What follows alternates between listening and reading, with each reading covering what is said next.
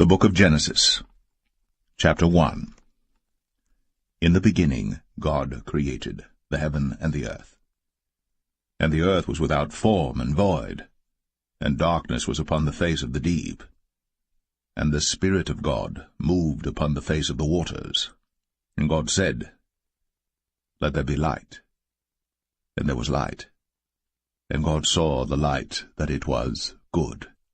And God divided the light from the darkness. And God called the light day, and the darkness he called night. And the evening and the morning were the first day. And God said, Let there be a firmament in the midst of the waters, and let it divide the waters from the waters. And God made the firmament, and divided the waters which were under the firmament from the waters which were above the firmament. And it was so. And God called the firmament heaven. And the evening and the morning were the second day. And God said, Let the waters under the heaven be gathered together unto one place, and let the dry land appear. And it was so. And God called the dry land earth, and the gathering together of the waters called he seas. And God saw that it was good. And God said, Let the earth bring forth grass, the herb yielding seed, and the fruit tree yielding fruit after his kind, whose seed is in itself upon the earth. And it was so. And the earth brought forth grass, an herb yielding seed after his kind, and the tree yielding fruit, whose seed was in itself after his kind. And God saw that it was good. And the evening and the morning were the third day. And God said, Let there be lights in the firmament of the heaven to divide the day from the night. And let them be for signs, and for seasons, and for days and years. And let them be for lights in the firmament of the heaven, to give light upon the earth. And it was so. And God made two great lights, the greater light to rule the day, and the lesser light to rule the night. He made the stars also. And God set them in the firmament of the heaven to give light upon the earth, and to rule over the day and over the night, and to divide the light from the darkness. And God saw that it was good. And the evening and the morning were the fourth day. And God said, Let the waters bring forth abundantly the moving creature that hath life, and fowl that may fly above the earth in the open firmament of heaven. And God created great whales, and every living creature that moveth, which the waters brought forth abundantly after their kind, and every winged fowl after his kind. And God saw that it was good. And God blessed them, saying, Be fruitful, and multiply, and fill the waters in the seas, and let fowl multiply in the earth. And the evening and the morning were the fifth day. And God said, Let the earth bring forth the living creature after his kind, cattle and creeping thing, and beast of the earth after his kind. And it was so. And God made the beast of the earth after his kind, and cattle after their kind, and everything that creepeth upon the earth after his kind. And God saw that it was good. And God said, Let us make man in our image, after our likeness, and let them have dominion over the fish of the sea, and over the fowl of the air, and over the cattle, and over all the earth, and over every creeping thing that creepeth upon the earth. So God created man in his own image. In the image of God created he him, male and female created he them. And God blessed them, and God said unto them, Be fruitful, and multiply, and replenish the earth, and subdue it, and have dominion over the fish of the sea, and over the fowl of the air, and over every living thing that moveth upon the earth. And God said, Behold, I have given you every herb-bearing seed which is upon the face of all the earth, and every tree in the which is the fruit of a tree yielding seed. To you it shall be for meat. And to every beast of the earth, and to every fowl of the air, and to everything that creepeth upon the earth, wherein there is life, I have given every green herb for meat. And it was so. And God saw everything that he had made, and behold, it was very good. And the evening and the morning were the 6th day.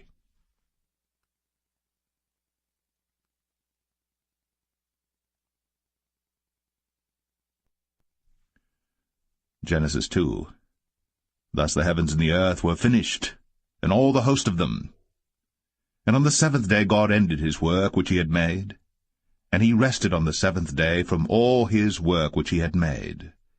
And God blessed the 7th day, and sanctified it, because that in it he had rested from all his work which God created and made. These are the generations of the heavens and of the earth when they were created, in the day that the Lord God made the earth and the heavens. And every plant of the field before it was in the earth, and every herb of the field before it grew. For the Lord God had not caused it to rain upon the earth, and there was not a man to till the ground. But there went up a mist from the earth, and watered the whole face of the ground. And the Lord God formed man of the dust of the ground, and breathed into his nostrils the breath of life, and man became a living soul. And the Lord God planted a garden eastward in Eden, and there he put the man whom he had formed. And out of the ground made the Lord God to grow every tree that is pleasant to the sight, and good for food, the tree of life also in the midst of the garden, and the tree of knowledge of good and evil. And a river went out of Eden to water the garden, and from thence it was parted, and became into 4 heads. The name of the first is Pison. That is it which compasseth the whole land of Havilah, where there is gold. And the gold of that land is good. There is bdellium, and the onyx stone. And the name of the second river is Gihon. The same is it that compasseth the whole land of Ethiopia. And the name of the third river is Hiddekel. That is it which goeth toward the east of Assyria. And the 4th river is Euphrates. And the Lord God took the man, and put him into the garden of Eden to dress it, and to keep it. And the Lord God commanded the man, saying, Of every tree of the garden thou mayest freely eat, but of the tree of the knowledge of good and evil thou shalt not eat of it. For in the day that thou eatest thereof, thou shalt surely die. And the Lord God said, It is not good that the man should be alone. I will make him an helpmeet for him. And out of the ground the Lord God formed every beast of the field and every fowl of the air, and brought them unto Adam to see what he would call them. And whatsoever Adam called every living creature, that was the name thereof. And Adam gave names to all cattle, and to the fowl of the air, and to every beast of the field. But for Adam there was not found an helpmeet for him. And the Lord God caused a deep sleep to fall upon Adam, and he slept. And he took one of his ribs, and closed up the flesh instead thereof. And the rib which the Lord God had taken from man made he a woman, and brought her unto the man. And Adam said, This is now bone of my bones, and flesh of my flesh. She shall be called woman, because she was taken out of man. Therefore shall a man leave his father and his mother, and shall cleave unto his wife, and they shall be one flesh. And they were both naked, the man and his wife, and were not ashamed.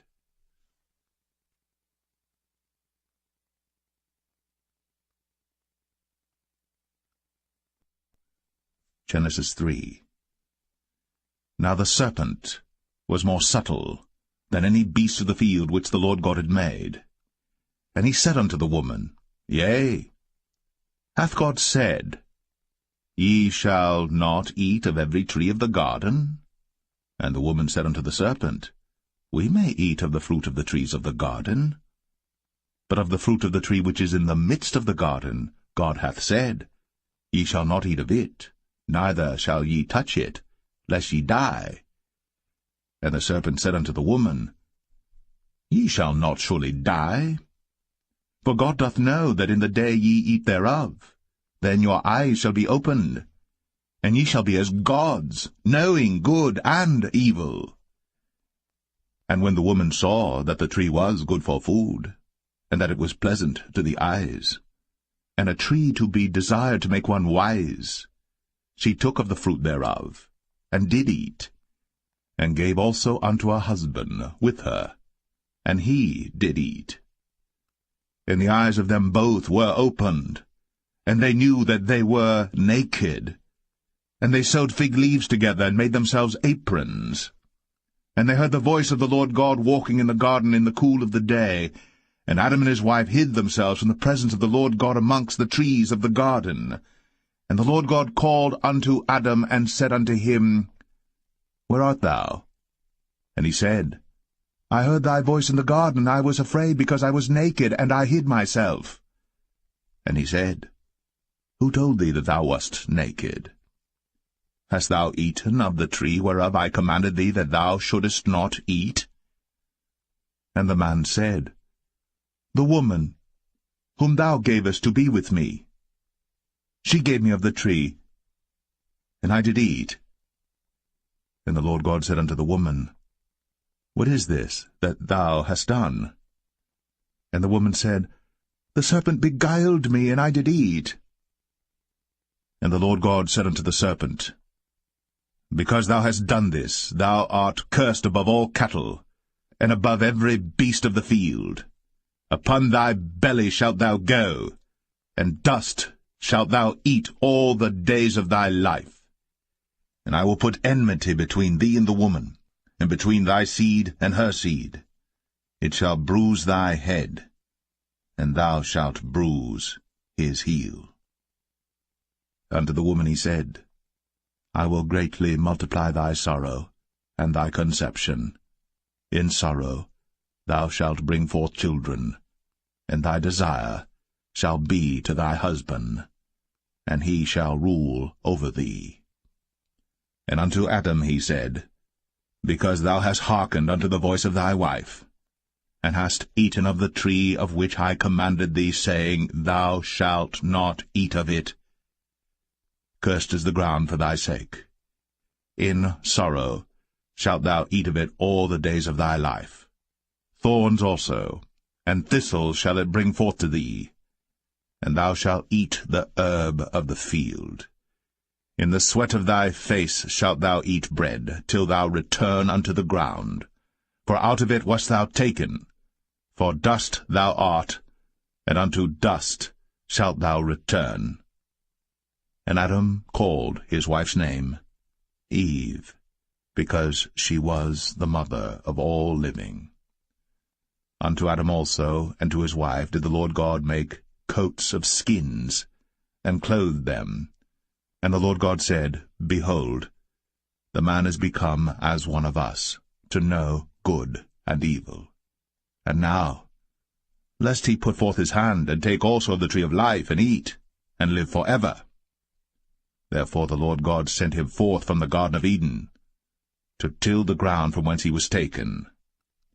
So he drove out the man, and he placed at the east of the Garden of Eden cherubims, and a flaming sword which turned every way, to keep the way of the tree of life.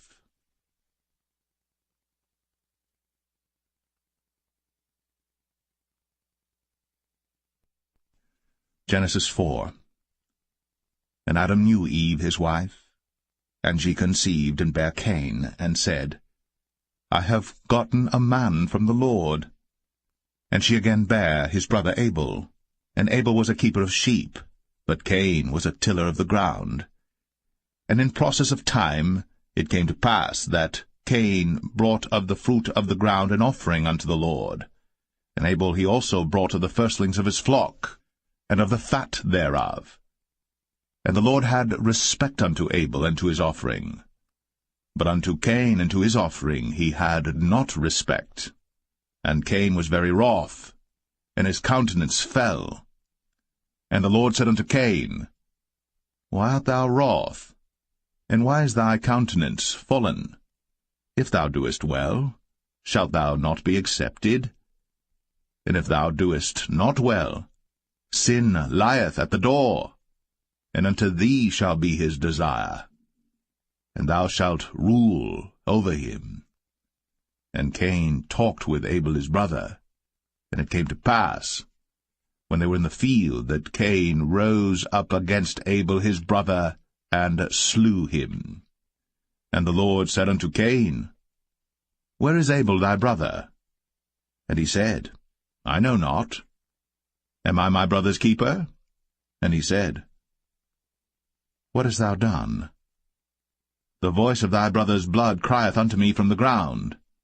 And now art thou cursed from the earth, which hath opened her mouth to receive thy brother's blood from thy hand.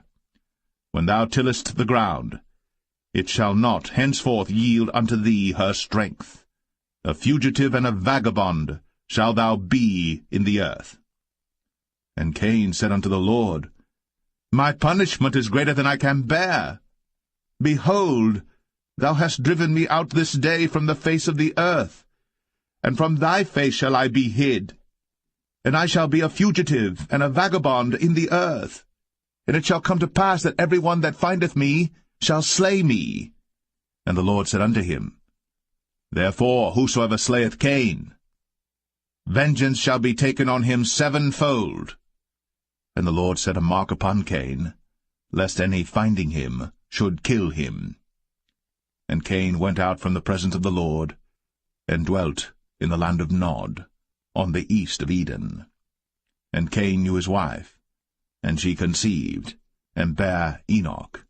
And he builded a city, and called the name of the city after the name of his son, Enoch. And unto Enoch was born Irad, and Irad begat Mahushael, and Mahushael begat Methusael, and Methusael begat Lamech. And Lamech took unto him 2 wives. The name of the one was Adah, and the name of the other Zillah. And Adah bare Jabal. He was the father of such as dwell in tents, and of such as have cattle. And his brother's name was Jubal. He was the father of all such as handle the harp and organ. And Zillah, she also bare Tubal-Cain, an instructor of every artificer in brass and iron. And the sister of Tubal-Cain was Naamah.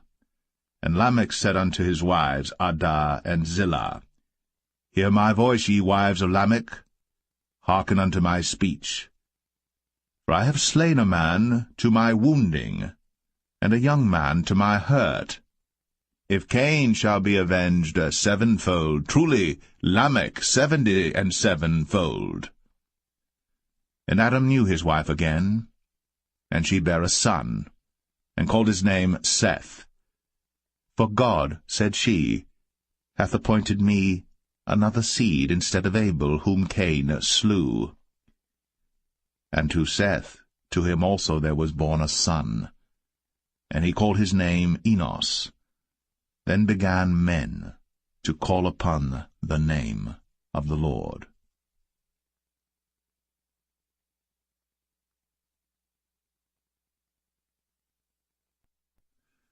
Genesis 5. This is the book of the generations of Adam. In the day that God created man, in the likeness of God made he him. Male and female created he them, and blessed them, and called their name Adam, in the day when they were created. And Adam lived 130 years, and begat a son in his own likeness, after his image, and called his name Seth.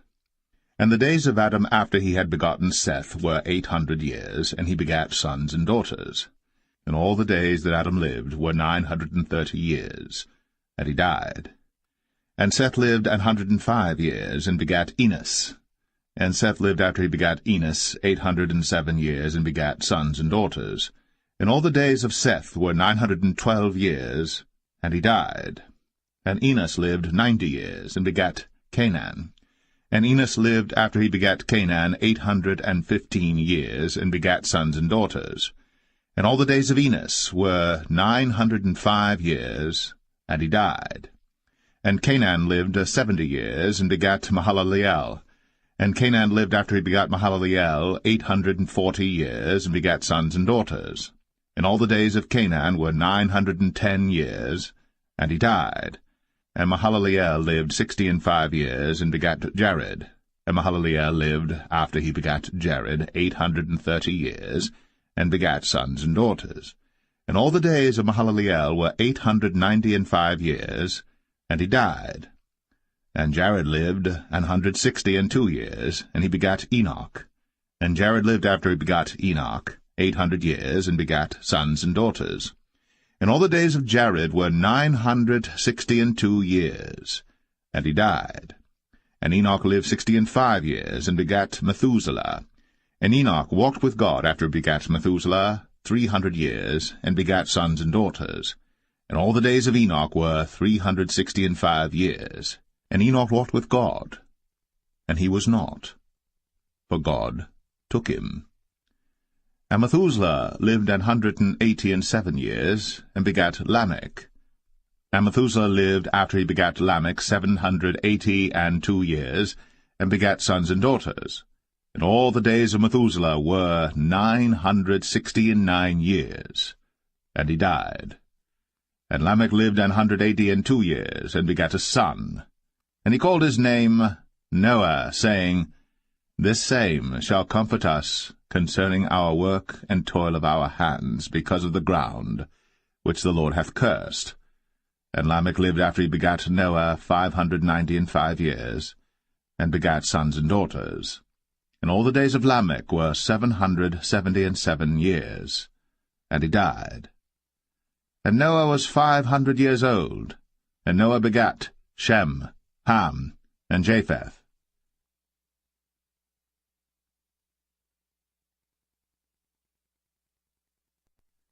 Genesis 6.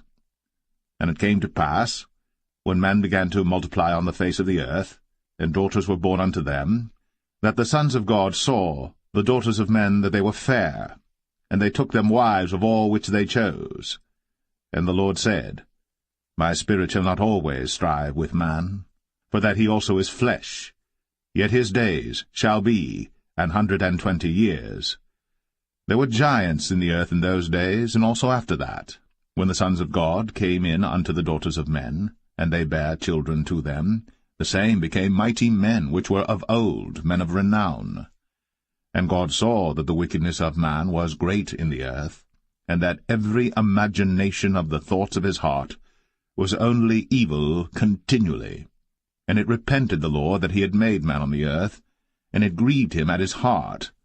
And the Lord said, I will destroy man whom I have created from the face of the earth, both man and beast, and the creeping thing, and the fowls of the air, for it repenteth me that I have made them. But Noah found grace in the eyes of the Lord.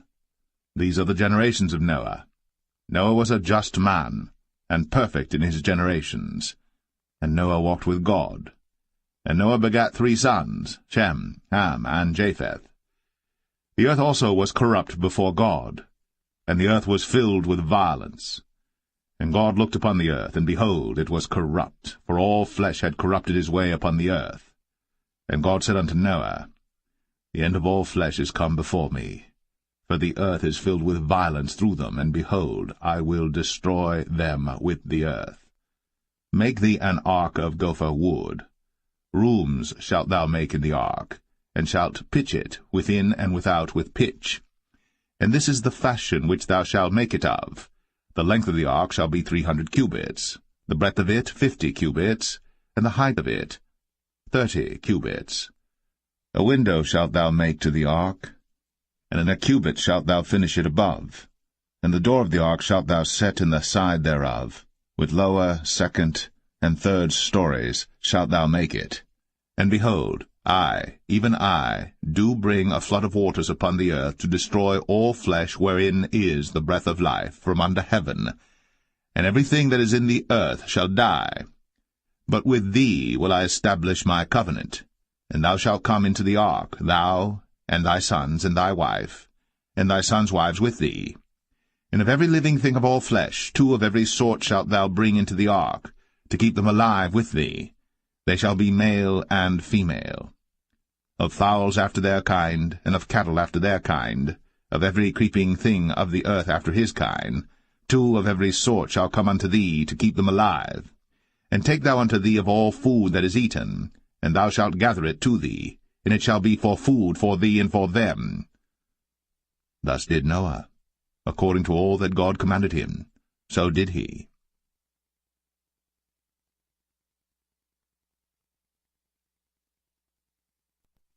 Genesis 7. And the Lord said unto Noah, Come thou and all thy house into the ark, for thee have I seen righteous before me in this generation. Of every clean beast thou shalt take to thee by 7s, the male and his female, and of beasts that are not clean by 2, the male and his female. Of fowls also of the air by 7s, the male and the female, to keep seed alive upon the face of all the earth. For yet 7 days, and I will cause it to rain upon the earth 40 days and 14 nights. And every living substance that I have made will I destroy from off the face of the earth. And Noah did according unto all that the Lord commanded him. And Noah was 600 years old when the flood of waters was upon the earth. And Noah went in, and his sons and his wife, and his sons' wives with him, into the ark because of the waters of the flood, of clean beasts, and of beasts that are not clean, and of fowls, and of everything that creepeth upon the earth. There went in 2 and 2 unto Noah into the ark, the male and the female, as God had commanded Noah. And it came to pass after 7 days, that the waters of the flood were upon the earth. In the 600th year of Noah's life, in the 2nd month, the 17th day of the month, the same day, were all the fountains of the great deep broken up. And the windows of heaven were opened, and the rain was upon the earth 40 days and 40 nights.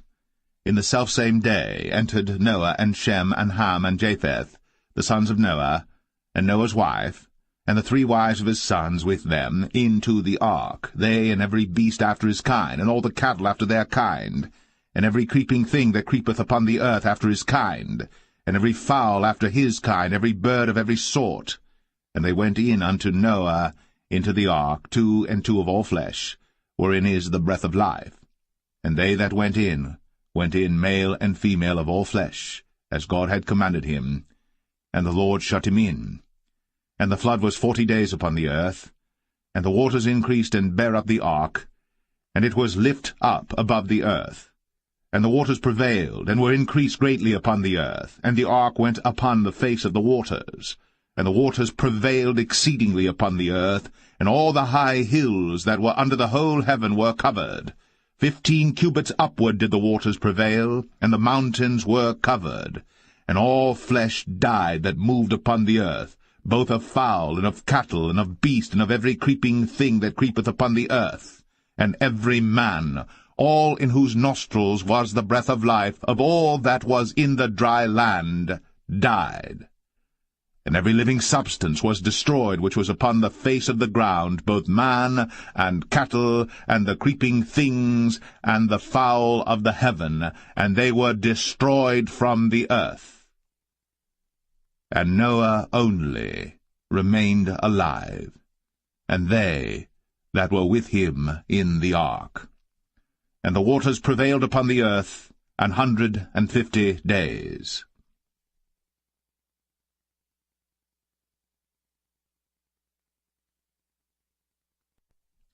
Genesis 8. And God remembered Noah, and every living thing, and all the cattle that was with him in the ark.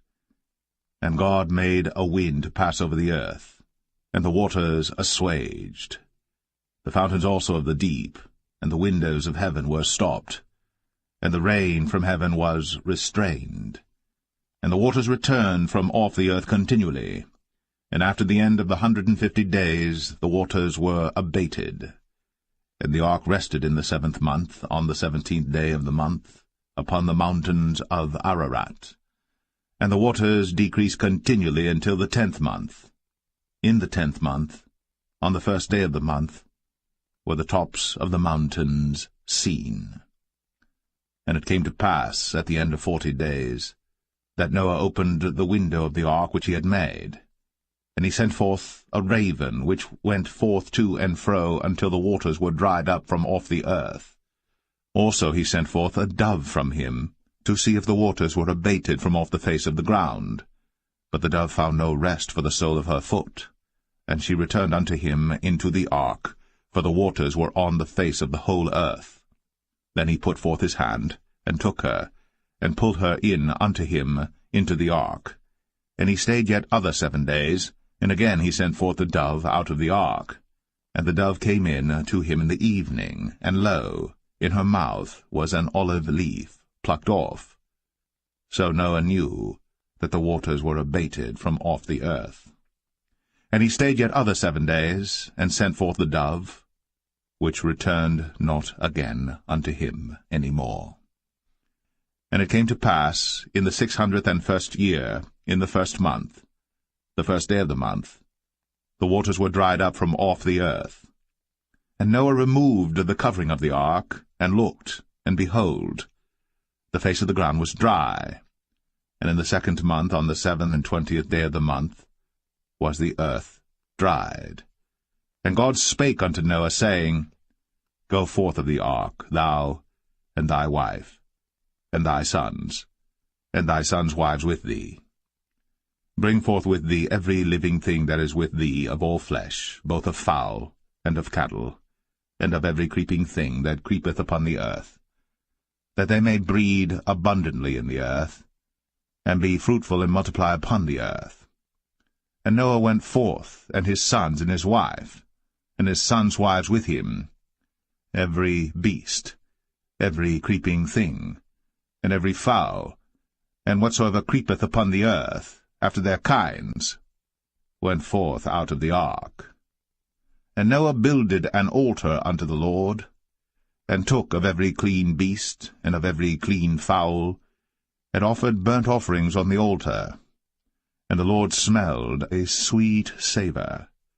And the Lord said in his heart, I will not again curse the ground any more for man's sake. For the imagination of man's heart is evil from his youth, neither will I again smite any more everything living, as I have done. While the earth remaineth, seed time and harvest, and cold and heat, and summer and winter, and day and night, shall not cease.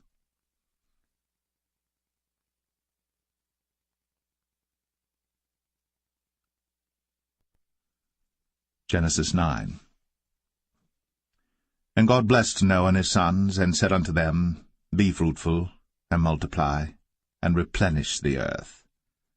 And the fear of you, and the dread of you shall be upon every beast of the earth, and upon every fowl of the air, upon all that moveth upon the earth, and upon all the fishes of the sea. Into your hand are they delivered. Every moving thing that liveth shall be meat for you, even as the green herb have I given you all things. But flesh, with the life thereof, which is the blood thereof, shall ye not eat. And surely your blood of your lives will I require. At the hand of every beast will I require it, and at the hand of man, at the hand of every man's brother will I require the life of man. Whoso sheddeth man's blood, by man shall his blood be shed. For in the image of God made he man. And you, be ye fruitful, and multiply, bring forth abundantly in the earth, and multiply therein. And God spake unto Noah, and to his sons with him, saying, And I, behold, I establish my covenant with you, and with your seed after you, and with every living creature that is with you, of the fowl, of the cattle, and of every beast of the earth with you, from all that go out of the ark to every beast of the earth. And I will establish my covenant with you. Neither shall all flesh be cut off any more by the waters of a flood, neither shall there any more be a flood to destroy the earth. And God said, This is the token of the covenant which I make between me and you, and every living creature that is with you, for perpetual generations. I do set my bow in the cloud, and it shall be for a token of a covenant between me and the earth. And it shall come to pass, when I bring a cloud over the earth, that the bow shall be seen in the cloud. And I will remember my covenant, which is between me and you and every living creature of all flesh. And the waters shall no more become a flood, to destroy all flesh.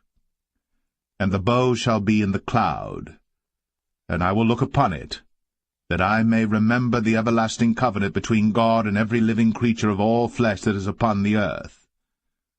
And God said unto Noah, This is the token of the covenant, which I have established between me and all flesh that is upon the earth. And the sons of Noah that went forth of the ark were Shem, and Ham, and Japheth. And Ham is the father of Canaan. These are the 3 sons of Noah, and of them was the whole earth overspread. And Noah began to be an husbandman, and he planted a vineyard. And he drank of the wine, and was drunken, and he was uncovered within his tent. And Ham, the father of Canaan, saw the nakedness of his father, and told his 2 brethren without. And Shem and Japheth took a garment, and laid it upon both their shoulders, and went backward, and covered the nakedness of their father. And their faces were backward, and they saw not their father's nakedness. And Noah awoke from his wine, and knew what his younger son had done unto him. And he said, Cursed be Canaan! A servant of servants shall he be unto his brethren. And he said, Blessed be the Lord God of Shem, and Canaan shall be his servant. God shall enlarge Japheth, and he shall dwell in the tents of Shem, and Canaan shall be his servant. And Noah lived after the flood 350 years. And all the days of Noah were 950 years. And he died.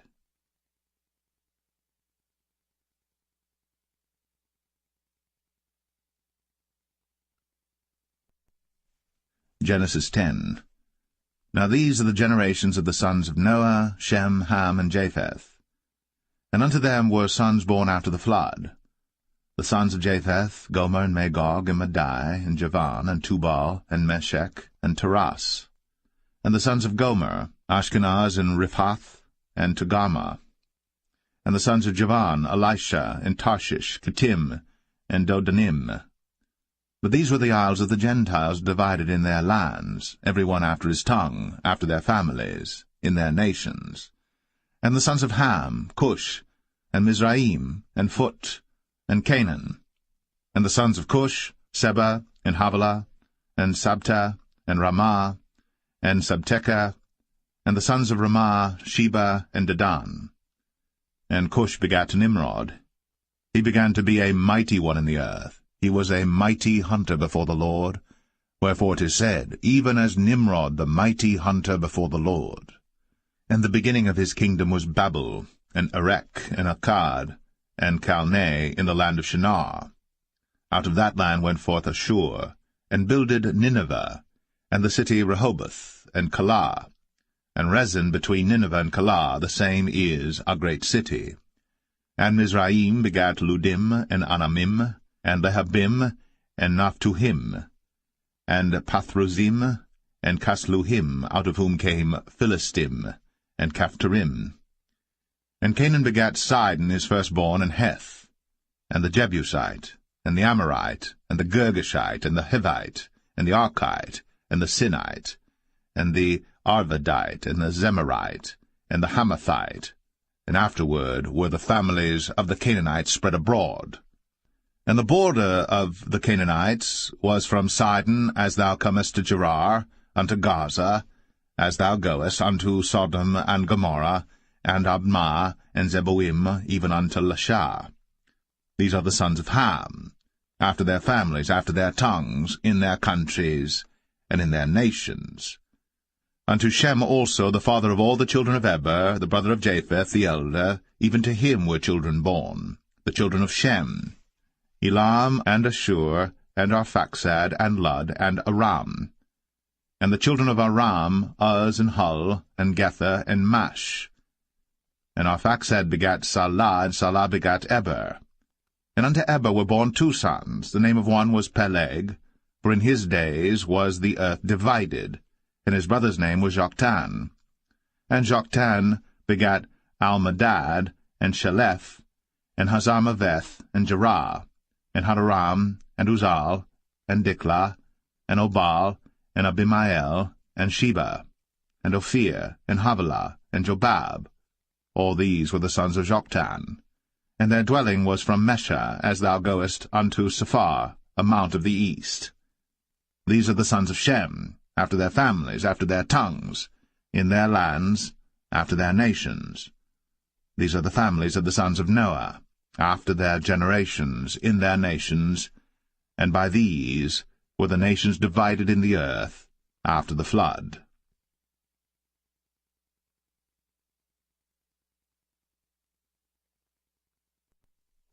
Genesis 11. And the whole earth was of one language, and of one speech. And it came to pass, as they journeyed from the east, that they found a plain in the land of Shinar, and they dwelt there. And they said one to another, Go to, let us make brick, and burn them thoroughly. And they had brick for stone, and slime had they for mortar. And they said, Go to, let us build us a city and a tower, whose top may reach unto heaven. And let us make us a name, lest we be scattered abroad upon the face of the whole earth. And the Lord came down to see the city and the tower, which the children of men builded. And the Lord said, Behold, the people is one, and they have all one language, and this they begin to do? And now nothing will be restrained from them, which they have imagined to do. Go to, let us go down, and there confound their language, that they may not understand one another's speech. So the Lord scattered them abroad from thence upon the face of all the earth, and they left off to build the city. Therefore is the name of it called Babel, because the Lord did there confound the language of all the earth, and from thence did the Lord scatter them abroad upon the face of all the earth. These are the generations of Shem. Shem was 100 years old, and begat Arphaxad 2 years after the flood. And Shem lived after he begat Arphaxad 500 years, and begat sons and daughters. And Arphaxad lived 35 years, and begat Salah. And Arphaxad lived after he begat Salah 403 years, and begat sons and daughters. And Salah lived 30 years, and begat Eber. And Salah lived after he begat Eber 403 years, and begat sons and daughters. And Eber lived 34 years, and begat Peleg. And Eber lived after he begat Peleg 430 years, and begat sons and daughters. And Peleg lived 30 years, and begat Reu. And Peleg lived after he begat Reu 209 years, and begat sons and daughters. And Reu lived 32 years, and begat Serug. And Reu lived after he begat Serug 207 years, and begat sons and daughters. And Serug lived 30 years, and begat Nahor. And Serug lived after he begat Nahor 200 years, and begat sons and daughters. And Nahor lived 29 years, and begat Terah. And Nahor lived after he begat Terah 119 years, and begat sons and daughters. And Terah lived 70 years, and begat Abram, Nahor, and Haran. Now these are the generations of Terah. Terah begat Abram, Nahor, and Haran begat Lot. And Haran died before his father Terah in the land of his nativity, in Ur of the Chaldees. And Abram and Nahor took them wives. The name of Abram's wife was Sarai, and the name of Nahor's wife, Milcah, the daughter of Haran, the father of Milcah, and the father of Iscah. But Sarai was barren, she had no child. And Terah took Abram his son, and Lot the son of Haran his son's son, and Sarai his daughter-in-law his son Abram's wife. And they went forth with them from Ur of the Chaldees, to go into the land of Canaan. And they came unto Haran, and dwelt there. And the days of Terah were 205 years, and Terah died in Haran.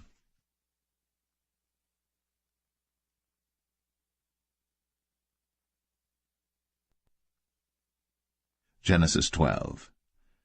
Now the Lord had said unto Abram, Get thee out of thy country, and from thy kindred, and from thy father's house, unto a land that I will show thee. And I will make of thee a great nation, and I will bless thee, and make thy name great, and thou shalt be a blessing. And I will bless them that bless thee, and curse him that curseth thee. And in thee shall all families of the earth be blessed. So Abram departed, as the Lord had spoken unto him. And Lot went with him. And Abram was 75 years old, when he departed out of Haran.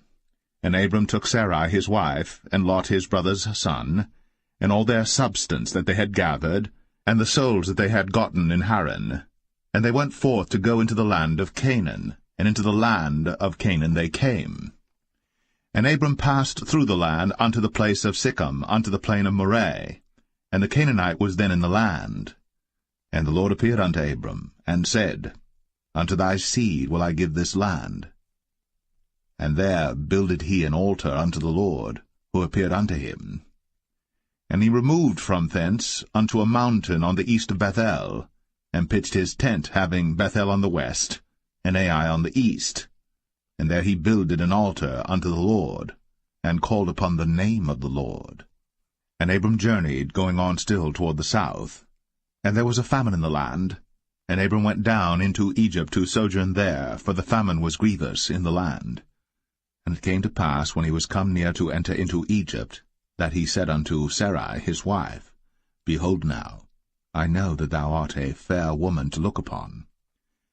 Therefore it shall come to pass, when the Egyptians shall see thee, that they shall say, This is his wife, and they will kill me, but they will save thee alive. Say, I pray thee, Thou art my sister, that it may be well with me for thy sake, and my soul shall live because of thee. And it came to pass, that when Abram was come into Egypt, the Egyptians beheld the woman that she was very fair.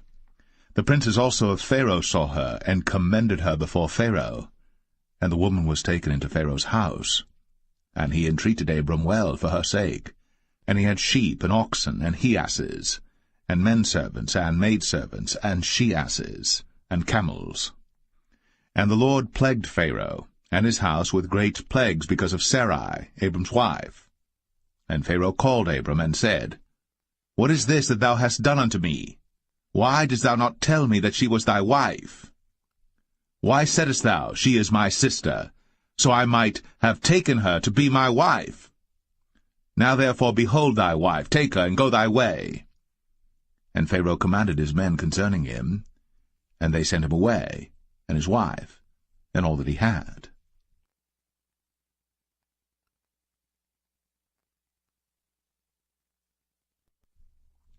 Genesis 13. And Abram went up out of Egypt, he and his wife, and all that he had, and Lot with him, into the south. And Abram was very rich in cattle, in silver, and in gold. And he went on his journeys from the south even to Bethel, unto the place where his tent had been at the beginning, between Bethel and Ai, unto the place of the altar which he had made there at the first. And there Abram called on the name of the Lord. And Lot also, which went with Abram, had flocks and herds and tents. And the land was not able to bear them, that they might dwell together, for their substance was great, so that they could not dwell together. And there was a strife between the herdmen of Abram's cattle and the herdmen of Lot's cattle. And the Canaanite and the Perizzite dwelled then in the land. And Abram said unto Lot, Let there be no strife, I pray thee, between me and thee, and between my herdmen and thy herdmen, for we be brethren. Is not the whole land before thee? Separate thyself, I pray thee, from me. If thou wilt take the left hand, then I will go to the right. Or if thou depart to the right hand, then I will go to the left. And Lot lifted up his eyes, and beheld all the plain of Jordan, that it was well watered everywhere, before the Lord destroyed Sodom and Gomorrah, even as the garden of the Lord, like the land of Egypt, as thou comest unto Zoar.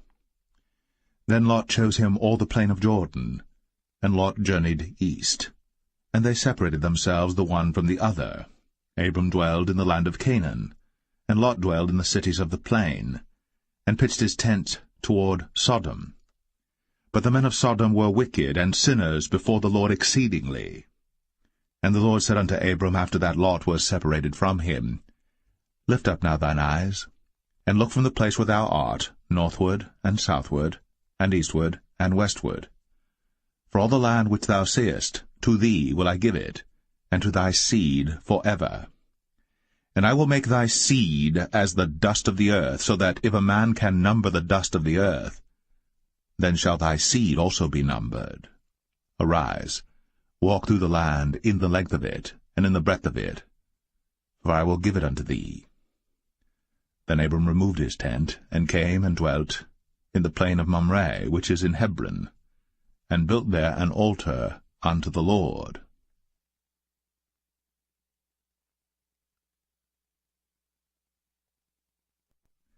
Genesis 14. And it came to pass in the days of Amraphel, king of Shinar, Arioch, king of Elasar, Chedorlaomer, king of Elam, and Tidal, king of nations, that these made war with Bera, king of Sodom, and with Birsha, king of Gomorrah, Shinab, king of Admah, and Shemeber, king of Zeboim, and the king of Bela, which is Zoar. All these were joined together in the vale of Siddim, which is the salt sea. 12 years they served Chedorlaomer, and in the 13th year they rebelled. And in the 14th year came Chedorlaomer, and the kings that were with him, and smote the Rephaims in Ashtaroth Karnaim, and the Zazims in Ham, and the Emims in Shaveh Kiriathaim, and the Horites in their Mount Seir unto El Paran, which is by the wilderness. And they returned and came to En Mishpat, which is Kadesh, and smote all the country of the Amalekites, and also the Amorites, that dwelt in Hazazon Tamar. And there went out the king of Sodom, and the king of Gomorrah, and the king of Admah, and the king of Zeboim, and the king of Bela, the same as Zoar, and they joined battle with them in the vale of Siddim, with Chedorlaomer the king of Elam, and with Tidal king of nations, and Amraphel king of Shinar, and Arioch king of Elasar, 4 kings with 5. And the vale of Siddim was full of slime pits, and the kings of Sodom and Gomorrah fled, and fell there, and they that remained fled to the mountain. And they took all the goods of Sodom and Gomorrah, and all their victuals, and went their way. And they took Lot, Abram's brother's son, who dwelt in Sodom, and his goods, and departed.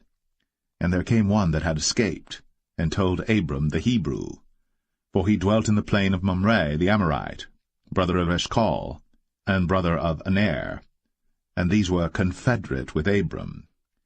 And when Abram heard that his brother was taken captive, he armed his trained servants, born in his own house, 318, and pursued them unto Dan. And he divided himself against them, he and his servants, by night, and smote them, and pursued them unto Hobah, which is on the left hand of Damascus. And he brought back all the goods, and also brought again his brother Lot, and his goods, and the women also, and the people. And the king of Sodom went out to meet him after his return from the slaughter of Chedorlaomer, and of the kings that were with him at the valley of Shaveh, which is the king's dale. And Melchizedek king of Salem brought forth bread and wine, and he was the priest of the Most High God. And he blessed him, and said, Blessed be Abram of the Most High God, possessor of heaven and earth. And blessed be the Most High God, which hath delivered thine enemies into thy hand. And he gave him tithes of all. And the king of Sodom said unto Abram, Give me the persons, and take the goods to thyself. And Abram said to the king of Sodom, I have lifted up mine hand unto the Lord, the Most High God, the possessor of heaven and earth, that I will not take from a thread, even to a shoe latchet, and that I will not take anything that is thine, lest thou shouldst say, I have made Abram rich. Save only that which the young men have eaten, and the portion of the men which went with me, Aner, Eshcol, and Mamre, let them take their portion.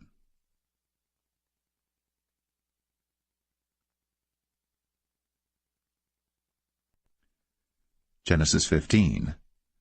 After these things, the word of the Lord came unto Abram in a vision, saying, Fear not, Abram, I am thy shield, and thy exceeding great reward. And Abram said, Lord God, what wilt thou give me, seeing I go childless? And the steward of my house is this Eliezer of Damascus. And Abram said, Behold, to me thou hast given no seed, and lo, one born in my house is mine heir. And behold, the word of the Lord came unto him, saying, This shall not be thine heir, but he that shall come forth out of thine own bowels shall be thine heir. And he brought him forth abroad, and said, Look now toward heaven, and tell the stars, if thou be able to number them. And he said unto him, So shall thy seed be. And he believed in the Lord, and he counted it to him for righteousness. And he said unto him, I am the Lord that brought thee out of Ur of the Chaldees, to give thee this land to inherit it. And he said, Lord God, whereby shall I know that I shall inherit it? And he said unto him, Take me an heifer of 3 years old, and a she-goat of 3 years old, and a ram of 3 years old, and a turtle-dove, and a young pigeon. And he took unto him all these, and divided them in the midst, and laid each piece one against another. But the birds divided he not. And when the fowls came down upon the carcasses, Abram drove them away. And when the sun was going down, a deep sleep fell upon Abram, and lo, an horror of great darkness fell upon him. And he said unto Abram, Know of a surety that thy seed shall be a stranger in a land that is not theirs, and shall serve them, and they shall afflict them 400 years. And also that nation whom they shall serve will I judge, and afterward shall they come out with great substance. And thou shalt go to thy fathers in peace. Thou shalt be buried in a good old age. But in the 4th generation they shall come hither again, for the iniquity of the Amorites is not yet full. And it came to pass, that when the sun went down, and it was dark, behold, a smoking furnace, and a burning lamp that passed between those pieces.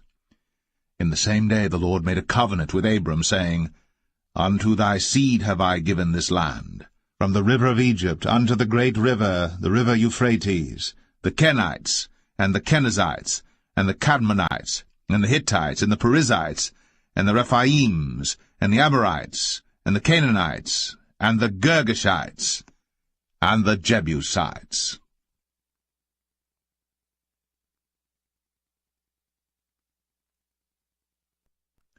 Genesis 16. Now Sarai, Abram's wife, bare him no children, and she had an handmaid, an Egyptian, whose name was Hagar. And Sarai said unto Abram, Behold now, the Lord hath restrained me from bearing. I pray thee, go in unto my maid. It may be that I may obtain children by her. And Abram hearkened to the voice of Sarai. And Sarai, Abram's wife, took Hagar her maid, the Egyptian, after Abram had dwelt 10 years in the land of Canaan, and gave her to her husband Abram to be his wife.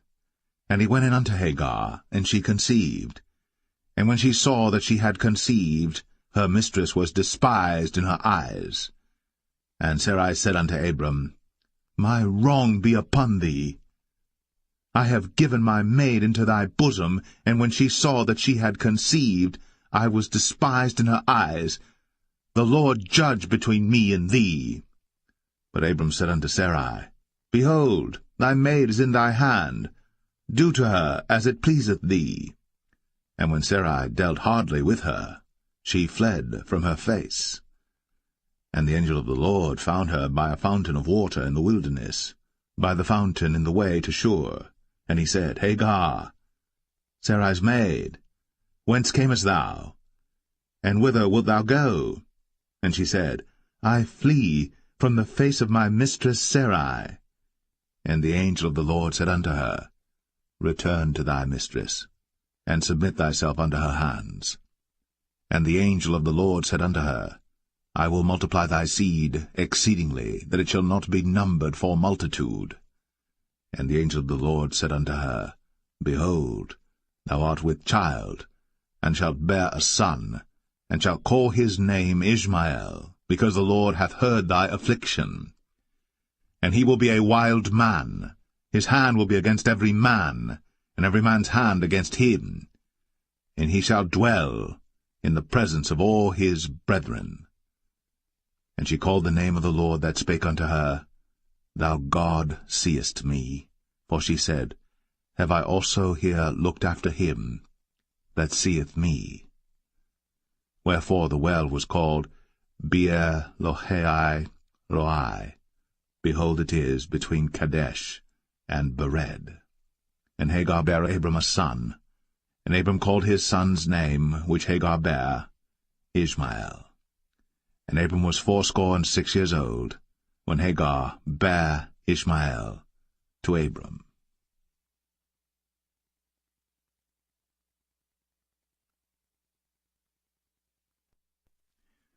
Genesis 17. And when Abram was 90 years old and 9, the Lord appeared to Abram and said unto him, I am the Almighty God. Walk before me, and be thou perfect. And I will make my covenant between me and thee, and will multiply thee exceedingly. And Abram fell on his face.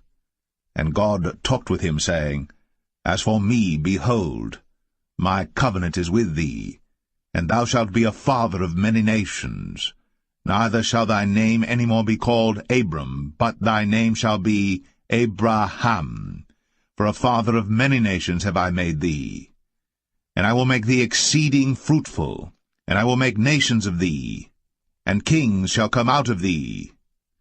And I will establish my covenant between me and thee and thy seed after thee in their generations for an everlasting covenant, to be a God unto thee, and to thy seed after thee. And I will give unto thee, and to thy seed after thee, the land wherein thou art a stranger, all the land of Canaan, for an everlasting possession, and I will be their God. And God said unto Abraham, Thou shalt keep my covenant therefore, thou and thy seed after thee in their generations. This is my covenant, which ye shall keep, between me and you and thy seed after thee. Every man-child among you shall be circumcised, and ye shall circumcise the flesh of your foreskin, and it shall be a token of the covenant betwixt me and you. And he that is 8 days old shall be circumcised among you, every man-child in your generations, he that is born in the house, or bought with money of any stranger, which is not of thy seed. He that is born in thy house, and he that is bought with thy money, must needs be circumcised. And my covenant shall be in your flesh, for an everlasting covenant. And the uncircumcised man-child, whose flesh of his foreskin is not circumcised, that soul shall be cut off from his people. He hath broken my covenant. And God said unto Abraham, As for Sarai thy wife, thou shalt not call her name Sarai, but Sarah shall her name be. And I will bless her, and give thee a son also of her. Yea, I will bless her, and she shall be a mother of nations. Kings of people shall be of her. Then Abram fell upon his face, and laughed, and said in his heart, Shall a child be born unto him that is 100 years old? And shall Sarah, that is 90 years old, bear? And Abraham said unto God, Oh, that Ishmael might live before thee. And God said, Sarah thy wife shall bear thee a son indeed, and thou shalt call his name Isaac. And I will establish my covenant with him for an everlasting covenant, and with his seed after him. And as for Ishmael, I have heard thee. Behold, I have blessed him, and will make him fruitful, and will multiply him exceedingly. 12 princes shall he beget, and I will make him a great nation.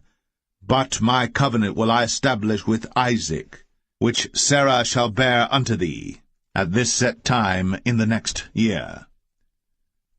And he left off talking with him, and God went up from Abraham. And Abraham took Ishmael his son, and all that were born in his house, and all that were bought with his money, every male among the men of Abraham's house, and circumcised the flesh of their foreskin in the selfsame day, as God had said unto him. And Abraham was 90 years old and 9, when he was circumcised in the flesh of his foreskin. And Ishmael his son was 13 years old, when he was circumcised in the flesh of his foreskin. In the selfsame day was Abraham circumcised, and Ishmael his son. And all the men of his house, born in the house, and bought with money of the stranger, were circumcised with him.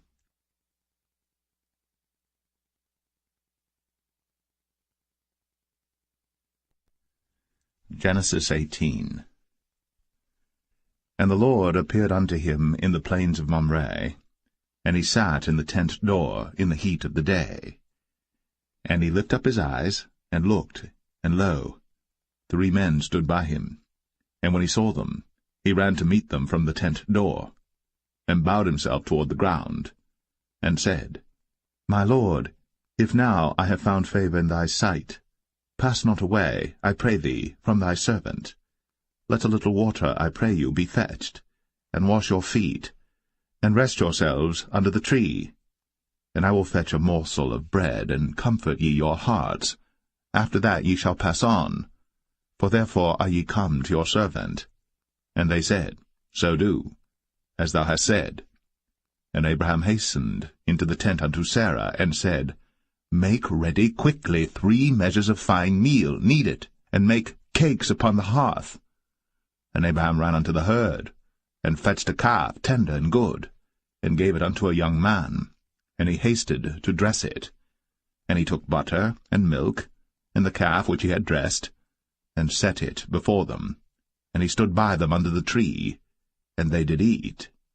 And they said unto him, Where is Sarah thy wife? And he said, Behold, in the tent. And he said, I will certainly return unto thee according to the time of life, and lo, Sarah thy wife shall have a son. And Sarah heard it in the tent door, which was behind him. Now Abraham and Sarah were old, and well stricken in age, and it ceased to be with Sarah, after the manner of women. Therefore Sarah laughed within herself, saying, After I am waxed old shall I have pleasure, my Lord being old also? And the Lord said unto Abraham, Wherefore did Sarah laugh, saying, Shall I of a surety bear a child, which am old? Is anything too hard for the Lord? At the time appointed I will return unto thee according to the time of life, and Sarah shall have a son. Then Sarah denied, saying, I laughed not, for she was afraid. And he said, Nay, but thou didst laugh. And the men rose up from thence, and looked toward Sodom. And Abraham went with them to bring them on the way. And the Lord said, Shall I hide from Abraham that thing which I do? Seeing that Abraham shall surely become a great and mighty nation, and all the nations of the earth shall be blessed in him. For I know him, that he will command his children and his household after him, and they shall keep the way of the Lord to do justice and judgment, that the Lord may bring upon Abraham that which he hath spoken of him. And the Lord said, Because the cry of Sodom and Gomorrah is great, and because their sin is very grievous, I will go down now, and see whether they have done altogether according to the cry of it, which is come unto me. And if not, I will know. And the men turned their faces from thence, and went toward Sodom. But Abraham stood yet before the Lord. And Abraham drew near and said, Wilt thou also destroy the righteous with the wicked? Peradventure there be 50 righteous within the city.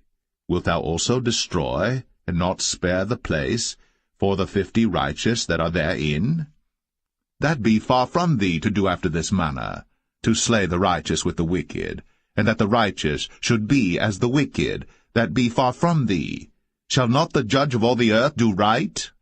And the Lord said, If I find in Sodom 50 righteous within the city, then I will spare all the place for their sakes. And Abraham answered and said, Behold now, I have taken upon me to speak unto the Lord, which am but dust and ashes. Peradventure, there shall lack 5 of the 50 righteous. Wilt thou destroy all the city for lack of 5? And he said, If I find there 40 and 5, I will not destroy it. And he spake unto him yet again, and said, Peradventure, there shall be 40 found there. And he said, I will not do it for 40's sake. And he said unto him, O, let not the Lord be angry, and I will speak. Peradventure, there shall 30 be found there. And he said, I will not do it, if I find 30 there. And he said, Behold now, I have taken upon me to speak unto the Lord. Peradventure there shall be 20 found there.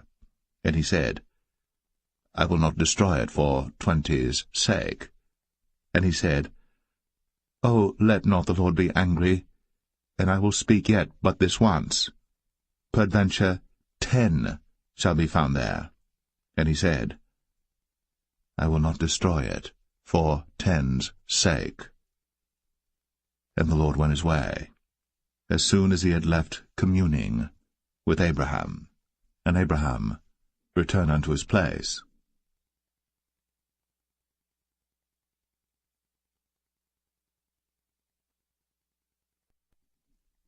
Genesis 19. And there came 2 angels to Sodom at even, and Lot sat in the gate of Sodom. And Lot, seeing them, rose up to meet them. And he bowed himself with his face toward the ground. And he said, Behold now, my lords, turn in, I pray you, into your servant's house, and tarry all night, and wash your feet, and ye shall rise up early and go on your ways. And they said, Nay, but we will abide in the street all night. And he pressed upon them greatly. And they turned in unto him, and entered into his house. And he made them a feast, and did bake unleavened bread, and they did eat. But before they lay down, the men of the city, even the men of Sodom, compassed the house round, both old and young, all the people from every quarter. And they called unto Lot, and said unto him, Where are the men which came into thee this night? Bring them out unto us, that we may know them. And Lot went out at the door unto them, and shut the door after him, and said, I pray you, brethren, do not so wickedly. Behold now, I have 2 daughters which have not known man. Let me, I pray you, bring them out unto you, and do ye to them as is good in your eyes. Only unto these men do nothing, for therefore came they under the shadow of my roof.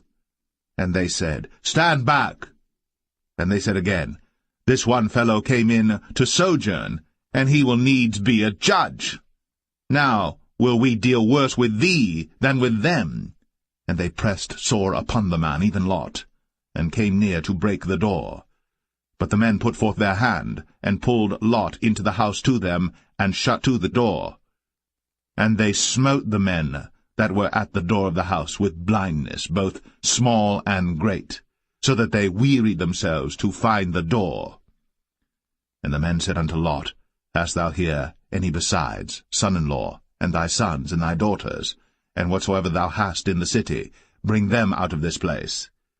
For we will destroy this place, because the cry of them is waxen great before the face of the Lord, and the Lord hath sent us to destroy it. And Lot went out, and spake unto his sons-in-law, which married his daughters, and said, Up, get you out of this place, for the Lord will destroy this city. But he seemed as one that mocked unto his sons-in-law. And when the morning arose, then the angels hastened Lot, saying, Arise, take thy wife and thy 2 daughters, which are here, lest thou be consumed in the iniquity of the city. And while he lingered, the man laid hold upon his hand, and upon the hand of his wife, and upon the hand of his 2 daughters, the Lord being merciful unto him. And they brought him forth, and set him without the city. And it came to pass, when they had brought them forth abroad, that he said, Escape for thy life, look not behind thee, neither stay thou in all the plain, escape to the mountain, lest thou be consumed. And Lot said unto them, "Oh, not so, my lord. Behold now, thy servant hath found grace in thy sight, and thou hast magnified thy mercy which thou hast shown unto me in saving my life. And I cannot escape to the mountain, lest some evil take me and I die. Behold now, this city is near to flee unto, and it is a little one. Oh, let me escape thither. Is it not a little one? And my soul shall live." And he said unto him, "See, I have accepted thee concerning this thing also, that I will not overthrow this city, for the which thou hast spoken. Haste thee, escape thither, for I cannot do anything till thou be come thither." Therefore the name of the city was called Zoar. The sun was risen upon the earth, when Lot entered into Zoar. Then the Lord rained upon Sodom and upon Gomorrah brimstone and fire from the Lord out of heaven. And he overthrew those cities, and all the plain, and all the inhabitants of the cities, and that which grew upon the ground. But his wife looked back from behind him, and she became a pillar of salt. And Abraham gat up early in the morning to the place where he stood before the Lord. And he looked toward Sodom and Gomorrah, and toward all the land of the plain, and beheld, and lo, the smoke of the country went up as the smoke of a furnace. And it came to pass, when God destroyed the cities of the plain, that God remembered Abraham, and sent Lot out of the midst of the overthrow, when he overthrew the cities in the which Lot dwelt. And Lot went up out of Zoar, and dwelt in the mountain, and his 2 daughters with him, for he feared to dwell in Zoar, and he dwelt in a cave, he and his 2 daughters. And the firstborn said unto the younger, Our father is old, and there is not a man in the earth to come in unto us after the manner of all the earth. Come, let us make our father drink wine, and we will lie with him, that we may preserve seed of our father. And they made their father drink wine that night. And the firstborn went in, and lay with her father. And he perceived not when she lay down, nor when she arose. And it came to pass on the morrow, that the firstborn said unto the younger, Behold, I lay yesternight with my father. Let us make him drink wine this night also, and go thou in, and lie with him, that we may preserve seed of our father. And they made their father drink wine that night also. And the younger arose, and lay with him. And he perceived not when she lay down, nor when she arose. Thus were both the daughters of Lot with child by their father. And the firstborn bare a son, and called his name Moab. The same is the father of the Moabites unto this day. And the younger, she also bare a son, and called his name Ben-Ami. The same is the father of the children of Ammon unto this day.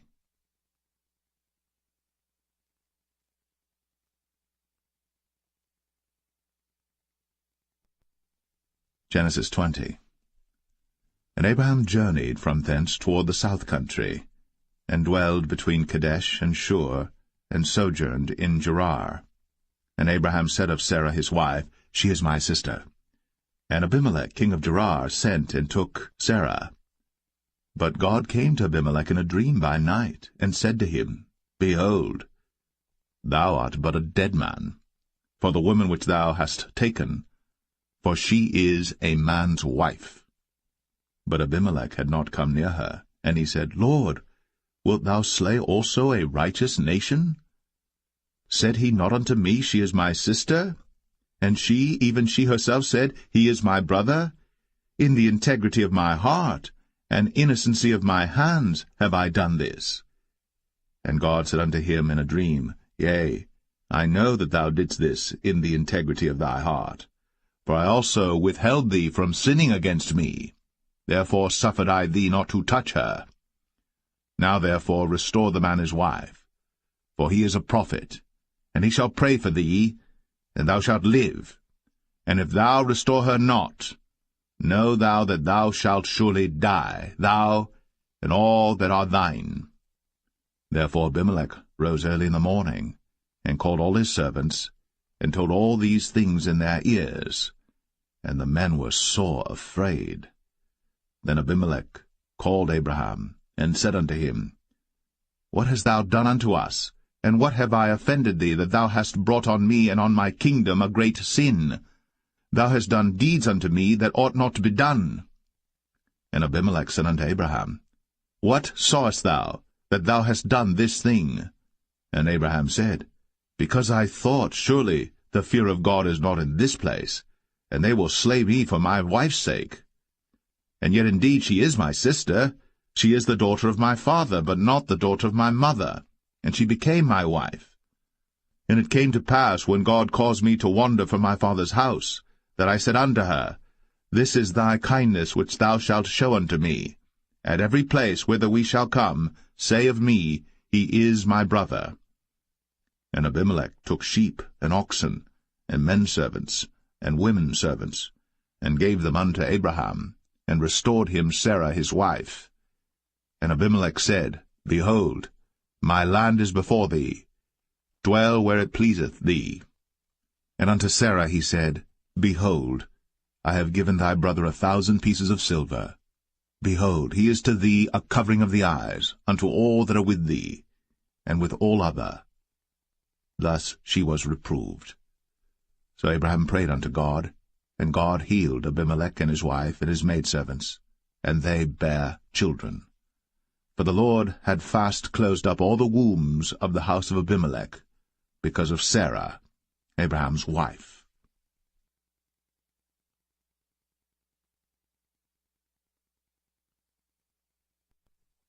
Genesis 21.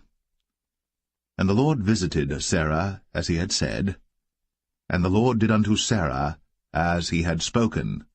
For Sarah conceived, and bare Abraham a son in his old age, at the set time of which God had spoken to him.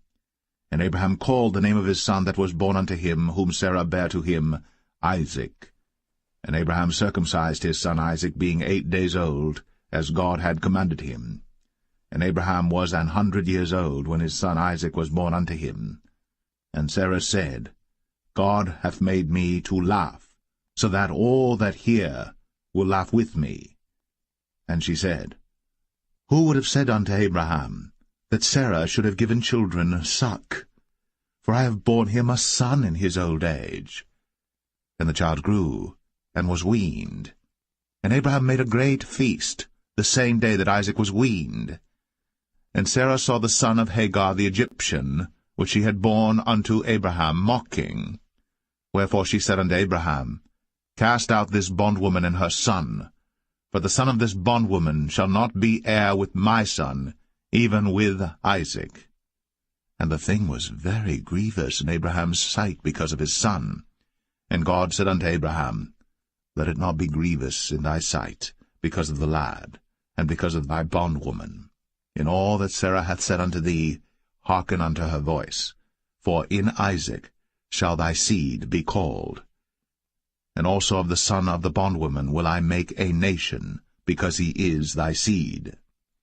And Abraham rose up early in the morning, and took bread and a bottle of water, and gave it unto Hagar, putting it on her shoulder, and the child, and sent her away, and she departed and wandered in the wilderness of Beersheba. And the water was spent in the bottle, and she cast the child under one of the shrubs, and she went and sat her down over against him a good way off, as it were a bowshot, for she said, Let me not see the death of the child. And she sat over against him, and lift up her voice, and wept. And God heard the voice of the lad. And the angel of God called to Hagar out of heaven, and said unto her, What aileth thee, Hagar? Fear not. For God hath heard the voice of the lad where he is. Arise, lift up the lad, and hold him in thine hand, for I will make him a great nation. And God opened her eyes, and she saw a well of water, and she went and filled the bottle with water, and gave the lad drink. And God was with the lad, and he grew, and dwelt in the wilderness, and became an archer. And he dwelt in the wilderness of Paran, and his mother took him a wife out of the land of Egypt. And it came to pass at that time that Abimelech and Phicol, the chief captain of his host, spake unto Abraham, saying, God is with thee in all that thou doest. Now therefore swear unto me here by God that thou wilt not deal falsely with me, nor with my son, nor with my son's son, but according to the kindness that I have done unto thee, thou shalt do unto me, and to the land wherein thou hast sojourned. And Abraham said, I will swear. And Abraham reproved Abimelech because of a well of water, which Abimelech's servants had violently taken away. And Abimelech said, I wot not who hath done this thing, neither didst thou tell me, neither yet heard I of it, but today. And Abraham took sheep and oxen, and gave them unto Abimelech, and both of them made a covenant. And Abraham set 7 ewe lambs of the flock by themselves. And Abimelech said unto Abraham, What mean these 7 ewe lambs which thou hast set by themselves? And he said, For these 7 ewe lambs shalt thou take of my hand, that they may be a witness unto me that I have digged this well. Wherefore he called that place Beersheba, because there they sware both of them. Thus they made a covenant at Beersheba. Then Abimelech rose up, and Phicol the chief captain of his host, and they returned into the land of the Philistines. And Abraham planted a grove in Beersheba, and called there on the name of the Lord, the everlasting God. And Abraham sojourned in the Philistines' land many days.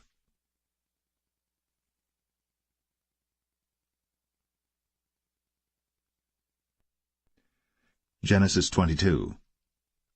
And it came to pass, after these things, that God did tempt Abraham, and said unto him, Abraham! And he said, Behold, here I am. And he said, Take now thy son, thine only son Isaac, whom thou lovest, and get thee into the land of Moriah, and offer him there for a burnt offering upon one of the mountains which I will tell thee of. And Abraham rose up early in the morning, and saddled his ass, and took 2 of his young men with him, and Isaac his son, and clave the wood for the burnt offering, and rose up, and went unto the place of which God had told him. Then on the 3rd day Abraham lifted up his eyes, and saw the place afar off. And Abraham said unto his young men, Abide ye here with the ass, and I and the lad will go yonder, and worship, and come again to you. And Abraham took the wood of the burnt offering, and laid it upon Isaac his son. And he took the fire in his hand, and a knife, and they went both of them together. And Isaac spake unto Abraham his father, and said, My father? And he said, Here am I, my son. And he said, Behold, the fire and the wood. But where is the lamb for a burnt offering? And Abraham said, My son, God will provide himself a lamb for a burnt offering. So they went both of them together. And they came to the place which God had told him of. And Abraham built an altar there, and laid the wood in order, and bound Isaac his son, and laid him on the altar upon the wood. And Abraham stretched forth his hand, and took the knife to slay his son. And the angel of the Lord called unto him out of heaven, and said, Abraham, Abraham! And he said, Here am I. And he said, Lay not thine hand upon the lad, neither do thou anything unto him. For now I know that thou fearest God, seeing thou hast not withheld thy son, thine only son, from me. And Abraham lifted up his eyes, and looked, and behold, behind him a ram caught in a thicket by his horns. And Abraham went, and took the ram, and offered him up for a burnt offering in the stead of his son. And Abraham called the name of that place Jehovah-Jireh, as it is said to this day, In the mount of the Lord it shall be seen. And the angel of the Lord called unto Abraham out of heaven the 2nd time, and said, By myself have I sworn, saith the Lord, for because thou hast done this thing, and hast not withheld thy son, thine only son, that in blessing I will bless thee, and in multiplying I will multiply thy seed as the stars of the heaven, and as the sand which is upon the seashore, and thy seed shall possess the gate of his enemies. And in thy seed shall all the nations of the earth be blessed, because thou hast obeyed my voice. So Abraham returned unto his young men, and they rose up, and went together to Beersheba. And Abraham dwelt at Beersheba. And it came to pass after these things, that it was told Abraham, saying, Behold, Milcah, she hath also borne children unto thy brother Nahor, Huz his firstborn, and Buz his brother, and Kemuel the father of Aram, and Chesed, and Hazo, and Pildash, and Jidlaph, and Bethuel. And Bethuel begat Rebekah. These 8 Milcah did bear to Nahor, Abraham's brother. And his concubine, whose name was Rumah, she bare also Tebah, and Gaham, and Thahash, and Maacah.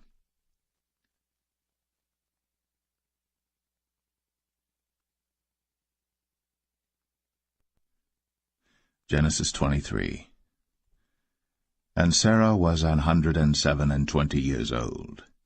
These were the years of the life of Sarah. And Sarah died in Kirjath-Arba, the same as Hebron in the land of Canaan. And Abraham came to mourn for Sarah, and to weep for her. And Abraham stood up from before his dead, and spake unto the sons of Heth, saying, I am a stranger, and a sojourner with you. Give me a possession of a burying place with you, that I may bury my dead out of my sight. And the children of Heth answered Abraham, saying unto him, Hear us, my lord. Thou art a mighty prince among us. In the choice of our sepulchres bury thy dead. None of us shall withhold from thee his sepulchre, but that thou mayest bury thy dead. And Abraham stood up, and bowed himself to the people of the land, even to the children of Heth. And he communed with them, saying, If it be your mind that I should bury my dead out of my sight, hear me, and entreat for me to Ephron the son of Zoar, that he may give me the cave of Machpelah, which he hath, which is in the end of his field. For as much money as it is worth, he shall give it me, for a possession of a burying place amongst you. And Ephron dwelt among the children of Heth. And Ephron the Hittite answered Abraham in the audience of the children of Heth, even of all that went in at the gate of his city, saying, Nay, my lord, hear me. The field give I thee, and the cave that is therein I give it thee.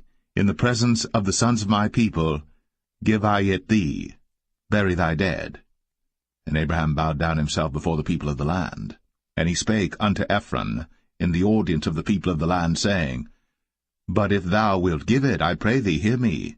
I will give thee money for the field. Take it of me, and I will bury my dead there.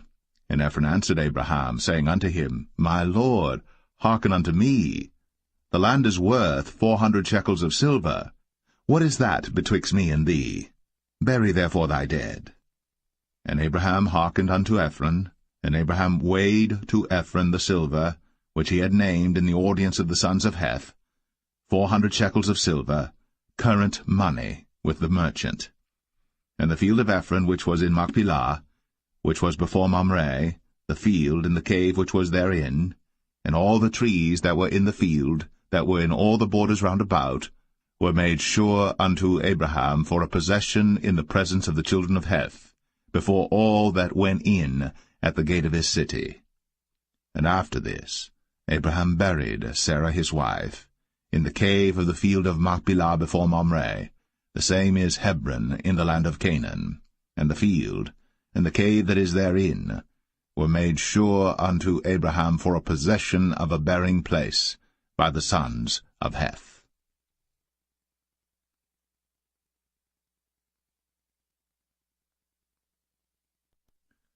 Genesis 24. And Abraham was old, and well stricken in age, and the Lord had blessed Abraham in all things. And Abraham said unto his eldest servant of his house, that ruled over all that he had, Put, I pray thee, thy hand under my thigh, and I will make thee swear by the Lord, the God of heaven, and the God of the earth, that thou shalt not take a wife unto my son of the daughters of the Canaanites, among whom I dwell, but thou shalt go unto my country, and to my kindred, and take a wife unto my son Isaac. And the servant said unto him, Peradventure the woman will not be willing to follow me unto this land. Must I needs bring thy son again unto the land from whence thou camest? And Abraham said unto him, Beware thou that thou bring not my son thither again. The Lord God of heaven, which took me from my father's house, and from the land of my kindred, and which spake unto me, and that sware unto me, saying, Unto thy seed will I give this land, he shall send his angel before thee, and thou shalt take a wife unto my son from thence. And if the woman will not be willing to follow thee, then thou shalt be clear from this my oath. Only bring not my son thither again. And the servant put his hand under the thigh of Abraham his master, and sware to him concerning that matter. And the servant took 10 camels of the camels of his master, and departed, for all the goods of his master were in his hand. And he arose, and went to Mesopotamia, unto the city of Nahor. And he made his camels to kneel down without the city by a well of water, at the time of the evening, even the time that women go out to draw water. And he said, O Lord God of my master Abraham, I pray thee, send me good speed this day, and show kindness unto my master Abraham. Behold, I stand here by the well of water, and the daughters of the men of the city come out to draw water. And let it come to pass, that the damsel to whom I shall say, Let down thy pitcher, I pray thee, that I may drink. And she shall say, Drink. And I will give thy camels drink also.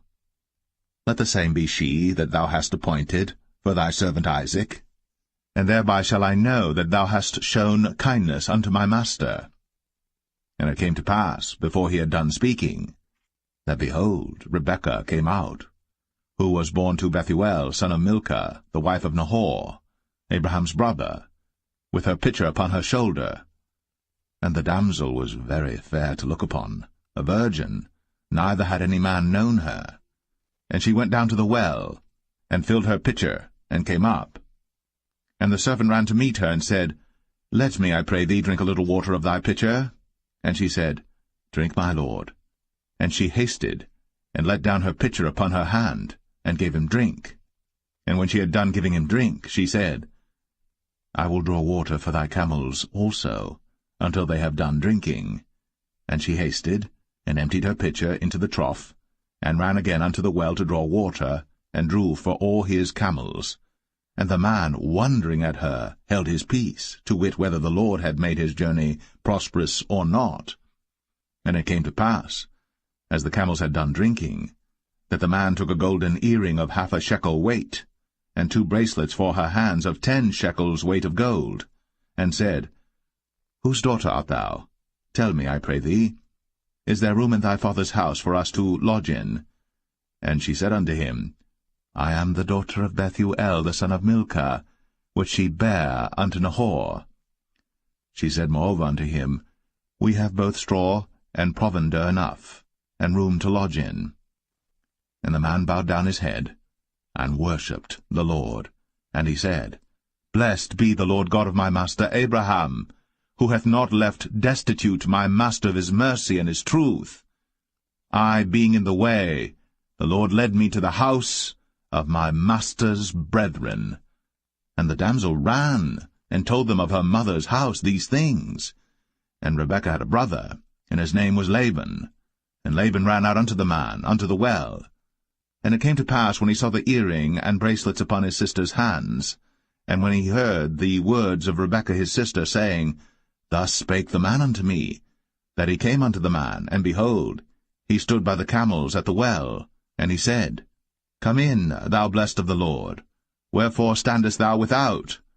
For I have prepared the house and room for the camels. And the man came into the house, and he ungirded his camels, and gave straw and provender for the camels, and water to wash his feet, and the men's feet that were with him. And there was set meat before him to eat, but he said, I will not eat until I have told mine errand. And he said, Speak on. And he said, I am Abraham's servant. And the Lord hath blessed my master greatly, and he is become great. And he hath given him flocks, and herds, and silver, and gold, and menservants, and maidservants, and camels, and asses.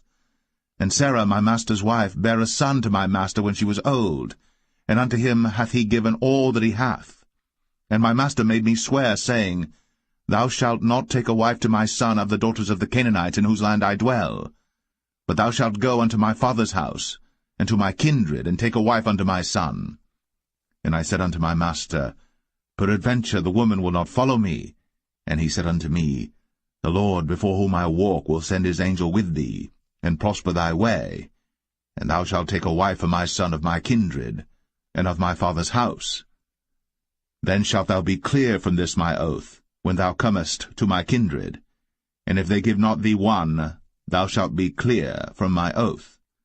And I came this day unto the well, and said, O Lord God of my master Abraham, if now thou do prosper my way which I go, behold, I stand by the well of water.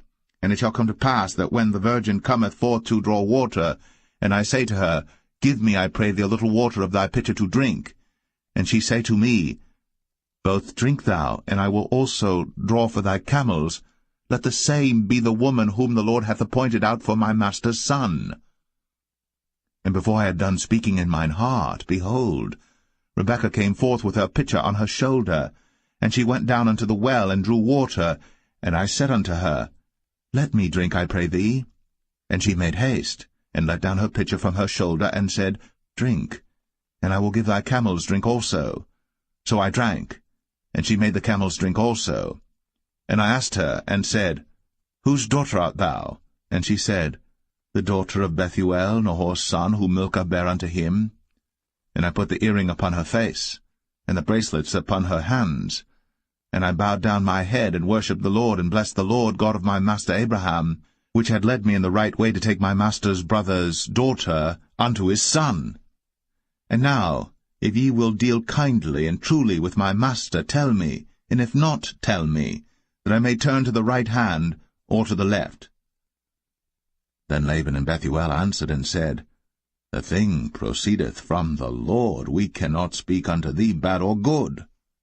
Behold, Rebekah is before thee. Take her, and go, and let her be thy master's son's wife, as the Lord hath spoken.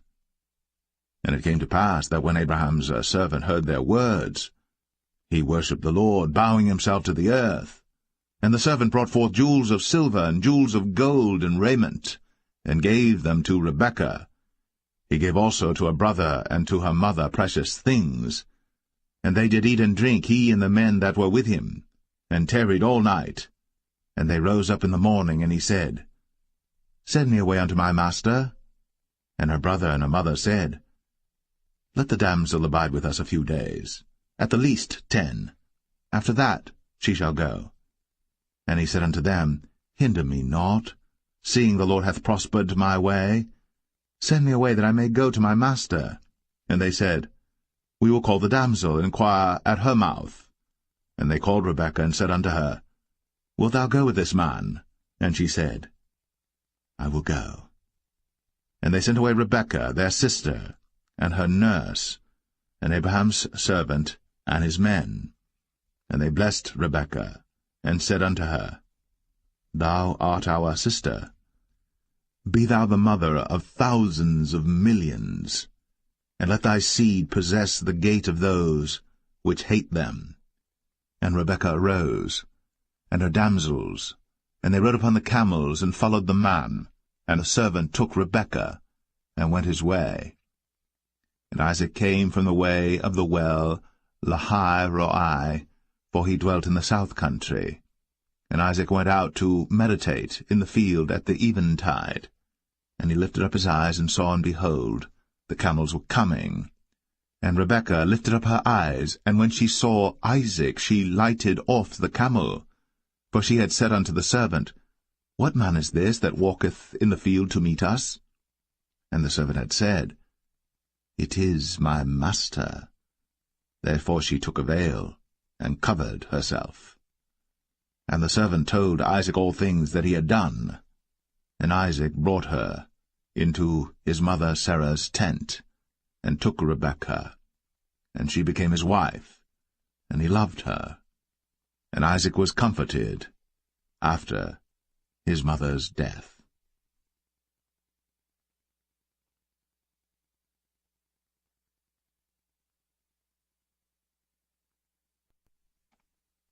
Genesis 25. Then again Abraham took a wife, and her name was Keturah. And she bare him Zimran, and Jokshan, and Medan, and Midian, and Ishbak, and Shua. And Jokshan begat Sheba and Dedan. And the sons of Dedan were Ashrim, and Letashim, and Leumim. And the sons of Midian, Ephah, and Epher, and Hanok, and Abidah, and Eldaah. All these were the children of Keturah. And Abraham gave all that he had unto Isaac.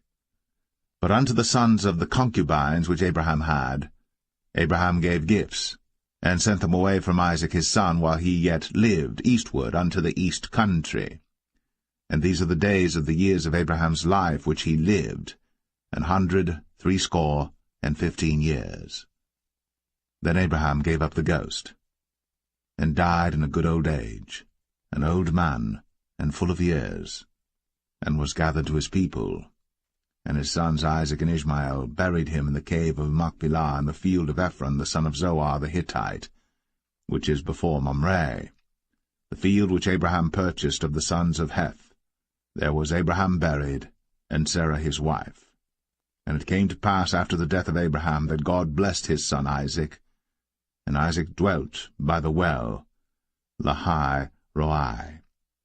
Now these are the generations of Ishmael, Abraham's son, whom Hagar the Egyptian, Sarah's handmaid, bare unto Abraham. And these are the names of the sons of Ishmael, by their names according to their generations: the firstborn of Ishmael, Nebajoth, and Kedar, and Abiel, and Mibsam, and Mishma, and Dumah, and Massa, Hadar, and Tema, Jetur, Naphish, and Kedemah. These are the sons of Ishmael, and these are their names by their towns and by their castles, 12 princes according to their nations. And these are the years of the life of Ishmael, 137 years. And he gave up the ghost, and died, and was gathered unto his people. And they dwelt from Havilah unto Shur, that is before Egypt, as thou goest toward Assyria. And he died in the presence of all his brethren. And these are the generations of Isaac, Abraham's son. Abraham begat Isaac. And Isaac was 40 years old when he took Rebekah to wife, the daughter of Bethuel the Syrian of Padan Aram, the sister to Laban the Syrian. And Isaac entreated the Lord for his wife, because she was barren. And the Lord was entreated of him, and Rebekah his wife conceived. And the children struggled together within her. And she said, If it be so, why am I thus? And she went to inquire of the Lord. And the Lord said unto her, 2 nations are in thy womb, and 2 manner of people shall be separated from thy bowels. And the one people shall be stronger than the other people, and the elder shall serve the younger. And when her days to be delivered were fulfilled, behold, there were twins in her womb. And the first came out red, all over, like an hairy garment. And they called his name Esau. And after that came his brother out, and his hand took hold on Esau's heel, and his name was called Jacob. And Isaac was 80 years old when she bare them. And the boys grew, and Esau was a cunning hunter, a man of the field, and Jacob was a plain man, dwelling in tents. And Isaac loved Esau because he did eat of his venison, but Rebekah loved Jacob. And Jacob sod pottage, and Esau came from the field, and he was faint. And Esau said to Jacob, Feed me, I pray thee, with that same red pottage, for I am faint. Therefore was his name called Edom. And Jacob said, Sell me this day thy birthright. And Esau said, Behold, I am at the point to die, and what profit shall this birthright do to me? And Jacob said, Swear to me this day. And he sware unto him.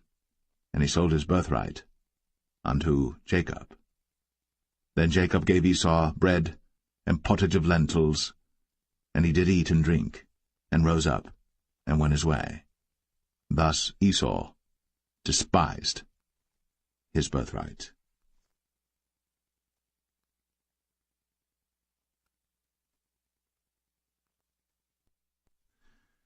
Genesis 26.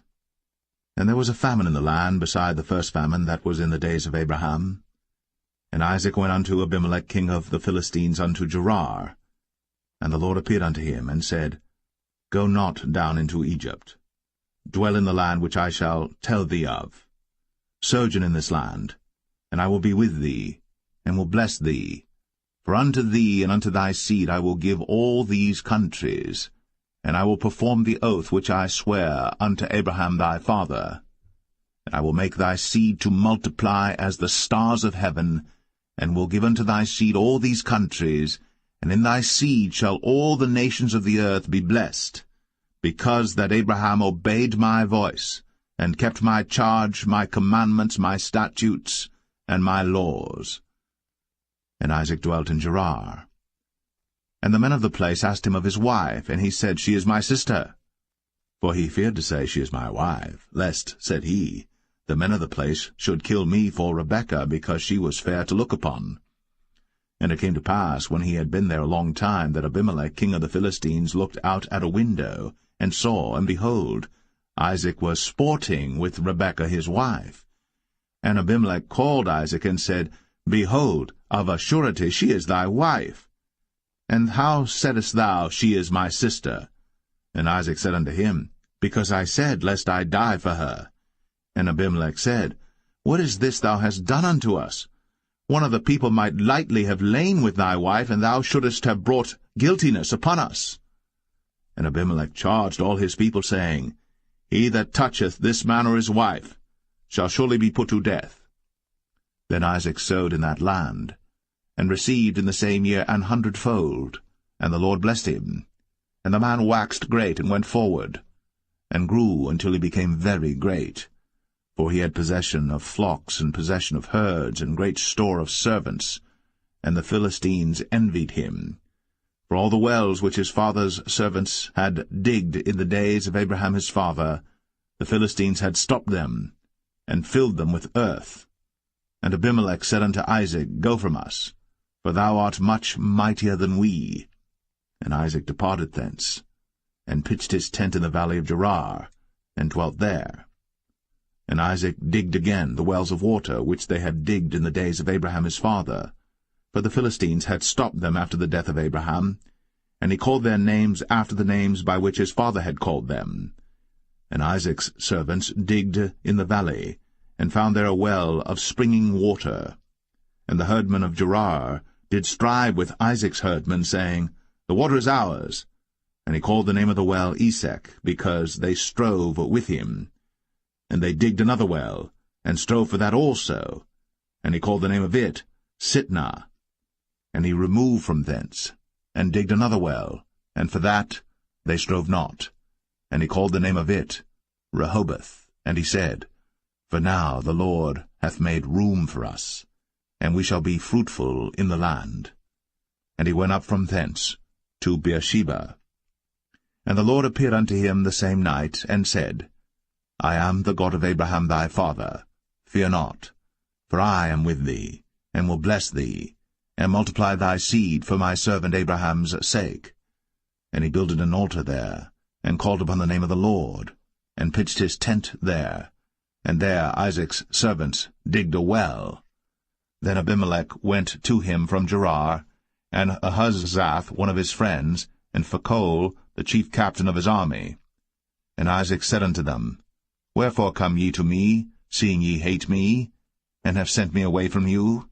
And they said, We saw certainly that the Lord was with thee. And we said, Let there be now an oath betwixt us, even betwixt us and thee, and let us make a covenant with thee, that thou wilt do us no hurt, as we have not touched thee, and as we have done unto thee nothing but good, and have sent thee away in peace.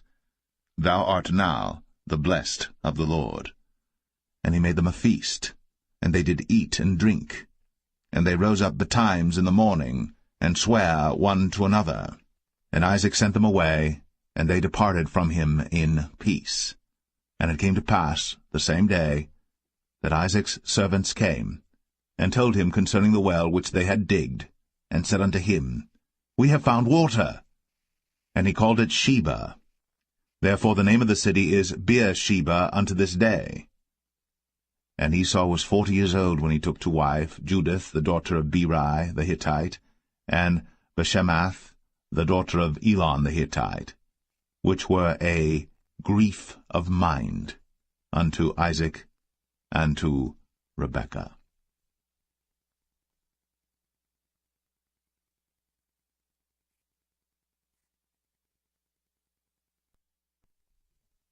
Genesis 27. And it came to pass that when Isaac was old, and his eyes were dim, so that he could not see, he called Esau his eldest son, and said unto him, My son. And he said unto him, Behold, here am I. And he said, Behold now, I am old, I know not the day of my death. Now therefore, take, I pray thee, thy weapons, thy quiver and thy bow, and go out to the field, and take me some venison, and make me savory meat, such as I love, and bring it to me, that I may eat, that my soul may bless thee before I die. And Rebekah heard when Isaac spake to Esau his son, and Esau went to the field to hunt for venison, and to bring it. And Rebekah spake unto Jacob her son, saying, Behold, I heard thy father speak unto Esau thy brother, saying, Bring me venison, and make me savory meat, that I may eat, and bless thee before the Lord, before my death. Now therefore, my son, obey my voice according to that which I command thee. Go now to the flock, and fetch me from thence 2 good kids of the goats, and I will make them savory meat for thy father, such as he loveth. And thou shalt bring it to thy father, that he may eat, and that he may bless thee before his death. And Jacob said to Rebekah his mother, Behold, Esau my brother is a hairy man, and I am a smooth man. My father peradventure will feel me, and I shall seem to him as a deceiver, and I shall bring a curse upon me, and not a blessing. And his mother said unto him, Upon me be thy curse, my son, only obey my voice, and go fetch me them. And he went, and fetched, and brought them to his mother. And his mother made savory meat such as his father loved. And Rebekah took goodly raiment of her eldest son Esau, which were with her in the house, and put them upon Jacob her younger son. And she put the skins of the kids of the goats upon his hands, and upon the smooth of his neck. And she gave the savory meat, and the bread, which she had prepared, into the hand of her son Jacob.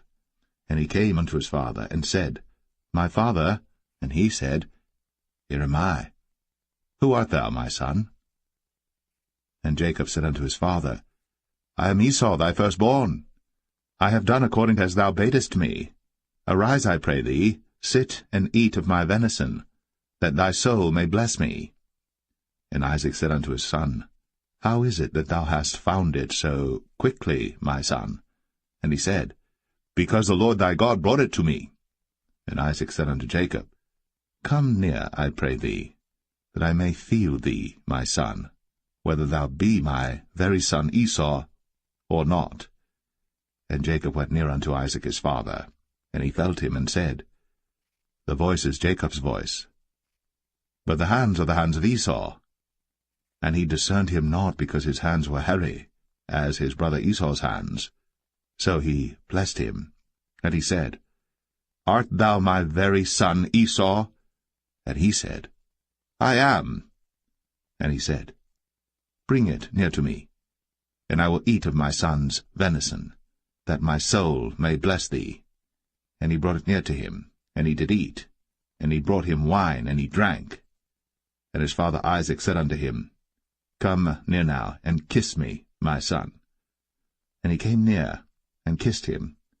And he smelled the smell of his raiment, and blessed him, and said, See, the smell of my son is as the smell of a field which the Lord hath blessed. Therefore God give thee of the dew of heaven, and the fatness of the earth, and plenty of corn and wine. Let people serve thee, and nations bow down to thee. Be lord over thy brethren, and let thy mother's sons bow down to thee. Cursed be every one that curseth thee, and blessed be he that blesseth thee. And it came to pass, as soon as Isaac had made an end of blessing Jacob, and Jacob was yet scarce gone out from the presence of Isaac his father, that Esau his brother came in from his hunting. And he also had made savory meat, and brought it unto his father, and said unto his father, Let my father arise, and eat of his son's venison, that thy soul may bless me. And Isaac his father said unto him, Who art thou? And he said, I am thy son, thy firstborn, Esau. And Isaac trembled very exceedingly, and said, Who? Where is he that hath taken venison and brought it me? And I have eaten of all before thou camest, and have blessed him, yea, and he shall be blessed. And when Esau heard the words of his father, he cried with a great and exceeding bitter cry, and said unto his father, Bless me, even me also, O my father. And he said, Thy brother came with subtlety, and hath taken away thy blessing. And he said, Is not he rightly named Jacob? For he hath supplanted me these 2 times. He took away my birthright, and behold, now he hath taken away my blessing. And he said, Hast thou not reserved a blessing for me? And Isaac answered and said unto Esau, Behold, I have made him thy lord, and all his brethren have I given to him for servants, and with corn and wine have I sustained him. And what shall I do now unto thee, my son? And Esau said unto his father, Hast thou but one blessing, my father? Bless me, even me also, O my father. And Esau lifted up his voice and wept. And Isaac his father answered and said unto him, Behold, thy dwelling shall be the fatness of the earth, and of the dew of heaven from above. And by thy sword shalt thou live, and shalt serve thy brother. And it shall come to pass that when thou shalt have the dominion, that thou shalt break his yoke from off thy neck. And Esau hated Jacob, because of the blessing wherewith his father blessed him. And Esau said in his heart, The days of mourning for my father are at hand. Then will I slay my brother Jacob. And these words of Esau her elder son were told to Rebekah, and she sent and called Jacob her younger son, and said unto him, Behold, thy brother Esau, as touching thee, doth comfort himself, purposing to kill thee. Now therefore, my son, obey my voice, and arise. Flee thou to Laban my brother, to Haran, and tarry with him a few days, until thy brother's fury turn away, until thy brother's anger turn away from thee, and he forget that which thou hast done to him. Then I will send and fetch thee from thence. Why should I be deprived also of you both in one day? And Rebekah said to Isaac, I am weary of my life because of the daughters of Heth. If Jacob take a wife of the daughters of Heth, such as these which are of the daughters of the land, what good shall my life do me?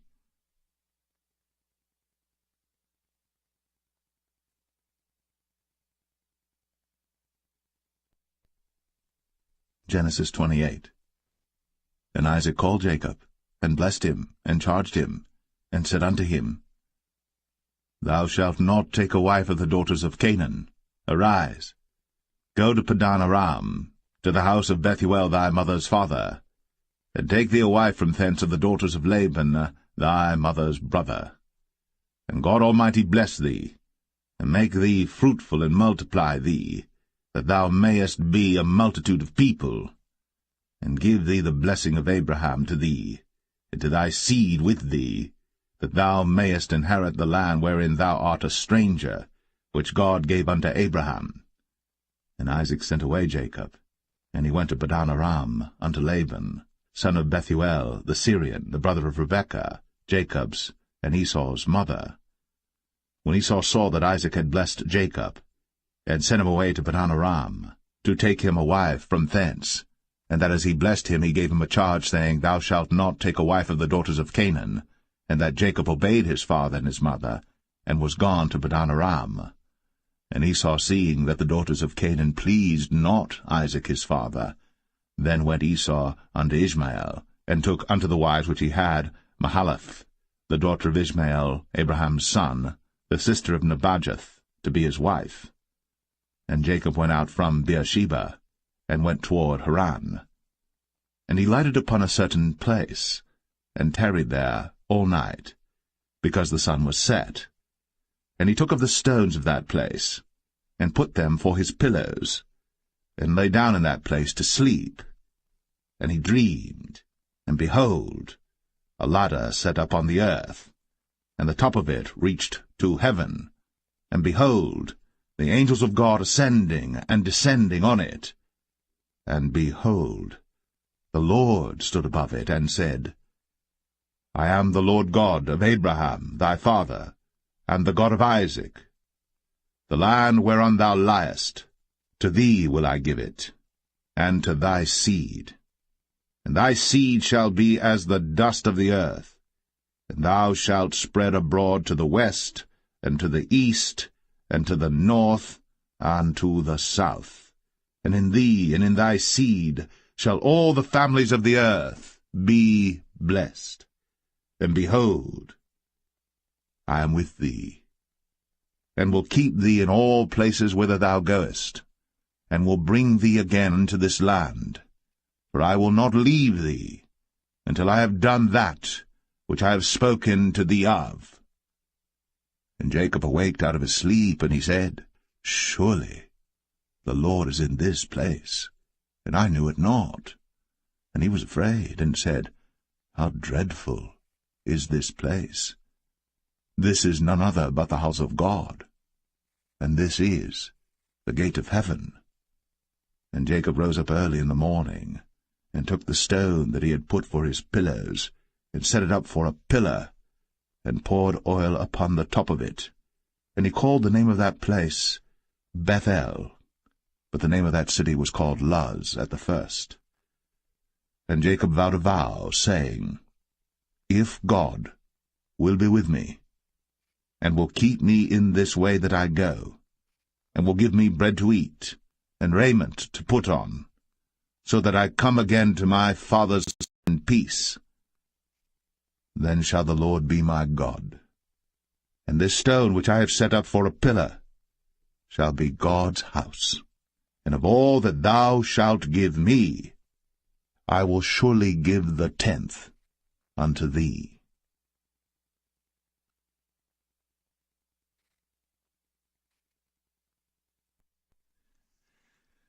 Genesis 29. Then Jacob went on his journey, and came into the land of the people of the east. And he looked, and behold, a well in the field, and lo, there were 3 flocks of sheep lying by it. For out of that well they watered the flocks, and a great stone was upon the well's mouth. And thither were all the flocks gathered. And they rolled the stone from the well's mouth, and watered the sheep, and put the stone again upon the well's mouth in his place. And Jacob said unto them, My brethren, whence be ye? And they said, Of Haran are we.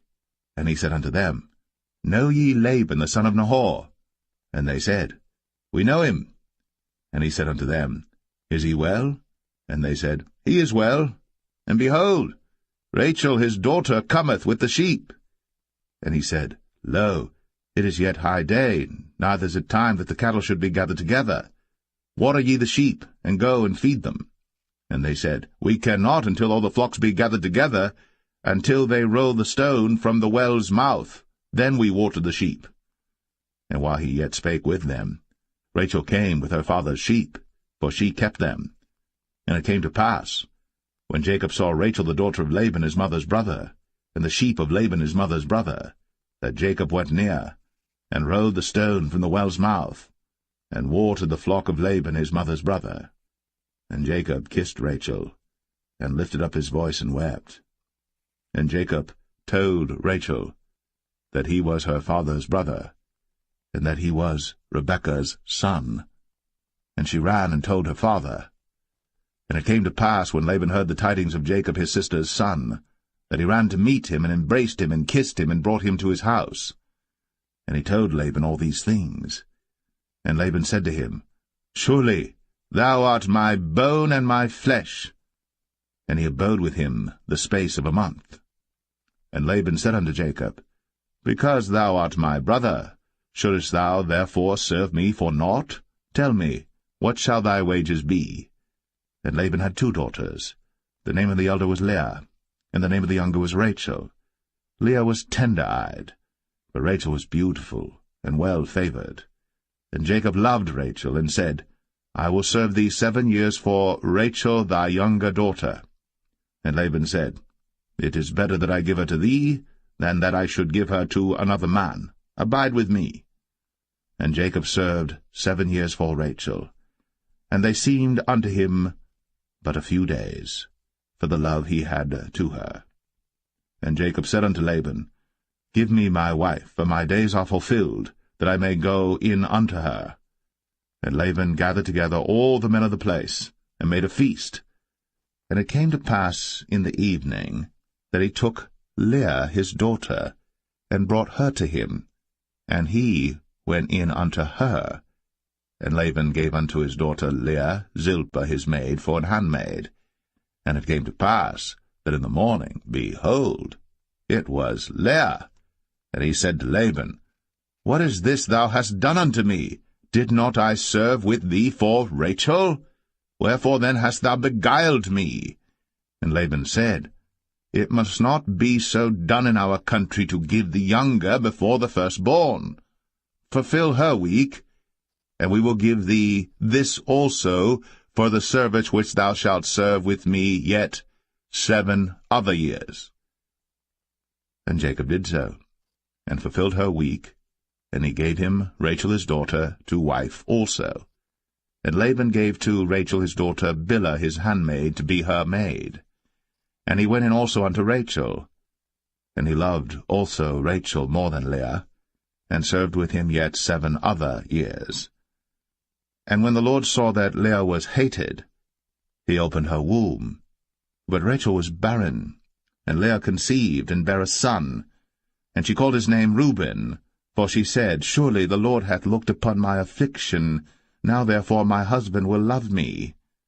And she conceived again, and bare a son, and said, Because the Lord hath heard that I was hated, he hath therefore given me this son also. And she called his name Simeon.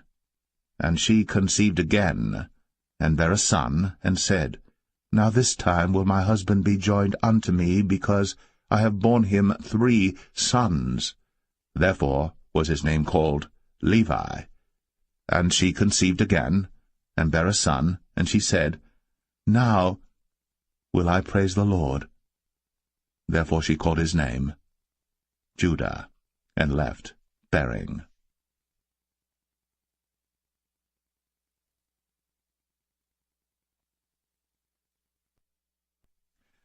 Genesis 30. And when Rachel saw that she bare Jacob no children, Rachel envied her sister, and said unto Jacob, Give me children, or else I die. And Jacob's anger was kindled against Rachel, and he said, Am I in God's stead, who hath withheld from thee the fruit of the womb? And she said, Behold my maid Bilhah, go in unto her, and she shall bear upon my knees, that I may also have children by her. And she gave him Bilhah her handmaid to wife, and Jacob went in unto her. And Bilhah conceived, and bare Jacob a son. And Rachel said, God hath judged me, and hath also heard my voice, and hath given me a son. Therefore called she his name Dan. And Bilhah Rachel's maid conceived again, and bare Jacob a second son. And Rachel said, With great wrestlings have I wrestled with my sister, and I have prevailed. And she called his name Naphtali. When Leah saw that she had left bearing, she took Zilpah her maid, and gave her Jacob to wife. And Zilpah, Leah's maid, bare Jacob a son. And Leah said, A troop cometh. And she called his name Gad. And Zilpah, Leah's maid, bare Jacob a second son. And Leah said, Happy am I, for the daughters will call me blessed. And she called his name Asher. And Reuben went in the days of wheat harvest, and found mandrakes in the field, and brought them unto his mother Leah. Then Rachel said to Leah, Give me, I pray thee, of thy son's mandrakes. And she said unto her, Is it a small matter that thou hast taken my husband? And wouldst thou take away my son's mandrakes also? And Rachel said, Therefore he shall lie with thee tonight, for thy son's mandrakes. And Jacob came out of the field in the evening, and Leah went out to meet him, and said, Thou must come in unto me, for surely I have hired thee with my son's mandrakes. And he lay with her that night. And God hearkened unto Leah, and she conceived, and bare Jacob the fifth son. And Leah said, God hath given me my hire, because I have given my maiden to my husband. And she called his name Issachar. And Leah conceived again, and bare Jacob the sixth son. And Leah said, God hath endued me with a good dowry. Now will my husband dwell with me, because I have borne him 6 sons. And she called his name Zebulun. And afterwards she bare a daughter, and called her name Dinah. And God remembered Rachel, and God hearkened to her, and opened her womb. And she conceived, and bare a son, and said, God hath taken away my reproach. And she called his name Joseph, and said, The Lord shall add to me another son. And it came to pass, when Rachel had borne Joseph, that Jacob said unto Laban, Send me away, that I may go unto mine own place, and to my country. Give me my wives and my children, for whom I have served thee, and let me go, for thou knowest my service which I have done thee. And Laban said unto him, I pray thee, if I have found favour in thine eyes, tarry, for I have learned by experience that the Lord hath blessed me for thy sake. And he said, Appoint me thy wages, and I will give it. And he said unto him, Thou knowest how I have served thee, and how thy cattle was with me. For it was little which thou hadst before I came, and it is now increased unto a multitude. And the Lord hath blessed thee since my coming. And now, when shall I provide for mine own house also? And he said, What shall I give thee? And Jacob said, Thou shalt not give me anything. If thou wilt do this thing for me, I will again feed and keep thy flock. I will pass through all thy flock today, removing from thence all the speckled and spotted cattle, and all the brown cattle among the sheep, and the spotted and speckled among the goats, and of such shall be my hire. So shall my righteousness answer for me in time to come, when it shall come for my hire before thy face, every one that is not speckled and spotted among the goats, and brown among the sheep, that shall be counted stolen with me. And Laban said, Behold, I would it might be according to thy word.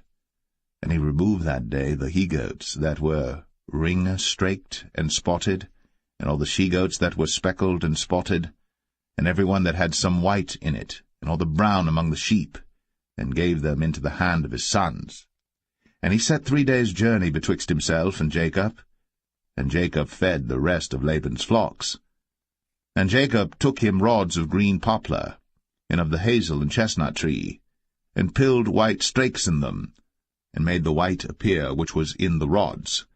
And he set the rods which he had pilled before the flocks in the gutters, in the watering troughs, when the flocks came to drink, that they should conceive when they came to drink.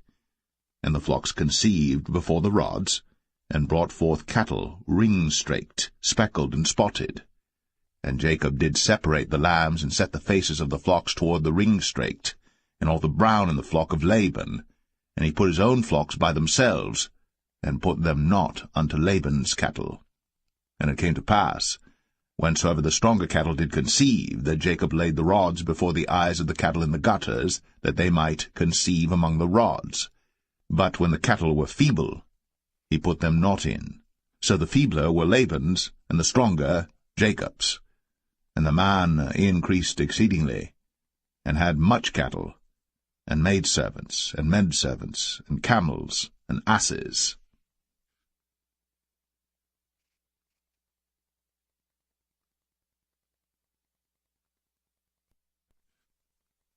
Genesis 31.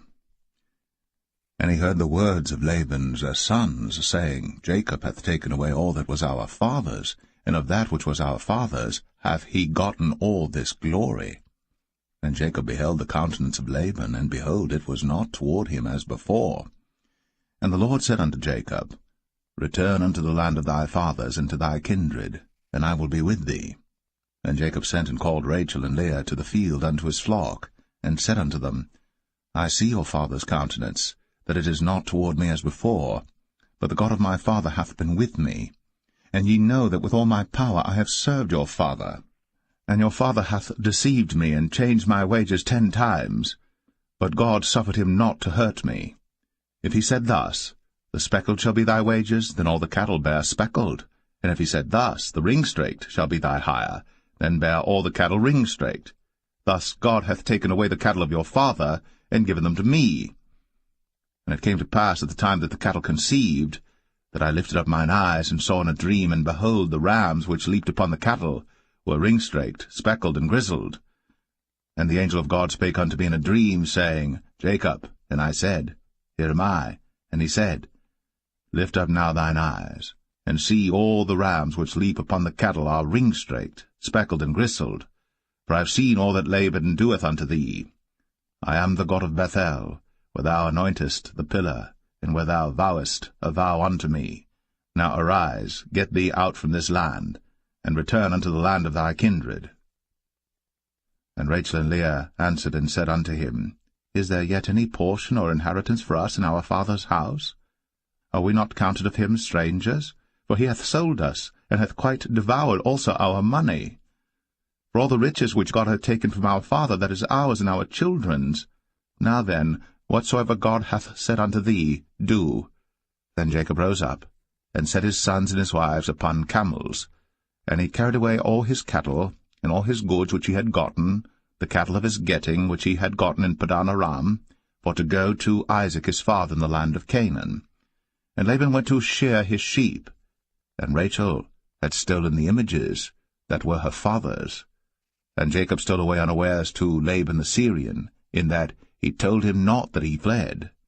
So he fled with all that he had, and he rose up and passed over the river, and set his face toward the Mount Gilead. And it was told Laban on the 3rd day that Jacob was fled. And he took his brethren with him, and pursued after him 7 days' journey. And they overtook him in the Mount Gilead. And God came to Laban the Syrian in a dream by night, and said unto him, Take heed that thou speak not to Jacob either good or bad. Then Laban overtook Jacob. Now Jacob had pitched his tent in the mount, and Laban with his brethren pitched in the mount of Gilead. And Laban said to Jacob, What hast thou done, that thou hast stolen away unawares to me, and carried away my daughters as captives taken with the sword? Wherefore didst thou flee away secretly, and steal away from me, and didst not tell me, that I might have sent thee away with mirth, and with songs, with tabret, and with harp, and hast not suffered me to kiss my sons and my daughters? Thou hast now done foolishly in so doing. It is in the power of my hand to do you hurt. But the God of your father spake unto me yesternight, saying, Take thou heed that thou speak not to Jacob either good or bad. And now, though thou wouldst needs be gone, because thou sore longest after thy father's house, yet wherefore hast thou stolen my gods? And Jacob answered and said to Laban, Because I was afraid, for I said, Peradventure thou wouldst take by force thy daughters from me. With whomsoever thou findest thy gods, let him not live. Before our brethren discern thou what is thine with me, and take it to thee. For Jacob knew not that Rachel had stolen them. And Laban went into Jacob's tent, and into Leah's tent, and into the 2 maidservants' tents, but he found them not. Then went he out of Leah's tent, and entered into Rachel's tent. Now Rachel had taken the images, and put them in the camel's furniture, and sat upon them. And Laban searched all the tent, but found them not. And she said to her father, Let it not displease my lord that I cannot rise up before thee, for the custom of women is upon me. And he searched, but found not the images. And Jacob was wroth and chode with Laban. And Jacob answered and said to Laban, What is my trespass? What is my sin, that thou hast so hotly pursued after me? Whereas thou hast searched all my stuff, what hast thou found of all thy household stuff? Set it here before my brethren and thy brethren, that they may judge betwixt us both. This 20 years have I been with thee. Thy ewes and thy she-goats have not cast their young, and the rams of thy flock have I not eaten. That which was torn of beasts I brought not unto thee. I bear the loss of it. Of my hand didst thou require it, whether stolen by day or stolen by night. Thus I was. In the day the drought consumed me, and the frost by night, and my sleep departed from mine eyes. Thus have I been 20 years in thy house. I served thee 14 years for thy 2 daughters, and 6 years for thy cattle, and thou hast changed my wages 10 times. Except the God of my father, the God of Abraham, and the fear of Isaac had been with me, surely thou hadst sent me away now empty. God hath seen my affliction, and the labor of my hands, and rebuked thee yesternight. And Laban answered and said unto Jacob, These daughters are my daughters, and these children are my children, and these cattle are my cattle, and all that thou seest is mine. And what can I do this day unto these my daughters, or unto their children which they have borne? Now therefore come thou, let us make a covenant, I and thou, and let it be for a witness between me and thee. And Jacob took a stone, and set it up for a pillar. And Jacob said unto his brethren, Gather stones. And they took stones, and made an heap, and they did eat thereupon the heap. And Laban called it Jegar-sahadathah, but Jacob called it Galeed. And Laban said, This heap is a witness between me and thee this day. Therefore was the name of it called Galeed. And Mizpah, for he said, The Lord watch between me and thee, when we are absent one from another. If thou shalt afflict my daughters, or if thou shalt take other wives beside my daughters, no man is with us. See, God is witness betwixt me and thee. And Laban said to Jacob, Behold this heap, and behold this pillar, which I have cast betwixt me and thee. This heap be witness, and this pillar be witness, that I will not pass over this heap to thee, and that thou shalt not pass over this heap and this pillar unto me for harm. The God of Abraham and the God of Nahor, the God of their father, judge betwixt us. And Jacob sware by the fear of his father Isaac. Then Jacob offered sacrifice upon the mount, and called his brethren to eat bread. And they did eat bread, and tarried all night in the mount. And early in the morning Laban rose up, and kissed his sons and his daughters, and blessed them. And Laban departed, and returned unto his place.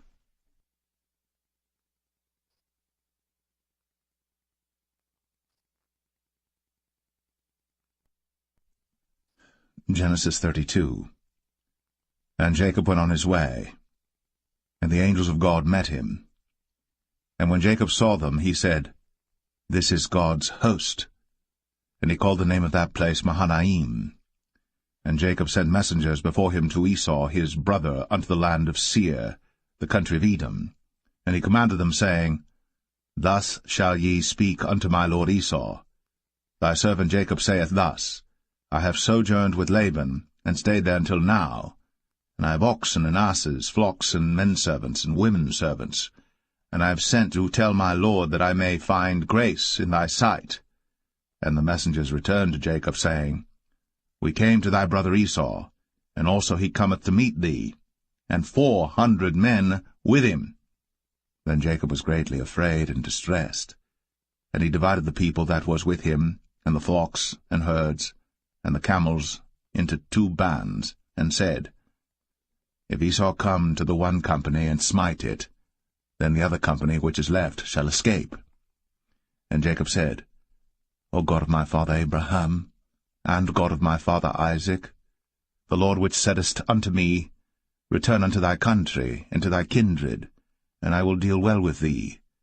I am not worthy of the least of all the mercies, and of all the truth which thou hast shown unto thy servant. For with my staff I passed over this Jordan, and now I am become 2 bands. Deliver me, I pray thee, from the hand of my brother, from the hand of Esau, for I fear him, lest he will come and smite me, and the mother with the children. And thou saidest, I will surely do thee good, and make thy seed as the sand of the sea, which cannot be numbered for multitude. And he lodged there that same night, and took of that which came to his hand a present for Esau his brother, 200 she-goats, and 20 he-goats, 200 ewes, and 20 rams, 30 milch camels with their coats, 40 kine, and 10 bulls, 20 she-asses, and 10 foals. And he delivered them into the hand of his servants, every drove by themselves, and said unto his servants, Pass over before me, and put a space betwixt drove and drove. And he commanded the foremost, saying, When Esau my brother meeteth thee, and asketh thee, saying, Whose art thou? And whither goest thou? And whose are these before thee? Then thou shalt say, They be thy servant Jacob's. It is a present sent unto my lord Esau, and behold, also he is behind us. And so commanded he the second and the third, and all that followed the drove, saying, On this manner shall ye speak unto Esau, when ye find him. And say ye moreover, Behold, thy servant Jacob is behind us. For he said, I will appease him with the present that goeth before me, and afterward I will see his face. Peradventure he will accept of me. So went the present over before him, and himself lodged that night in the company. And he rose up that night, and took his 2 wives, and his 2 women servants, and his 11 sons, and passed over the ford Jabbok. And he took them, and sent them over the brook, and sent over that he had. And Jacob was left alone. And there wrestled a man with him until the breaking of the day. And when he saw that he prevailed not against him, he touched the hollow of his thigh, and the hollow of Jacob's thigh was out of joint as he wrestled with him. And he said, Let me go, for the day breaketh. And he said, I will not let thee go, except thou bless me. And he said unto him, What is thy name? And he said, Jacob. And he said, Thy name shall be called no more Jacob, but Israel. For as a prince hast thou power with God and with men, and hast prevailed. And Jacob asked him, and said, Tell me, I pray thee, thy name. And he said, Wherefore is it that thou dost ask after my name? And he blessed him there. And Jacob called the name of the place Peniel, for I have seen God face to face, and my life is preserved. And as he passed over Penuel, the sun rose upon him, and he halted upon his thigh. Therefore the children of Israel eat not of the sinew which shrank, which is upon the hollow of the thigh, unto this day, because he touched the hollow of Jacob's thigh in the sinew that shrank.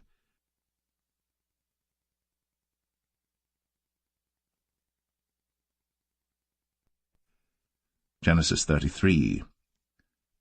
And Jacob lifted up his eyes, and looked, and behold, Esau came, and with him 400 men. And he divided the children unto Leah, and unto Rachel, and unto the 2 handmaids. And he put the handmaids and their children foremost, and Leah and her children after, and Rachel and Joseph hindermost. And he passed over before them, and bowed himself to the ground 7 times, until he came near to his brother. And Esau ran to meet him, and embraced him, and fell on his neck, and kissed him, and they wept. And he lifted up his eyes, and saw the women and the children, and said, Who are those with thee? And he said, The children which God hath graciously given thy servant. Then the handmaidens came near, they and their children, and they bowed themselves. And Leah also with her children came near, and bowed themselves. And after came Joseph near, and Rachel, and they bowed themselves. And he said, What meanest thou by all this drove which I met? And he said, These are to find grace in the sight of my Lord. And Esau said, I have enough, my brother, keep that thou hast unto thyself. And Jacob said, Nay, I pray thee, if now I have found grace in thy sight, then receive my present at my hand. For therefore I have seen thy face as though I had seen the face of God, and thou wast pleased with me. Take, I pray thee, my blessing that is brought to thee, because God hath dealt graciously with me, and because I have enough. And he urged him, and he took it. And he said, Let us take our journey, and let us go, and I will go before thee. And he said unto him, My Lord knoweth that the children are tender, and the flocks and herds with young are with me. And if men should overdrive them one day, all the flock will die. Let my Lord, I pray thee, pass over before his servant, and I will lead on softly according as the cattle that goeth before me, and the children be able to endure, until I come unto my Lord unto Seir. And Esau said, Let me now leave with thee some of the folk that are with me. And he said, What needeth it? Let me find grace in the sight of my Lord. So Esau returned that day on his way unto Seir. And Jacob journeyed to Succoth, and built him an house, and made booths for his cattle. Therefore the name of the place is called Succoth. And Jacob came to Shalem, a city of Shechem, which is in the land of Canaan, when he came from Padan Aram, and pitched his tent before the city. And he bought a parcel of a field, where he had spread his tent, at the hand of the children of Hamor, Shechem's father, for 100 pieces of money. And he erected there an altar, and called it El Elohe Israel.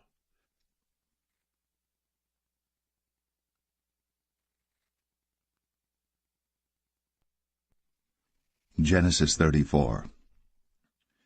And Dinah the daughter of Leah, which she bare unto Jacob, went out to see the daughters of the land.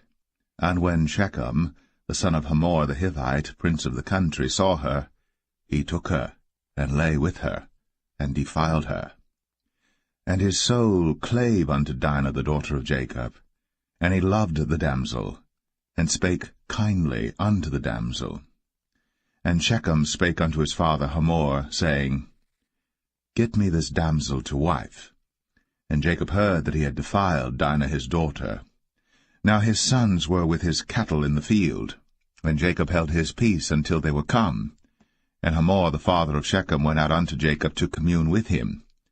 And the sons of Jacob came out of the field when they heard it, and the men were grieved, and they were very wroth, because he had wrought folly in Israel, in lying with Jacob's daughter, which thing ought not to be done. And Hamor communed with them, saying, The soul of my son Shechem longeth for your daughter.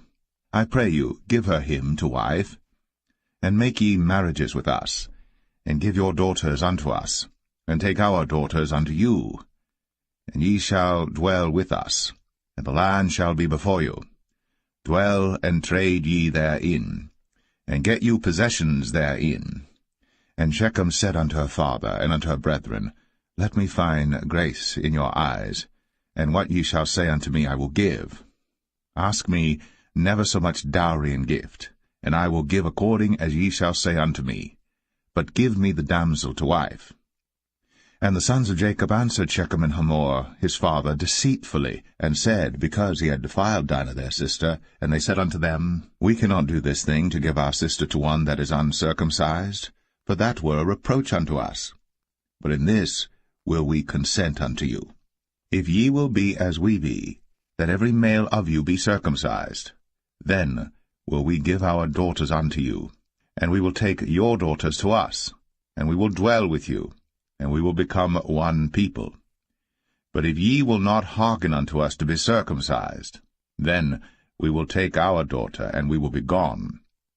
And their words pleased Hamor and Shechem, Hamor's son. And the young man deferred not to do the thing, because he had delight in Jacob's daughter, and he was more honorable than all the house of his father. And Hamor and Shechem his son came unto the gate of their city, and communed with the men of their city, saying, These men are peaceable with us. Therefore let them dwell in the land, and trade therein. For the land, behold, it is large enough for them. Let us take their daughters to us for wives, and let us give them our daughters. Only herein will the men consent unto us, for to dwell with us, to be one people, if every male among us be circumcised, as they are circumcised. Shall not their cattle and their substance and every beast of theirs be ours? Only let us consent unto them, and they will dwell with us. And unto Hamor, and unto Shechem his son, hearken all that went out of the gate of his city, and every male was circumcised, all that went out of the gate of his city.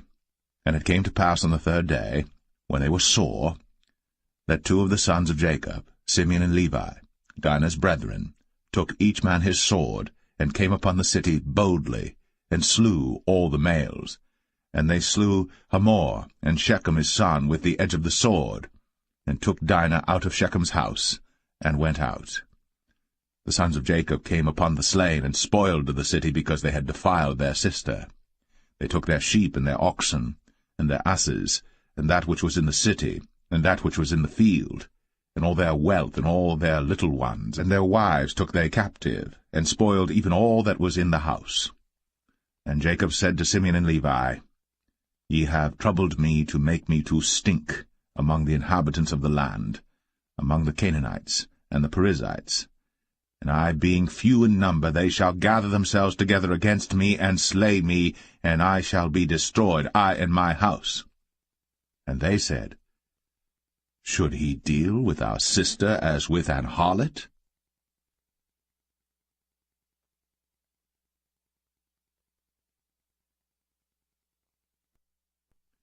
Genesis 35. And God said unto Jacob, Arise, go up to Bethel, and dwell there, and make there an altar unto God, that appeared unto thee when thou fleddest from the face of Esau thy brother. Then Jacob said unto his household, and to all that were with him, Put away the strange gods that are among you, and be clean, and change your garments, and let us arise, and go up to Bethel. And I will make there an altar unto God, who answered me in the day of my distress, and was with me in the way which I went. And they gave unto Jacob all the strange gods which were in their hand, and all their earrings which were in their ears. And Jacob hid them under the oak which was by Shechem. And they journeyed, and the terror of God was upon the cities that were round about them, and they did not pursue after the sons of Jacob. So Jacob came to Luz, which is in the land of Canaan, that is, Bethel, he and all the people that were with him. And he built there an altar, and called the place El-Bethel, because there God appeared unto him, when he fled from the face of his brother. But Deborah, Rebekah's nurse, died, and she was buried beneath Bethel, under an oak. And the name of it was called Allon-Bachuth. And God appeared unto Jacob again when he came out of Padan Aram, and blessed him. And God said unto him, Thy name is Jacob. Thy name shall not be called any more Jacob, but Israel shall be thy name. And he called his name Israel. And God said unto him, I am God Almighty. Be fruitful and multiply. A nation and a company of nations shall be of thee, and kings shall come out of thy loins. And the land which I gave Abraham and Isaac, to thee I will give it, and to thy seed after thee will I give the land.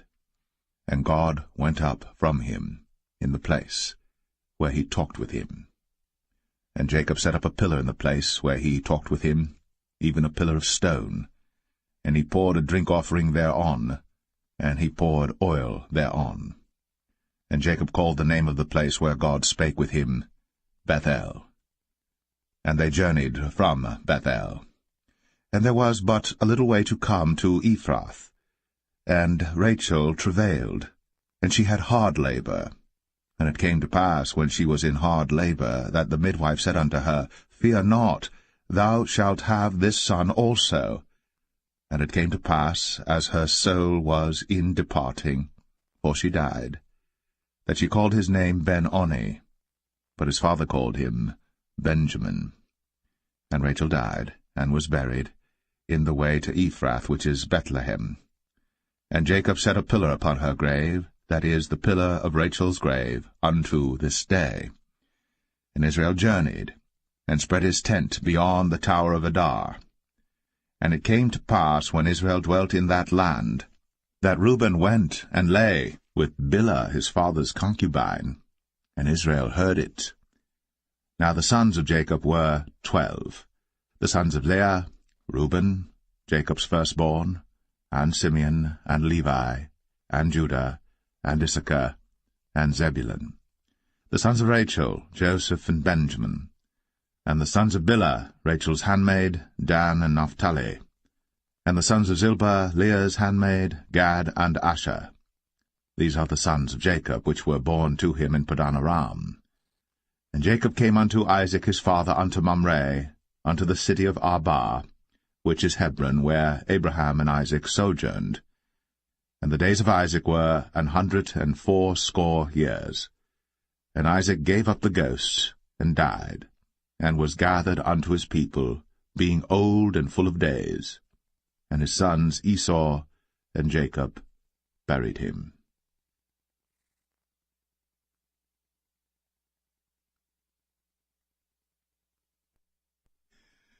Genesis 36. Now these are the generations of Esau, who is Edom. Esau took his wives of the daughters of Canaan, Adah the daughter of Elon the Hittite, and Aholibamah the daughter of Anah the daughter of Zibeon the Hivite, and Bashemath, Ishmael's daughter, sister of Nebajoth. And Adah bare to Esau Eliphaz, and Bashemath bare Ruel. And Aholibamah bare Jeush, and Jalam, and Korah. These are the sons of Esau, which were born unto him in the land of Canaan. And Esau took his wives, and his sons, and his daughters, and all the persons of his house, and his cattle, and all his beasts, and all his substance, which he had got in the land of Canaan, and went into the country from the face of his brother Jacob. For their riches were more than that they might dwell together, and the land wherein they were strangers could not bear them because of their cattle. Thus dwelt Esau in Mount Seir. Esau is Edom. And these are the generations of Esau, the father of the Edomites, in Mount Seir. These are the names of Esau's sons: Eliphaz the son of Adah, the wife of Esau, Ruel the son of Bashemath, the wife of Esau. And the sons of Eliphaz were Teman, Omar, Zepho, and Gatam, and Kenaz. And Timnah was concubine to Eliphaz, Esau's son, and she bare to Eliphaz Amalek. These were the sons of Adah, Esau's wife. And these are the sons of Reuel, Nahath, and Zerah, Shammah, and Mizah. These were the sons of Bashemath, Esau's wife. And these were the sons of Aholibamah, the daughter of Anah, the daughter of Zibeon, Esau's wife. And she bare to Esau Jeush, and Jalam, and Korah. These were dukes of the sons of Esau. The sons of Eliphaz, the firstborn son of Esau, Duke Teman, Duke Omar, Duke Zepho, Duke Kenaz, Duke Korah, Duke Gatam, and Duke Amalek. These are the dukes that came of Eliphaz in the land of Edom. These were the sons of Adah. And these are the sons of Reuel, Esau's son, Duke Nahath, Duke Zerah, Duke Shammah, Duke Mizah. These are the dukes that came of Reuel in the land of Edom. These are the sons of Bashemath, Esau's wife. And these are the sons of Aholibamah, Esau's wife, Duke Jeush, Duke Jalam, Duke Korah. These were the dukes that came of Aholibamah, the daughter of Anah, Esau's wife. These are the sons of Esau, who is Edom, and these are their dukes. These are the sons of Seir the Horite, who inhabited the land, Lotan, and Shobal, and Zibeon, and Anah, and Dishon, and Ezer, and Dishan. These are the dukes of the Horites, the children of Seir in the land of Edom. And the children of Lotan were Hori and Hemam, and Lotan's sister was Timnah. And the children of Shobal were these: Alvan, and Manahath, and Ebal, Shepho, and Onam. And these are the children of Zibeon, both Ajah and Anah. This was that Anah that found the mules in the wilderness, as he fed the asses of Zibeon his father. And the children of Anah were these: Dishon, and Aholibamah the daughter of Anah. And these are the children of Dishon: Hemdan, and Eshban, and Ithran, and Cheran. The children of Ezer are these: Bilhan, and Zavan, and Akan. The children of Dishan are these: Uz and Aran. These are the dukes that came of the Horites: Duke Lotan, Duke Shobal, Duke Zibeon, Duke Anah, Duke Dishon, Duke Ezer, Duke Dishan. These are the dukes that came of Hori among their dukes in the land of Seir. And these are the kings that reigned in the land of Edom, before there reigned any king over the children of Israel. And Bela the son of Beor reigned in Edom, and the name of his city was Dinhabah. And Bela died, and Jobab the son of Zerah of Bozrah reigned in his stead. And Jobab died, and Husham of the land of Temani reigned in his stead. And Husham died, and Hadad the son of Bedad, who smote Midian in the field of Moab, reigned in his stead. And the name of his city was Avith. And Hadad died, and Samlah of Masrekah reigned in his stead. And Samlah died, and Saul of Rehoboth by the river reigned in his stead. And Saul died, and Baal-Hanan the son of Achbor reigned in his stead. And Baal-Hanan the son of Achbor died, and Hadar reigned in his stead. And the name of his city was Pau, and his wife's name was Mehetabel, and the daughter of Matred, the daughter of Mezahab. And these are the names of the dukes that came of Esau, according to their families after their places by their names: Duke Timnah, Duke Alvah, Duke Jetheth, Duke Aholibama, Duke Elah, Duke Pinon, Duke Kenaz, Duke Taman, Duke Mibsar, Duke Magdiel, Duke Aram. These be the dukes of Edom, according to their habitations in the land of their possession. He is Esau, the father of the Edomites.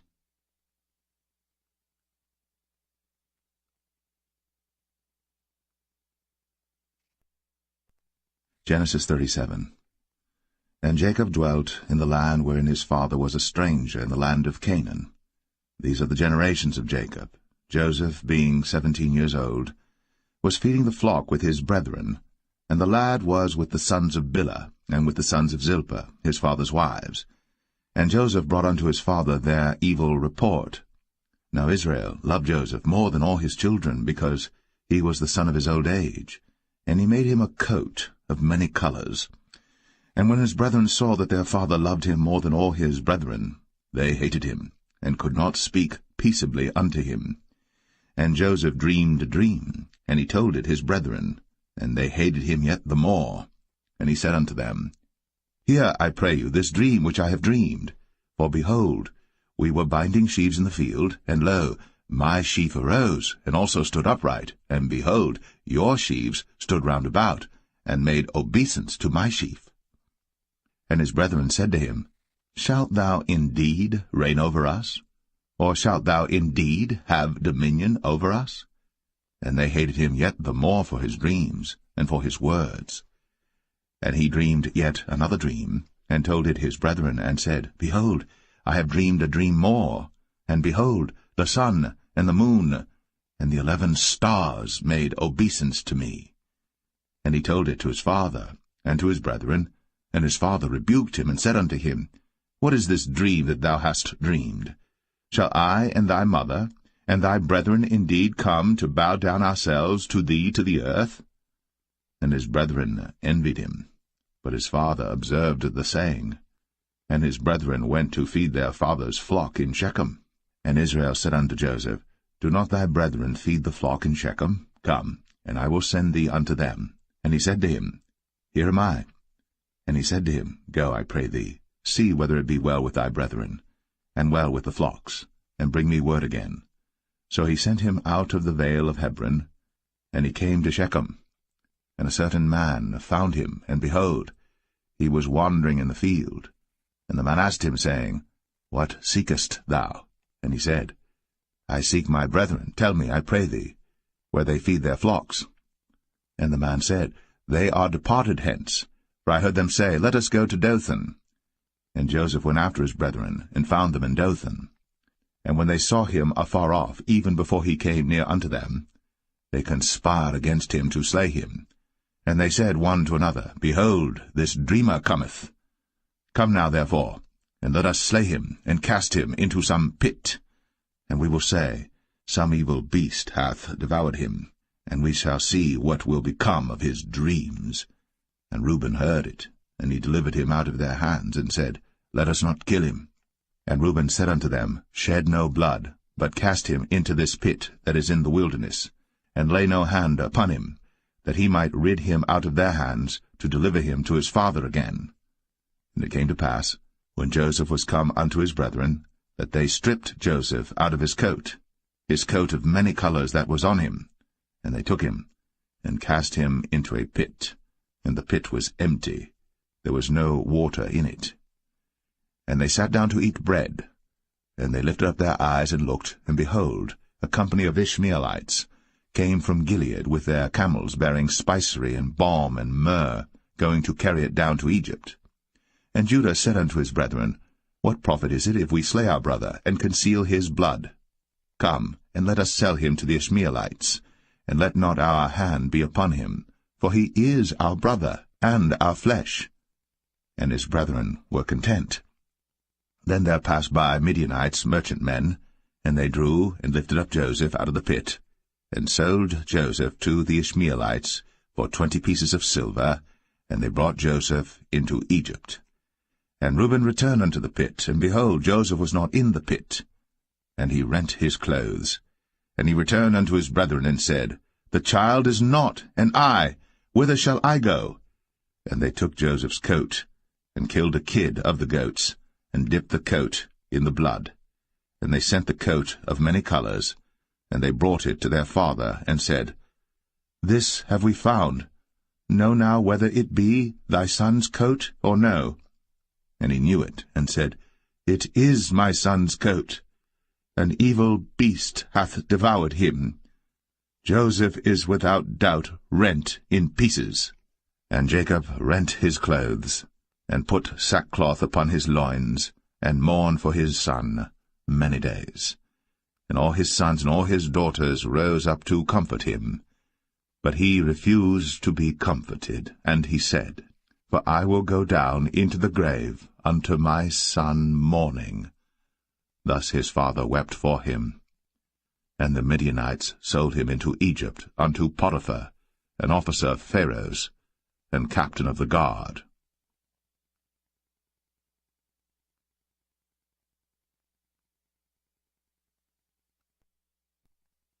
Genesis 38. And it came to pass at that time that Judah went down from his brethren, and turned in to a certain Adulamite, whose name was Hira. And Judah saw there a daughter of a certain Canaanite, whose name was Shua. And he took her, and went in unto her. And she conceived, and bare a son. And he called his name Er. And she conceived again, and bare a son. And she called his name Onan. And she yet again conceived, and bare a son. And called his name Shelah. And he was at Chezib, when she bare him. And Judah took a wife for Er his firstborn, whose name was Tamar. And Er, Judah's firstborn, was wicked in the sight of the Lord, and the Lord slew him. And Judah said unto Onan, Go in unto thy brother's wife, and marry her, and raise up seed to thy brother. And Onan knew that the seed should not be his. And it came to pass, when he went in unto his brother's wife, that he spilled it on the ground, lest that he should give seed to his brother. And the thing which he did displeased the Lord, wherefore he slew him also. Then said Judah to Tamar his daughter-in-law, Remain a widow at thy father's house, till Shelah my son be grown. For he said, Lest peradventure he die also, as his brethren did. And Tamar went and dwelt in her father's house. And in process of time the daughter of Shua, Judah's wife, died. And Judah was comforted, and went up unto his sheep-shearers to Timnath, he and his friend Hira the Adulamite. And it was told Tamar, saying, Behold, thy father-in-law goeth up to Timnath to shear his sheep. And she put her widow's garments off from her, and covered her with a veil, and wrapped herself, and sat in an open place, which is by the way to Timnath. For she saw that Shelah was grown, and she was not given unto him to wife. When Judah saw her, he thought her to be an harlot, because she had covered her face. And he turned unto her by the way, and said, Go to, I pray thee, let me come in unto thee. For he knew not that she was his daughter-in-law. And she said, What wilt thou give me, that thou mayest come in unto me? And he said, I will send thee a kid from the flock. And she said, Wilt thou give me a pledge, till thou send it? And he said, What pledge shall I give thee? And she said, Thy signet, and thy bracelets, and thy staff that is in thine hand. And he gave it her, and came in unto her. And she conceived by him. And she arose and went away, and laid by her veil from her, and put on the garments of her widowhood. And Judah sent the kid by the hand of his friend the Adullamite, to receive his pledge from the woman's hand, but he found her not. Then he asked the men of that place, saying, Where is the harlot that was openly by the wayside? And they said, There was no harlot in this place. And he returned to Judah, and said, I cannot find her. And also the men of the place said that there was no harlot in this place. And Judah said, Let her take it to her, lest we be shamed. Behold, I sent this kid, and thou hast not found her. And it came to pass about 3 months after that it was told Judah, saying, Tamar, thy daughter-in-law, hath played the harlot, and also, behold, she is with child by whoredom. And Judah said, Bring her forth, and let her be burnt. When she was brought forth, she sent to her father-in-law, saying, By the man whose these are am I with child. And she said, Discern, I pray thee, whose are these? The signet, and bracelets, and staff. And Judah acknowledged them, and said, She hath been more righteous than I, because that I gave her not to Shelah my son. And he knew her again no more. And it came to pass in the time of her travail, that, behold, twins were in her womb. And it came to pass, when she travailed, that the one put out his hand, and the midwife took and bound upon his hand a scarlet thread, saying, This came out first. And it came to pass, as he drew back his hand, that, behold, his brother came out. And she said, How hast thou broken forth? This breach be upon thee. Therefore his name was called Pharez. And afterward came out his brother, that had the scarlet thread upon his hand, and his name was called Zerah.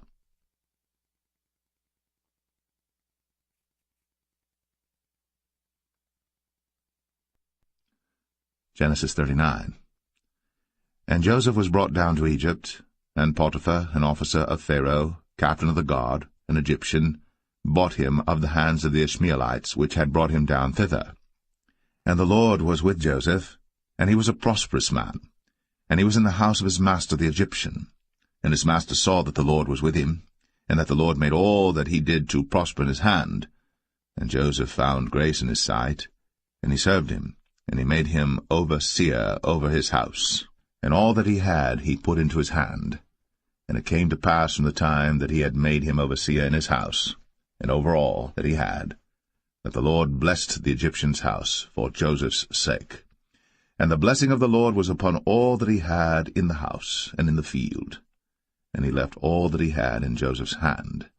And he knew not aught he had, save the bread which he did eat. And Joseph was a goodly person, and well-favored. And it came to pass after these things, that his master's wife cast her eyes upon Joseph, and she said, Lie with me. But he refused, and said unto his master's wife, Behold, my master wotteth not what is with me in the house, and he hath committed all that he hath to my hand.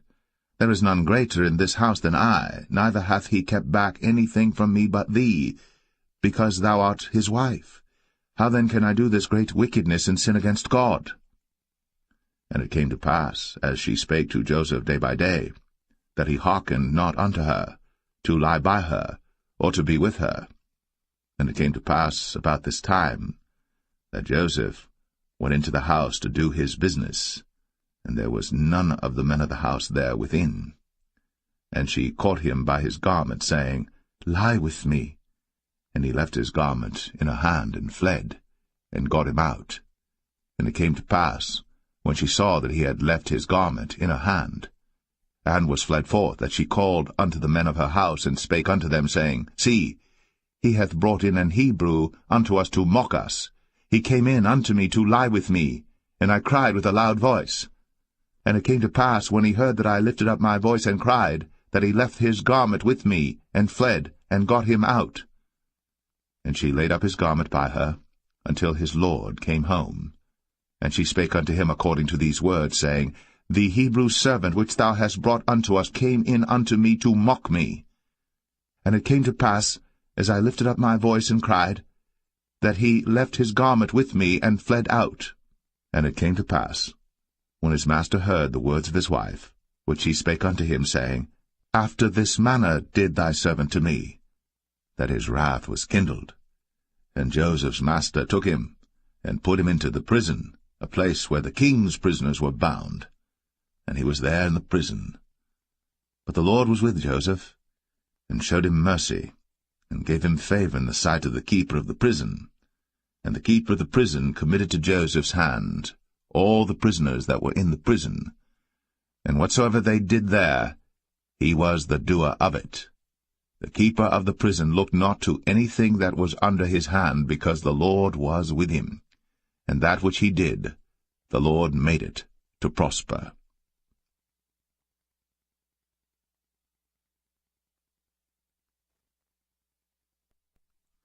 Genesis 40.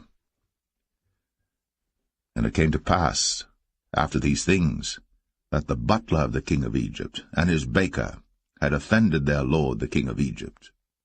And Pharaoh was wroth against two of his officers, against the chief of the butlers and against the chief of the bakers. And he put them in ward in the house of the captain of the guard into the prison, the place where Joseph was bound. And the captain of the guard charged Joseph with them, and he served them. And they continued a season in ward. And they dreamed a dream, both of them, each man his dream in one night, each man according to the interpretation of his dream, the butler and the baker of the king of Egypt, which were bound in the prison. And Joseph came in unto them in the morning, and looked upon them, and behold, they were sad. And he asked Pharaoh's officers that were with him in the ward of his lord's house, saying, Wherefore look ye so sadly today? And they said unto him, We have dreamed a dream, and there is no interpreter of it. And Joseph said unto them, Do not interpretations belong to God? Tell me them, I pray you. And the chief butler told his dream to Joseph, and said to him, In my dream, behold, a vine was before me. And in the vine were 3 branches, and it was as though it budded, and her blossoms shot forth, and the clusters thereof brought forth ripe grapes. And Pharaoh's cup was in my hand, and I took the grapes, and pressed them into Pharaoh's cup, and I gave the cup into Pharaoh's hand. And Joseph said unto him, This is the interpretation of it. The 3 branches are 3 days. Yet within 3 days shall Pharaoh lift up thine head, and restore thee unto thy place, and thou shalt deliver Pharaoh's cup into his hand, after the former manner when thou wast his butler. But think on me when it shall be well with thee, and show kindness, I pray thee, unto me, and make mention of me unto Pharaoh, and bring me out of this house. For indeed I was stolen away out of the land of the Hebrews, and here also have I done nothing that they should put me into the dungeon. When the chief baker saw that the interpretation was good, he said unto Joseph, I also was in my dream, and behold, I had 3 white baskets on my head, and in the uppermost basket there was of all manner of bake meats for Pharaoh, and the birds did eat them out of the basket upon my head. And Joseph answered and said, This is the interpretation thereof. The 3 baskets are 3 days, yet within 3 days shall Pharaoh lift up thy head from off thee, and shall hang thee on a tree, and the birds shall eat thy flesh from off thee.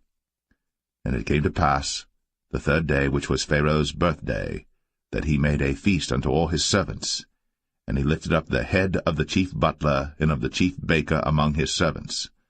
And he restored the chief butler unto his butlership again, and he gave the cup into Pharaoh's hand. But he hanged the chief baker, as Joseph had interpreted to them. Yet did not the chief butler remember Joseph, but forgat him.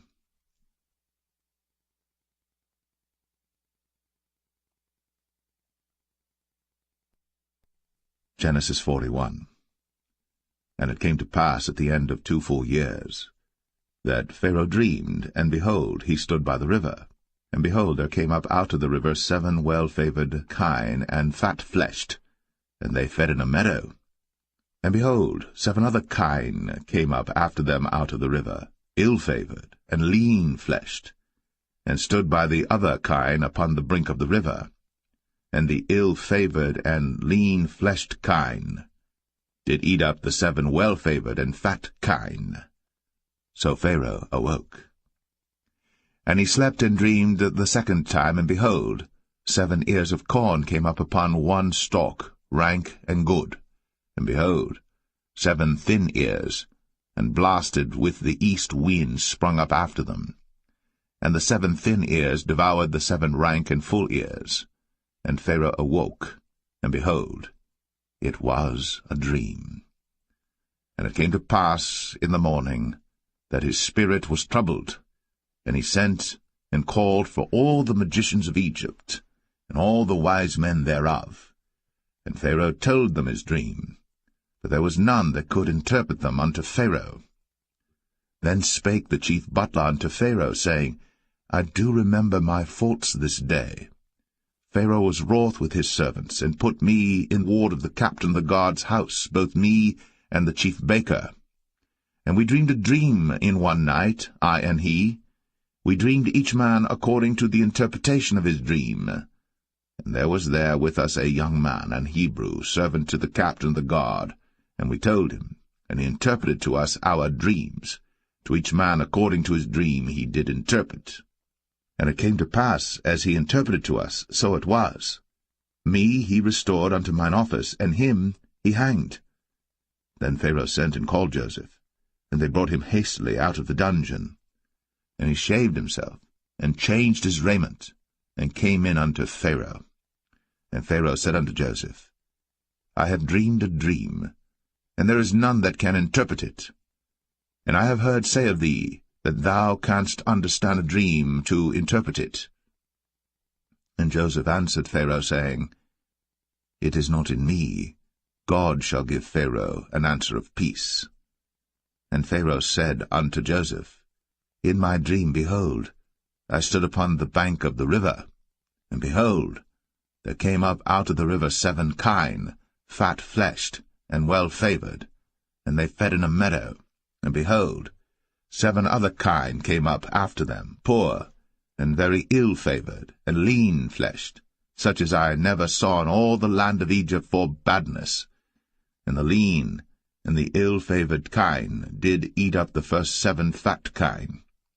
And when they had eaten them up, it could not be known that they had eaten them, but they were still ill-favoured, as at the beginning.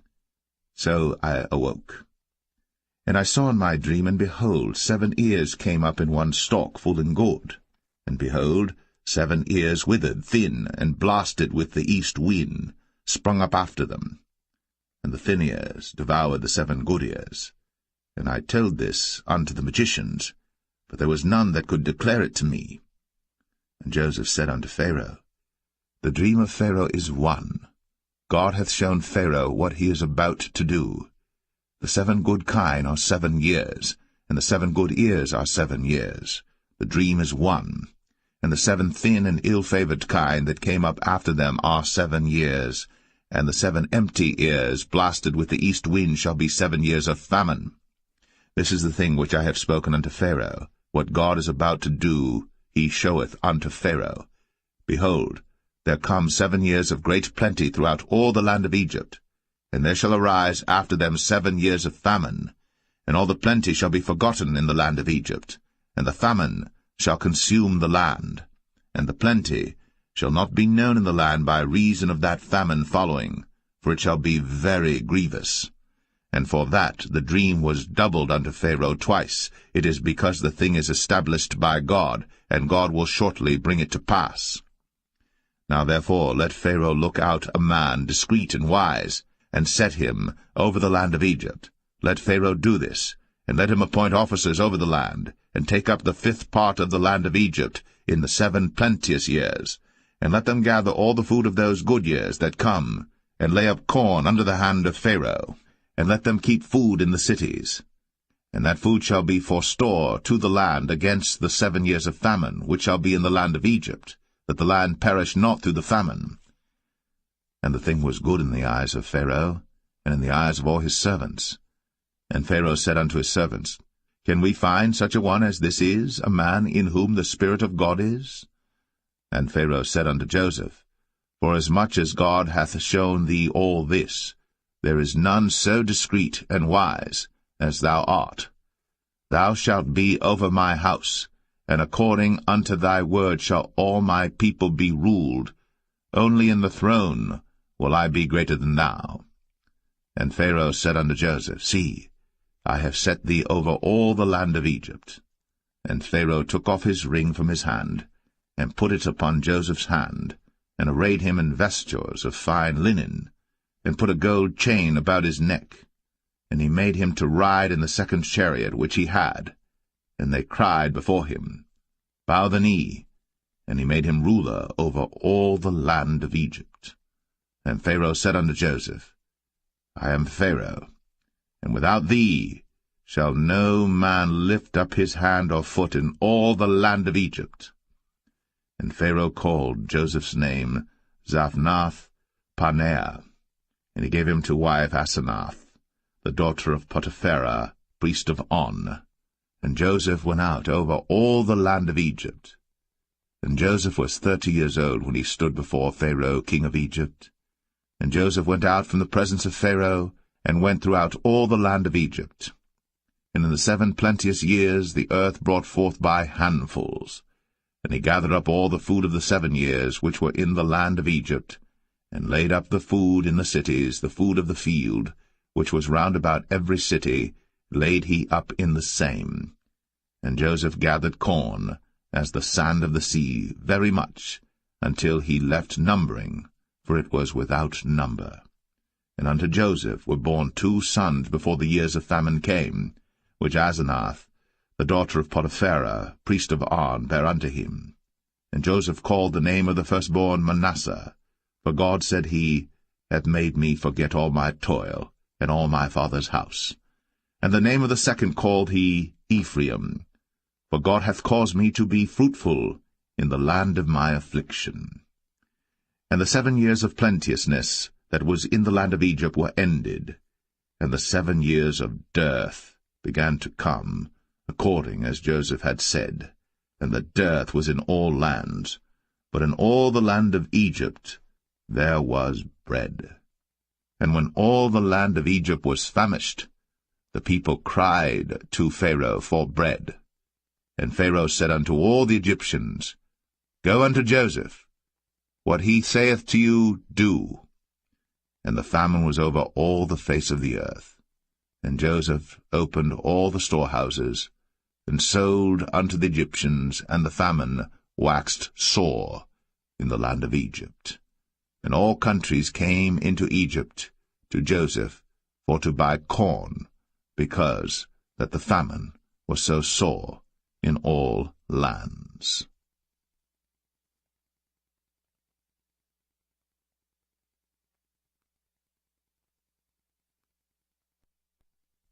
Genesis 42.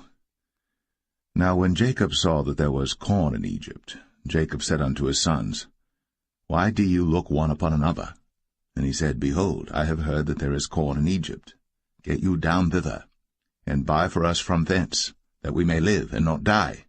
And Joseph's 10 brethren went down to buy corn in Egypt.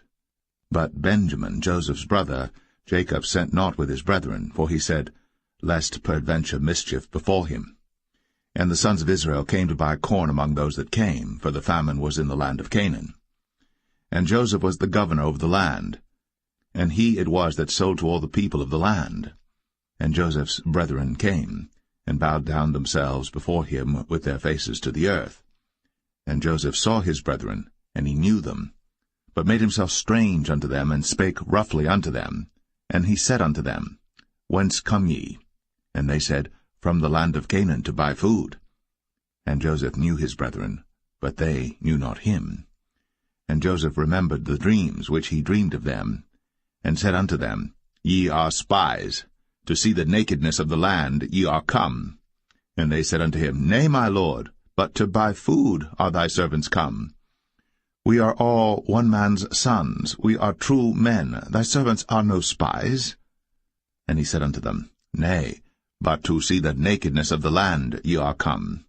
And they said, Thy servants are 12 brethren, the sons of one man in the land of Canaan. And behold, The youngest is this day with our father, and one is not. And Joseph said unto them, That is it that I spake unto you, saying, Ye are spies. Hereby ye shall be proved.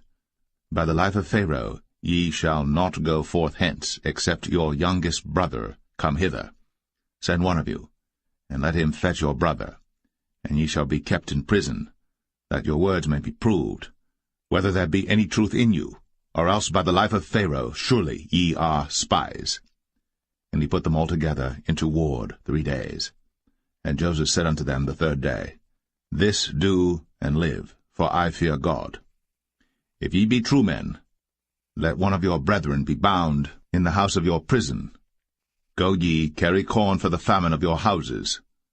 But bring your youngest brother unto me. So shall your words be verified, and ye shall not die. And they did so. And they said one to another, We are verily guilty concerning our brother, in that we saw the anguish of his soul when he besought us, and we would not hear. Therefore is this distress come upon us. And Reuben answered them, saying, Spake I not unto you, saying, Do not sin against the child? And ye would not hear. Therefore, behold, also his blood is required. And they knew not that Joseph understood them, for he spake unto them by an interpreter. And he turned himself about from them, and wept, and returned to them again, and communed with them, and took from them Simeon, and bound him before their eyes. Then Joseph commanded to fill their sacks with corn, and to restore every man's money into his sack, and to give them provision for the way. And thus did he unto them. And they laded their asses with the corn, and departed thence. And as one of them opened his sack, to give his ass provender in the inn, he espied his money, for behold, it was in his sack's mouth. And he said unto his brethren, My money is restored, and lo, it is even in my sack. And their heart failed them, and they were afraid, saying one to another, What is this that God hath done unto us? And they came unto Jacob their father unto the land of Canaan, and told him all that befell unto them, saying, The man, who is the Lord of the land, spake roughly to us, and took us for spies of the country. And we said unto him, We are true men, we are no spies. We be 12 brethren, sons of our father, one is not, and the youngest is this day with our father in the land of Canaan. And the man, the Lord of the country, said unto us, Hereby shall I know that ye are true men. Leave one of your brethren here with me, and take food for the famine of your households, and be gone. And bring your youngest brother unto me. Then shall I know that ye are no spies, but that ye are true men. So will I deliver you your brother, and ye shall traffic in the land. And it came to pass, as they emptied their sacks, that, behold, every man's bundle of money was in his sack. And when both they and their father saw the bundles of money, they were afraid. And Jacob their father said unto them, Me have ye bereaved my children. Joseph is not, and Simeon is not, and ye will take Benjamin away? All these things are against me. And Reuben spake unto his father, saying, Slay my 2 sons, if I bring him not to thee. Deliver him into my hand, and I will bring him to thee again. And he said, My son shall not go down with you, for his brother is dead, and he is left alone. If mischief befall him by the way, in the which ye go, then shall ye bring down my gray hairs with sorrow to the grave.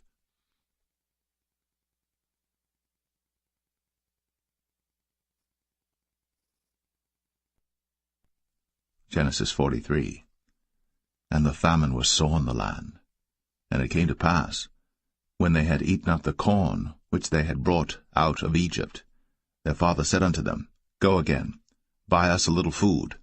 And Judah spake unto him, saying, The man did solemnly protest unto us, saying, Ye shall not see my face, except your brother be with you. If thou wilt send our brother with us, we will go down and buy thee food. But if thou wilt not send him, we will not go down. For the man said unto us, Ye shall not see my face, except your brother be with you. And Israel said, Wherefore dealt ye so ill with me, as to tell the man whether ye had yet a brother? And they said, The man asked us straitly of our state, and of our kindred, saying, Is your father yet alive? Have ye another brother? And we told him according to the tenor of these words. Could we certainly know that he would say, Bring your brother down? And Judah said unto Israel his father, Send the lad with me, and we will arise and go, that we may live and not die, both we and thou, and also our little ones. I will be surety for him. Of my hand shalt thou require him. If I bring him not unto thee, and set him before thee, then let me bear the blame forever. For except we had lingered, surely now we had returned this second time. And their father Israel said unto them, If it must be so now, do this. Take of the best fruits in the land in your vessels, and carry down the man a present, a little balm, and a little honey, spices, and myrrh, nuts, and almonds. And take double money in your hand, and the money that was brought again in the mouth of your sacks, carry it again in your hand. Peradventure it was an oversight. Take also your brother, and arise, go again unto the man. And God Almighty give you mercy before the man, that he may send away your other brother and Benjamin. If I be bereaved of my children, I am bereaved. And the men took that present, and they took double money in their hand, and Benjamin, and rose up, and went down to Egypt, and stood before Joseph. And when Joseph saw Benjamin with them, he said to the ruler of his house, Bring these men home, and slay, and make ready, for these men shall dine with me at noon. And the man did as Joseph bade, and the man brought the men into Joseph's house.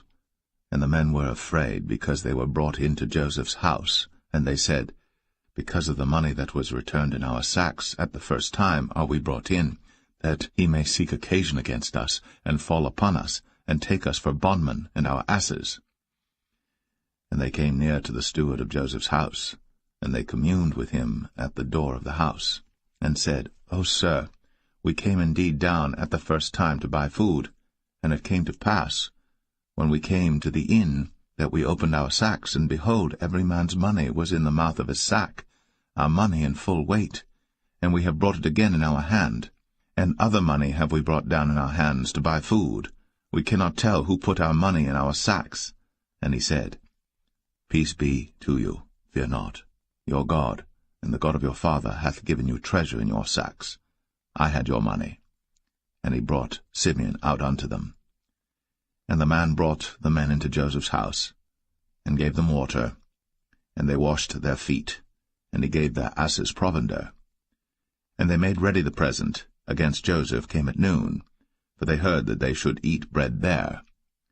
And when Joseph came home, they brought him the present which was in their hand into the house, and bowed themselves to him to the earth. And he asked them of their welfare, and said, Is your father well? The old man of whom ye spake, is he yet alive? And they answered, Thy servant our father is in good health, he is yet alive. And they bowed down their heads, and made obeisance. And he lifted up his eyes, and saw his brother Benjamin, his mother's son, and said, Is this your younger brother, of whom ye spake unto me? And he said, God be gracious unto thee, my son.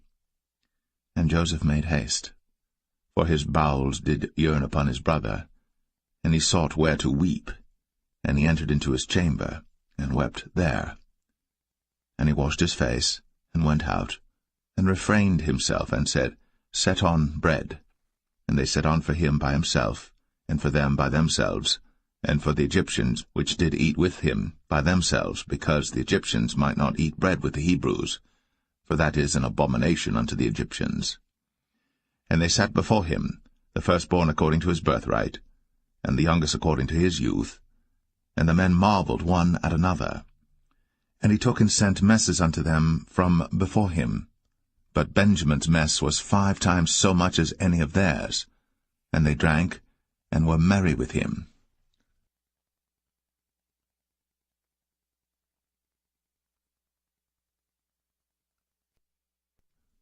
Genesis 44. And he commanded the steward of his house, saying, Fill the men's sacks with food, as much as they can carry, and put every man's money in his sack's mouth. And put my cup, the silver cup, in the sack's mouth of the youngest, and his corn money. And he did according to the word that Joseph had spoken.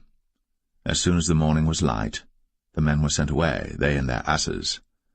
And when they were gone out of the city, and not yet far off, Joseph said unto his steward, Up, follow after the men, and when thou dost overtake them, say unto them, Wherefore have ye rewarded evil for good? Is not this it in which my Lord drinketh, and whereby indeed he divineth? Ye have done evil in so doing. And he overtook them, and he spake unto them these same words. And they said unto him, Wherefore saith my Lord these words? God forbid that thy servants should do according to this thing.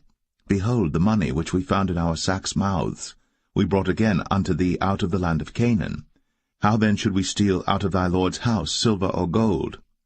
With whomsoever of thy servants it be found, both let him die, and we also will be my Lord's bondmen.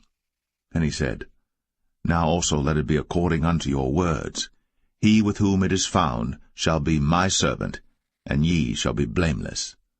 Then they speedily took down every man his sack to the ground, and opened every man his sack. And he searched, and began at the eldest, and left at the youngest, and the cup was found in Benjamin's sack. Then they rent their clothes, and laded every man his ass, and returned to the city. And Judah and his brethren came to Joseph's house, for he was yet there, and they fell before him on the ground. And Joseph said unto them, What deed is this that ye have done?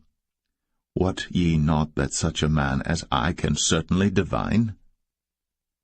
And Judah said, What shall we say unto my lord? What shall we speak? Or how shall we clear ourselves? God hath found out the iniquity of thy servants. Behold, we are my Lord's servants, both we, and he also with whom the cup is found. And he said, God forbid that I should do so.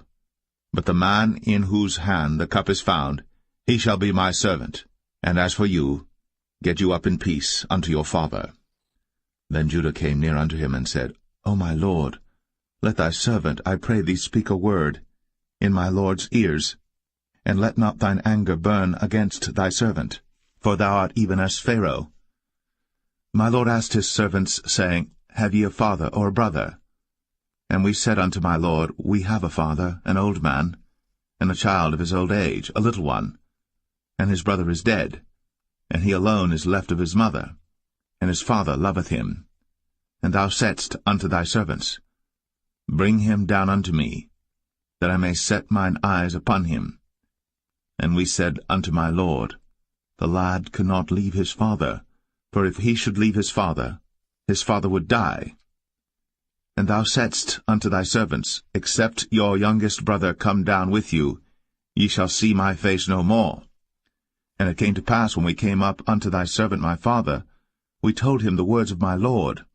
And our father said, Go again, and buy us a little food. And we said, We cannot go down. If our youngest brother be with us, then we will go down. For we may not see the man's face, except our youngest brother be with us. And thy servant my father said unto us, Ye know that my wife bare me 2 sons, and the one went out from me, and I said, Surely he is torn in pieces, and I saw him not since.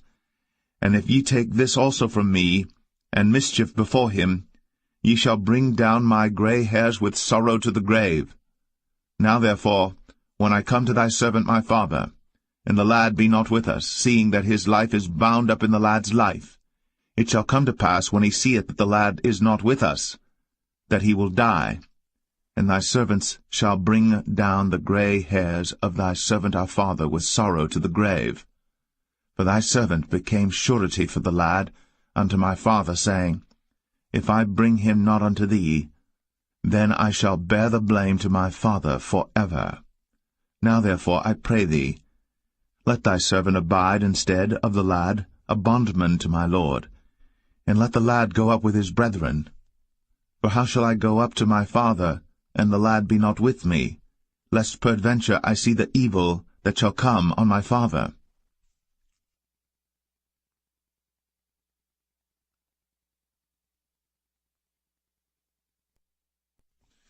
Genesis 45.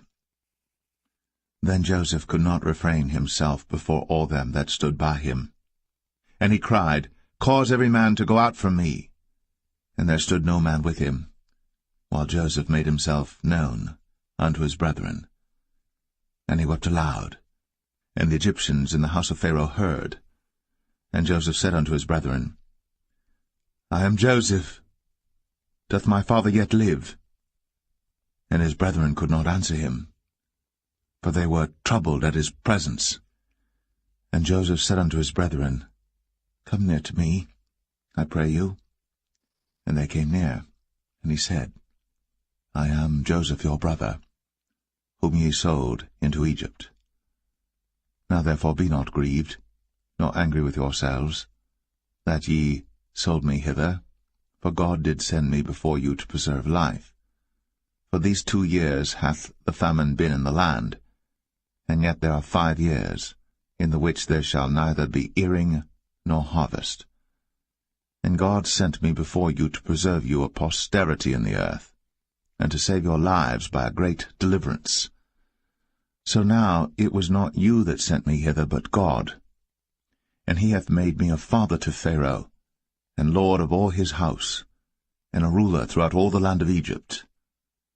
Haste ye, and go up to my father, and say unto him, Thus saith thy son Joseph, God hath made me lord of all Egypt. Come down unto me, tarry not. And thou shalt dwell in the land of Goshen. And thou shalt be near unto me, thou and thy children, and thy children's children, and thy flocks and thy herds, and all that thou hast. And there will I nourish thee. For yet there are 5 years of famine, lest thou and thy household, and all that thou hast, come to poverty. And behold, your eyes see, in the eyes of my brother Benjamin, that it is my mouth that speaketh unto you. And ye shall tell my father of all my glory in Egypt, and of all that ye have seen. And ye shall haste, and bring down my father hither. And he fell upon his brother Benjamin's neck, and wept. And Benjamin wept upon his neck. Moreover he kissed all his brethren, and wept upon them, and after that his brethren talked with him. And the fame thereof was heard in Pharaoh's house, saying, Joseph's brethren are come. And it pleased Pharaoh well, and his servants. And Pharaoh said unto Joseph, Say unto thy brethren, This do ye, lade your beasts, and go, get you unto the land of Canaan. And take your father and your households, and come unto me, and I will give you the good of the land of Egypt, and ye shall eat the fat of the land. Now thou art commanded, this do ye. Take you wagons out of the land of Egypt, for your little ones, and for your wives, and bring your father, and come. Also regard not your stuff, for the good of all the land of Egypt is yours. And the children of Israel did so. And Joseph gave them wagons according to the commandment of Pharaoh, and gave them provision for the way. To all of them he gave each man changes of raiment, but to Benjamin he gave 300 pieces of silver, and 5 changes of raiment. And to his father he sent after this manner, 10 asses laden with the good things of Egypt, and 10 she-asses laden with corn and bread and meat, for his father by the way. So he sent his brethren away, and they departed. And he said unto them, See that ye fall not out by the way. And they went up out of Egypt, and came into the land of Canaan unto Jacob their father, and told him, saying, Joseph is yet alive, and he is governor over all the land of Egypt. And Jacob's heart fainted, for he believed them not. And they told him all the words of Joseph, which he had said unto them. And when he saw the wagons which Joseph had sent to carry him, the spirit of Jacob their father revived. And Israel said, It is enough. Joseph my son is yet alive. I will go and see him before I die.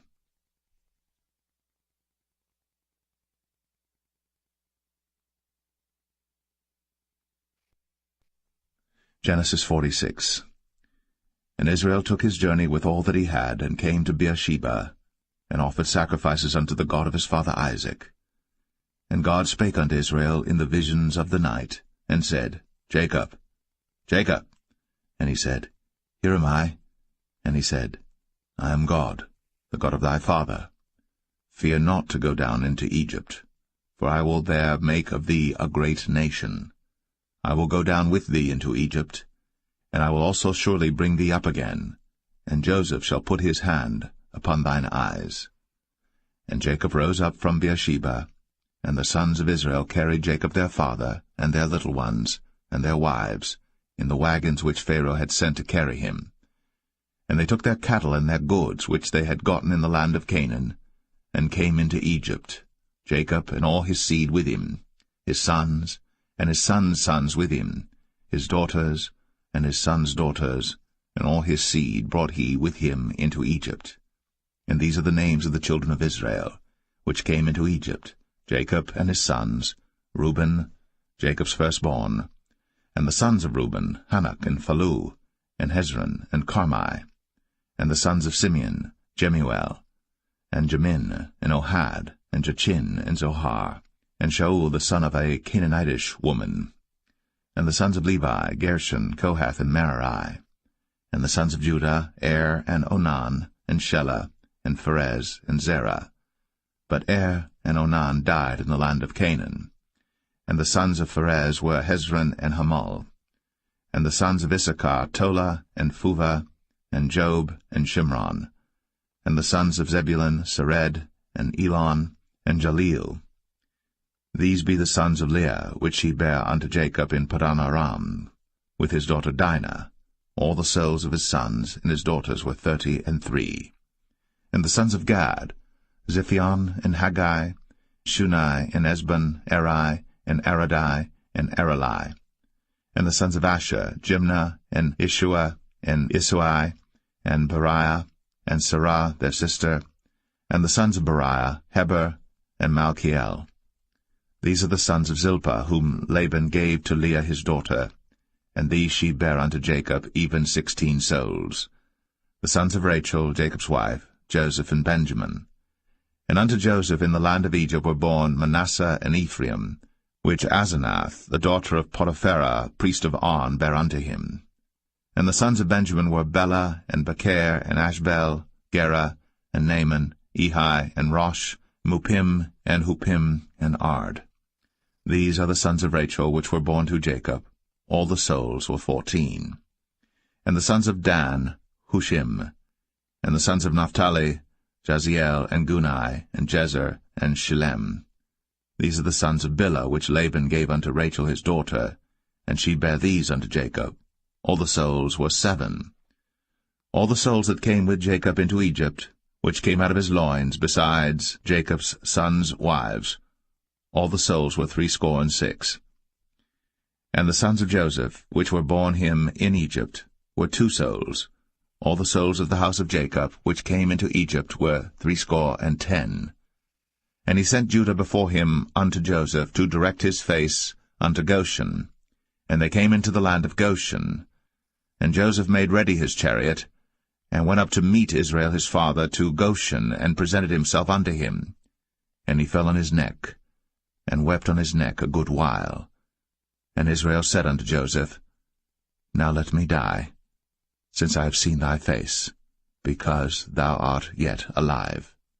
And Joseph said unto his brethren, and unto his father's house, I will go up and show Pharaoh, and say unto him, My brethren, and my father's house, which were in the land of Canaan, are come unto me.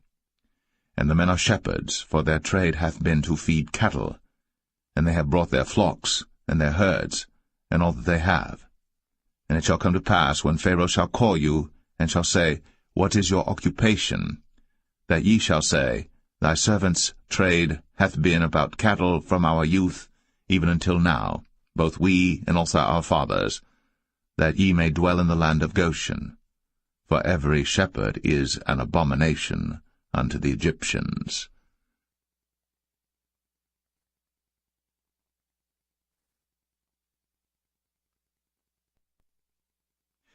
Genesis 47.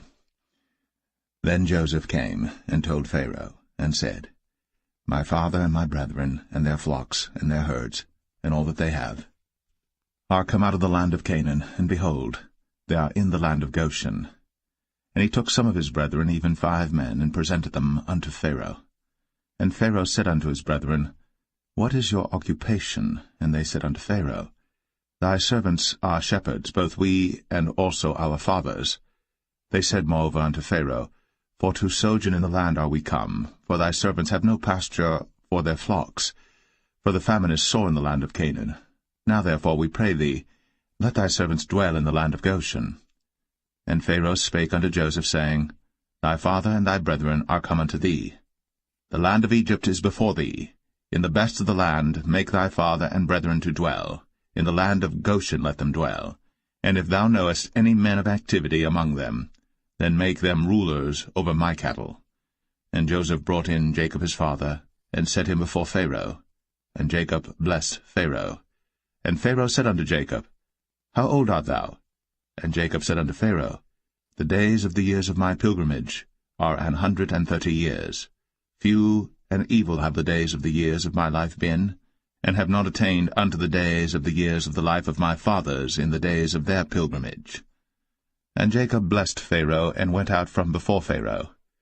And Joseph placed his father and his brethren, and gave them a possession in the land of Egypt, in the best of the land, in the land of Ramses, as Pharaoh had commanded. And Joseph nourished his father and his brethren, and all his father's household, with bread according to their families. And there was no bread in all the land, for the famine was very sore, so that the land of Egypt and all the land of Canaan fainted by reason of the famine. And Joseph gathered up all the money that was found in the land of Egypt and in the land of Canaan, for the corn which they bought. And Joseph brought the money into Pharaoh's house. And when money failed in the land of Egypt and in the land of Canaan, all the Egyptians came unto Joseph, and said, Give us bread, for why should we die in thy presence? For the money faileth. And Joseph said, Give your cattle, and I will give you for your cattle, if money fail. And they brought their cattle unto Joseph, and Joseph gave them bread in exchange for horses, and for the flocks, and for the cattle of the herds, and for the asses, and he fed them with bread for all their cattle for that year. When that year was ended, they came unto him the 2nd year, and said unto him, We will not hide it from my lord, how that our money is spent. My lord also hath our herds of cattle. There is not aught left in the sight of my lord, but our bodies and our lands. Wherefore shall we die before thine eyes, both we and our land? Buy us now land for bread, and we and our land will be servants unto Pharaoh, and give us seed, that we may live and not die, that the land be not desolate. And Joseph bought all the land of Egypt for Pharaoh. For the Egyptians sold every man his field, because the famine prevailed over them. So the land became Pharaoh's. And as for the people, he removed them to cities from one end of the borders of Egypt even to the other end thereof. Only the land of the priests bought he not, for the priests had a portion assigned them of Pharaoh, and did eat their portion which Pharaoh gave them, wherefore they sold not their lands. Then Joseph said unto the people, Behold, I have bought you this day, and your land for Pharaoh. Lo, here is seed for you, and ye shall sow the land. And it shall come to pass in the increase, that ye shall give the 5th part unto Pharaoh, and 4 parts shall be your own, for seed of the field, and for your food, and for them of your households, and for food for your little ones. And they said, Thou hast saved our lives. Let us find grace in the sight of my lord, and we will be Pharaoh's servants. And Joseph made it a law over the land of Egypt unto this day, that Pharaoh should have the 5th part, except the land of the priests only, which became not Pharaoh's. And Israel dwelt in the land of Egypt, in the country of Goshen. And they had possessions therein, and grew and multiplied exceedingly. And Jacob lived in the land of Egypt 17 years. So the whole age of Jacob was 147 years. And the time drew nigh that Israel must die. And he called his son Joseph, and said unto him, If now I have found grace in thy sight, put, I pray thee, thy hand under my thigh, and deal kindly and truly with me. Bury me not, I pray thee, in Egypt, but I will lie with my fathers, and thou shalt carry me out of Egypt, and bury me in their burying place. And he said, I will do as thou hast said. And he said, Swear unto me. And he sware unto him. And Israel bowed himself upon the bed's head.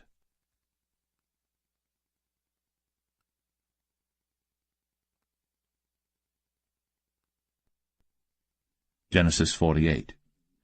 And it came to pass after these things, that one told Joseph, Behold, thy father is sick. And he took with him his 2 sons, Manasseh and Ephraim. And one told Jacob, and said, Behold, thy son Joseph cometh unto thee. And Israel strengthened himself, and sat upon the bed. And Jacob said unto Joseph, God Almighty appeared unto me at Luz in the land of Canaan, and blessed me, and said unto me, Behold, I will make thee fruitful, and multiply thee, and I will make of thee a multitude of people, and will give this land to thy seed after thee for an everlasting possession. And now thy 2 sons, Ephraim and Manasseh, which were born unto thee in the land of Egypt before I came unto thee into Egypt, are mine. As Reuben and Simeon they shall be mine. And thy issue which thou begettest after them shall be thine, and shall be called after the name of their brethren in their inheritance. And as for me, when I came from Padan, Rachel died by me in the land of Canaan in the way, when yet there was but a little way to come unto Ephrath. And I buried her there in the way of Ephrath, the same as Bethlehem. And Israel beheld Joseph's sons, and said, Who are these? And Joseph said unto his father, They are my sons, whom God hath given me in this place. And he said, Bring them, I pray thee, unto me, and I will bless them. Now the eyes of Israel were dim for age, so that he could not see. And he brought them near unto him, and he kissed them, and embraced them. And Israel said unto Joseph, I had not thought to see thy face, and lo, God hath shown me also thy seed. And Joseph brought them out from between his knees, and he bowed himself with his face to the earth. And Joseph took them both, Ephraim in his right hand toward Israel's left hand, and Manasseh in his left hand toward Israel's right hand, and brought them near unto him. And Israel stretched out his right hand, and laid it upon Ephraim's head, who was the younger, and his left hand upon Manasseh's head, guiding his hands wittingly, for Manasseh was the firstborn. And he blessed Joseph, and said, God, before whom my fathers Abraham and Isaac did walk, the God which fed me all my life long unto this day, the angel which redeemed me from all evil, bless the lads, and let my name be named on them, and the name of my fathers Abraham and Isaac, and let them grow into a multitude in the midst of the earth. And when Joseph saw that his father laid his right hand upon the head of Ephraim, it displeased him, and he held up his father's hand to remove it from Ephraim's head unto Manasseh's head. And Joseph said unto his father, Not so, my father, for this is the firstborn. Put thy right hand upon his head. And his father refused, and said, I know it, my son, I know it. He also shall become a people, and he also shall be great. But truly his younger brother shall be greater than he, and his seed shall become a multitude of nations.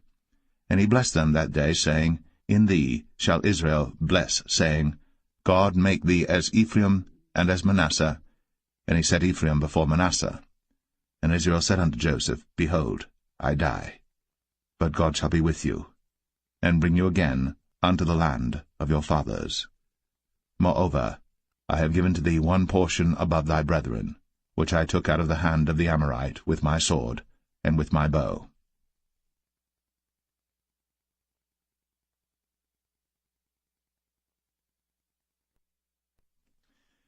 Genesis 49. And Jacob called unto his sons, and said, Gather yourselves together, that I may tell you that which shall befall you in the last days. Gather yourselves together, and hear, ye sons of Jacob, and hearken unto Israel your father. Reuben, thou art my firstborn, my might, and the beginning of my strength, the excellency of dignity, and the excellency of power. Unstable as water, thou shalt not excel, because thou wentest up to thy father's bed. Then devilest thou it. He went up to my couch. Simeon and Levi are brethren. Instruments of cruelty are in their habitations. O my soul, come not thou into their secret, unto their assembly. Mine honour, be not thou united. For in their anger they slew a man, and in their self-will they digged down a wall. Cursed be their anger, for it was fierce, and their wrath, for it was cruel. I will divide them in Jacob, and scatter them in Israel. Judah, thou art he whom thy brethren shall praise. Thy hand shall be in the neck of thine enemies. Thy father's children shall bow down before thee. Judah is a lion's whelp. From the prey, my son, thou art gone up. He stooped down. He couched as a lion, and as an old lion, who shall rouse him up? The scepter shall not depart from Judah, nor a lawgiver from between his feet, until Shiloh come, and unto him shall the gathering of the people be. Binding his foal unto the vine, and his ass's colt unto the choice vine, he washed his garments in wine, and his clothes in the blood of grapes. His eyes shall be red with wine, and his teeth white with milk. Zebulun shall dwell at the haven of the sea, and he shall be for an haven of ships, and his border shall be unto Zidon. Issachar is a strong ass couching down between two burdens, and he saw that rest was good, and the land that it was pleasant, and bowed his shoulder to bear, and became a servant unto tribute. Dan shall judge his people, as one of the tribes of Israel. Dan shall be a serpent by the way, an adder in the path, that biteth the horse heels, so that his rider shall fall backward. I have waited for thy salvation, O Lord. Gad, a troop shall overcome him, but he shall overcome at the last. Out of Asher his bread shall be fat, and he shall yield royal dainties. Naphtali is a hind let loose, he giveth goodly words. Joseph is a fruitful bough, even a fruitful bough by a well, whose branches run over the wall. The archers have sorely grieved him, and shot at him, and hated him. But his bow abode in strength, and the arms of his hands were made strong by the hands of the mighty God of Jacob. From thence is the shepherd, the stone of Israel. Even by the God of thy father, who shall help thee, and by the Almighty, who shall bless thee with blessings of heaven above, blessings of the deep that lieth under, blessings of the breasts, and of the womb. The blessings of thy father have prevailed above the blessings of my progenitors, unto the utmost bound of the everlasting hills. They shall be on the head of Joseph, and on the crown of the head of him that was separate from his brethren. Benjamin shall raven as a wolf. In the morning he shall devour the prey, and at night he shall divide the spoil. All these are the 12 tribes of Israel. And this is it that their father spake unto them, and blessed them, every one, according to his blessing, he blessed them. And he charged them, and said unto them, I am to be gathered unto my people. Bury me with my fathers in the cave that is in the field of Ephron the Hittite, in the cave that is in the field of Machpelah, which is before Mamre, in the land of Canaan, which Abraham bought with the field of Ephron the Hittite, for a possession of a burying place.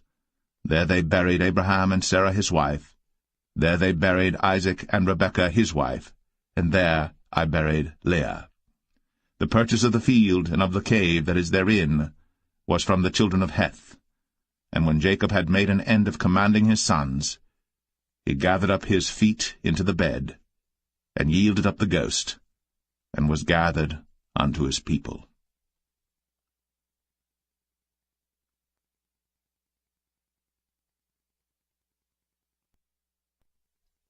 Genesis 50.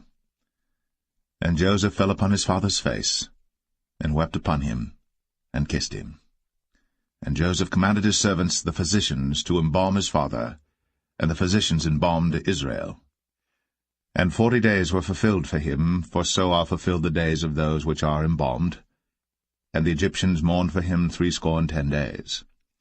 And when the days of his mourning were past, Joseph spake unto the house of Pharaoh, saying, If now I have found grace in your eyes, speak, I pray you, in the ears of Pharaoh, saying, My father made me swear, saying, Lo, I die, in my grave which I have digged for me in the land of Canaan. There shalt thou bury me. Now therefore let me go up, I pray thee, and bury my father, and I will come again.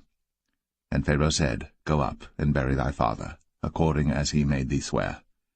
And Joseph went up to bury his father, and with him went up all the servants of Pharaoh, the elders of his house, and all the elders of the land of Egypt, and all the house of Joseph, and his brethren, and his father's house, only their little ones, and their flocks, and their herds, they left in the land of Goshen. And there went up with him both chariots and horsemen, and it was a very great company. And they came to the threshing floor of Atad, which is beyond Jordan, and there they mourned with a great and very sore lamentation. And he made a mourning for his father 7 days. And when the inhabitants of the land, the Canaanites, saw the mourning in the floor of Atad, they said, This is a grievous mourning to the Egyptians. Wherefore the name of it was called Abel-Mizraim, which is beyond Jordan. And his sons did unto him according as he commanded them. For his sons carried him into the land of Canaan, and buried him in the cave of the field of Machpelah, which Abraham bought with the field for possession of a burying-place of Ephron the Hittite before Mamre. And Joseph returned into Egypt, he and his brethren, and all that went up with him to bury his father, after he had buried his father. And when Joseph's brethren saw that their father was dead, they said, Joseph will peradventure hate us, and will certainly requite us all the evil which we did unto him. And they sent a messenger unto Joseph, saying, Thy father did command before he died, saying, So shall ye say unto Joseph, Forgive, I pray thee now, the trespass of thy brethren, and their sin. For they did unto thee evil, and now, we pray thee, forgive the trespass of the servants of the God of thy father. And Joseph wept, when they spake unto him. And his brethren also went and fell down before his face, and they said, Behold, we be thy servants.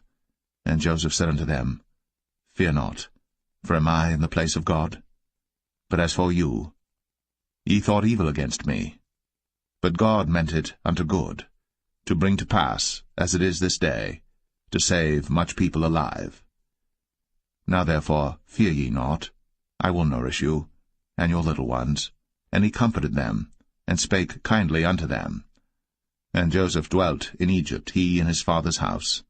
And Joseph lived 110 years. And Joseph saw Ephraim's children of the 3rd generation. The children also of Machir, the son of Manasseh, were brought up upon Joseph's knees. And Joseph said unto his brethren, I die, and God will surely visit you, and bring you out of this land unto the land which he sware to Abraham, to Isaac, and to Jacob. And Joseph took an oath of the children of Israel, saying, God will surely visit you, and ye shall carry up my bones from hence. So Joseph died, being 110 years old, and they embalmed him, and he was put in a coffin in Egypt.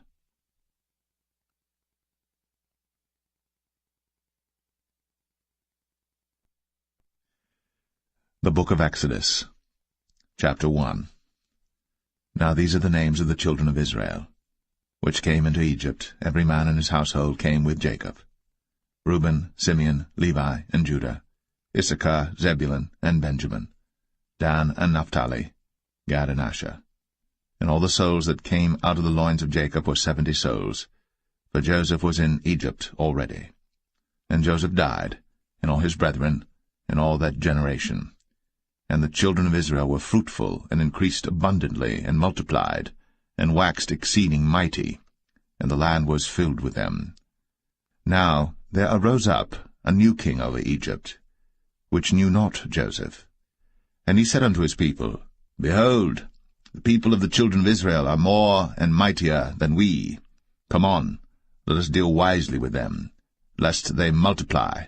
And it come to pass, that when there falleth out any war, they join also unto our enemies, and fight against us, and so get them up out of the land. Therefore they did set over them taskmasters, to afflict them with their burdens, and they built for Pharaoh treasure cities, Pithom and Ramses. But the more they afflicted them, the more they multiplied and grew, and they were grieved because of the children of Israel. And the Egyptians made the children of Israel to serve with rigor, and they made their lives bitter with hard bondage, in mortar, and in brick, and in all manner of service in the field. All their service wherein they made them serve was with rigor. And the king of Egypt spake to the Hebrew midwives, of which the name of the one was Shiphrah, and the name of the other Puah. And he said, When ye do the office of a midwife to the Hebrew women, and see them upon the stools, if it be a son, then ye shall kill him. but if it be a daughter, then she shall live. But the midwives feared God, and did not as the king of Egypt commanded them, but saved the men-children alive. And the king of Egypt called for the midwives, and said unto them, Why have ye done this thing, and have saved the men-children alive? And the midwives said unto Pharaoh, Because the Hebrew women are not as the Egyptian women, for they are lively, and are delivered ere the midwives come in unto them. Therefore God dealt well with the midwives, and the people multiplied, and waxed very mighty. And it came to pass, because the midwives feared God, that he made them houses. And Pharaoh charged all his people, saying, Every son that is born ye shall cast into the river, and every daughter ye shall save alive.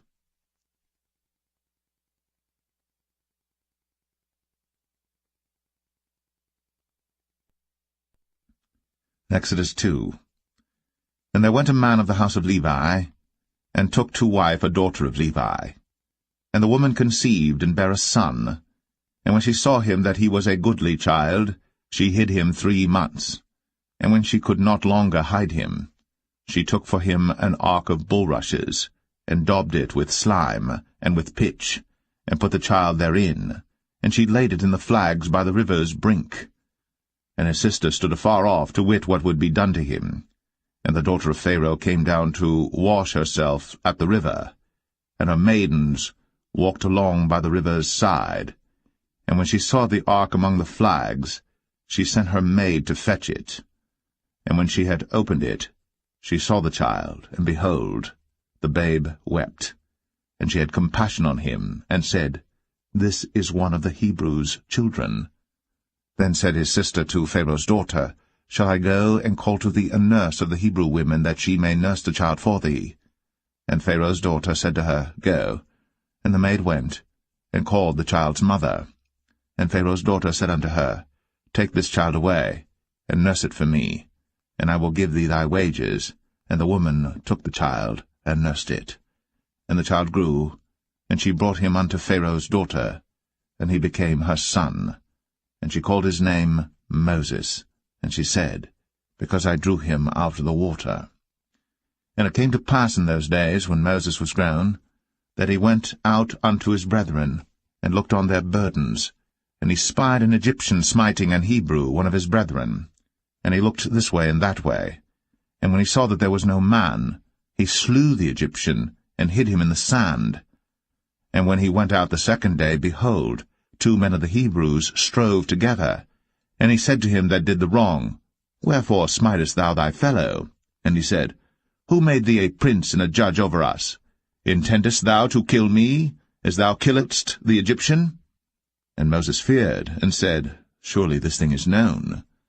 Now when Pharaoh heard this thing, he sought to slay Moses. But Moses fled from the face of Pharaoh, and dwelt in the land of Midian, and he sat down by a well. Now the priest of Midian had 7 daughters, and they came and drew water, and filled the troughs to water their father's flock. And the shepherds came and drove them away, but Moses stood up and helped them, and watered their flock. And when they came to Reuel their father, he said, How is it that ye are come so soon today? And they said, An Egyptian delivered us out of the hand of the shepherds, and also drew water enough for us, and watered the flock. And he said unto his daughters, And where is he? Why is it that ye have left the man? Call him, that he may eat bread. And Moses was content to dwell with the man. And he gave Moses Zipporah his daughter, and she bare him a son. And he called his name Gershom, for he said, I have been a stranger in a strange land. And it came to pass, in process of time, that the king of Egypt died, and the children of Israel sighed by reason of the bondage, and they cried, and their cry came up unto God by reason of the bondage. And God heard their groaning, and God remembered his covenant with Abraham, with Isaac, and with Jacob. And God looked upon the children of Israel, and God had respect unto them.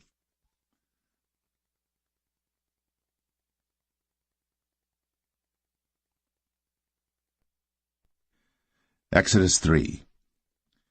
Now Moses kept the flock of Jethro, his father-in-law, the priest of Midian.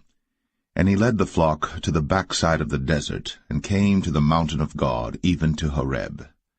And the angel of the Lord appeared unto him in a flame of fire out of the midst of a bush. And he looked, and behold, the bush burned with fire, and the bush was not consumed. And Moses said, I will now turn aside and see this great sight, why the bush is not burnt. And when the Lord saw that he turned aside to see, God called unto him out of the midst of the bush, and said, Moses, Moses. And he said, Here am I.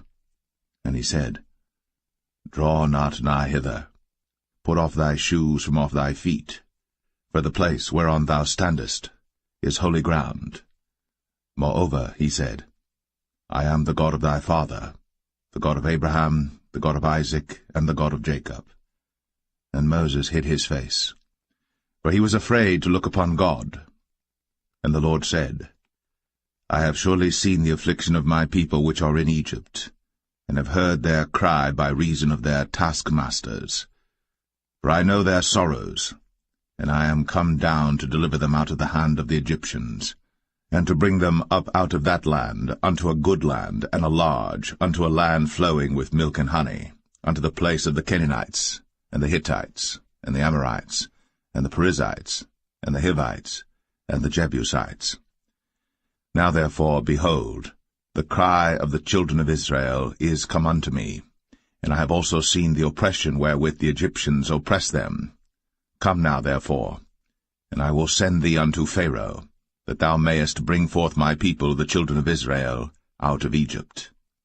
And Moses said unto God, Who am I, that I should go unto Pharaoh, and that I should bring forth the children of Israel out of Egypt? And he said, Certainly I will be with thee, and this shall be a token unto thee, that I have sent thee. When thou hast brought forth the people out of Egypt, ye shall serve God upon this mountain.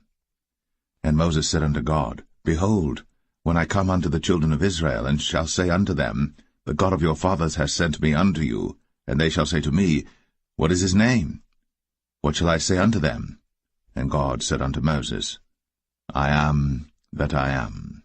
And he said, Thus shalt thou say unto the children of Israel, I am hath sent me unto you. And God said moreover unto Moses, Thus shalt thou say unto the children of Israel, The Lord God of your fathers, the God of Abraham, the God of Isaac, and the God of Jacob, hath sent me unto you. This is my name for ever, and this is my memorial unto all generations. Go and gather the elders of Israel together, and say unto them, The Lord God of your fathers, the God of Abraham, of Isaac, and of Jacob, appeared unto me, saying, I have surely visited you, and seen that which is done to you in Egypt. And I have said, I will bring you up out of the affliction of Egypt, unto the land of the Canaanites, and the Hittites, and the Amorites, and the Perizzites, and the Hivites, and the Jebusites, unto a land flowing with milk and honey. And they shall hearken to thy voice, and thou shalt come, thou and the elders of Israel, unto the king of Egypt, and ye shall say unto him, The Lord God of the Hebrews hath met with us. And now let us go, we beseech thee, 3 days' journey into the wilderness, that we may sacrifice to the Lord our God. And I am sure that the king of Egypt will not let you go, no, not by a mighty hand. And I will stretch out my hand, and smite Egypt with all my wonders which I will do in the midst thereof, and after that he will let you go. And I will give this people favor in the sight of the Egyptians, and it shall come to pass that, when ye go, ye shall not go empty.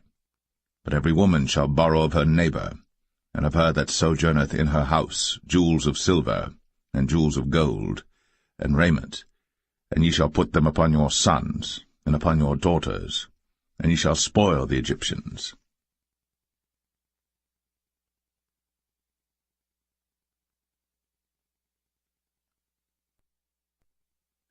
Exodus 4. And Moses answered and said, But behold, they will not believe me, nor hearken unto my voice, for they will say, The Lord hath not appeared unto thee. And the Lord said unto him, What is that in thine hand? And he said, a rod? And he said, Cast it on the ground. And he cast it on the ground, and it became a serpent. And Moses fled from before it. And the Lord said unto Moses, Put forth thine hand, and take it by the tail. And he put forth his hand, and caught it. And it became a rod in his hand, that they may believe that the Lord God of their fathers, the God of Abraham, the God of Isaac, and the God of Jacob, hath appeared unto thee. And the Lord said furthermore unto him, Put now thine hand into thy bosom. And he put his hand into his bosom, and when he took it out, behold, his hand was leprous as snow. And he said, Put thine hand into thy bosom again. And he put his hand into his bosom again, and plucked it out of his bosom, and behold, it was turned again as his other flesh. And it shall come to pass, if they will not believe thee, neither hearken to the voice of the first sign, that they will believe the voice of the latter sign. And it shall come to pass, if they will not believe also these two signs, neither hearken unto thy voice, that thou shalt take of the water of the river, and pour it upon the dry land, and the water which thou takest out of the river shall become blood upon the dry land. And Moses said unto the Lord, O my Lord, I am not eloquent, neither heretofore nor since thou hast spoken unto thy servant, but I am slow of speech and of a slow tongue. And the Lord said unto him, Who hath made man's mouth? Or who maketh the dumb, or deaf, or the seeing, or the blind? Have not I the Lord? Now therefore go, and I will be with thy mouth, and teach thee what thou shalt say. And he said, O my Lord, send, I pray thee, by the hand of him whom thou wilt send. And the anger of the Lord was kindled against Moses, and he said, Is not Aaron the Levite thy brother? I know that he can speak well, and also, behold, he cometh forth to meet thee. And when he seeth thee, he will be glad in his heart. And thou shalt speak unto him, and put words in his mouth. And I will be with thy mouth, and with his mouth, and will teach you what ye shall do. And he shall be thy spokesman unto the people, and he shall be, even he, shall be to thee instead of a mouth, and thou shalt be to him instead of God. And thou shalt take this rod in thine hand, wherewith thou shalt do signs. And Moses went, and returned to Jethro his father-in-law, and said unto him, Let me go, I pray thee, and return unto my brethren which are in Egypt, and see whether they be yet alive. And Jethro said to Moses, Go in peace.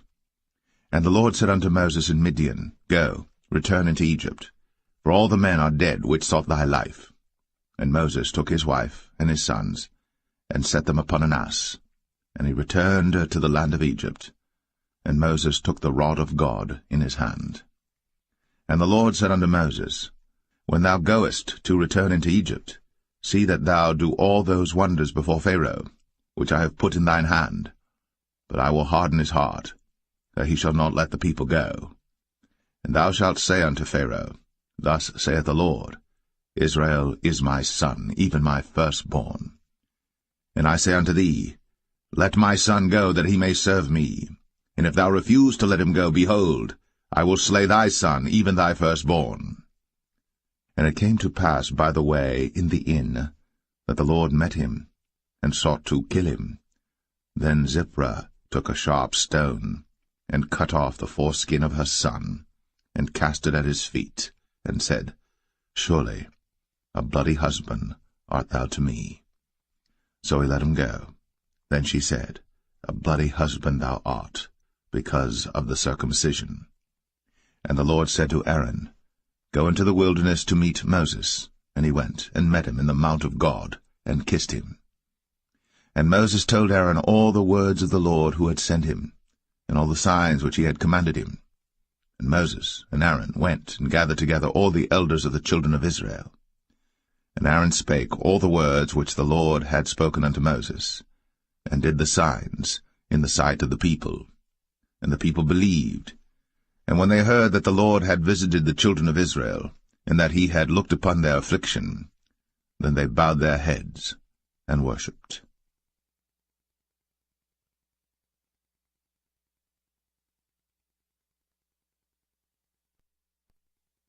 Exodus 5.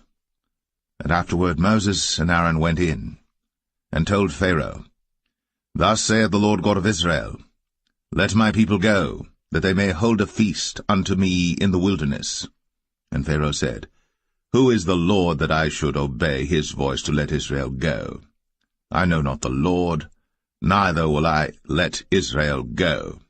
And they said, The God of the Hebrews hath met with us. Let us go, we pray thee, 3 days' journey into the desert, and sacrifice unto the Lord our God, lest he fall upon us with pestilence, or with the sword. And the king of Egypt said unto them, Wherefore do ye, Moses and Aaron? Let the people from their works get you unto your burdens. And Pharaoh said, Behold, the people of the land now are many, and ye make them rest from their burdens. And Pharaoh commanded the same day the taskmasters of the people and their officers, saying, Ye shall no more give the people straw to make brick, as heretofore. Let them go and gather straw for themselves. And the tale of the bricks which they did make heretofore ye shall lay upon them.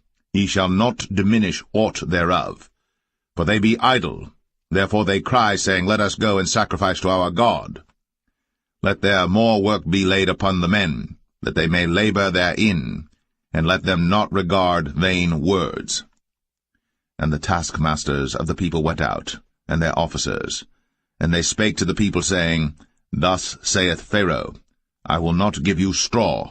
Go ye, get you straw where you can find it, yet not aught of your work shall be diminished. So the people were scattered abroad throughout all the land of Egypt to gather stubble instead of straw. And the taskmasters hasted them, saying, Fulfill your works, your daily tasks, as when there was straw. And the officers of the children of Israel, which Pharaoh's taskmasters had set over them, were beaten, and demanded, Wherefore have ye not fulfilled your task, in making brick both yesterday and today, as heretofore? Then the officers of the children of Israel came and cried unto Pharaoh, saying, Wherefore dealest thou thus with thy servants? There is no straw given unto thy servants. And they say to us, Make brick. And behold, thy servants are beaten, but the fault is in thine own people. But he said, Ye are idle, ye are idle. Therefore ye say, Let us go and do sacrifice to the Lord. Go therefore now and work, for there shall no straw be given you. Yet shall ye deliver the tale of bricks. And the officers of the children of Israel did see that they were in evil case, after it was said, Ye shall not minish aught from your bricks of your daily task. And they met Moses and Aaron, who stood in the way, as they came forth from Pharaoh. And they said unto them, The Lord look upon you and judge, because ye have made our savour to be abhorred in the eyes of Pharaoh, and in the eyes of his servants, to put a sword in their hand to slay us. And Moses returned unto the Lord, and said, Lord, wherefore hast thou so evil entreated this people? Why is it that thou hast sent me? For since I came to Pharaoh to speak in thy name, he hath done evil to this people, neither hast thou delivered thy people at all.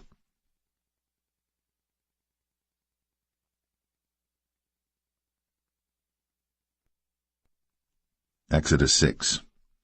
Then the Lord said unto Moses, Now shalt thou see what I will do to Pharaoh. For with a strong hand shall he let them go, and with a strong hand shall he drive them out of his land. And God spake unto Moses, and said unto him, I am the Lord. And I appeared unto Abraham, unto Isaac, and unto Jacob, by the name of God Almighty, but by my name Jehovah was I not known to them. And I have also established my covenant with them, to give them the land of Canaan, the land of their pilgrimage, wherein they were strangers. And I have also heard the groaning of the children of Israel, whom the Egyptians keep in bondage, and I have remembered my covenant.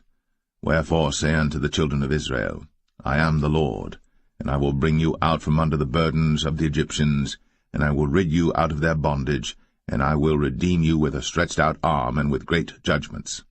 And I will take you to me for a people, and I will be to you a God, and ye shall know that I am the Lord your God, which bringeth you out from under the burdens of the Egyptians. And I will bring you in unto the land, concerning the which I did swear to give it to Abraham, to Isaac, and to Jacob, and I will give it you for an heritage. I am the Lord. And Moses spake so unto the children of Israel, but they hearkened not unto Moses for anguish of spirit, and for cruel bondage. And the Lord spake unto Moses, saying, Go in, speak unto Pharaoh king of Egypt, that he let the children of Israel go out of his land. And Moses spake before the Lord, saying, Behold, the children of Israel have not hearkened unto me. How then shall Pharaoh hear me, who am of uncircumcised lips?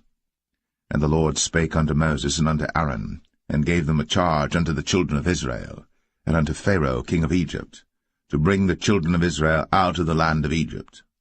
These be the heads of their fathers' houses, the sons of Reuben, the firstborn of Israel, Hanok and Palu, Hezron and Carmi.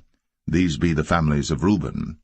And the sons of Simeon, Jemuel and Jamin, and Ohad and Jachin, and Zohar and Shaul the son of a Canaanitish woman. These are the families of Simeon. And these are the names of the sons of Levi according to their generations, Gershon and Kohath and Merari. And the years of the life of Levi were 137 years. The sons of Gershon, Libni and Shimei, according to their families. And the sons of Kohath, Amram and Izhar, and Hebron and Uzziel. And the years of the life of Kohath were 133 years.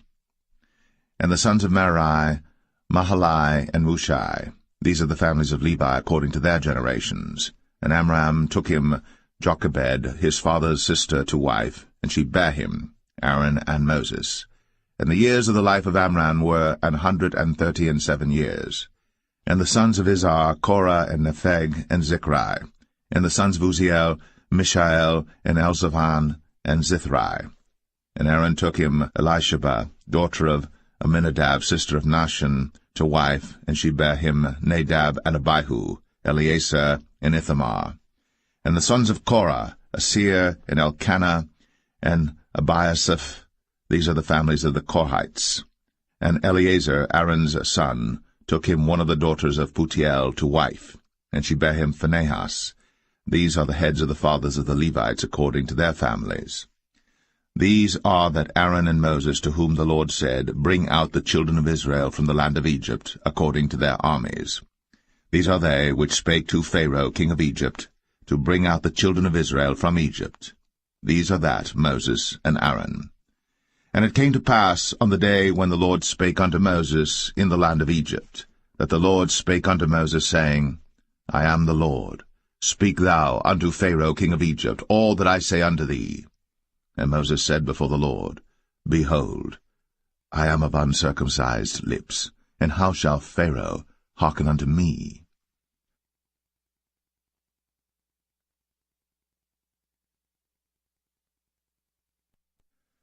Exodus 7. And the Lord said unto Moses, See, I have made thee a god to Pharaoh, and Aaron thy brother shall be thy prophet. Thou shalt speak all that I command thee, and Aaron thy brother shall speak unto Pharaoh, that he send the children of Israel out of his land. And I will harden Pharaoh's heart, and multiply my signs and my wonders in the land of Egypt. But Pharaoh shall not hearken unto you, that I may lay my hand upon Egypt, and bring forth mine armies and my people the children of Israel out of the land of Egypt by great judgments. And the Egyptians shall know that I am the Lord, when I stretch forth mine hand upon Egypt, and bring out the children of Israel from among them. And Moses and Aaron did as the Lord commanded them, so did they. And Moses was 80 years old, and Aaron 83 years old, when they spake unto Pharaoh. And the Lord spake unto Moses and unto Aaron, saying, When Pharaoh shall speak unto you, saying, Show a miracle for you, then thou shalt say unto Aaron, Take thy rod, and cast it before Pharaoh, and it shall become a serpent. And Moses and Aaron went in unto Pharaoh, and they did so as the Lord had commanded. And Aaron cast down his rod before Pharaoh, and before his servants, and it became a serpent. Then Pharaoh also called the wise men and the sorcerers. Now the magicians of Egypt they also did in like manner with their enchantments. For they cast down every man his rod, and they became serpents. But Aaron's rod swallowed up their rods. And he hardened Pharaoh's heart, that he hearkened not unto them, as the Lord had said. And the Lord said unto Moses, Pharaoh's heart is hardened, he refuseth to let the people go. Get thee unto Pharaoh in the morning. Lo, he goeth out unto the water, and thou shalt stand by the river's brink against he come.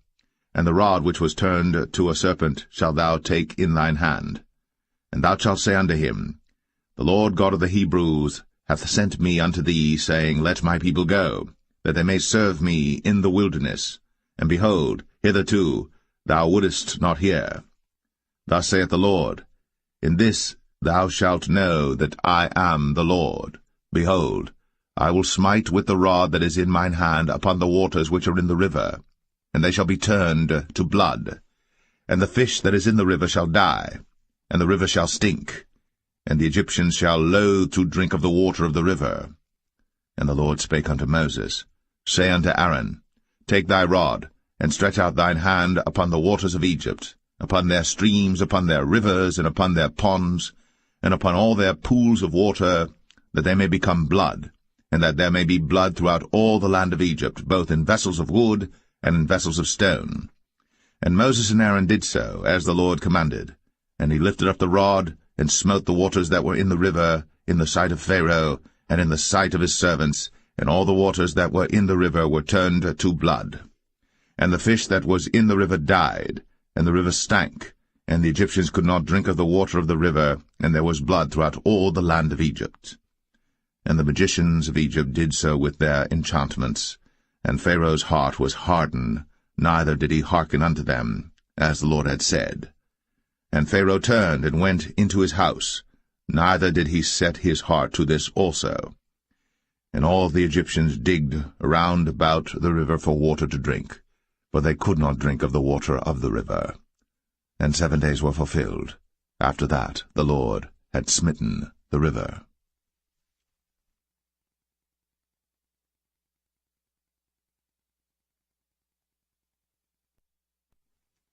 Exodus 8.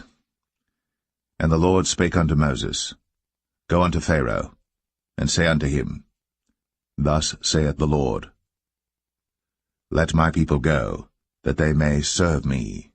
And if thou refuse to let them go, behold, I will smite all thy borders with frogs, and the river shall bring forth frogs abundantly, which shall go up and come into thine house, and into thy bedchamber, and upon thy bed, and into the house of thy servants, and upon thy people, and into thine ovens, and into thy kneading troughs.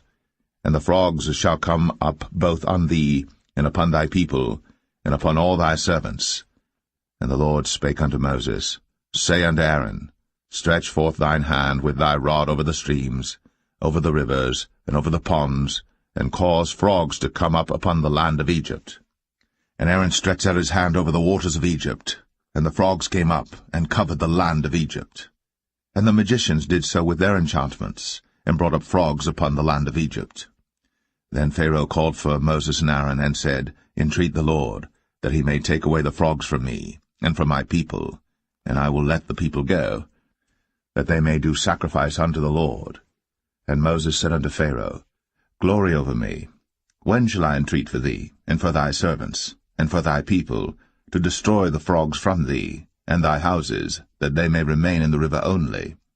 And he said, Tomorrow. And he said, Be it according to thy word, that thou mayest know that there is none like unto the Lord our God. And the frogs shall depart from thee, and from thy houses, and from thy servants, and from thy people, they shall remain in the river only. And Moses and Aaron went out from Pharaoh, and Moses cried unto the Lord because of the frogs, which he had brought against Pharaoh. And the Lord did according to the word of Moses, and the frogs died out of the houses, out of the villages, and out of the fields. And they gathered them together upon heaps, and the land stank. But when Pharaoh saw that there was respite, he hardened his heart, and hearkened not unto them, as the Lord had said.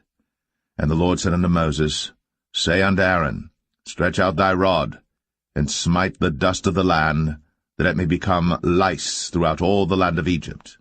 And they did so. For Aaron stretched out his hand with his rod, and smote the dust of the earth, and it became lice in man and in beast.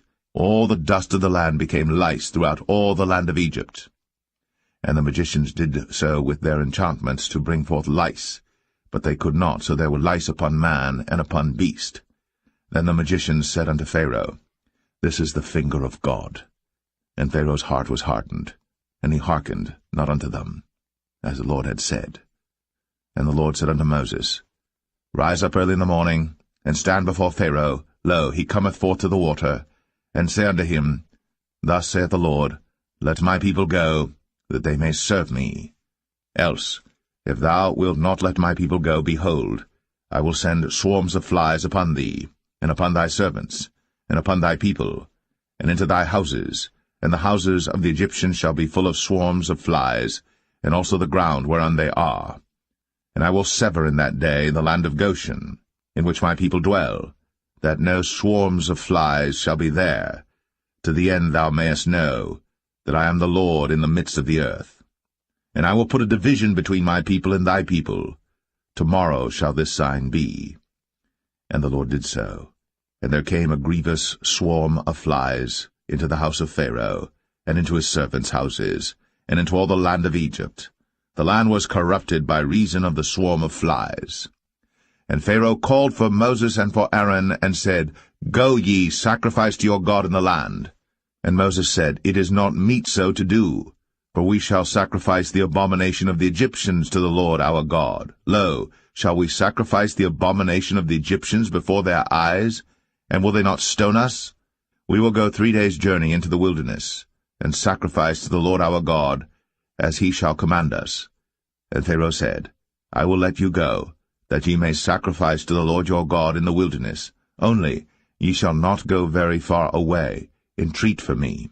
And Moses said, Behold, I go out from thee, and I will entreat the Lord that the swarms of flies may depart from Pharaoh, from his servants, and from his people tomorrow.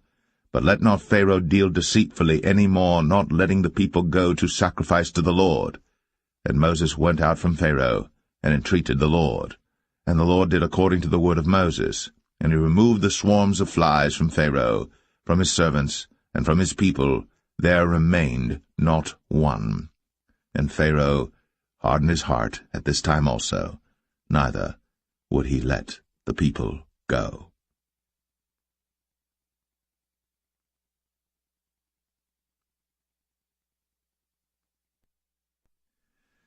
Exodus 9. Then the Lord said unto Moses, Go in unto Pharaoh, and tell him, Thus saith the Lord God of the Hebrews, Let my people go, that they may serve me. For if thou refuse to let them go, and wilt hold them still, behold, the hand of the Lord is upon thy cattle which is in the field, upon the horses, upon the asses, upon the camels, upon the oxen, and upon the sheep. There shall be a very grievous murrain. And the Lord shall sever between the cattle of Israel and the cattle of Egypt, and there shall nothing die of all that is the children's of Israel. And the Lord appointed a set time, saying, Tomorrow the Lord shall do this thing in the land. And the Lord did that thing on the morrow, and all the cattle of Egypt died, but of the cattle of the children of Israel died not one. And Pharaoh sent, and behold, there was not one of the cattle of the Israelites dead, and the heart of Pharaoh was hardened, and he did not let the people go. And the Lord said unto Moses and unto Aaron, Take to you handfuls of ashes of the furnace, and let Moses sprinkle it toward the heaven in the sight of Pharaoh. And it shall become small dust in all the land of Egypt, and shall be a boil breaking forth with blains upon man and upon beast throughout all the land of Egypt. Then they took ashes of the furnace, and stood before Pharaoh. Then Moses sprinkled it up toward heaven, and it became a boil, breaking forth with blains upon man and upon beast. And the magicians could not stand before Moses because of the boils, for the boil was upon the magicians and upon all the Egyptians. And the Lord hardened the heart of Pharaoh, and he hearkened not unto them, as the Lord had spoken unto Moses. And the Lord said unto Moses, Rise up early in the morning, and stand before Pharaoh, and say unto him, Thus saith the Lord God of the Hebrews, Let my people go, that they may serve me. For I will at this time send all my plagues upon thine heart, and upon thy servants, and upon thy people, that thou mayest know that there is none like me in all the earth. For now I will stretch out my hand, that I may smite thee and thy people with pestilence, and thou shalt be cut off from the earth. And in very deed for this cause have I raised thee up, for to show in thee my power, and that my name may be declared throughout all the earth. As yet exaltest thou thyself against my people, that thou wilt not let them go. Behold, tomorrow about this time I will cause it to rain a very grievous hail, such as hath not been in Egypt since the foundation thereof, even until now. Send therefore now, and gather thy cattle, and all that thou hast in the field. For upon every man and beast which shall be found in the field, and shall not be brought home, the hail shall come down upon them, and they shall die. He that feared the word of the Lord among the servants of Pharaoh made his servants and his cattle flee into the houses. And he that regarded not the word of the Lord left his servants and his cattle in the field. And the Lord said unto Moses, Stretch forth thine hand toward heaven, that there may be hail in all the land of Egypt, upon man, and upon beast, and upon every herb of the field, throughout the land of Egypt. And Moses stretched forth his rod toward heaven, and the Lord sent thunder and hail, and the fire ran along upon the ground, and the Lord rained hail upon the land of Egypt. So there was hail, and fire mingled with the hail, very grievous, such as there was none like it in all the land of Egypt since it became a nation. And the hail smote throughout all the land of Egypt all that was in the field, both man and beast. And the hail smote every herb of the field, and brake every tree of the field. Only in the land of Goshen, where the children of Israel were, was there no hail. And Pharaoh sent and called for Moses and Aaron, and said unto them, I have sinned at this time. The Lord is righteous, and I and my people are wicked. Entreat the Lord, for it is enough that there be no more mighty thunderings and hail, and I will let you go, and ye shall stay no longer. And Moses said unto him, As soon as I am gone out of the city, I will spread abroad my hands unto the Lord, and the thunder shall cease, neither shall there be any more hail, that thou mayest know how that the earth is the Lord's. But as for thee and thy servants, I know that ye will not yet fear the Lord God. And the flax and the barley was smitten, for the barley was in the ear, and the flax was bold. But the wheat and the rye were not smitten, for they were not grown up. And Moses went out of the city from Pharaoh, and spread abroad his hands unto the Lord, and the thunders and hail ceased, and the rain was not poured upon the earth. And when Pharaoh saw that the rain and the hail and the thunders were ceased, he sinned yet more, and hardened his heart, he and his servants. And the heart of Pharaoh was hardened, neither would he let the children of Israel go, as the Lord had spoken by Moses.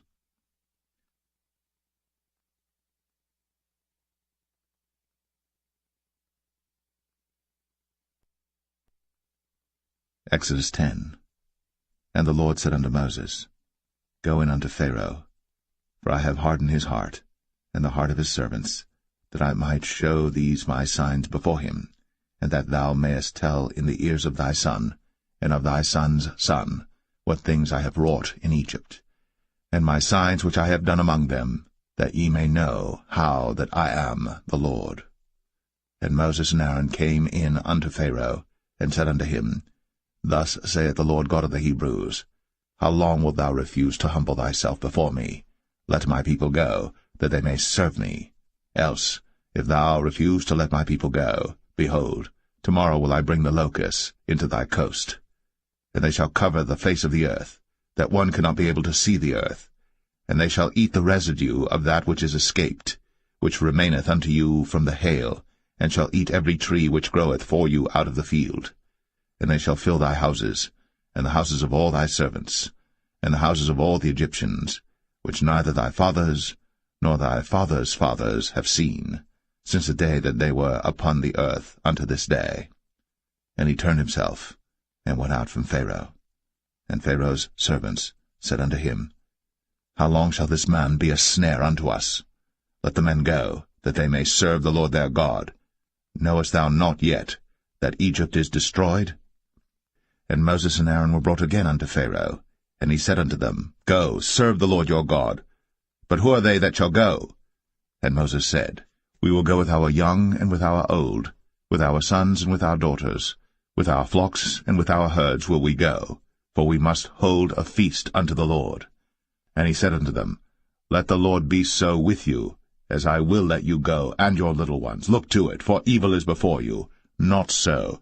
Go now, ye that are men, and serve the Lord, for that ye did desire. And they were driven out from Pharaoh's presence. And the Lord said unto Moses, Stretch out thine hand over the land of Egypt for the locusts that they may come up upon the land of Egypt, and eat every herb of the land, even all that the hail hath left. And Moses stretched forth his rod over the land of Egypt, and the Lord brought an east wind upon the land all that day, and all that night. And when it was morning, the east wind brought the locusts. And the locusts went up over all the land of Egypt, and rested in all the coasts of Egypt. Very grievous were they. Before them there were no such locusts as they, neither after them shall be such. For they covered the face of the whole earth, so that the land was darkened. And they did eat every herb of the land, and all the fruit of the trees which the hail had left. And there remained not any green thing in the trees, or in the herbs of the field, through all the land of Egypt. Then Pharaoh called for Moses and Aaron in haste, and he said, I have sinned against the Lord your God and against you. Now therefore forgive, I pray thee, my sin only this once, and entreat the Lord your God, that he may take away from me this death only. And he went out from Pharaoh, and entreated the Lord.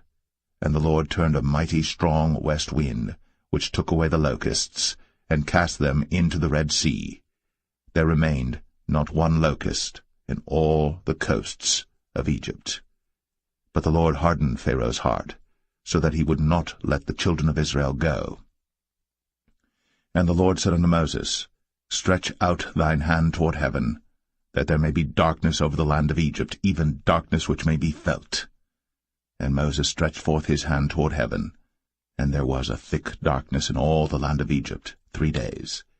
They saw not one another, neither rose any from his place for 3 days. But all the children of Israel had light in their dwellings.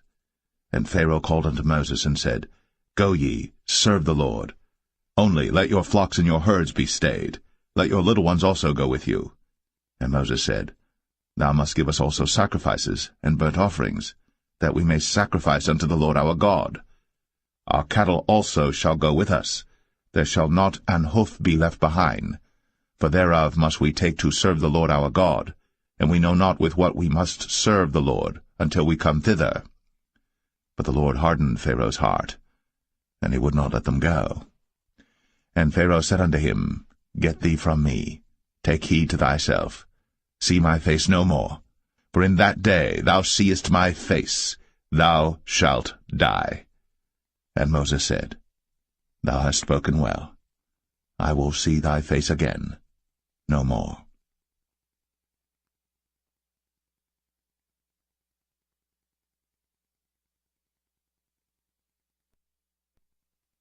Exodus 11.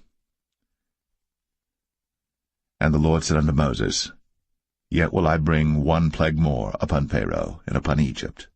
Afterwards he will let you go hence. When he shall let you go, he shall surely thrust you out hence altogether.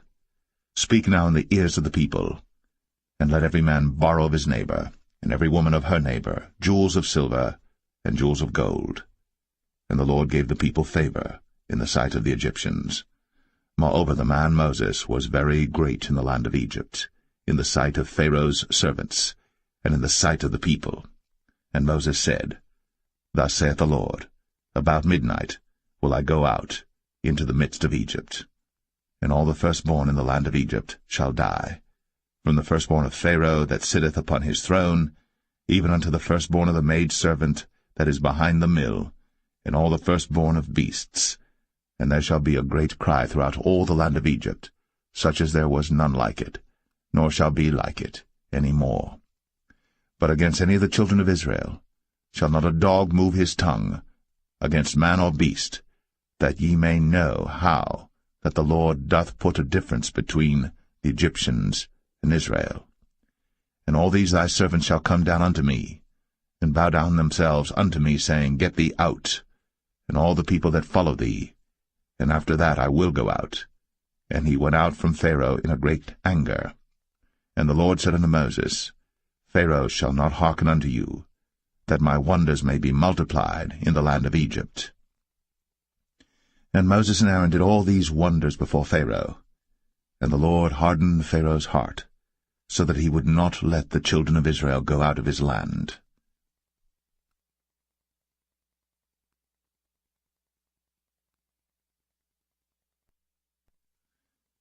Exodus 12. And the Lord spake unto Moses and Aaron in the land of Egypt, saying, This month shall be unto you the beginning of months. It shall be the first month of the year to you. Speak ye unto all the congregation of Israel, saying, In the 10th day of this month they shall take to them every man a lamb, according to the house of their fathers, a lamb for an house. And if the household be too little for the lamb, let him and his neighbor next unto his house take it according to the number of the souls. Every man according to his eating shall make your count for the lamb. Your lamb shall be without blemish, a male of the first year. Ye shall take it out from the sheep or from the goats. And ye shall keep it up until the 14th day of the same month. And the whole assembly of the congregation of Israel shall kill it in the evening. And they shall take of the blood, and strike it on the 2 side posts, and on the upper door post of the houses wherein they shall eat it. And they shall eat the flesh in that night, roast with fire, and unleavened bread, and with bitter herbs they shall eat it. Eat not of it raw, nor sodden it all with water, but roast with fire, his head with his legs, and with the purtenance thereof. And ye shall let nothing of it remain until the morning. And that which remaineth of it until the morning ye shall burn with fire. And thus shall ye eat it, with your loins girded, your shoes on your feet, and your staff in your hand, and ye shall eat it in haste. It is the Lord's Passover. For I will pass through the land of Egypt this night, and will smite all the firstborn in the land of Egypt, both man and beast, and against all the gods of Egypt I will execute judgment. I am the Lord. And the blood shall be to you for a token upon the houses where ye are. And when I see the blood, I will pass over you, and the plague shall not be upon you to destroy you, when I smite the land of Egypt. And this day shall be unto you for a memorial, and ye shall keep it a feast to the Lord throughout your generations. Ye shall keep it a feast by an ordinance for ever. 7 days shall ye eat unleavened bread. Even the first day ye shall put away leaven out of your houses. For whosoever eateth leavened bread from the first day until the 7th day, that soul shall be cut off from Israel. And in the first day there shall be an holy convocation, and in the 7th day there shall be an holy convocation to you. No manner of work shall be done in them, save that which every man must eat, that only may be done of you. And ye shall observe the feast of unleavened bread. For in this selfsame day have I brought your armies out of the land of Egypt. Therefore shall ye observe this day in your generations by an ordinance for ever. In the 1st month, on the 14th day of the month at even, ye shall eat unleavened bread, until the 21st day of the month at even. 7 days shall there be no leaven found in your houses. For whosoever eateth that which is leavened, even that soul shall be cut off from the congregation of Israel, whether he be a stranger or born in the land. Ye shall eat nothing leavened. In all your habitations shall ye eat unleavened bread. Then Moses called for all the elders of Israel, and said unto them, Draw out, and take you a lamb according to your families, and kill the Passover. And ye shall take a bunch of hyssop, and dip it in the blood that is in the basin, and strike the lintel and the 2 side posts with the blood that is in the basin, and none of you shall go out at the door of his house until the morning. For the Lord will pass through to smite the Egyptians, and when he seeth the blood upon the lintel, and on the 2 side posts, the Lord will pass over the door, and will not suffer the destroyer to come in unto your houses to smite you. And ye shall observe this thing for an ordinance to thee, and to thy sons, for ever. And it shall come to pass, when ye be come to the land which the Lord will give you, according as he hath promised, that ye shall keep this service. And it shall come to pass, when your children shall say unto you, What mean ye by this service? That ye shall say, It is the sacrifice of the Lord's Passover, who passed over the houses of the children of Israel in Egypt, when he smote the Egyptians, and delivered our houses. And the people bowed the head, and worshipped. And the children of Israel went away, and did, as the Lord had commanded Moses and Aaron, so did they. And it came to pass that at midnight the Lord smote all the firstborn in the land of Egypt, from the firstborn of Pharaoh that sat on his throne unto the firstborn of the captive that was in the dungeon, and all the firstborn of cattle. And Pharaoh rose up in the night, he and all his servants and all the Egyptians. And there was a great cry in Egypt, but there was not a house where there was not one dead. And he called for Moses and Aaron by night, and said, Rise up, and get you forth from among my people, both ye and the children of Israel, and go, serve the Lord, as ye have said. Also take your flocks and your herds, as ye have said, and be gone, and bless me also. And the Egyptians were urgent upon the people, that they might send them out of the land in haste. For they said, We be all dead men. And the people took their dough before it was leavened, their kneading troughs being bound up in their clothes upon their shoulders. And the children of Israel did according to the word of Moses. And they borrowed of the Egyptians jewels of silver, and jewels of gold and raiment. And the Lord gave the people favor in the sight of the Egyptians, so that they lent unto them such things as they required, and they spoiled the Egyptians. And the children of Israel journeyed from Ramses to Succoth, about 600,000 on foot, that were men, beside children. And a mixed multitude went up also with them, and flocks and herds, even very much cattle. And they baked unleavened cakes of the dough which they brought forth out of Egypt, for it was not leavened, because they were thrust out of Egypt, and could not tarry, neither had they prepared for themselves any victual. Now the sojourning of the children of Israel, who dwelt in Egypt, was 430 years. And it came to pass, at the end of the 430 years, even the selfsame day it came to pass, that all the hosts of the Lord went out from the land of Egypt. It is a night to be much observed unto the Lord for bringing them out from the land of Egypt. This is that night of the Lord to be observed of all the children of Israel in their generations. And the Lord said unto Moses and Aaron, This is the ordinance of the Passover. There shall no stranger eat thereof. But every man's servant that is bought for money, when thou hast circumcised him, then shall he eat thereof. A foreigner and an hired servant shall not eat thereof. In one house shall it be eaten. Thou shalt not carry forth aught of the flesh abroad out of the house, neither shall ye break a bone thereof. All the congregation of Israel shall keep it. And when a stranger shall sojourn with thee, and will keep the Passover to the Lord, let all his males be circumcised, and then let him come near and keep it. And he shall be as one that is born in the land. For no uncircumcised person shall eat thereof. One law shall be to him that is homeborn, and unto the stranger that sojourneth among you. Thus did all the children of Israel. As the Lord commanded Moses and Aaron, so did they. And it came to pass the selfsame day, that the Lord did bring the children of Israel out of the land of Egypt by their armies.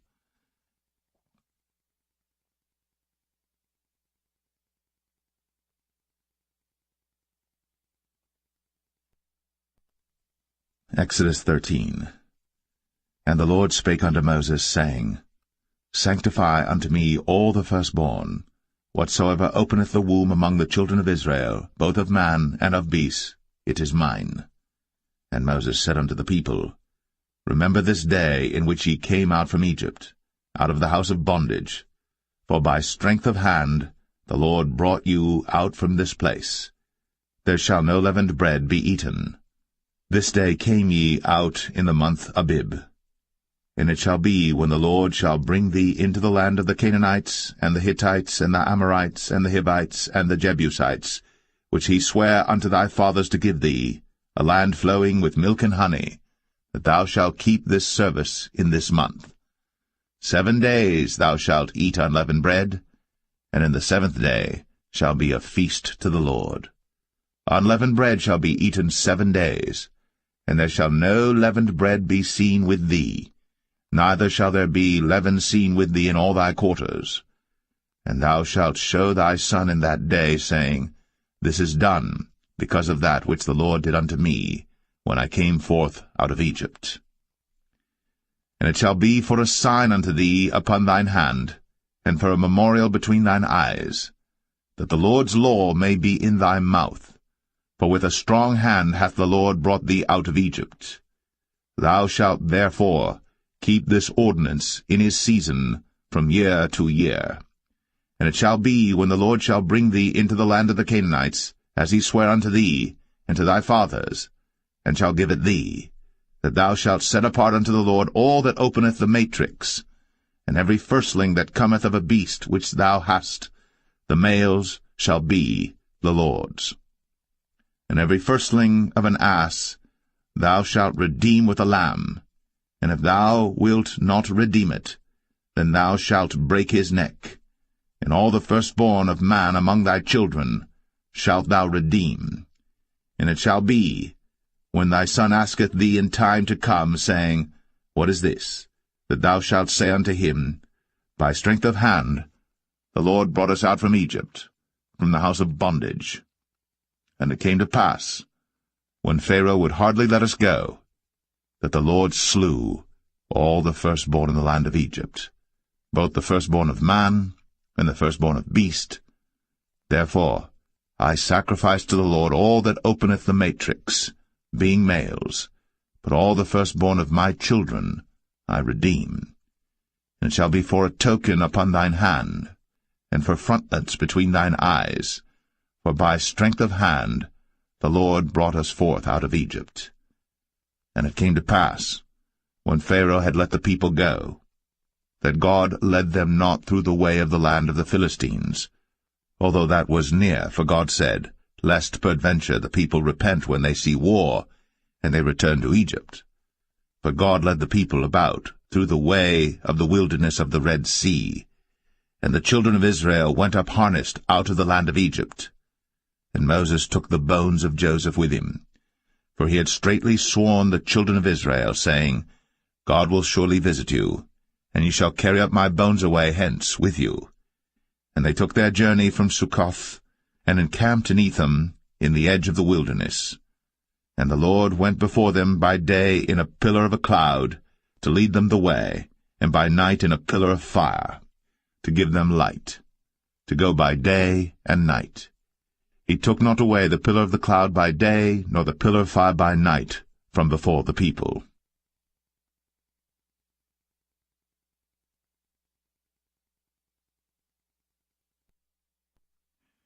Exodus 14. And the Lord spake unto Moses, saying, Speak unto the children of Israel, that they turn and encamp before Pi-hahiroth, between Migdol and the sea, over against Baal-zephon. Before it shall ye encamp by the sea. For Pharaoh will say of the children of Israel, They are entangled in the land, the wilderness hath shut them in, and I will harden Pharaoh's heart, that he shall follow after them, and I will be honored upon Pharaoh, and upon all his host, that the Egyptians may know that I am the Lord. And they did so. And it was told the king of Egypt that the people fled, and the heart of Pharaoh and of his servants was turned against the people, and they said, Why have we done this, that we have let Israel go from serving us? And he made ready his chariot, and took his people with him. And he took 600 chosen chariots, and all the chariots of Egypt, and captains over every one of them. And the Lord hardened the heart of Pharaoh king of Egypt, and he pursued after the children of Israel. And the children of Israel went out with an high hand. But the Egyptians pursued after them all the horses and chariots of Pharaoh, and his horsemen and his army, and overtook them encamping by the sea, beside Pi-hahiroth, before Baal-zephon. And when Pharaoh drew nigh, the children of Israel lifted up their eyes, and behold, the Egyptians marched after them, and they were sore afraid. And the children of Israel cried out unto the Lord, and they said unto Moses, Because there were no graves in Egypt, hast thou taken us away to die in the wilderness? Wherefore hast thou dealt thus with us, to carry us forth out of Egypt? Is not this the word that we did tell thee in Egypt, saying, Let us alone, that we may serve the Egyptians? For it had been better for us to serve the Egyptians, than that we should die in the wilderness. And Moses said unto the people, Fear ye not, stand still, and see the salvation of the Lord, which he will show to you today. For the Egyptians whom ye have seen today, ye shall see them again no more for ever.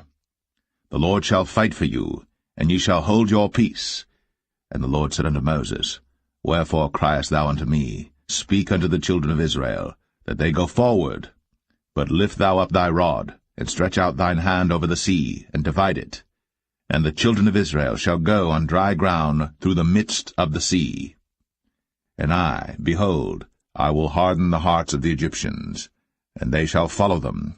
And I will get me honor upon Pharaoh, and upon all his host, upon his chariots, and upon his horsemen. And the Egyptians shall know that I am the Lord, when I have gotten me honor upon Pharaoh, upon his chariots, and upon his horsemen. And the angel of God, which went before the camp of Israel, removed, and went behind them. And the pillar of the cloud went from before their face, and stood behind them. And it came between the camp of the Egyptians and the camp of Israel. And it was a cloud and darkness to them, but it gave light by night to these, so that the one came not near the other all the night.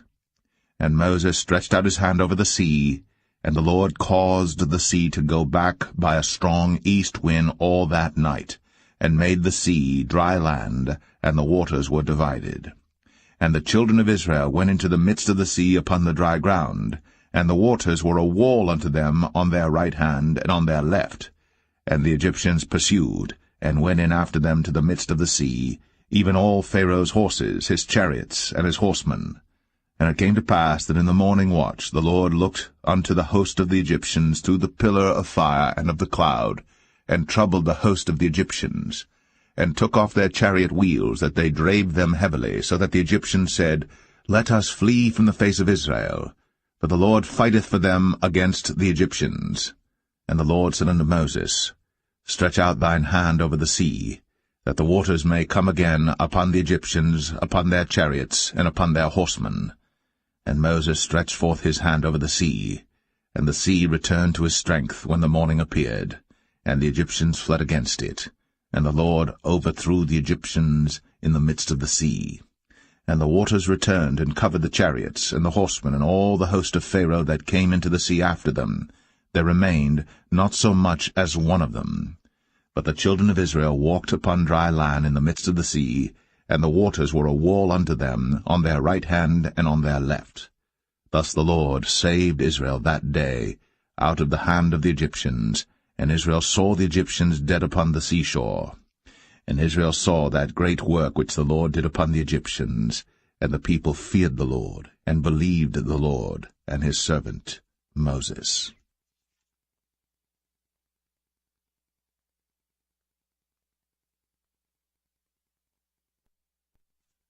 Exodus 15. Then sang Moses and the children of Israel this song unto the Lord, and spake, saying, I will sing unto the Lord, for he hath triumphed gloriously. The horse and his rider hath he thrown into the sea. The Lord is my strength and song, and he is become my salvation.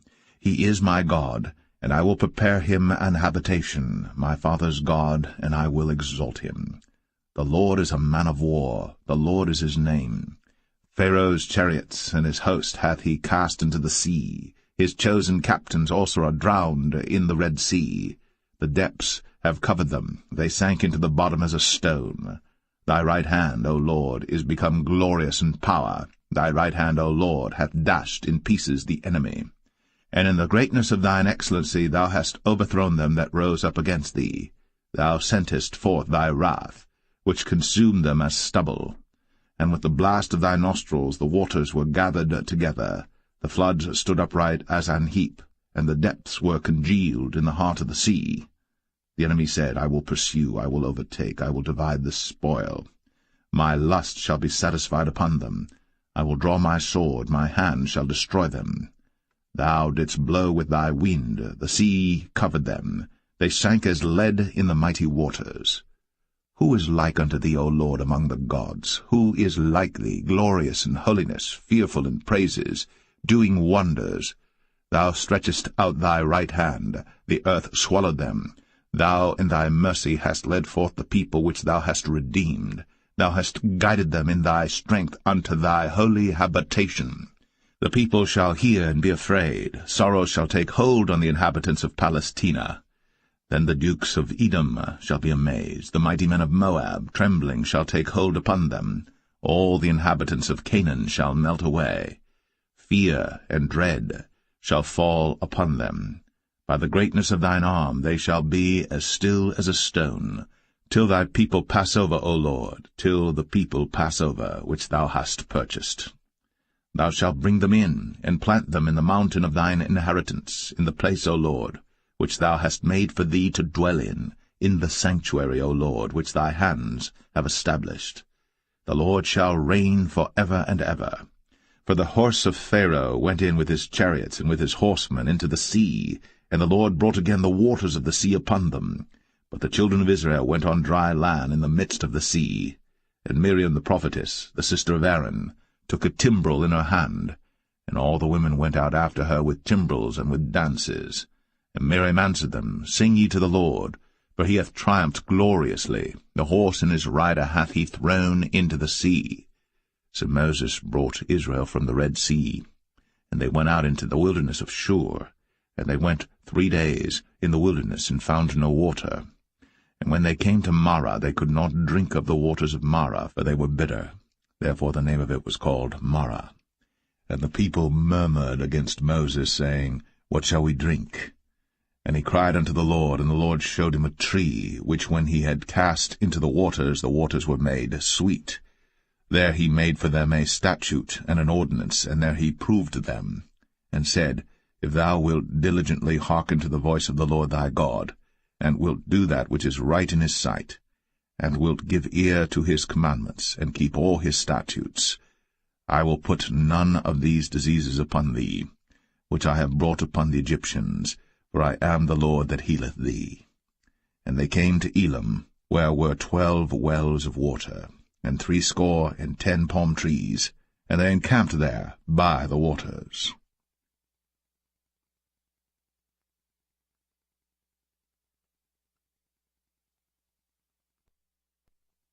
Exodus 16.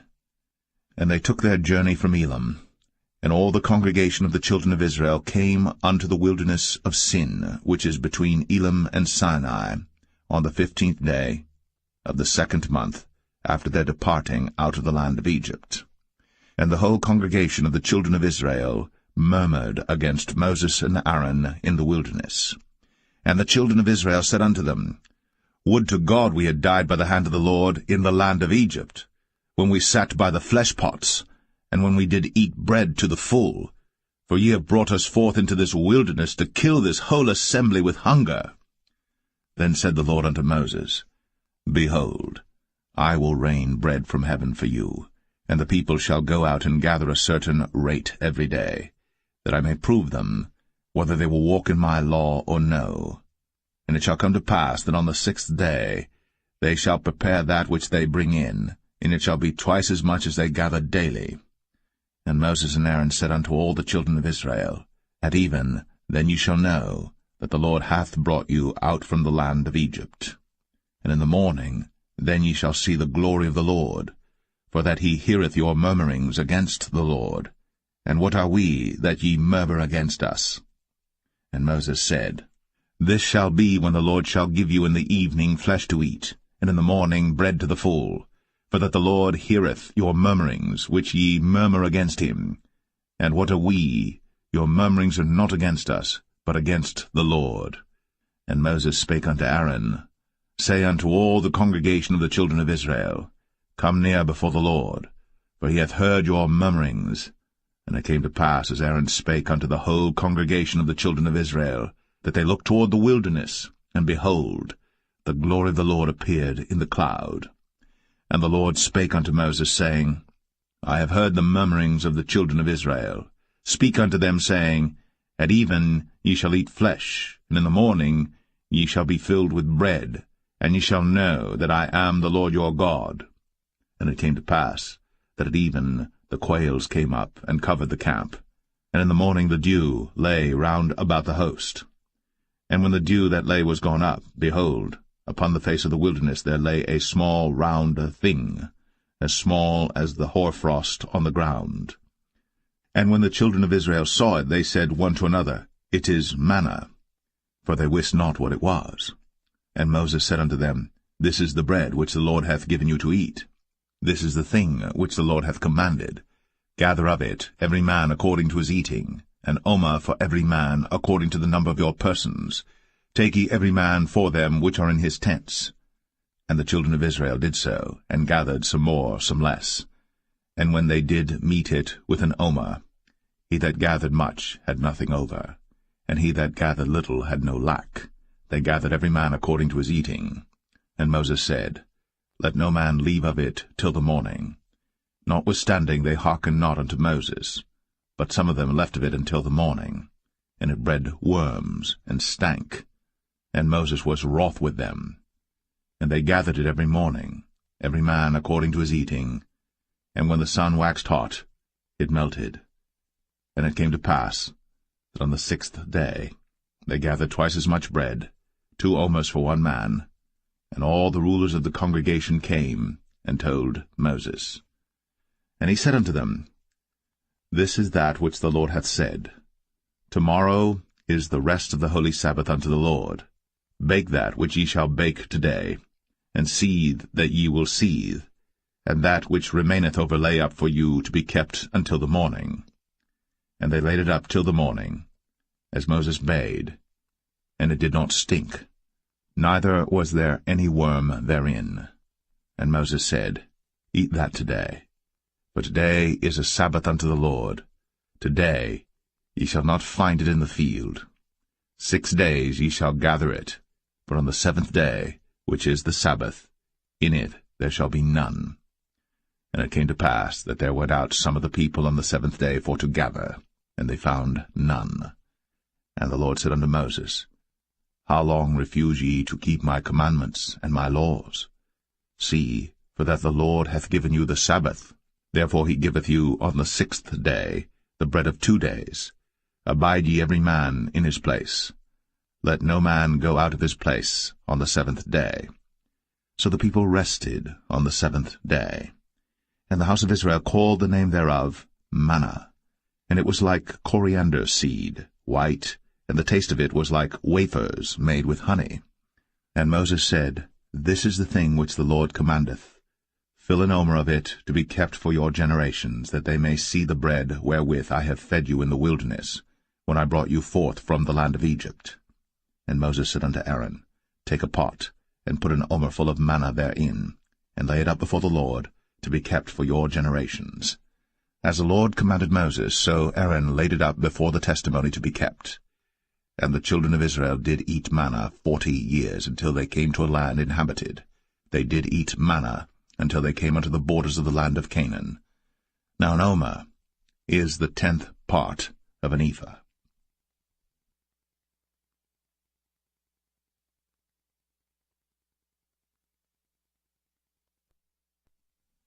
Exodus 17.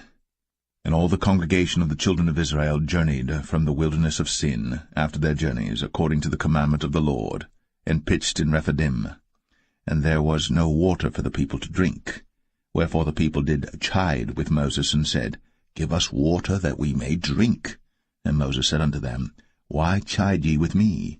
Wherefore do ye tempt the Lord? And the people thirsted there for water.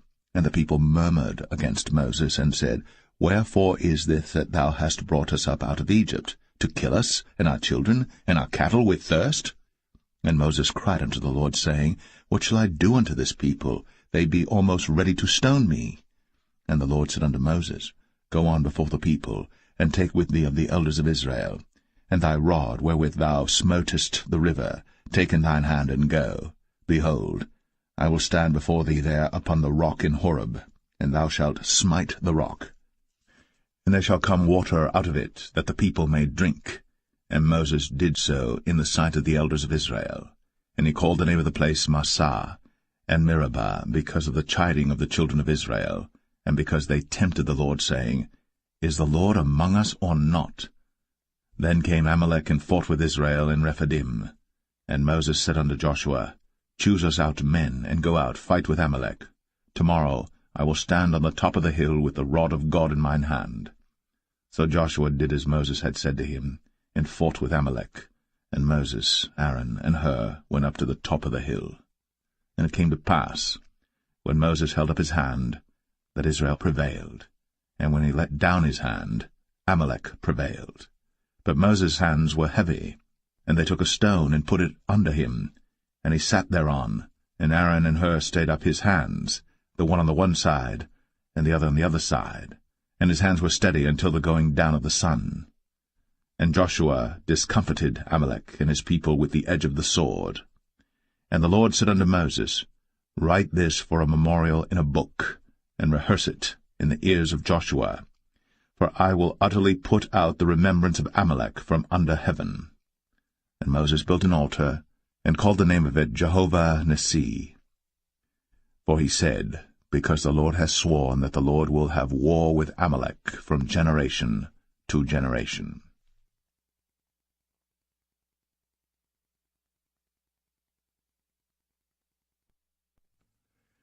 Exodus 18. When Jethro, the priest of Midian, Moses' father-in-law, heard of all that God had done for Moses, and for Israel his people, and that the Lord had brought Israel out of Egypt, then Jethro, Moses' father-in-law, took Zipporah, Moses' wife, after he had sent her back, and her 2 sons, of which the name of the one was Gershom, for he said, I have been an alien in a strange land. And the name of the other was Eleazar, for the God of my father, said he, was mine help, and delivered me from the sword of Pharaoh. And Jethro, Moses' father-in-law, came with his sons and his wife unto Moses into the wilderness, where he encamped at the mount of God. And he said unto Moses, I thy father-in-law Jethro am come unto thee, and thy wife and her 2 sons with her.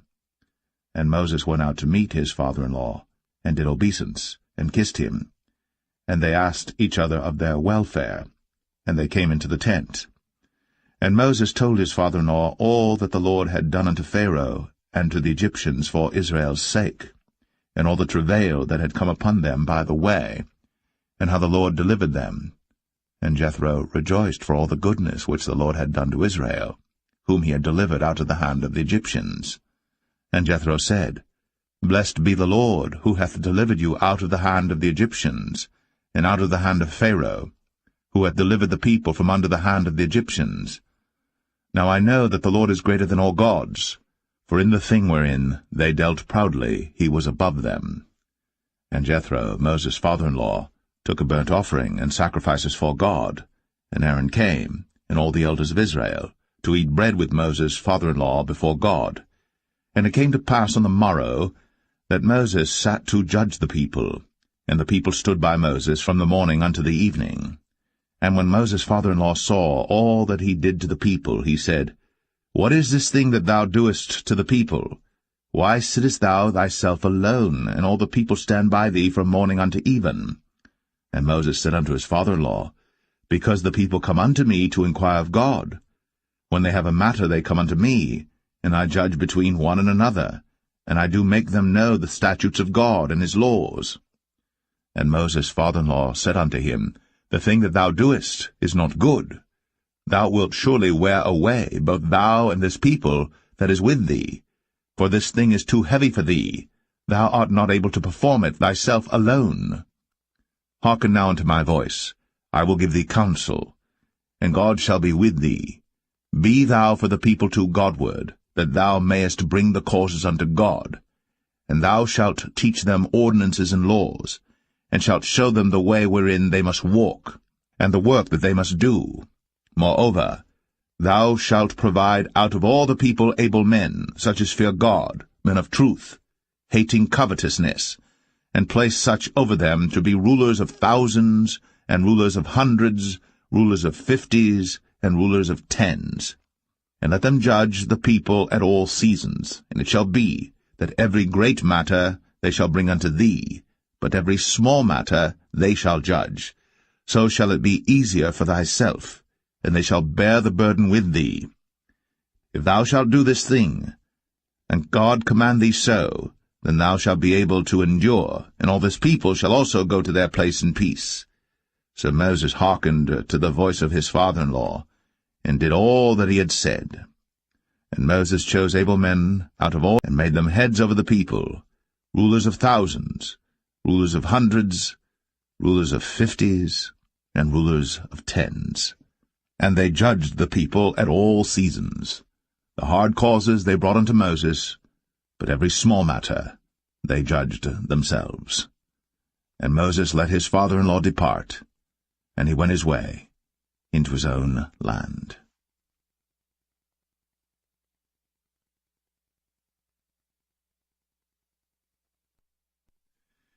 Exodus 19. In the 3rd month, when the children of Israel were gone forth out of the land of Egypt, the same day came they into the wilderness of Sinai. But they were departed from Rephidim, and were come to the desert of Sinai, and had pitched in the wilderness, and there Israel camped before the mount. And Moses went up unto God, and the Lord called unto him out of the mountain, saying, Thus shalt thou say to the house of Jacob, and tell the children of Israel, Ye have seen what I did unto the Egyptians, and how I bare you on eagle's wings, and brought you unto myself. Now therefore, if ye will obey my voice indeed, and keep my covenant, then ye shall be a peculiar treasure unto me above all people. For all the earth is mine, and ye shall be unto me a kingdom of priests, and an holy nation. These are the words which thou shalt speak unto the children of Israel. And Moses came and called for the elders of the people, and laid before their faces all these words which the Lord commanded him. And all the people answered together, and said, All that the Lord hath spoken we will do. And Moses returned the words of the people unto the Lord. And the Lord said unto Moses, Lo, I come unto thee in a thick cloud, that the people may hear when I speak with thee, and believe thee for ever. And Moses told the words of the people unto the Lord. And the Lord said unto Moses, Go unto the people, and sanctify them today and tomorrow, and let them wash their clothes, and be ready against the 3rd day. For the 3rd day the Lord will come down in the sight of all the people upon Mount Sinai. And thou shalt set bounds unto the people round about, saying, Take heed to yourselves, that ye go not up into the mount, or touch the border of it. Whosoever toucheth the mount shall be surely put to death. There shall not an hand touch it, but he shall surely be stoned, or shot through, whether it be beast or man. It shall not live. When the trumpet soundeth long, they shall come up to the mount. And Moses went down from the mount unto the people, and sanctified the people, and they washed their clothes. And he said unto the people, Be ready against the 3rd day. Come not at your wives.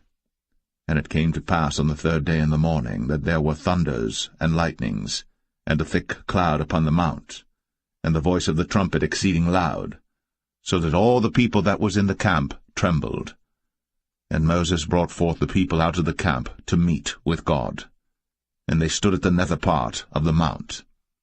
And Mount Sinai was altogether on a smoke, because the Lord descended upon it in fire, and the smoke thereof ascended as the smoke of a furnace, and the whole mount quaked greatly. And when the voice of the trumpet sounded long, and waxed louder and louder, Moses spake, and God answered him by a voice.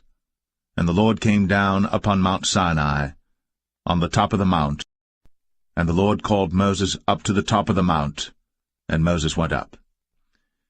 And the Lord said unto Moses, Go down, charge the people, lest they break through unto the Lord to gaze, and many of them perish. And let the priests also, which come near to the Lord, sanctify themselves, lest the Lord break forth upon them. And Moses said unto the Lord, The people cannot come up to Mount Sinai, for thou chargest us, saying, Set bounds about the mount, and sanctify it. And the Lord said unto him, Away, get thee down, and thou shalt come up, thou and Aaron with thee. But let not the priests and the people break through to come up unto the Lord, lest he break forth upon them. So Moses went down unto the people, and spake unto them.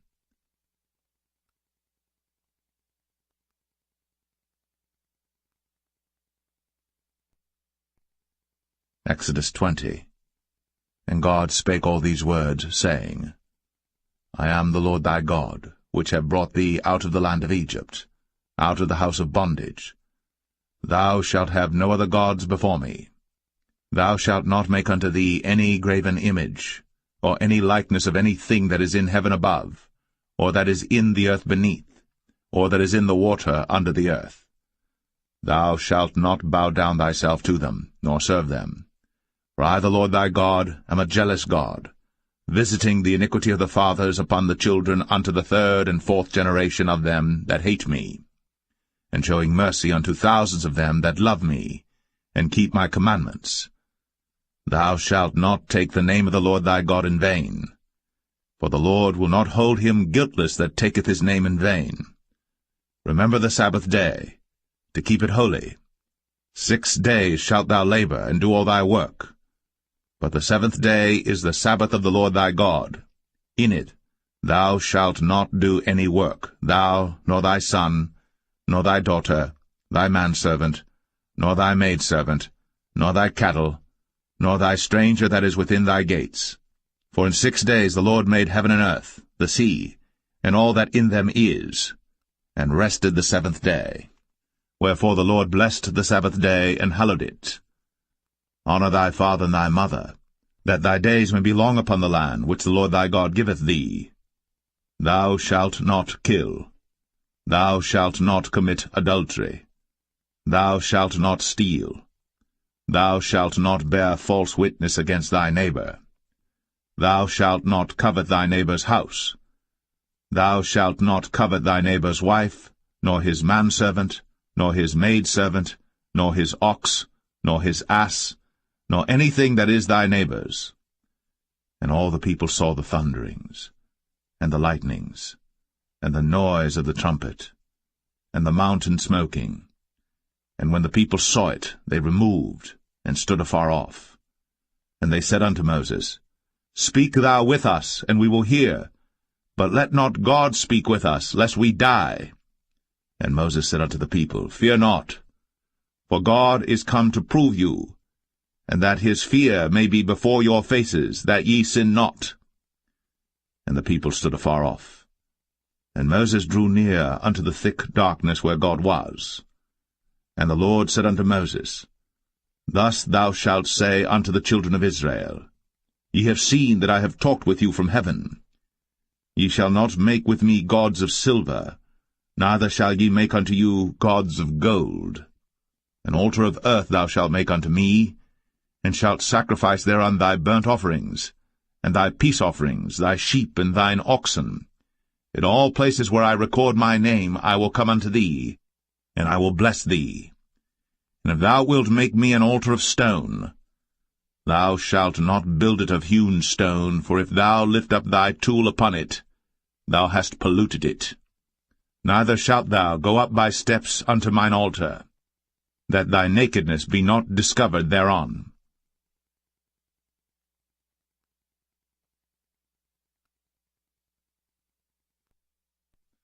Exodus 21. Now these are the judgments which thou shalt set before them.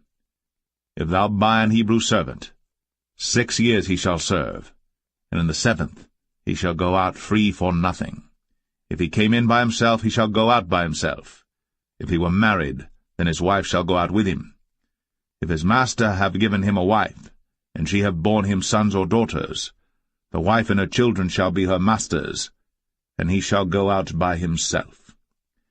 And if the servant shall plainly say, I love my master, my wife, and my children, I will not go out free, then his master shall bring him unto the judges. He shall also bring him to the door, or unto the doorpost, and his master shall bore his ear through with an awl, and he shall serve him forever. And if a man sell his daughter to be a maidservant, she shall not go out as the men servants do.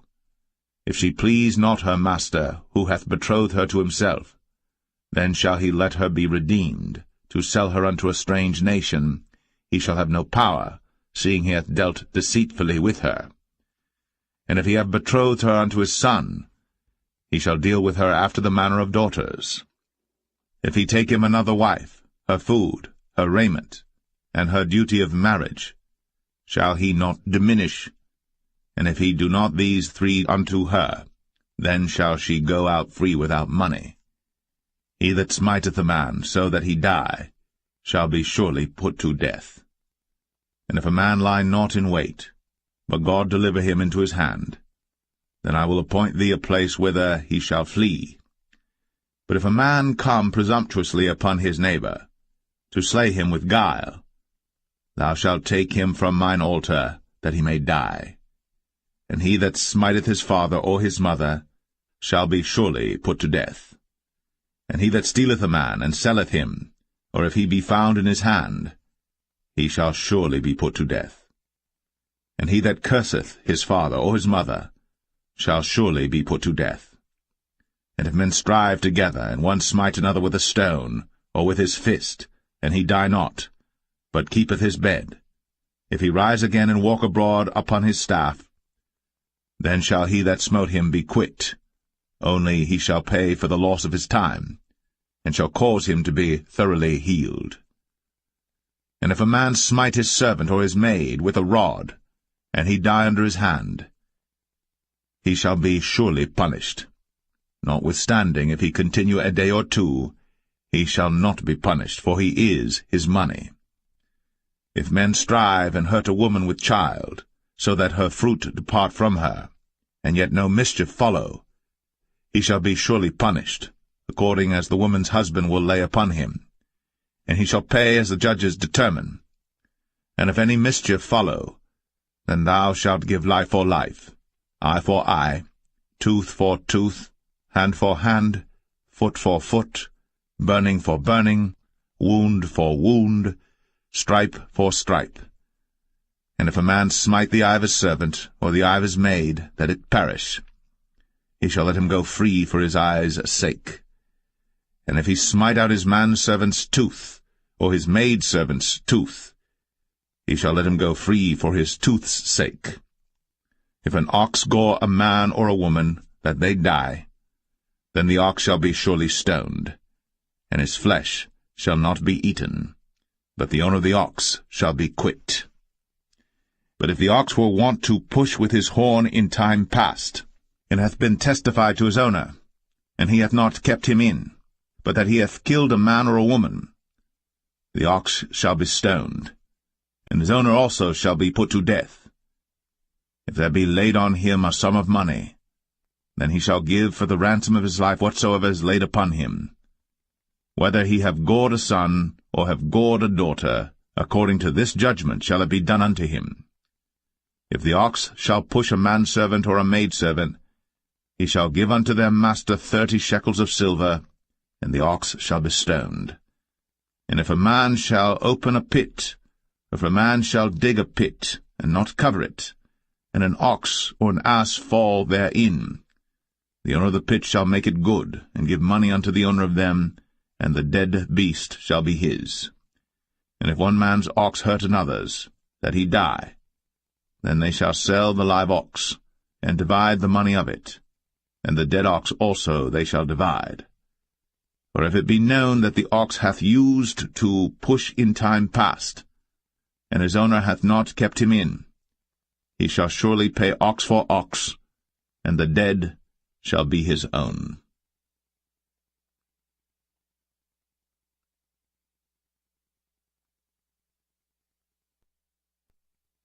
Exodus 22. If a man shall steal an ox, or a sheep, and kill it, or sell it, he shall restore 5 oxen for an ox, and 4 sheep for a sheep. If a thief be found breaking up, and be smitten that he die, there shall no blood be shed for him. If the sun be risen upon him, there shall be blood shed for him, for he should make full restitution. If he have nothing, then he shall be sold for his theft. If the theft be certainly found in his hand alive, whether it be ox or ass or sheep, he shall restore double. If a man shall cause a field or vineyard to be eaten, and shall put in his beast, and shall feed in another man's field, of the best of his own field and of the best of his own vineyard, shall he make restitution. If fire break out and catch in thorns, so that stacks of corn or the standing corn of the field be consumed therewith, he that kindled the fire shall surely make restitution. If a man shall deliver unto his neighbor money or stuff to keep, and it be stolen out of the man's house, if the thief be found, let him pay double. If the thief be not found, then the master of the house shall be brought unto the judges to see whether he have put his hand unto his neighbour's goods. For all manner of trespass, whether it be for ox, for ass, for sheep, for raiment, or for any manner of lost thing, which another challengeth to be his, the cause of both parties shall come before the judges, and whom the judges shall condemn, he shall pay double unto his neighbour. If a man deliver unto his neighbour an ass, or an ox, or a sheep, or any beast to keep, and it die, or be hurt, or driven away, no man seeing it, then shall an oath of the Lord be between them both, that he hath not put his hand unto his neighbour's goods, and the owner of it shall accept thereof, and he shall not make it good. And if it be stolen from him, he shall make restitution unto the owner thereof. If it be torn in pieces, then let him bring it for witness, and he shall not make good that which was torn. And if a man borrow aught of his neighbour, and it be hurt or die, the owner thereof being not with it, he shall surely make it good. But if the owner thereof be with it, he shall not make it good. If it be an hired thing, it came for his hire. And if a man entice a maid that is not betrothed, and lie with her, he shall surely endow her to be his wife. If her father utterly refuse to give her unto him, he shall pay money according to the dowry of virgins. Thou shalt not suffer a witch to live. Whosoever lieth with a beast shall surely be put to death. He that sacrificeth unto any god, save unto the Lord only, he shall be utterly destroyed. Thou shalt neither vex a stranger nor oppress him, for ye were strangers in the land of Egypt. Ye shall not afflict any widow or fatherless child. If thou afflict them in any wise, and they cry at all unto me, I will surely hear their cry, and my wrath shall wax hot, and I will kill you with the sword, and your wives shall be widows, and your children fatherless. If thou lend money to any of my people that is poor by thee, thou shalt not be to him as an usurer, neither shalt thou lay upon him usury. If thou at all take thy neighbour's raiment to pledge, thou shalt deliver it unto him by that the sun goeth down. For that is his covering only, it is his raiment for his skin, wherein shall he sleep. And it shall come to pass, when he crieth unto me, that I will hear, for I am gracious. Thou shalt not revile the gods, nor curse the ruler of thy people. Thou shalt not delay to offer the first of thy ripe fruits, and of thy liquors, the firstborn of thy sons shalt thou give unto me. Likewise shalt thou do with thine oxen, and with thy sheep. 7 days it shall be with his dam. On the 8th day thou shalt give it me. And ye shall be holy men unto me. Neither shall ye eat any flesh that is torn of beasts in the field. Ye shall cast it to the dogs.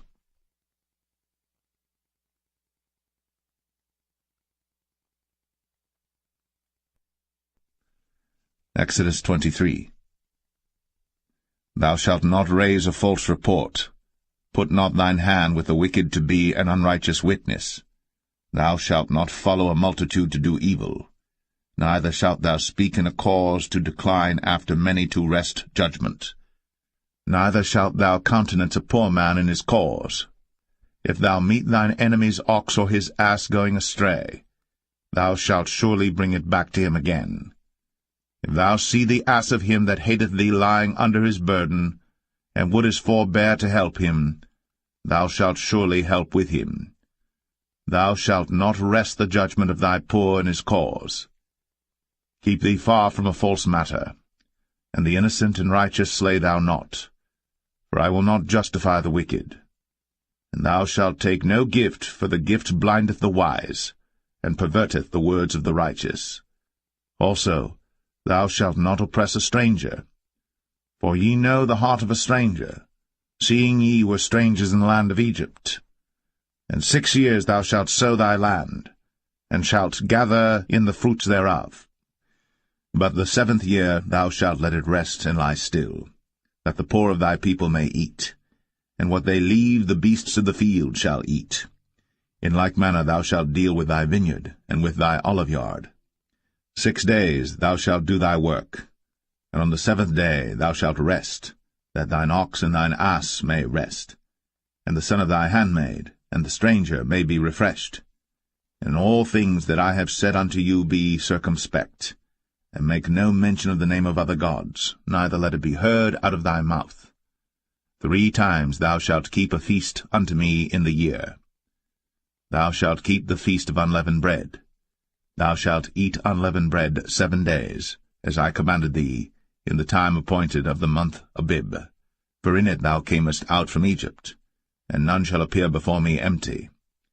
And the feast of harvest, the firstfruits of thy labours, which thou hast sown in the field, and the feast of ingathering, which is in the end of the year, when thou hast gathered in thy labours out of the field.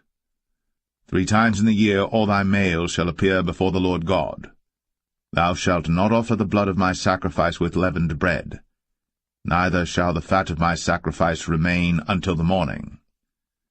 The first of the firstfruits of thy land thou shalt bring into the house of the Lord thy God. Thou shalt not see the kid in his mother's milk. Behold, I send an angel before thee, to keep thee in the way, and to bring thee into the place which I have prepared. Beware of him, and obey his voice. Provoke him not, for he will not pardon your transgressions, for my name is in him.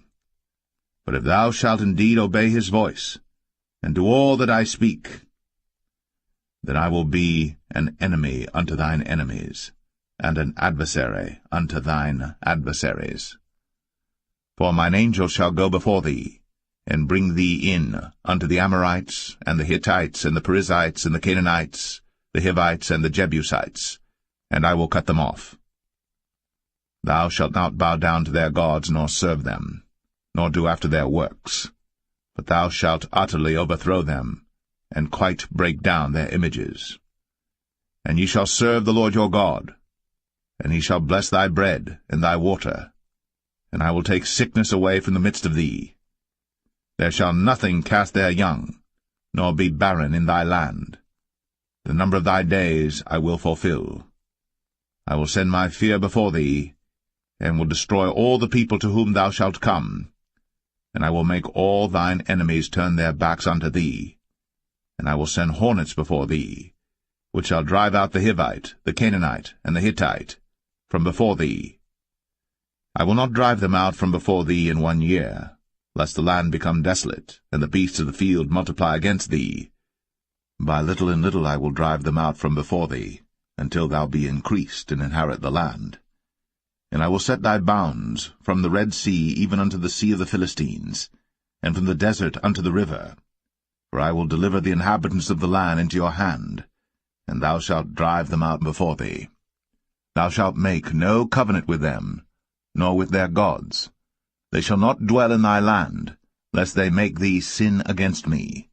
For if thou serve their gods, it will surely be a snare unto thee.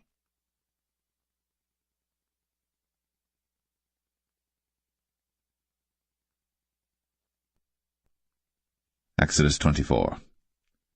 And he said unto Moses, Come up unto the Lord, thou, and Aaron, Nadab, and Abihu, and 70 of the elders of Israel, and worship ye afar off. And Moses alone shall come near the Lord, but they shall not come nigh, neither shall the people go up with him. And Moses came, and told the people all the words of the Lord, and all the judgments, and all the people answered with one voice, and said, All the words which the Lord hath said will we do. And Moses wrote all the words of the Lord, and rose up early in the morning, and builded an altar under the hill, and 12 pillars according to the 12 tribes of Israel. And he sent young men of the children of Israel, which offered burnt offerings, and sacrificed peace offerings of oxen unto the Lord.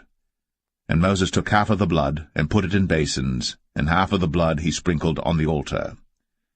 And he took the book of the covenant, and read in the audience of the people, and they said, All that the Lord hath said will we do, and be obedient. And Moses took the blood, and sprinkled it on the people, and said, Behold, the blood of the covenant which the Lord hath made with you concerning all these words. Then went up Moses, and Aaron, Nadab and Abihu, and 70 of the elders of Israel. And they saw the God of Israel. And there was under his feet, as it were, a paved work of a sapphire stone, and as it were the body of heaven in his clearness. And upon the nobles of the children of Israel he laid not his hand. Also they saw God, and did eat and drink. And the Lord said unto Moses, Come up to me into the mount, and be there. And I will give thee tables of stone, and a law and commandments which I have written, that thou mayest teach them. And Moses rose up, and his minister Joshua. And Moses went up into the mount of God. And he said unto the elders, Tarry ye here for us, until we come again unto you. And behold, Aaron and Hur are with you. If any man have any matters to do, let him come unto them. And Moses went up into the mount, and a cloud covered the mount. And the glory of the Lord abode upon Mount Sinai, and the cloud covered it 6 days. And the 7th day he called unto Moses out of the midst of the cloud. And the sight of the glory of the Lord was like devouring fire on the top of the mount in the eyes of the children of Israel. And Moses went into the midst of the cloud, and gat him up into the mount. And Moses was in the mount 40 days and 40 nights.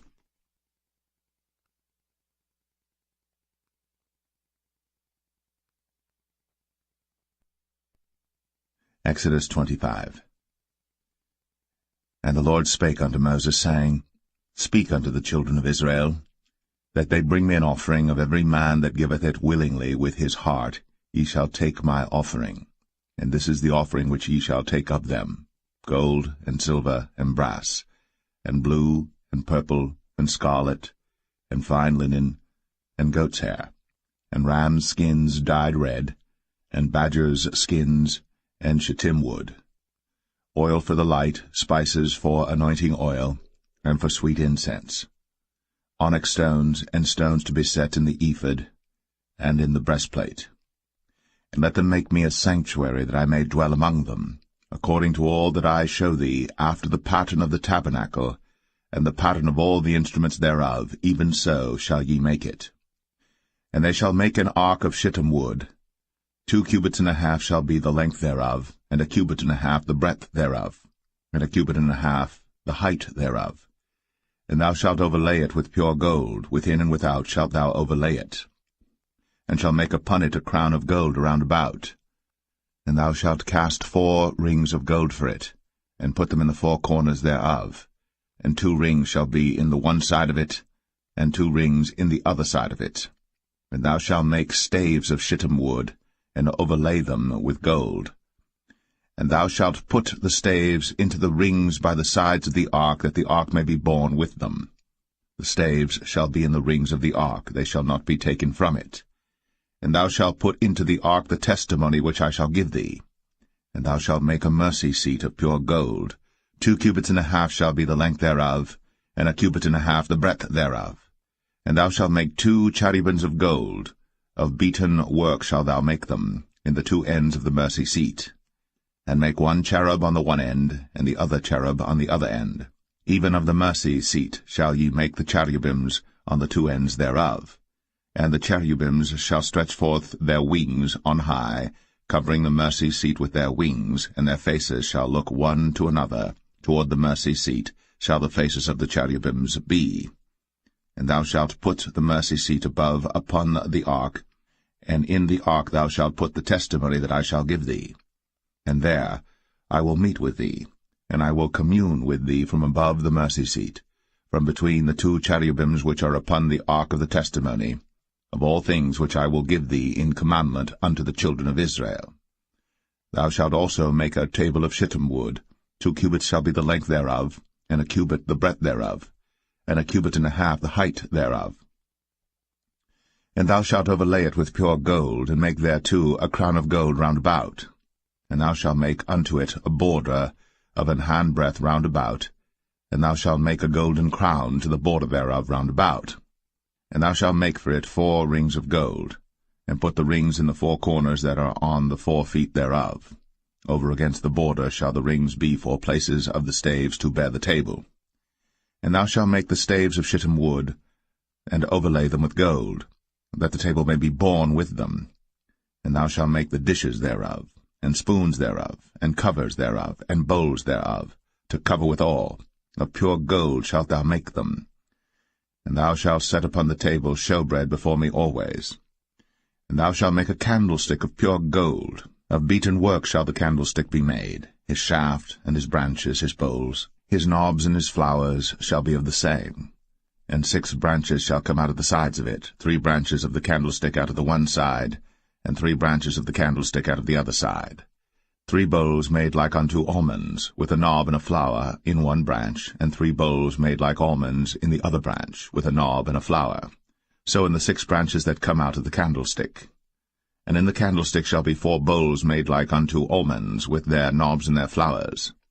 And there shall be a knob under 2 branches of the same, and a knob under 2 branches of the same, and a knob under 2 branches of the same, according to the 6 branches that proceed out of the candlestick. Their knobs and their branches shall be of the same. All it shall be one beaten work of pure gold. And thou shalt make the 7 lamps thereof, and they shall light the lamps thereof, that they may give light over against it. And the tongs thereof, and the snuff dishes thereof, shall be of pure gold.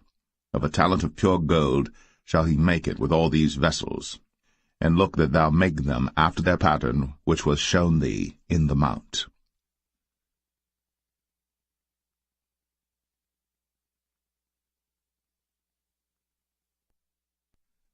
Exodus 26.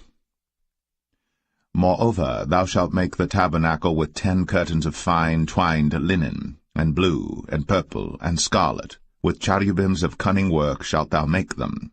The length of one curtain shall be 28 cubits, and the breadth of one curtain 4 cubits, and every one of the curtains shall have one measure. The 5 curtains shall be coupled together one to another, and other 5 curtains shall be coupled one to another. And thou shalt make loops of blue upon the edge of the one curtain, from the selvage in the coupling. And likewise shalt thou make in the uttermost edge of another curtain, in the coupling of the second. 50 loops shalt thou make in the one curtain, and 50 loops shalt thou make in the edge of the curtain that is in the coupling of the second, that the loops may take hold one of another.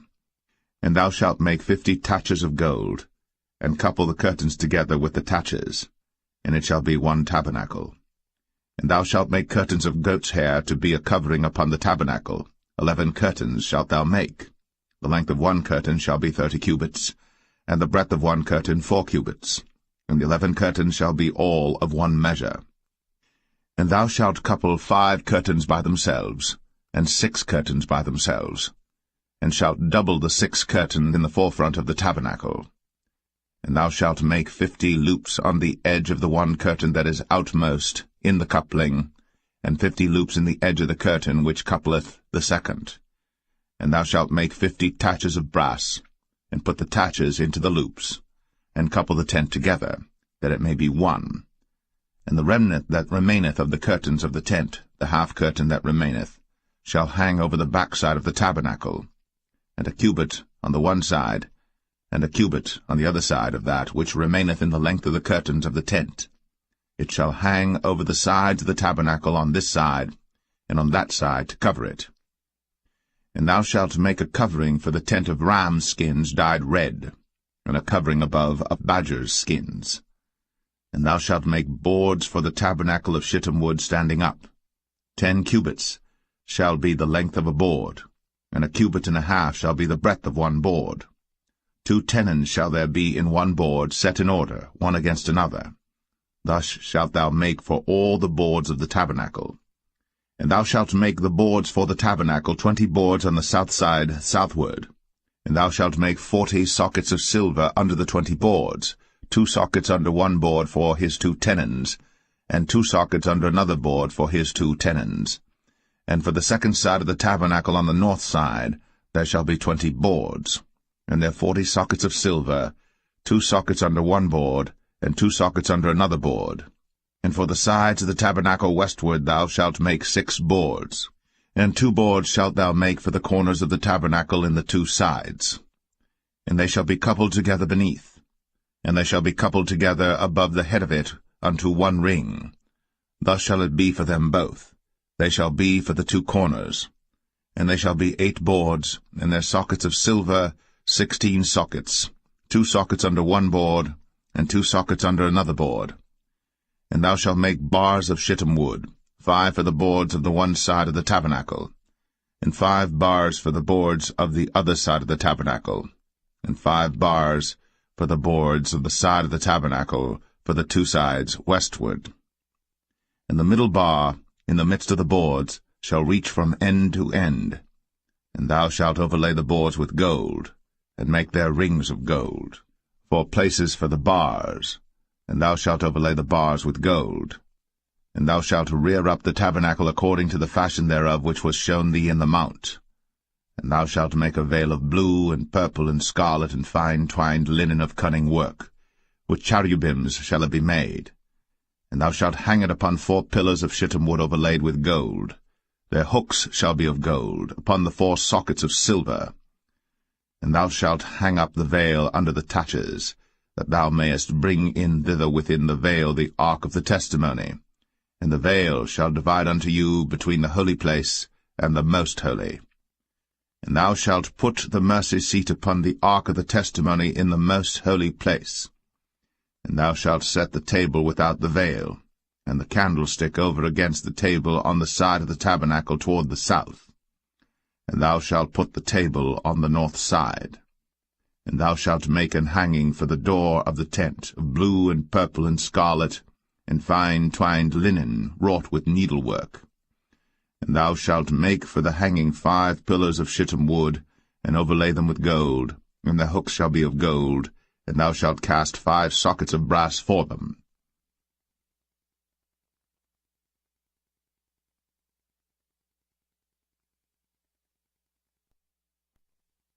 Exodus 27.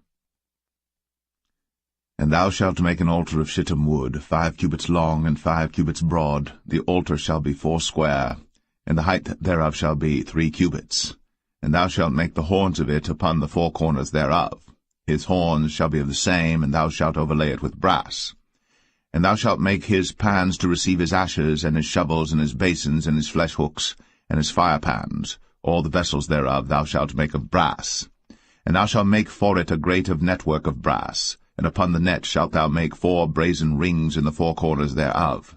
And thou shalt put it under the compass of the altar beneath, that the net may be even to the midst of the altar. And thou shalt make staves for the altar, staves of shittim wood, and overlay them with brass. And the staves shall be put into the rings, and the staves shall be upon the 2 sides of the altar to bear it.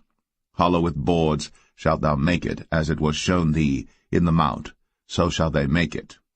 And thou shalt make the court of the tabernacle for the south side. Southward there shall be hangings for the court of fine twined linen, of 100 cubits long for one side.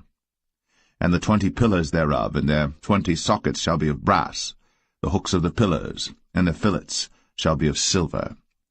And likewise for the north side in length there shall be hangings of 100 cubits long, and his 20 pillars, and their 20 sockets of brass, the hooks of the pillars, and their fillets of silver. And for the breadth of the court on the west side shall be hangings of 50 cubits, their pillars 10, and their sockets 10. And the breadth of the court on the east side eastward shall be 50 cubits. The hangings of one side of the gate shall be 15 cubits, their pillars 3, and their sockets 3. And on the other side shall be hangings 15 cubits, their pillars 3, and their sockets 3. And for the gate of the court shall be an hanging of 20 cubits of blue, and purple, and scarlet, and fine twined linen, wrought with needlework, and their pillars shall be 4, and their sockets 4. All the pillars round about the court shall be filleted with silver. Their hooks shall be of silver, and their sockets of brass. The length of the court shall be 100 cubits, and the breadth 50 everywhere, and the height 5 cubits of fine twined linen, and their sockets of brass. All the vessels of the tabernacle, and all the service thereof, and all the pins thereof, and all the pins of the court shall be of brass. And thou shalt command the children of Israel that they bring thee pure oil, olive beaten for the light, to cause the lamp to burn always. In the tabernacle of the congregation without the veil, which is before the testimony, Aaron and his sons shall order it from evening to morning before the Lord.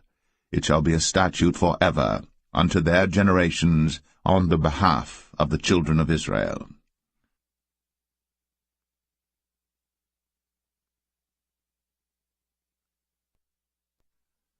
Exodus 28.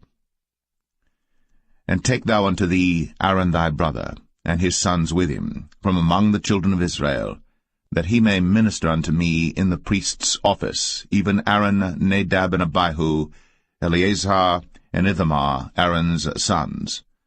And thou shalt make holy garments for Aaron thy brother, for glory and for beauty. And thou shalt speak unto all that are wise-hearted, whom I have filled with the spirit of wisdom, that they may make Aaron's garments to consecrate him, that he may minister unto me in the priest's office. And these are the garments which they shall make, a breastplate, and an ephod, and a robe, and a broidered coat, a mitre, and a girdle. And they shall make holy garments for Aaron thy brother, and his sons, that he may minister unto me in the priest's office. And they shall take gold, and blue, and purple, and scarlet, and fine linen. And they shall make the ephod of gold, of blue, and of purple, of scarlet, and fine twined linen with cunning work. It shall have the 2 shoulder pieces thereof joined at the 2 edges thereof, and so it shall be joined together. And the curious girdle of the ephod which is upon it shall be of the same, according to the work thereof, even of gold, of blue, and purple, and scarlet, and fine twined linen. And thou shalt take 2 onyx stones, and grave on them the names of the children of Israel, 6 of their names on one stone, and the other 6 names of the rest on the other stone, according to their birth. With the work of an engraver in stone, like the engravings of a signet, shalt thou engrave the 2 stones with the names of the children of Israel. Thou shalt make them to be set in ouches of gold. And thou shalt put the 2 stones upon the shoulders of the ephod for stones of memorial unto the children of Israel. And Aaron shall bear their names before the Lord upon his 2 shoulders for a memorial. And thou shalt make ouches of gold, and 2 chains of pure gold at the ends. Of wreathen work shalt thou make them, and fasten the wreathen chains to the ouches. And thou shalt make the breastplate of judgment with cunning work. After the work of the ephod thou shalt make it, of gold, of blue, and of purple, and of scarlet, and of fine twined linen shalt thou make it. 4 square it shall be, being doubled. A span shall be the length thereof, and a span shall be the breadth thereof. And thou shalt set in it settings of stones, even 4 rows of stones. The first row shall be a sardius, a topaz, and a carbuncle.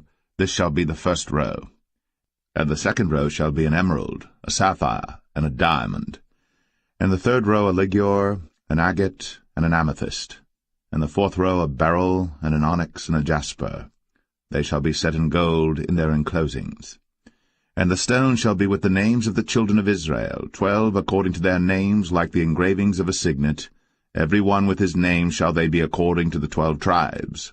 And thou shalt make upon the breastplate chains at the ends of wreathen work of pure gold. And thou shalt make upon the breastplate 2 rings of gold, and shalt put the 2 rings on the 2 ends of the breastplate. And thou shalt put the 2 wreathen chains of gold in the 2 rings which are on the ends of the breastplate. And the other 2 ends of the 2 wreathen chains thou shalt fasten in the 2 ouches, and put them on the shoulder pieces of the ephod before it. And thou shalt make 2 rings of gold, and thou shalt put them upon the 2 ends of the breastplate, in the border thereof, which is in the side of the ephod inward. And 2 other rings of gold thou shalt make, and shalt put them on the 2 sides of the ephod underneath, toward the forepart thereof, over against the other coupling thereof, above the curious girdle of the ephod. And they shall bind the breastplate by the rings thereof unto the rings of the ephod with a lace of blue, that it may be above the curious girdle of the ephod, and that the breastplate be not loosed from the ephod. And Aaron shall bear the names of the children of Israel in the breastplate of judgment upon his heart, when he goeth in unto the holy place for a memorial before the Lord continually.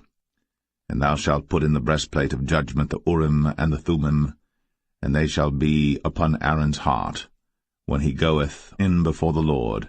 And Aaron shall bear the judgment of the children of Israel upon his heart before the Lord continually.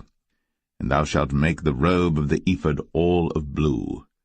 And there shall be an hole in the top of it, in the midst thereof. It shall have a binding of woven work round about the whole of it, as it were the hole of an habergeon, that it be not rent. And beneath upon the hem of it thou shalt make pomegranates of blue, and of purple, and of scarlet round about the hem thereof, and bells of gold between them round about, a golden bell and a pomegranate, a golden bell and a pomegranate, upon the hem of the robe round about. And it shall be upon Aaron to minister. And his sound shall be heard when he goeth in unto the holy place before the Lord, and when he cometh out, that he die not. And thou shalt make a plate of pure gold, and grave upon it, like the engravings of a signet, holiness to the Lord. And thou shalt put it on a blue lace, that it may be upon the mitre, upon the forefront of the mitre it shall be. And it shall be upon Aaron's forehead, that Aaron may bear the iniquity of the holy things, which the children of Israel shall hallow in all their holy gifts. And it shall be always upon his forehead, that they may be accepted before the Lord. And thou shalt embroider the coat of fine linen, and thou shalt make the mitre of fine linen, and thou shalt make the girdle of needlework. And for Aaron's sons thou shalt make coats, and thou shalt make for them girdles, and bonnets shalt thou make for them for glory and for beauty. And thou shalt put them upon Aaron thy brother, and his sons with him, and shalt anoint them, and consecrate them, and sanctify them, that they may minister unto me in the priest's office. And thou shalt make them linen breeches to cover their nakedness, from the loins even unto the thighs they shall reach. And they shall be upon Aaron and upon his sons when they come in unto the tabernacle of the congregation, or when they come near unto the altar to minister in the holy place, that they bear not iniquity, and die. It shall be a statute for ever unto him and his seed after him.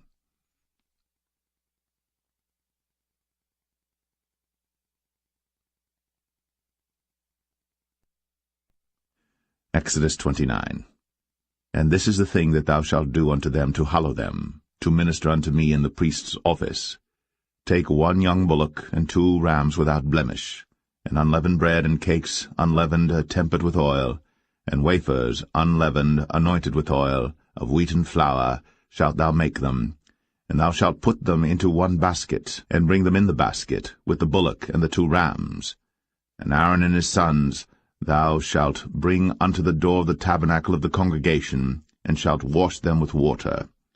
And thou shalt take the garments, and put upon Aaron the coat, and the robe of the ephod, and the ephod, and the breastplate, and gird him with the curious girdle of the ephod.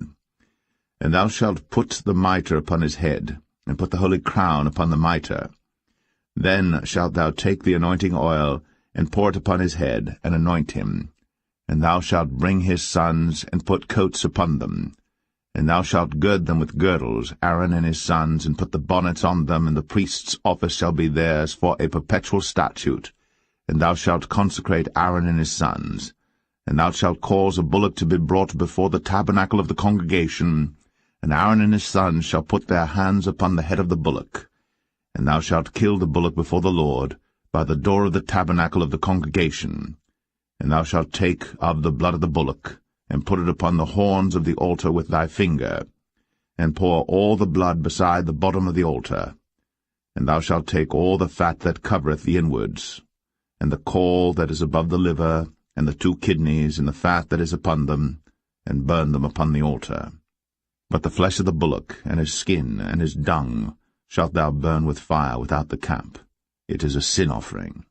Thou shalt also take 1 ram, and Aaron and his sons shall put their hands upon the head of the ram.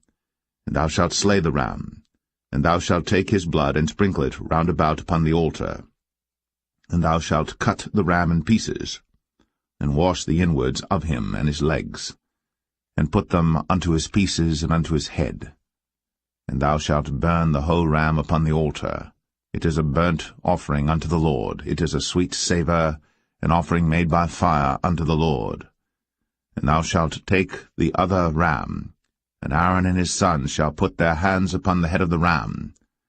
Then shalt thou kill the ram, and take of his blood, and put it upon the tip of the right ear of Aaron, and upon the tip of the right ear of his sons, and upon the thumb of their right hand, and upon the great toe of their right foot, and sprinkle the blood upon the altar round about. And thou shalt take of the blood that is upon the altar, and of the anointing oil, and sprinkle it upon Aaron, and upon his garments, and upon his sons, and upon the garments of his sons with him. And he shall be hallowed, and his garments, and his sons' garments with him.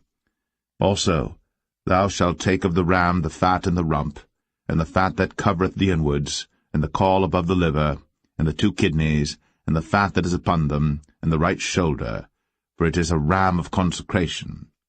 And 1 loaf of bread, and 1 cake of oiled bread, and 1 wafer out of the basket of the unleavened bread that is before the Lord. And thou shalt put all in the hands of Aaron, and in the hands of his sons, and shalt wave them for a wave offering before the Lord. And thou shalt receive them of their hands, and burn them upon the altar for a burnt offering, for a sweet savour before the Lord. It is an offering made by fire unto the Lord. And thou shalt take the breast of the ram of Aaron's consecration, and wave it for a wave offering before the Lord, and it shall be thy part. And thou shalt sanctify the breast of the wave offering, and the shoulder of the heave offering, which is waved, and which is heaved up, of the ram of the consecration, even of that which is for Aaron, and of that which is for his sons. And it shall be Aaron's and his sons by a statute for ever from the children of Israel. For it is an heave offering, and it shall be an heave offering from the children of Israel of the sacrifice of their peace offerings, even their heave offering unto the Lord. And the holy garments of Aaron shall be his sons after him, to be anointed therein, and to be consecrated in them. And that son that is priest in his stead shall put them on 7 days, when he cometh into the tabernacle of the congregation to minister in the holy place. And thou shalt take the ram of the consecration, and seethe his flesh in the holy place. And Aaron and his sons shall eat the flesh of the ram, and the bread that is in the basket by the door of the tabernacle of the congregation. And they shall eat those things wherewith the atonement was made, to consecrate and to sanctify them. But a stranger shall not eat thereof, because they are holy. And if aught of the flesh of the consecrations, or of the bread, remain unto the morning, then thou shalt burn the remainder with fire. It shall not be eaten, because it is holy. And thus shalt thou do unto Aaron and to his sons, according to all things which I have commanded thee. 7 days shalt thou consecrate them. And thou shalt offer every day a bullock for a sin offering, for atonement. And thou shalt cleanse the altar, when thou hast made an atonement for it. And thou shalt anoint it, to sanctify it. 7 days thou shalt make an atonement for the altar, and sanctify it. And it shall be an altar most holy. Whatsoever toucheth the altar shall be holy. Now this is that which thou shalt offer upon the altar: 2 lambs of the first year, day by day, continually. The 1 lamb thou shalt offer in the morning, and the other lamb thou shalt offer at even. And with the 1 lamb a 10th deal of flour mingled with the 4th part of an hin of beaten oil, and the 4th part of an hin of wine for a drink offering. And the other lamb thou shalt offer at even, and shalt do thereto according to the meat offering of the morning, and according to the drink offering thereof, for a sweet savour, an offering made by fire unto the Lord. This shall be a continual burnt offering throughout your generations at the door of the tabernacle of the congregation before the Lord, where I will meet you, to speak there unto thee. And there I will meet with the children of Israel, and the tabernacle shall be sanctified by my glory. And I will sanctify the tabernacle of the congregation and the altar. I will sanctify also both Aaron and his sons to minister to me in the priest's office. And I will dwell among the children of Israel, and will be their God. And they shall know that I am the Lord their God, that brought them forth out of the land of Egypt, that I may dwell among them. I am the Lord their God.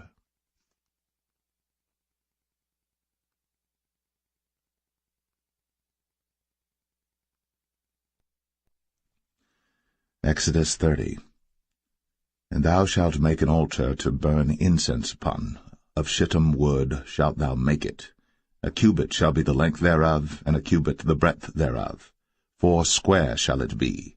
And 2 cubits shall be the height thereof. The horns thereof shall be of the same. And thou shalt overlay it with pure gold, the top thereof and the sides thereof round about, and the horns thereof. And thou shalt make unto it a crown of gold round about. And 2 golden rings shalt thou make to it under the crown of it. By the 2 corners thereof upon the 2 sides of it shalt thou make it. And they shall be for places for the staves to bear it withal. And thou shalt make the staves of shittim wood, and overlay them with gold. And thou shalt put it before the veil that is by the ark of the testimony, before the mercy seat that is over the testimony, where I will meet with thee. And Aaron shall burn thereon sweet incense every morning. When he dresseth the lamps, he shall burn incense upon it. And when Aaron lighteth the lamps at even, he shall burn incense upon it, a perpetual incense before the Lord throughout your generations. Ye shall offer no strange incense thereon, nor burnt sacrifice, nor meat offering, neither shall ye pour drink offering thereon. And Aaron shall make an atonement upon the horns of it once in a year with the blood of the sin offering of atonements. Once in the year shall he make atonement upon it throughout your generations. It is most holy unto the Lord. And the Lord spake unto Moses, saying, When thou takest the sum of the children of Israel after their number, then shall they give every man a ransom for his soul unto the Lord, when thou numberest them, that there be no plague among them, when thou numberest them. This they shall give every one that passeth among them that are numbered, half a shekel after the shekel of the sanctuary. A shekel is 20 gerahs, and half shekel shall be the offering of the Lord. Every one that passeth among them that are numbered, from 20 years old and above, shall give an offering unto the Lord. The rich shall not give more, and the poor shall not give less than half a shekel, when they give an offering unto the Lord, to make an atonement for your souls. And thou shalt take the atonement money of the children of Israel, and shalt appoint it for the service of the tabernacle of the congregation, that it may be a memorial unto the children of Israel before the Lord, to make an atonement for your souls. And the Lord spake unto Moses, saying, Thou shalt also make a laver of brass, and his foot also of brass, to wash withal. And thou shalt put it between the tabernacle of the congregation and the altar, and thou shalt put water therein. For Aaron and his sons shall wash their hands and their feet thereat. When they go into the tabernacle of the congregation, they shall wash with water, that they die not, or when they come near to the altar to minister, to burn offering made by fire unto the Lord. So they shall wash their hands and their feet, that they die not. And it shall be a statute forever to them, even to him and to his seed throughout their generations. Moreover the Lord spake unto Moses, saying, Take thou also unto thee principal spices, of pure myrrh 500 shekels, and of sweet cinnamon half so much, even 250 shekels, and of sweet calamus 250 shekels, and of cassia 500 shekels after the shekel of the sanctuary, and of oil olive and hin. And thou shalt make it an oil of holy ointment, an ointment compound after the art of the apothecary. It shall be an holy anointing oil. And thou shalt anoint the tabernacle of the congregation therewith, and the ark of the testimony, and the table and all his vessels, and the candlestick and his vessels, and the altar of incense, and the altar of burnt offering with all his vessels, and the laver and his foot. And thou shalt sanctify them, that they may be most holy. Whatsoever toucheth them shall be holy. And thou shalt anoint Aaron and his sons, and consecrate them, that they may minister unto me in the priest's office. And thou shalt speak unto the children of Israel, saying, This shall be an holy anointing oil unto me throughout your generations. Upon man's flesh shall it not be poured, neither shall ye make any other like it, after the composition of it. It is holy. And it shall be holy unto you. Whosoever compoundeth any like it, or whosoever putteth any of it upon a stranger, shall even be cut off from his people. And the Lord said unto Moses, Take unto thee sweet spices, stacte, and onycha, and galbanum, these sweet spices with pure frankincense, of each shall there be a like weight. And thou shalt make it a perfume, a confection after the art of the apothecary, tempered together pure and holy. And thou shalt beat some of it very small, and put of it before the testimony in the tabernacle of the congregation, where I will meet with thee. It shall be unto you most holy. And as for the perfume which thou shalt make, ye shall not make to yourselves according to the composition thereof. It shall be unto thee holy for the Lord. Whosoever shall make like unto that, to smell thereto, shall even be cut off from his people.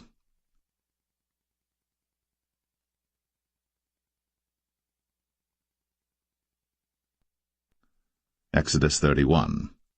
And the Lord spake unto Moses, saying, See, I have called by name Bezalel the son of Uri, the son of Hur, of the tribe of Judah, and I have filled him with the Spirit of God, in wisdom, and in understanding, and in knowledge, and in all manner of workmanship, to devise cunning works, to work in gold, and in silver, and in brass, and in cutting of stones, to set them, and in carving of timber, to work in all manner of workmanship.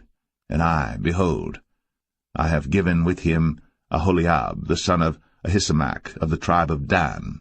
And in the hearts of all that are wise-hearted I have put wisdom, that they may make all that I have commanded thee: the tabernacle of the congregation, and the ark of the testimony, and the mercy seat that is thereupon, and all the furniture of the tabernacle, and the table, and his furniture, and the pure candlestick with all his furniture, and the altar of incense, and the altar of burnt offering with all his furniture, and the laver and his foot, and the cloths of service, and the holy garments for Aaron the priest, and the garments of his sons to minister in the priest's office, and the anointing oil, and sweet incense for the holy place, according to all that I have commanded thee shall they do. And the Lord spake unto Moses, saying, Speak thou also unto the children of Israel, saying, Verily, my Sabbaths ye shall keep, for it is a sign between me and you throughout your generations, that ye may know that I am the Lord that doth sanctify you. Ye shall keep the Sabbath therefore, for it is holy unto you. Every one that defileth it shall surely be put to death. For whosoever doeth any work therein, that soul shall be cut off from among his people. 6 days may work be done, but in the 7th is the Sabbath of rest, holy to the Lord. Whosoever doeth any work in the Sabbath day, he shall surely be put to death. Wherefore the children of Israel shall keep the Sabbath, to observe the Sabbath throughout their generations, for a perpetual covenant. It is a sign between me and the children of Israel forever. For in 6 days the Lord made heaven and earth, and on the 7th day he rested and was refreshed. And he gave unto Moses, when he had made an end of communing with him upon Mount Sinai, 2 tables of testimony, tables of stone, written with the finger of God.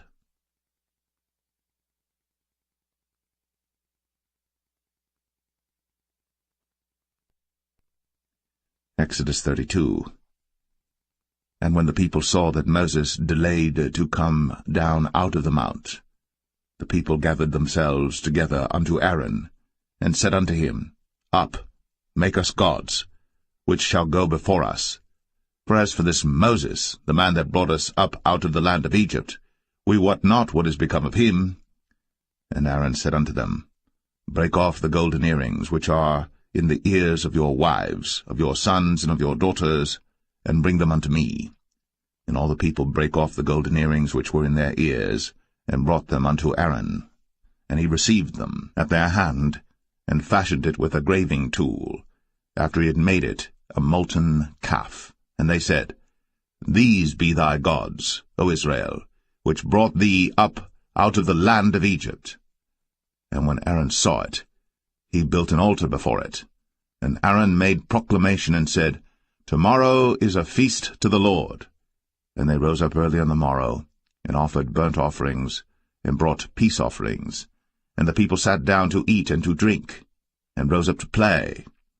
And the Lord said unto Moses, Go, get thee down, for thy people, which thou broughtest out of the land of Egypt, have corrupted themselves. They have turned aside quickly out of the way which I commanded them. They have made them a molten calf, and have worshipped it, and have sacrificed thereunto, and said, These be thy gods, O Israel, which have brought thee up out of the land of Egypt. And the Lord said unto Moses, I have seen this people, and behold, it is a stiff-necked people. Now therefore let me alone, that my wrath may wax hot against them, and that I may consume them, and I will make of thee a great nation. And Moses besought the Lord his God, and said, Lord, why doth thy wrath wax hot against thy people, which thou hast brought forth out of the land of Egypt with great power, and with a mighty hand? Wherefore should the Egyptians speak and say, For mischief did he bring them out, to slay them in the mountains, and to consume them from the face of the earth? Turn from thy fierce wrath, and repent of this evil against thy people. Remember Abraham, Isaac, and Israel, thy servants, to whom thou swarest by thine own self, and saidst unto them, I will multiply your seed as the stars of heaven, and all this land that I have spoken of will I give unto your seed, and they shall inherit it forever. And the Lord repented of the evil which he thought to do unto his people. And Moses turned, and went down from the mount, and the 2 tables of the testimony were in his hand. The tables were written on both their sides, on the one side and on the other were they written. And the tables were the work of God, and the writing was the writing of God, graven upon the tables. And when Joshua heard the noise of the people as they shouted, he said unto Moses, There is a noise of war in the camp. And he said, It is not the voice of them that shout for mastery, neither is it the voice of them that cry for being overcome, but the noise of them that sing do I hear. And it came to pass, as soon as he came nigh unto the camp, that he saw the calf and the dancing. And Moses' anger waxed hot, and he cast the tables out of his hands, and brake them beneath the mount. And he took the calf which they had made, and burnt it in the fire, and ground it to powder, and strawed it upon the water, and made the children of Israel drink of it. And Moses said unto Aaron, What did this people unto thee, that thou hast brought so great a sin upon them? And Aaron said, Let not the anger of my Lord wax hot. Thou knowest the people, that they are set on mischief. For they said unto me, Make us gods, which shall go before us. For as for this Moses, the man that brought us up out of the land of Egypt, we wot not what is become of him. And I said unto them, Whosoever hath any gold, let them break it off. So they gave it to me. Then I cast it into the fire, and there came out this calf. And when Moses saw that the people were naked, for Aaron had made them naked unto their shame among their enemies, then Moses stood in the gate of the camp, and said, Who is on the Lord's side? Let him come unto me. And all the sons of Levi gathered themselves together unto him. And he said unto them, Thus saith the Lord God of Israel, Put every man his sword by his side, and go in and out from gate to gate throughout the camp, and slay every man his brother, and every man his companion, and every man his neighbor. And the children of Levi did according to the word of Moses. And there fell of the people that day about 3,000 men. For Moses had said, Consecrate yourselves today to the Lord, even every man upon his son, and upon his brother, that he may bestow upon you a blessing this day. And it came to pass on the morrow, that Moses said unto the people, Ye have sinned a great sin, and now I will go up unto the Lord. Peradventure I shall make an atonement for your sin. And Moses returned unto the Lord, and said, O this people have sinned a great sin, and have made them gods of gold. Yet now, if thou wilt forgive their sin, and if not, blot me, I pray thee, out of thy book, which thou hast written. And the Lord said unto Moses, Whosoever hath sinned against me, him will I blot out of my book. Therefore now go, lead the people unto the place of which I have spoken unto thee. Behold, mine angel shall go before thee. Nevertheless, in the day when I visit, I will visit their sin upon them. And the Lord plagued the people, because they made the calf which Aaron made.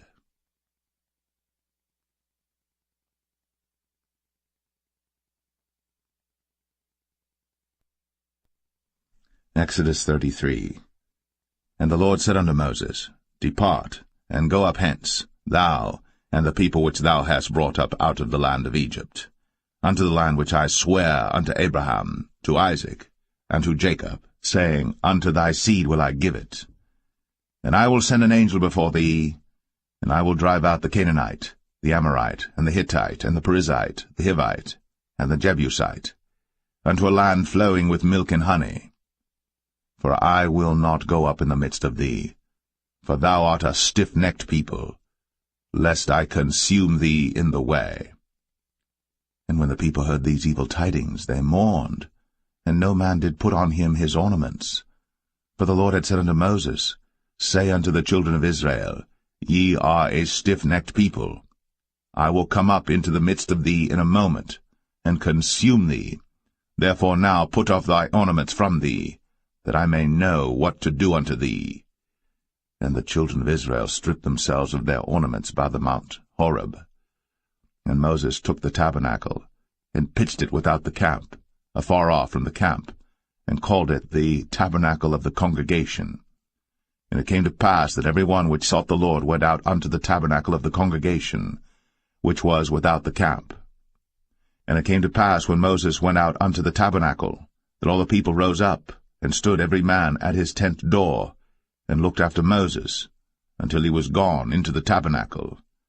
And it came to pass, as Moses entered into the tabernacle, the cloudy pillar descended, and stood at the door of the tabernacle, and the Lord talked with Moses.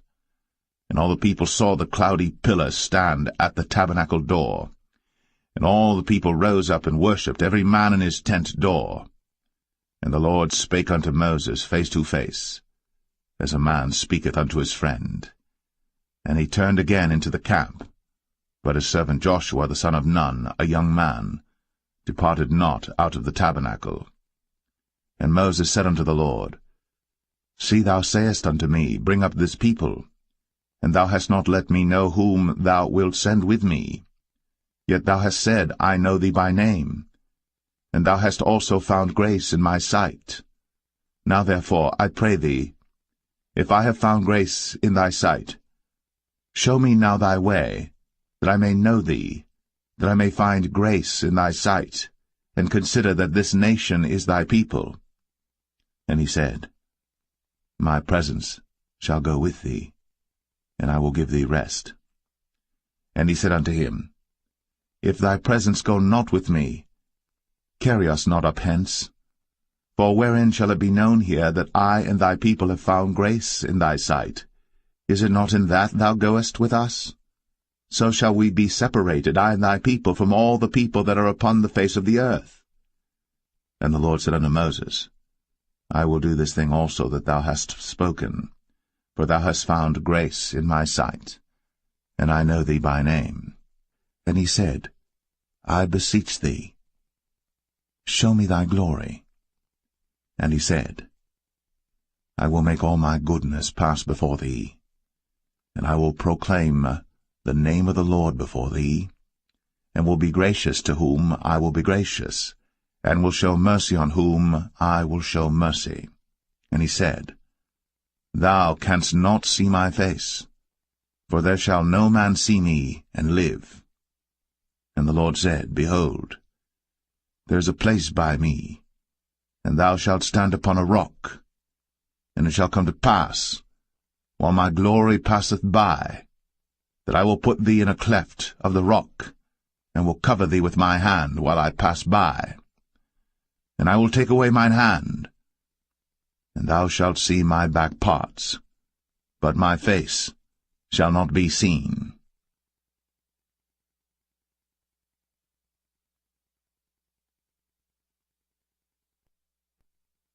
Exodus 34. And the Lord said unto Moses, Hew thee 2 tables of stone like unto the first.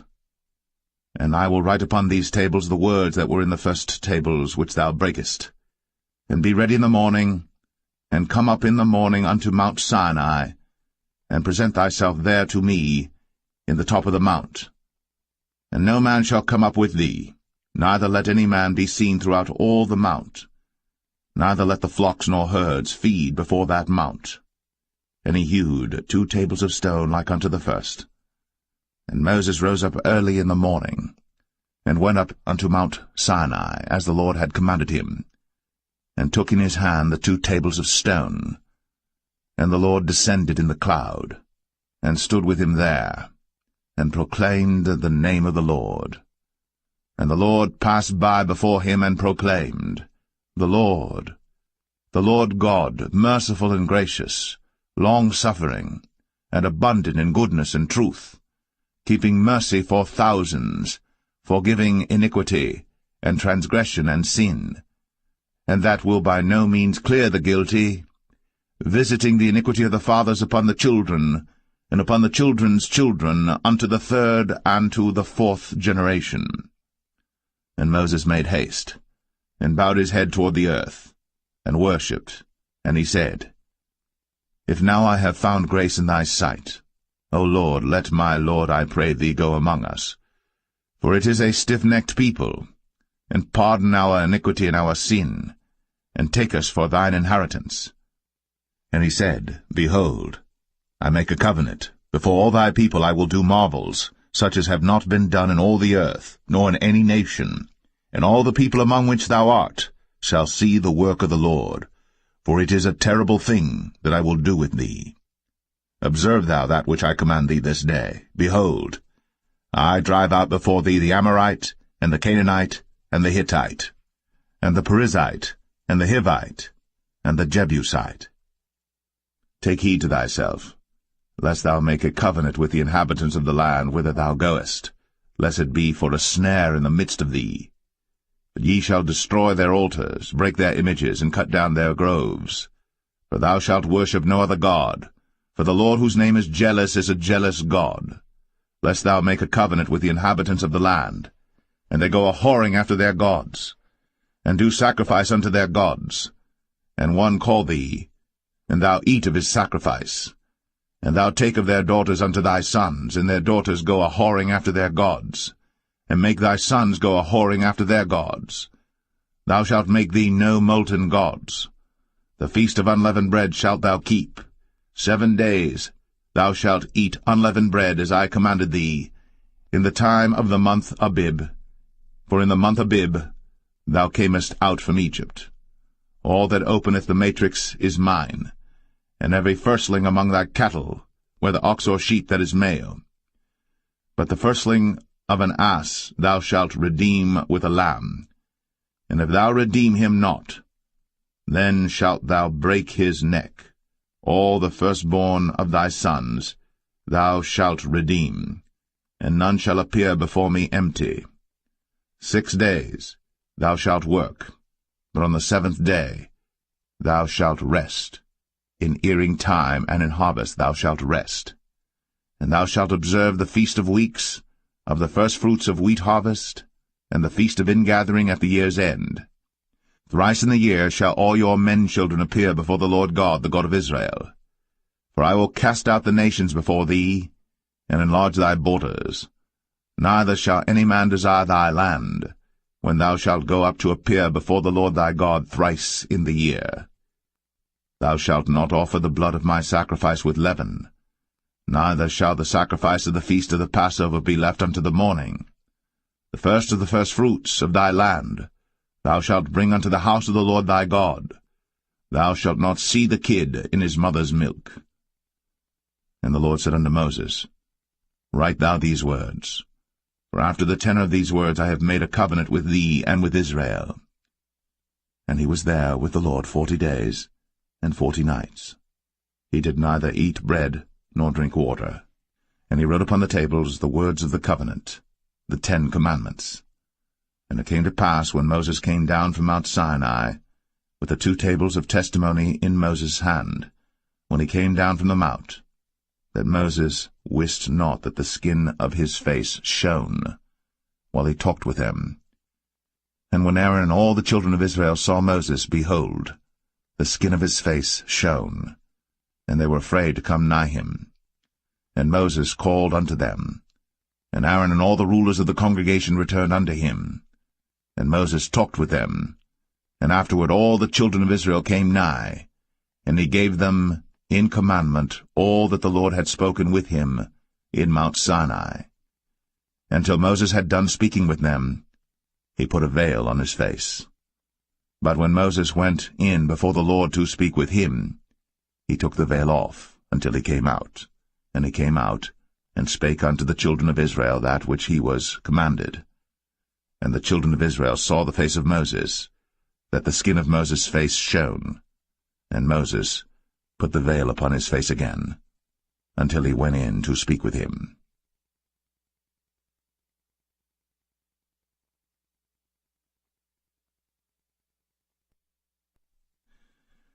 Exodus 35.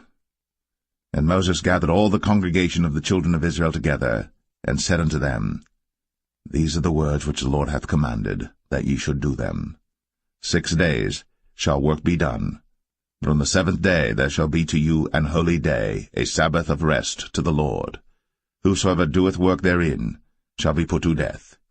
Ye shall kindle no fire throughout your habitations upon the Sabbath day. And Moses spake unto all the congregation of the children of Israel, saying, This is the thing which the Lord commanded, saying, Take ye from among you an offering unto the Lord. Whosoever is of a willing heart, let him bring it, an offering of the Lord, gold and silver and brass, and blue and purple and scarlet and fine linen and goat's hair, and rams' skins dyed red, and badgers' skins, and shittim wood, and oil for the light, and spices for anointing oil, and for the sweet incense, and onyx stones, and stones to be set for the ephod and for the breastplate.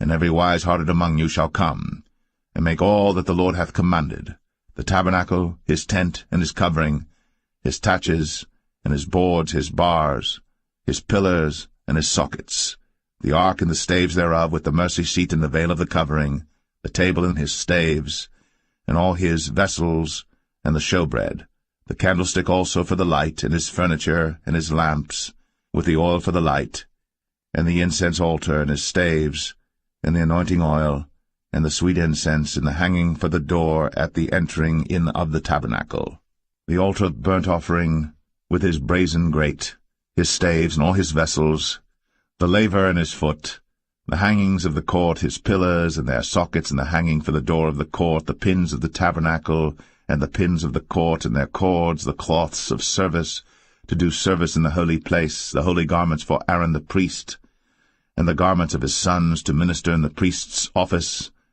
And all the congregation of the children of Israel departed from the presence of Moses. And they came, every one whose heart stirred him up, and every one whom his spirit made willing. And they brought the Lord's offering to the work of the tabernacle of the congregation, and for all his service, and for the holy garments. And they came, both men and women, as many as were willing-hearted, and brought bracelets and earrings and rings and tablets, all jewels of gold. And every man that offered an offering of gold unto the Lord. And every man with whom was found blue and purple and scarlet and fine linen and goat's hair, and red skins of rams and badgers' skins brought them. Every one that did offer an offering of silver and brass brought the Lord's offering, and every man with whom was found shittim wood for any work of the service brought it. And all the women that were wise-hearted did spin with their hands, and brought that which they had spun, both of blue and of purple and of scarlet and of fine linen. And all the women whose heart stirred them up in wisdom spun goat's hair. And the rulers brought onyx stones, and stones to be set for the ephod and for the breastplate, and spice, and oil for the light, and for the anointing oil, and for the sweet incense. The children of Israel brought a willing offering unto the Lord, every man and woman whose heart made them willing to bring for all manner of work, which the Lord had commanded to be made by the hand of Moses. And Moses said unto the children of Israel, See, the Lord hath called by name Bezalel the son of Uri, the son of Hur, of the tribe of Judah.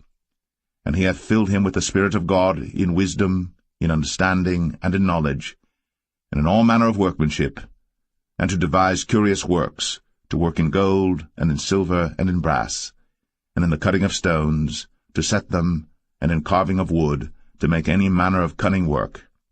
And he hath put in his heart that he may teach, both he and Aholiab, the son of Ahisamach, of the tribe of Dan. Them hath he filled with wisdom of heart, to work all manner of work, of the engraver, and of the cunning workman, and of the embroiderer, in blue, and in purple, and scarlet, and in fine linen, and of the weaver, even of them that do any work, and of those that devise cunning work.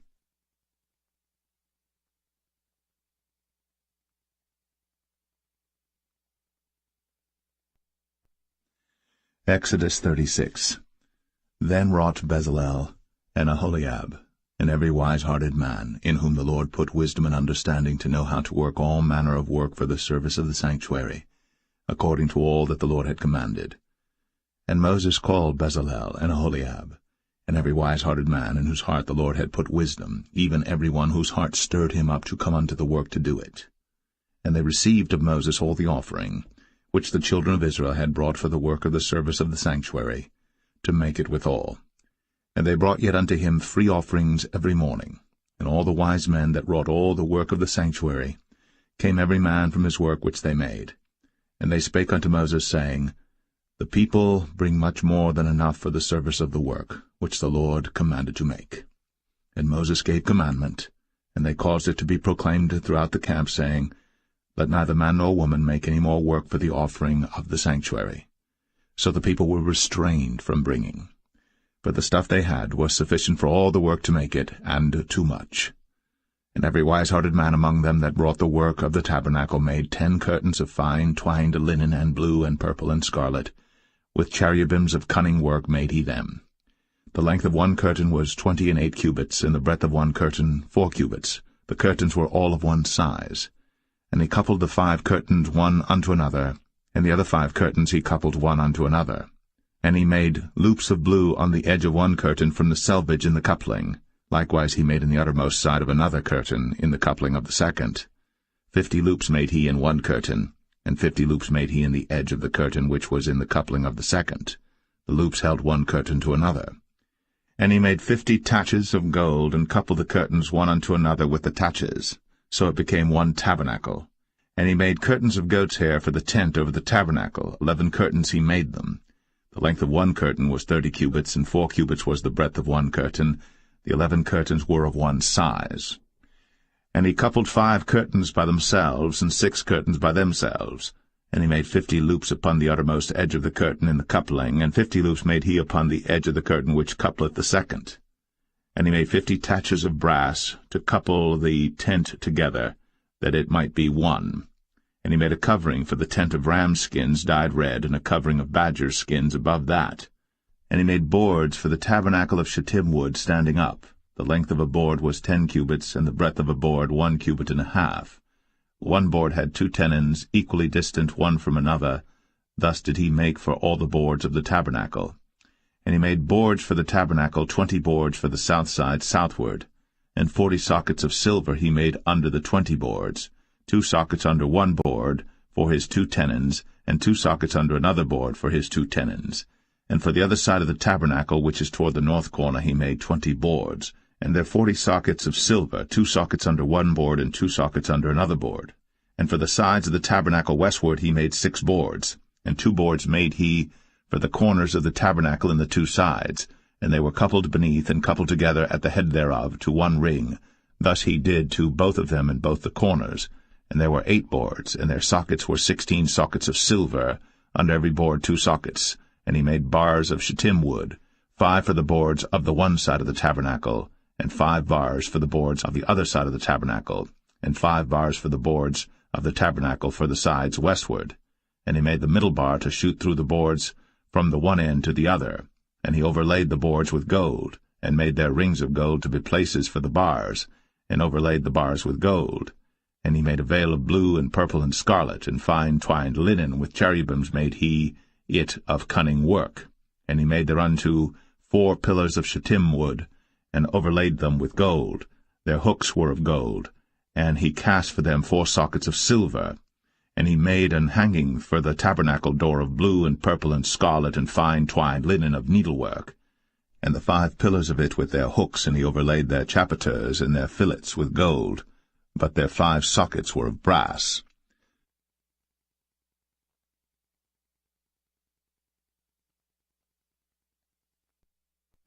Exodus 37.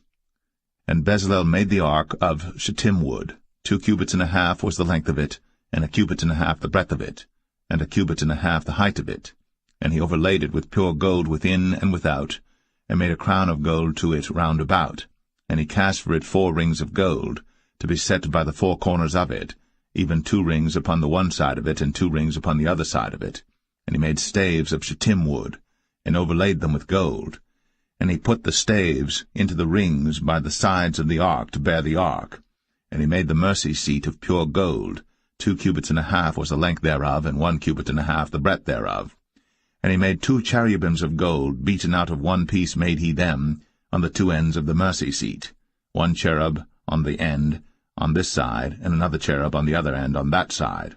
Out of the mercy seat made he the cherubims on the 2 ends thereof. And the cherubims spread out their wings on high, and covered with their wings over the mercy seat with their faces one to another. Even to the mercy seatward were the faces of the cherubims. And he made the table of shittim wood. 2 cubits was the length thereof, and 1 cubit the breadth thereof. and a cubit and a half the height thereof. And he overlaid it with pure gold, and made thereunto a crown of gold round about. Also he made thereunto a border of an handbreadth round about, and made a crown of gold for the border thereof round about. And he cast for it 4 rings of gold, and put the rings upon the 4 corners that were in the 4 feet thereof. Over against the border were the rings, the places for the staves to bear the table. And he made the staves of shittim wood, and overlaid them with gold to bear the table. And he made the vessels which were upon the table, his dishes, and his spoons, and his bowls, and his covers, to cover withal of pure gold. And he made the candlestick of pure gold. Of beaten work made he the candlestick. His shaft and his branch, his bowls, his knobs, and his flowers were of the same. And 6 branches going out of the sides thereof, 3 branches of the candlestick out of the one side thereof, and 3 branches of the candlestick out of the other side thereof. 3 bowls made after the fashion of almonds in one branch, a knob and a flower, and 3 bowls made like almonds in another branch, a knob and a flower.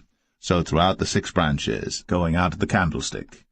And in the candlestick were 4 bowls made like almonds, his knobs and his flowers, and a knob under 2 branches of the same, and a knob under 2 branches of the same, and a knob under 2 branches of the same, according to the 6 branches going out of it.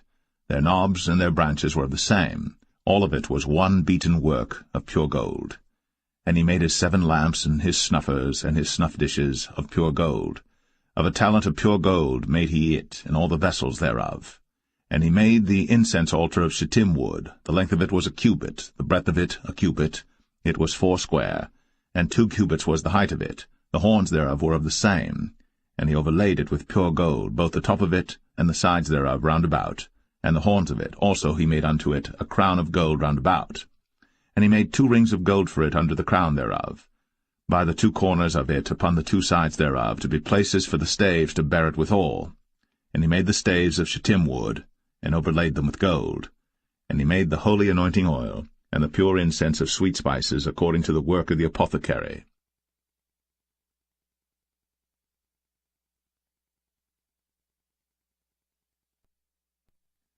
Exodus 38.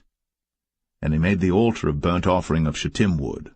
5 cubits was the length thereof, and 5 cubits the breadth thereof. It was 4 square, and 3 cubits the height thereof. And he made the horns thereof on the 4 corners of it. The horns thereof were of the same, and he overlaid it with brass.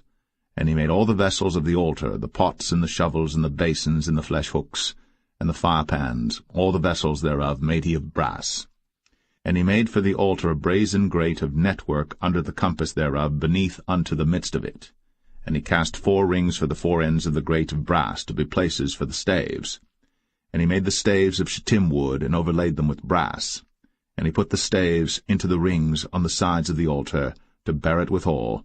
He made the altar hollow with boards. And he made the laver of brass, and the foot of it of brass, of the looking-glasses of the women assembling, which assembled at the door of the tabernacle of the congregation. And he made the court. On the south side southward the hangings of the court were of fine twined linen, 100 cubits. Their pillars were 20, and their brazen sockets 20. The hooks of the pillars and their fillets were of silver. And for the north side the hangings were 100 cubits, their pillars were 20, and their sockets of brass 20. The hooks of the pillars and their fillets of silver. And for the west side were hangings of 50 cubits, their pillars 10, and their sockets 10, the hooks of the pillars and their fillets of silver. And for the east side eastward 50 cubits. The hangings of the one side of the gate were 15 cubits, their pillars 3, and their sockets 3. And for the other side of the court gate, on this hand and that hand, were hangings of 15 cubits, their pillars 3, and their sockets 3. All the hangings of the court round about were of fine twined linen, and the sockets for the pillars were of brass, the hooks of the pillars and their fillets of silver, and the overlaying of their chapiters of silver, and all the pillars of the court were filleted with silver. And the hanging for the gate of the court was needlework, of blue and purple and scarlet and fine twined linen, and 20 cubits was the length, and the height and the breadth was 5 cubits, answerable to the hangings of the court. And their pillars were 4, and their sockets of brass 4, their hooks of silver, and the overlaying of their chapiters and their fillets of silver. And all the pins of the tabernacle and of the court round about were of brass. This is the sum of the tabernacle, even of the tabernacle of testimony, as it was counted, according to the commandment of Moses, for the service of the Levites, by the hand of Ithamar, son to Aaron the priest. And Bezalel, the son of Uri, the son of Hur, of the tribe of Judah, made all that the Lord commanded Moses. And with him was Aholiab, son of Ahisamach, of the tribe of Dan, an engraver, and a cunning workman, and an embroiderer in blue, and in purple, and in scarlet, and fine linen. All the gold that was occupied for the work, and all the work of the holy place, even the gold of the offering, was 29 talents, and 730 shekels after the shekel of the sanctuary. And the silver of them that were numbered of the congregation was 100 talents, and 1,760 shekels after the shekel of the sanctuary. A bekah for every man, that is, half a shekel, after the shekel of the sanctuary, for every one that went to be numbered, from 20 years old and upward, for 600,000 and 3,550 men. And of the 100 talents of silver were cast the sockets of the sanctuary, and the sockets of the veil, and 100 sockets of the 100 talents, a talent for a socket. And of the 1,775 shekels he made hooks for the pillars, and overlaid their chapiters, and filleted them. And the brass of the offering was 70 talents, and 2,400 shekels. And therewith he made the sockets to the door of the tabernacle of the congregation, and the brazen altar, and the brazen grate for it, and all the vessels of the altar, and the sockets of the court round about, and the sockets of the court gate, and all the pins of the tabernacle, and all the pins of the court round about.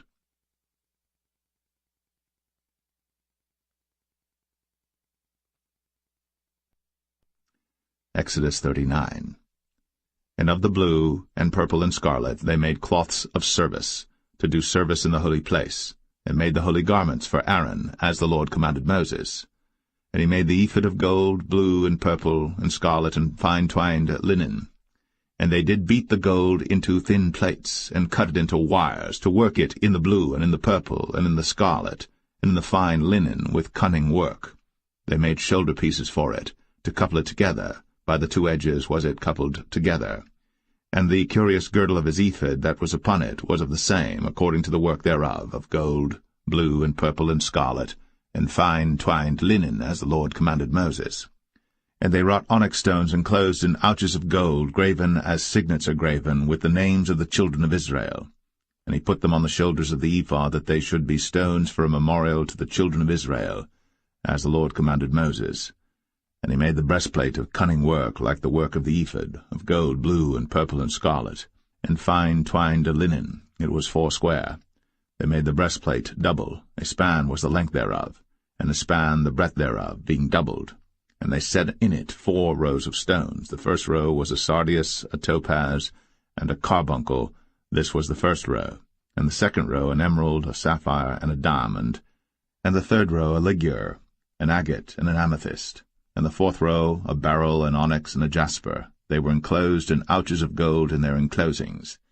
And the stones were according to the names of the children of Israel, 12 according to their names, like the engravings of a signet, every one with his name, according to the 12 tribes. And they made upon the breastplate chains at the ends of wreathen work of pure gold. And they made 2 ouches of gold, and 2 gold rings, and put the 2 rings in the 2 ends of the breastplate.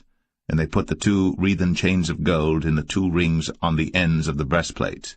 And the 2 ends of the 2 wreathen chains they fastened in the 2 ouches, and put them on the shoulder pieces of the ephod before it. And they made 2 rings of gold, and put them on the 2 ends of the breastplate, upon the border of it, which was on the side of the ephod inward. And they made 2 other golden rings, and put them on the 2 sides of the ephod underneath, toward the forepart of it, over against the other coupling thereof, above the curious girdle of the ephod. And they did bind the breastplate by his rings unto the rings of the ephod with a lace of blue, that it might be above the curious girdle of the ephod, and that the breastplate might not be loosed from the ephod, as the Lord commanded Moses.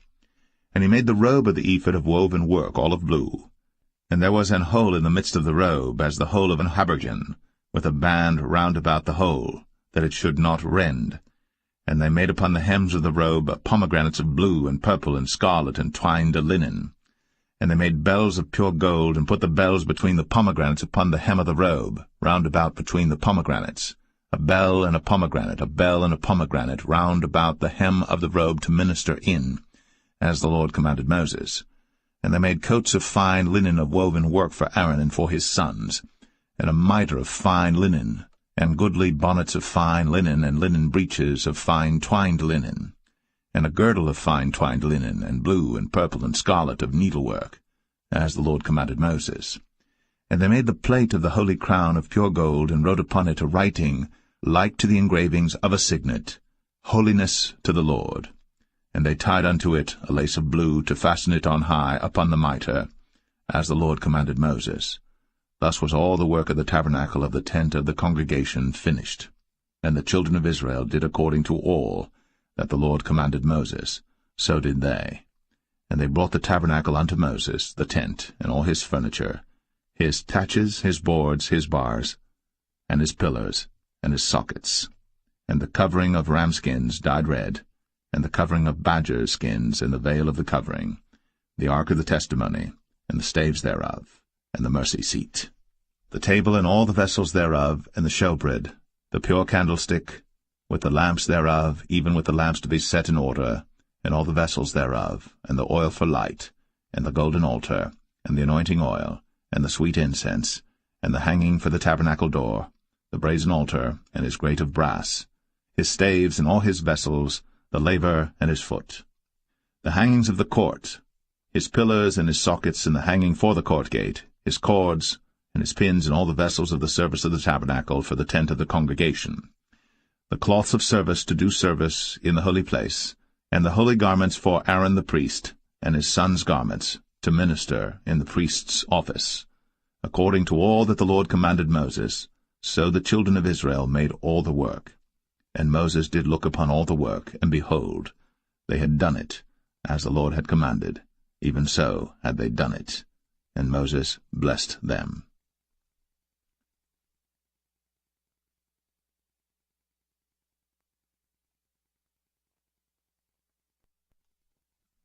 Exodus 40. And the Lord spake unto Moses, saying, On the first day of the first month shalt thou set up the tabernacle of the tent of the congregation, and thou shalt put therein the ark of the testimony, and cover the ark with the veil. And thou shalt bring in the table, and set in order the things that are to be set in order upon it. And thou shalt bring in the candlestick, and light the lamps thereof. And thou shalt set the altar of gold for the incense before the ark of the testimony, and put the hanging of the door to the tabernacle. And thou shalt set the altar of the burnt offering before the door of the tabernacle of the tent of the congregation. And thou shalt set the laver between the tent of the congregation and the altar, and shalt put water therein. And thou shalt set up the court round about, and hang up the hanging at the court gate. And thou shalt take the anointing oil, and anoint the tabernacle, and all that is therein, and shalt hallow it, and all the vessels thereof, and it shall be holy. And thou shalt anoint the altar of the burnt offering, and all his vessels, and sanctify the altar, and it shall be an altar most holy. And thou shalt anoint the laver and his foot, and sanctify it. And thou shalt bring Aaron and his sons unto the door of the tabernacle of the congregation, and wash them with water. And thou shalt put upon Aaron the holy garments, and anoint him, and sanctify him, that he may minister unto me in the priest's office. And thou shalt bring his sons, and clothe them with coats. And thou shalt anoint them, as thou didst anoint their father, that they may minister unto me in the priest's office, for their anointing shall surely be an everlasting priesthood throughout their generations. Thus did Moses. According to all that the Lord commanded him, so did he. And it came to pass in the first month, in the second year, on the first day of the month, that the tabernacle was reared up. And Moses reared up the tabernacle, and fastened his sockets, and set up the boards thereof, and put in the bars thereof, and reared up his pillars. And he spread abroad the tent over the tabernacle, and put the covering of the tent above upon it, as the Lord commanded Moses. And he took and put the testimony into the ark, and set the staves on the ark, and put the mercy seat above upon the ark. And he brought the ark into the tabernacle, and set up the veil of the covering, and covered the ark of the testimony, as the Lord commanded Moses. And he put the table in the tent of the congregation upon the side of the tabernacle northward without the veil. And he set the bread in order upon it before the Lord, as the Lord had commanded Moses. And he put the candlestick in the tent of the congregation over against the table, on the side of the tabernacle southward. And he lighted the lamps before the Lord, as the Lord commanded Moses. And he put the golden altar in the tent of the congregation before the veil. And he burnt sweet incense thereon, as the Lord commanded Moses. And he set up the hanging at the door of the tabernacle. And he put the altar of burnt offering by the door of the tabernacle of the tent of the congregation, and offered upon it the burnt offering and the meat offering, as the Lord commanded Moses. And he set the laver between the tent of the congregation and the altar, and put water there to wash withal. And Moses and Aaron and his sons washed their hands, and their feet thereat, when they went into the tent of the congregation, and when they came near unto the altar, they washed, as the Lord commanded Moses. And he reared up the court round about the tabernacle and the altar, and set up the hanging of the court gate. So Moses finished the work. Then a cloud covered the tent of the congregation, and the glory of the Lord filled the tabernacle. And Moses was not able to enter into the tent of the congregation, because the cloud abode thereon, and the glory of the Lord filled the tabernacle. And when the cloud was taken up from over the tabernacle, the children of Israel went onward in all their journeys. But if the cloud were not taken up, then they journeyed not till the day that it was taken up. For the cloud of the Lord was upon the tabernacle by day, and fire was on it by night, in the sight of all the house of Israel, throughout all their journeys.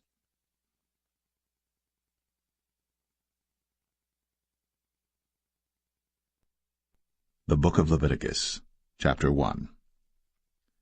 And the Lord called unto Moses, and spake unto him out of the tabernacle of the congregation, saying, Speak unto the children of Israel, and say unto them, If any man of you bring an offering unto the Lord, ye shall bring your offering of the cattle, even of the herd, and of the flock.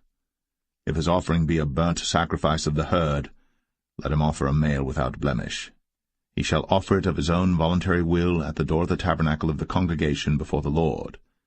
And he shall put his hand upon the head of the burnt offering, and it shall be accepted for him to make atonement for him.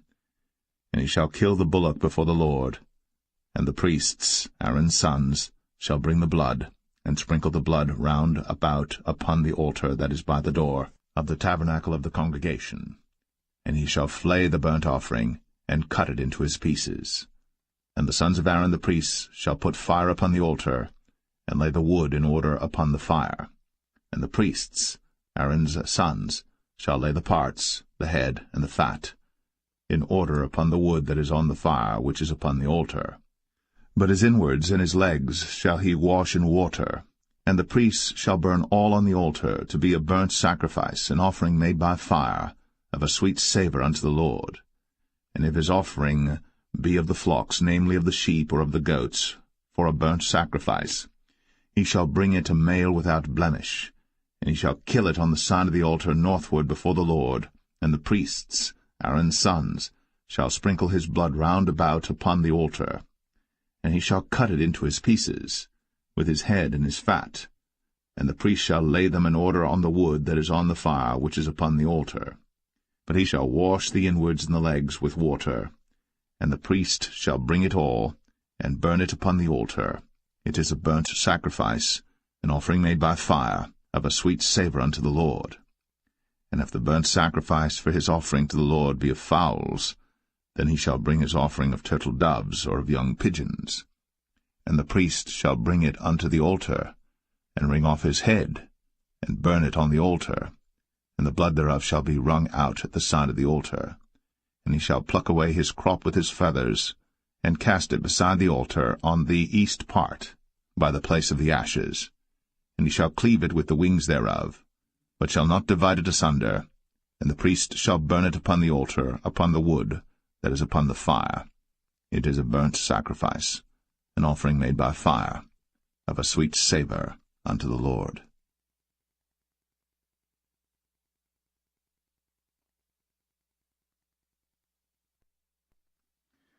Leviticus 2.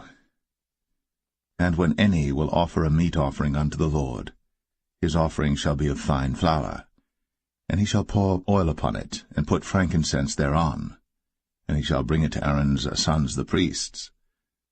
And he shall take thereout his handful of the flour thereof, and of the oil thereof, with all the frankincense thereof.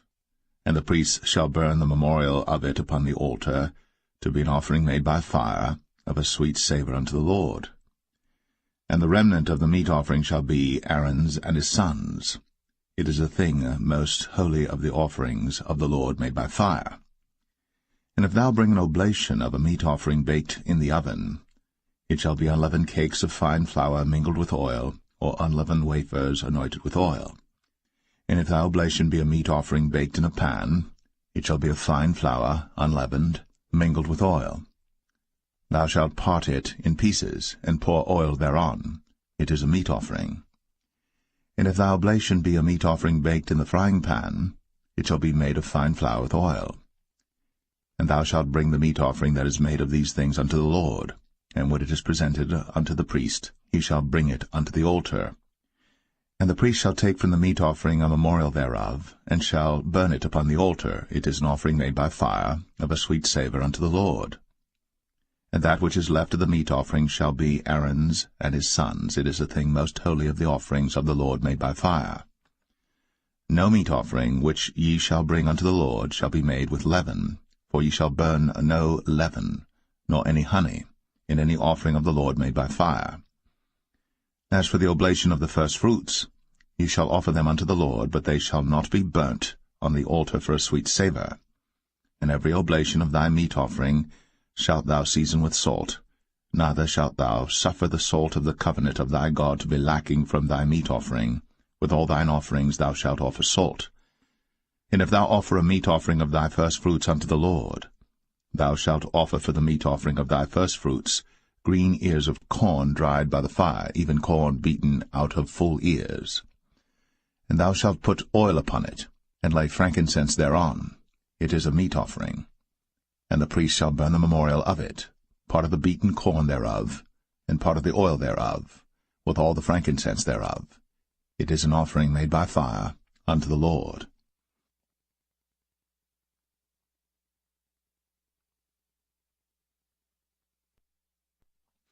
Leviticus 3.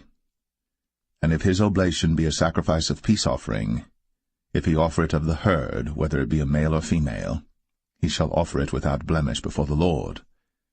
And he shall lay his hand upon the head of his offering, and kill it at the door of the tabernacle of the congregation. And Aaron's sons the priests shall sprinkle the blood upon the altar round about. And he shall offer of the sacrifice of the peace offering an offering made by fire unto the Lord, the fat that covereth the inwards, and all the fat that is upon the inwards, and the 2 kidneys, and the fat that is on them, which is by the flanks, and the caul above the liver, with the kidneys, it shall he take away. And Aaron's sons shall burn it on the altar upon the burnt sacrifice which is upon the wood that is on the fire. It is an offering made by fire, of a sweet savour unto the Lord. And if his offering for a sacrifice of peace offering unto the Lord be of the flock, male or female, he shall offer it without blemish. If he offer a lamb for his offering, then shall he offer it before the Lord. And he shall lay his hand upon the head of his offering, and kill it before the tabernacle of the congregation. And Aaron's sons shall sprinkle the blood thereof round about upon the altar. And he shall offer of the sacrifice of the peace offering an offering made by fire unto the Lord, the fat thereof, and the whole rump, it shall he take off hard by the backbone, and the fat that covereth the inwards, and all the fat that is upon the inwards, and the 2 kidneys, and the fat that is upon them, which is by the flanks, and the caul above the liver, with the kidneys, it shall he take away. And the priest shall burn it upon the altar. It is the food of the offering made by fire unto the Lord. And if his offering be a goat, then he shall offer it before the Lord. And he shall lay his hand upon the head of it, and kill it before the tabernacle of the congregation. And the sons of Aaron shall sprinkle the blood thereof upon the altar round about. And he shall offer thereof his offering, even an offering made by fire unto the Lord, the fat that covereth the inwards, and all the fat that is upon the inwards, and the 2 kidneys, and the fat that is upon them, which is by the flanks, and the caul above the liver, with the kidneys, it shall he take away. And the priest shall burn them upon the altar. It is the food of the offering made by fire for a sweet savour. All the fat is the Lord's. It shall be a perpetual statute for your generations throughout all your dwellings, that ye eat neither fat nor blood.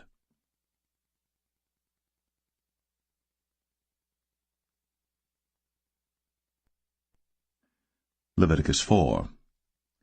And the Lord spake unto Moses, saying, Speak unto the children of Israel, saying, If a soul shall sin through ignorance against any of the commandments of the Lord, concerning things which ought not to be done, and shall do against any of them, if the priest that is anointed do sin according to the sin of the people, then let him bring for his sin which he hath sinned a young bullock without blemish unto the Lord for a sin offering.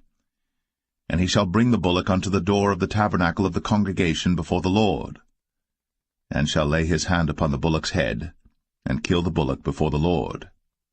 And the priest that is anointed shall take of the bullock's blood, and bring it to the tabernacle of the congregation. And the priest shall dip his finger in the blood, and sprinkle of the blood 7 times before the Lord, before the veil of the sanctuary. And the priest shall put some of the blood upon the horns of the altar of sweet incense before the Lord, which is in the tabernacle of the congregation, and shall pour all the blood of the bullock at the bottom of the altar of the burnt offering, which is at the door of the tabernacle of the congregation.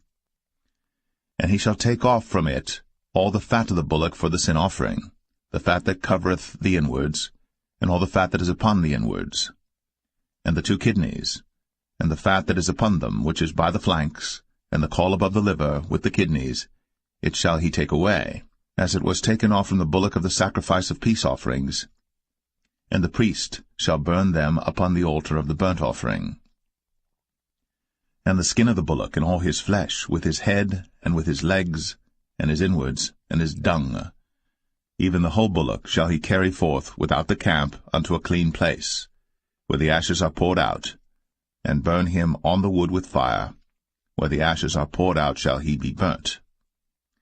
And if the whole congregation of Israel sin through ignorance, and the thing be hid from the eyes of the assembly, and they have done somewhat against any of the commandments of the Lord concerning things which should not be done, and are guilty, when the sin which they have sinned against it is known, then the congregation shall offer a young bullock for the sin, and bring him before the tabernacle of the congregation.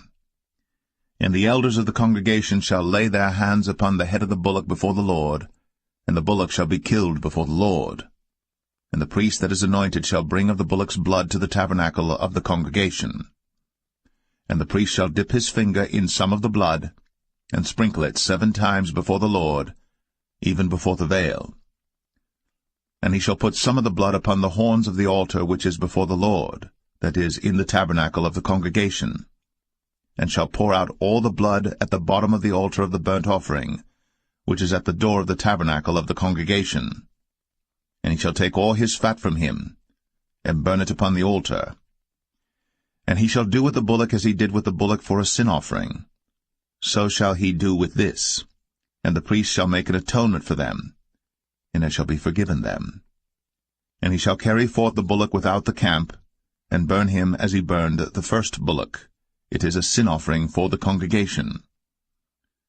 When a ruler hath sinned, and done somewhat through ignorance against any of the commandments of the Lord his God, concerning things which should not be done, and is guilty, or if his sin, wherein he hath sinned, come to his knowledge, he shall bring his offering, a kid of the goats, a male without blemish. And he shall lay his hand upon the head of the goat, and kill it in the place where they killed the burnt offering before the Lord. It is a sin offering. And the priest shall take of the blood of the sin offering with his finger, and put it upon the horns of the altar of burnt offering, and shall pour out his blood at the bottom of the altar of burnt offering.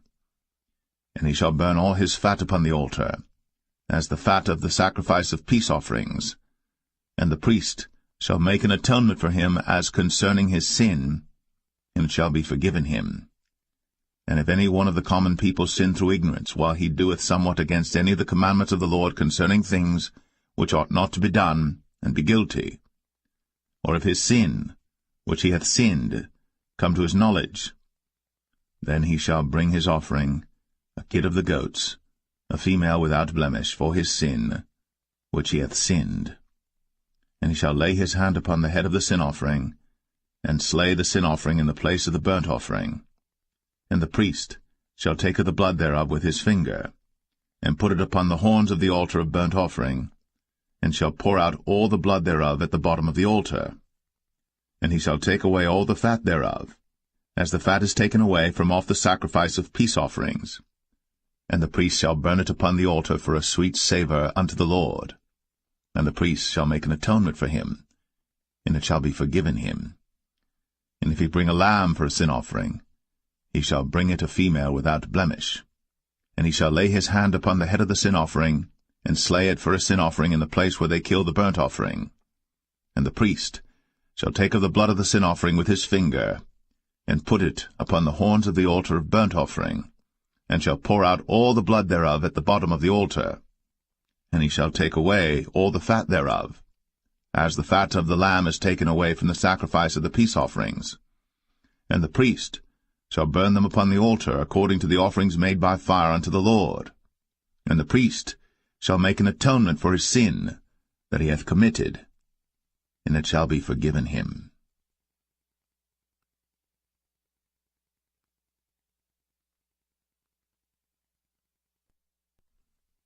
Leviticus 5.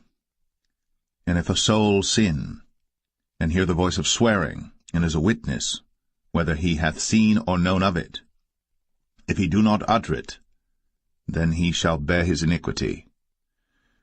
Or if a soul touch any unclean thing, whether it be a carcass of an unclean beast, or a carcass of unclean cattle, or the carcass of unclean creeping things, and if it be hidden from him, he also shall be unclean and guilty.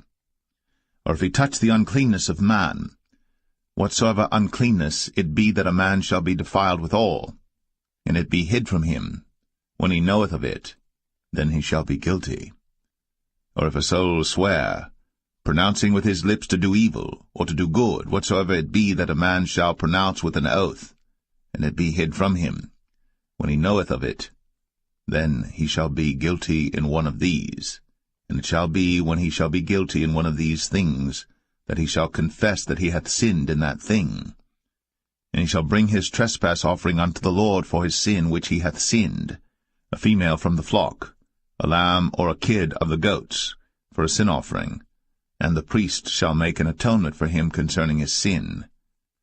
And if he be not able to bring a lamb, then he shall bring for his trespass which he hath committed 2 turtle doves, or 2 young pigeons unto the Lord, one for a sin offering, and the other for a burnt offering. And he shall bring them unto the priest, who shall offer that which is for the sin offering first, and wring off his head from his neck, but shall not divide it asunder. And he shall sprinkle of the blood of the sin offering upon the side of the altar, and the rest of the blood shall be wrung out at the bottom of the altar. It is a sin offering. And he shall offer the second for a burnt offering according to the manner, and the priest shall make an atonement for him for his sin which he hath sinned, and it shall be forgiven him. But if he be not able to bring 2 turtle doves or 2 young pigeons, then he that sinned shall bring for his offering the 10th part of an ephah of fine flour for a sin offering. He shall put no oil upon it, neither shall he put any frankincense thereon, for it is a sin offering. Then shall he bring it to the priest, and the priest shall take his handful of it, even a memorial thereof, and burn it on the altar, according to the offerings made by fire unto the Lord. It is a sin offering. And the priest shall make an atonement for him as touching his sin that he hath sinned in one of these, and it shall be forgiven him. And the remnant shall be the priest's, as a meat offering.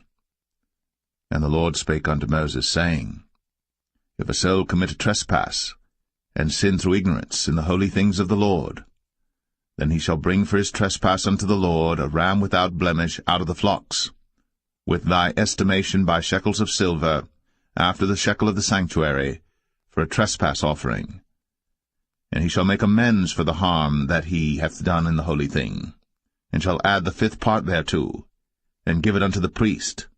And the priest shall make an atonement for him with the ram of the trespass offering, and it shall be forgiven him. And if a soul sin, and commit any of these things which are forbidden to be done by the commandments of the Lord, though he wist it not, yet is he guilty, and shall bear his iniquity. And he shall bring a ram without blemish out of the flock with thy estimation for a trespass offering unto the priest, And the priest shall make an atonement for him concerning his ignorance, wherein he erred and wist it not, and it shall be forgiven him. It is a trespass offering. He hath certainly trespassed against the Lord.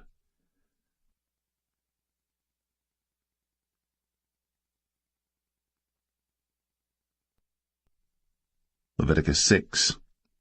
And the Lord spake unto Moses, saying, If a soul sin, and commit a trespass against the Lord, and lie unto his neighbor in that which was delivered him to keep, for in fellowship, or in a thing taken away by violence, or hath deceived his neighbor, or have found that which was lost, and lieth concerning it, and sweareth falsely, in any of all these that a man doeth, sinning therein, then it shall be, because he hath sinned, and is guilty, that he shall restore that which he took violently away, or the thing which he hath deceitfully gotten, or that which was delivered him to keep, or the lost thing which he found, or all that about which he hath sworn falsely. He shall even restore it in the principal, and shall add the 5th part more thereto, and give it unto him to whom it appertaineth, in the day of his trespass offering. And he shall bring his trespass offering unto the Lord, a ram without blemish out of the flock, with thy estimation, for a trespass offering unto the priest. And the priest shall make an atonement for him before the Lord, and it shall be forgiven him for anything of all that he hath done in trespassing therein. And the Lord spake unto Moses, saying, Command Aaron and his sons, saying, This is the law of the burnt offering. It is the burnt offering because of the burning upon the altar all night unto the morning, and the fire of the altar shall be burning in it. And the priest shall put on his linen garment, and his linen breeches shall he put upon his flesh, and take up the ashes which the fire hath consumed with the burnt offering on the altar. And he shall put them beside the altar. And he shall put off his garments, and put on other garments, and carry forth the ashes without the camp unto a clean place. And the fire upon the altar shall be burning in it. It shall not be put out. And the priest shall burn wood on it every morning, and lay the burnt offering in order upon it. And he shall burn thereon the fat of the peace offerings. The fire shall ever be burning upon the altar. It shall never go out. And this is the law of the meat offering. The sons of Aaron shall offer it before the Lord, before the altar. And he shall take of it his handful of the flour of the meat offering, and of the oil thereof, and all the frankincense which is upon the meat offering, and shall burn it upon the altar for a sweet savour, even the memorial of it, unto the Lord. And the remainder thereof shall Aaron and his sons eat. With unleavened bread shall it be eaten in the holy place. In the court of the tabernacle of the congregation they shall eat it. It shall not be baked with leaven. I have given it unto them for their portion of my offerings made by fire. It is most holy, as is the sin offering, and as the trespass offering. All the males among the children of Aaron shall eat of it. It shall be a statute for ever in your generations concerning the offerings of the Lord made by fire. Every one that toucheth them shall be holy. And the Lord spake unto Moses, saying, This is the offering of Aaron and of his sons, which they shall offer unto the Lord in the day when he is anointed. The 10th part of an ephah of fine flour for a meat offering perpetual, half of it in the morning, and half thereof at night. In a pan it shall be made with oil, and when it is baked, thou shalt bring it in. And the baked pieces of the meat offering shalt thou offer for a sweet savour unto the Lord. And the priest of his sons that is anointed in his stead shall offer it. It is a statute for ever unto the Lord. It shall be wholly burnt. For every meat offering for the priest shall be wholly burnt. It shall not be eaten. And the Lord spake unto Moses, saying, Speak unto Aaron and to his sons, saying, This is the law of the sin offering. In the place where the burnt offering is killed shall the sin offering be killed before the Lord. It is most holy. The priest that offereth it for sin shall eat it. In the holy place shall it be eaten, in the court of the tabernacle of the congregation. Whatsoever shall touch the flesh thereof shall be holy. And when there is sprinkled of the blood thereof upon any garment, thou shalt wash that whereon it was sprinkled in the holy place. But the earthen vessel wherein it is sodden shall be broken, and if it be sodden in a brazen pot, it shall be both scoured and rinsed in water. All the males among the priests shall eat thereof. It is most holy. And no sin offering whereof any of the blood is brought into the tabernacle of the congregation to reconcile with all in the holy place shall be eaten. It shall be burnt in the fire.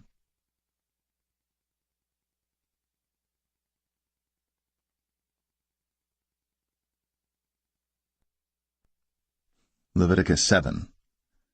Likewise, this is the law of the trespass offering. It is most holy. In the place where they kill the burnt offering shall they kill the trespass offering, and the blood thereof shall he sprinkle round about upon the altar. And he shall offer of it all the fat thereof, the rump, and the fat that covereth the inwards, and the 2 kidneys, and the fat that is on them, which is by the flanks, and the caul that is above the liver, with the kidneys, it shall he take away. And the priest shall burn them upon the altar for an offering made by fire unto the Lord. It is a trespass offering. Every male among the priests shall eat thereof. It shall be eaten in the holy place. It is most holy. As the sin offering is, so is the trespass offering. There is one law for them. The priest that maketh atonement therewith shall have it. And the priest that offereth any man's burnt offering, even the priest, shall have to himself the skin of the burnt offering which he hath offered. And all the meat offering that is baked in the oven, and all that is dressed in the frying pan, and in the pan, shall be the priest's that offereth it. And every meat offering mingled with oil and dry shall all the sons of Aaron have, one as much as another. And this is the law of the sacrifice of peace offerings which he shall offer unto the Lord.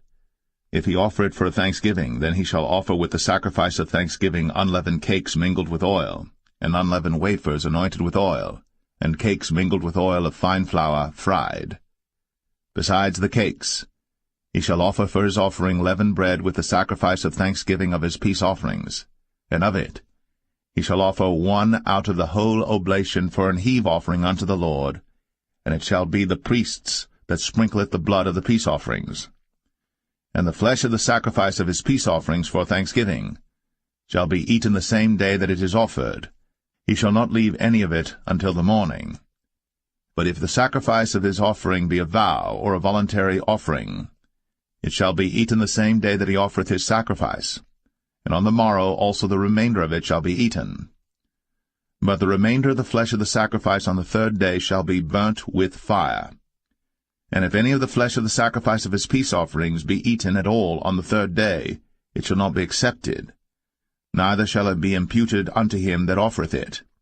It shall be an abomination, and the soul that eateth of it shall bear his iniquity.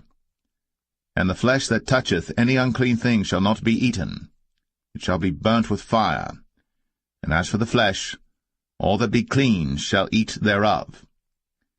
But the soul that eateth of the flesh of the sacrifice of peace offerings, that pertain unto the Lord, having his uncleanness upon him, even that soul, shall be cut off from his people.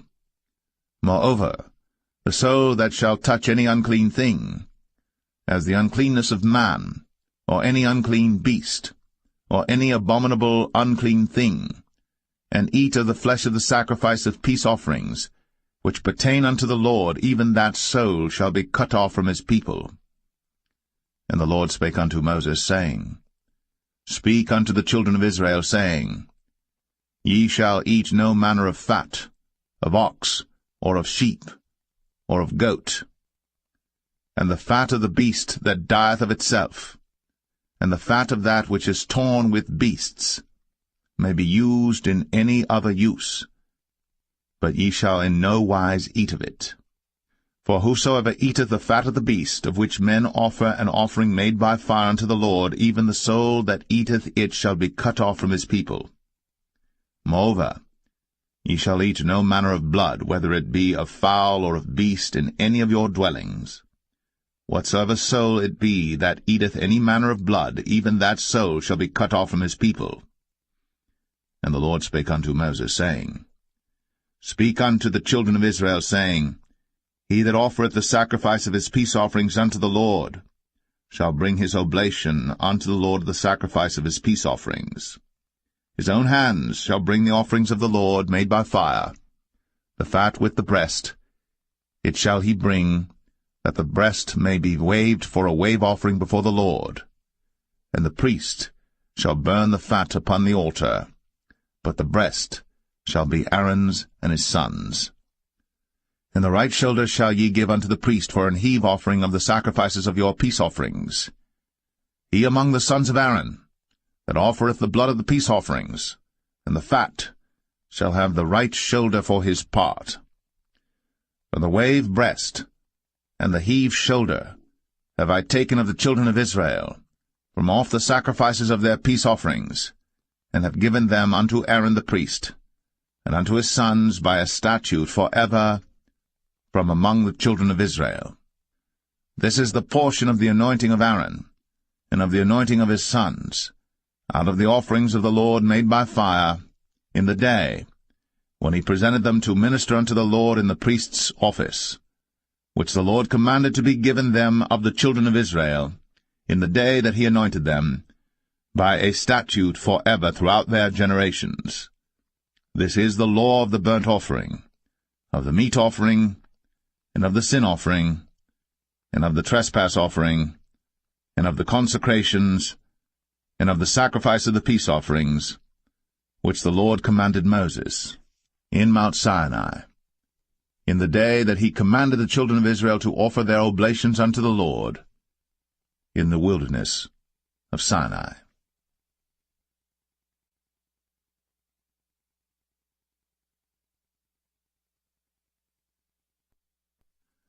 Leviticus 8. And the Lord spake unto Moses, saying, Take Aaron and his sons with him, and the garments and the anointing oil, and a bullock for the sin offering, and 2 rams, and a basket of unleavened bread. And gather thou all the congregation together unto the door of the tabernacle of the congregation. And Moses did as the Lord commanded him. And the assembly was gathered together unto the door of the tabernacle of the congregation. And Moses said unto the congregation, This is the thing which the Lord commanded to be done. And Moses brought Aaron and his sons, and washed them with water. And he put upon him the coat, and girded him with the girdle, and clothed him with the robe, and put the ephod upon him. And he girded him with the curious girdle of the ephod, and bound it unto him therewith. And he put the breastplate upon him. Also he put in the breastplate the Urim and the Thummim. And he put the mitre upon his head. Also upon the mitre, even upon his forefront, did he put the golden plate, the holy crown, as the Lord commanded Moses. And Moses took the anointing oil, and anointed the tabernacle and all that was therein, and sanctified them. And he sprinkled thereof upon the altar 7 times, and anointed the altar and all his vessels, both the laver and his foot, to sanctify them. And he poured of the anointing oil upon Aaron's head, and anointed him, to sanctify him. And Moses brought Aaron's sons, and put coats upon them, and girded them with girdles, and put bonnets upon them, as the Lord commanded Moses. And he brought the bullock for the sin offering, and Aaron and his sons laid their hands upon the head of the bullock for the sin offering, and he slew it. And Moses took the blood, and put it upon the horns of the altar round about with his finger, and purified the altar, and poured the blood at the bottom of the altar, and sanctified it, to make reconciliation upon it. And he took all the fat that was upon the inwards, and the caul above the liver, and the 2 kidneys, and their fat, and Moses burned it upon the altar. But the bullock and his hide, his flesh and his dung, he burnt with fire without the camp, as the Lord commanded Moses. And he brought the ram for the burnt offering, and Aaron and his sons laid their hands upon the head of the ram, and he killed it. And Moses sprinkled the blood upon the altar round about, and he cut the ram into pieces. And Moses burnt the head, and the pieces, and the fat. And he washed the inwards and the legs in water. And Moses burnt the whole ram upon the altar. It was a burnt sacrifice for a sweet savour, and an offering made by fire unto the Lord, as the Lord commanded Moses. And he brought the other ram, the ram of consecration. And Aaron and his sons laid their hands upon the head of the ram, and he slew it. And Moses took of the blood of it, and put it upon the tip of Aaron's right ear, and upon the thumb of his right hand, and upon the great toe of his right foot. And he brought Aaron's sons, and Moses put of the blood upon the tip of their right ear, and upon the thumbs of their right hands, and upon the great toes of their right feet. And Moses sprinkled the blood upon the altar round about. And he took the fat, and the rump, and all the fat that was upon the inwards, and the caul above the liver, and the 2 kidneys in their fat, and the right shoulder, and out of the basket of unleavened bread that was before the Lord, he took 1 unleavened cake, and a cake of oiled bread, and 1 wafer, and put them on the fat, and upon the right shoulder. And he put all upon Aaron's hands, and upon his sons' hands, and waved them for a wave offering before the Lord. And Moses took them from off their hands, and burnt them on the altar upon the burnt offering. They were consecrations for a sweet savour. It is an offering made by fire unto the Lord. And Moses took the breast, and waved it for a wave offering before the Lord. For of the ram of consecration it was Moses' part, as the Lord commanded Moses. And Moses took of the anointing oil, and of the blood which was upon the altar, and sprinkled it upon Aaron, and upon his garments, and upon his sons, and upon his sons' garments with him, and sanctified Aaron, and his garments, and his sons' garments with him. And Moses said unto Aaron and to his sons, Boil the flesh at the door of the tabernacle of the congregation, and there eat it with the bread that is in the basket of consecrations, as I commanded, saying, Aaron and his sons shall eat it. And that which remaineth of the flesh and of the bread shall ye burn with fire. And ye shall not go out of the door of the tabernacle of the congregation in 7 days, until the days of your consecration be at an end. For 7 days shall he consecrate you. As he hath done this day, so the Lord hath commanded to do, to make an atonement for you. Therefore shall ye abide at the door of the tabernacle of the congregation day and night, 7 days, and keep the charge of the Lord, that ye die not. For so I am commanded. So Aaron and his sons did all things which the Lord commanded by the hand of Moses.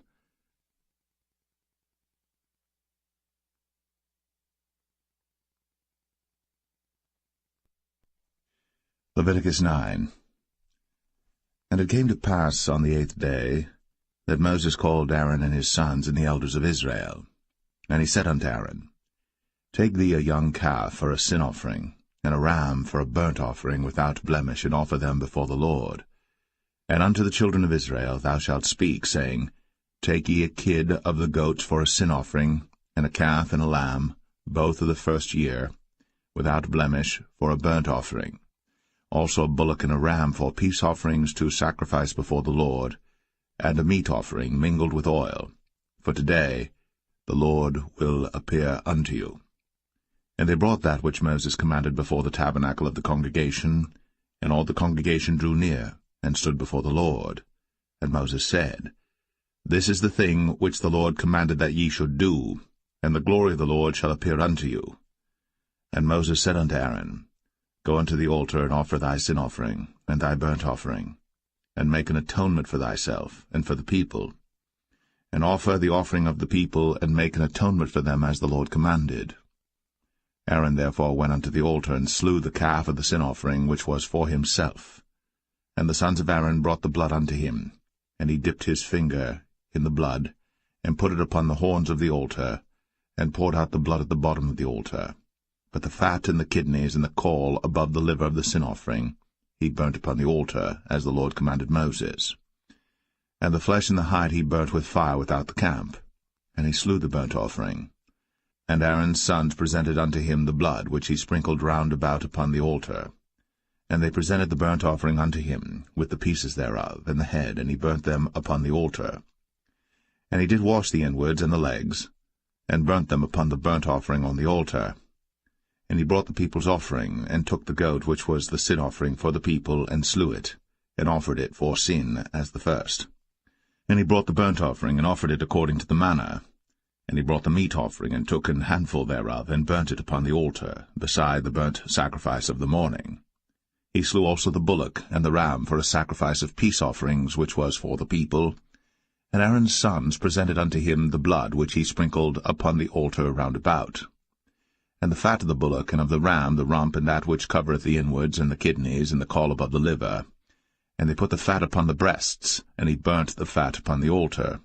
And the breasts and the right shoulder Aaron waved for a wave offering before the Lord, as Moses commanded. And Aaron lifted up his hand toward the people, and blessed them, and came down from offering of the sin offering, and the burnt offering, and peace offerings.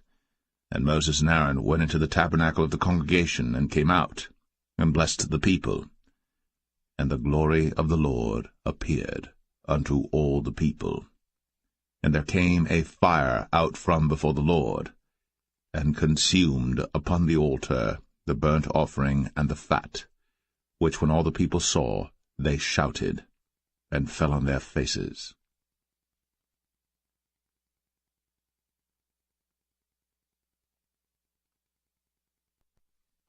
Leviticus 10.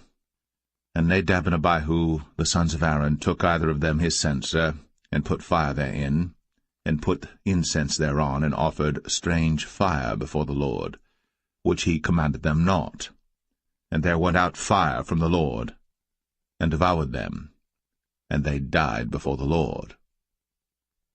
Then Moses said unto Aaron, This is it that the Lord spake, saying, I will be sanctified in them that come nigh me, and before all the people I will be glorified. And Aaron held his peace. And Moses called Mishael and Elzaphan, the sons of Uzziel, the uncle of Aaron, and said unto them, Come near, carry your brethren from before the sanctuary out of the camp. So they went near, and carried them in their coats out of the camp, as Moses had said.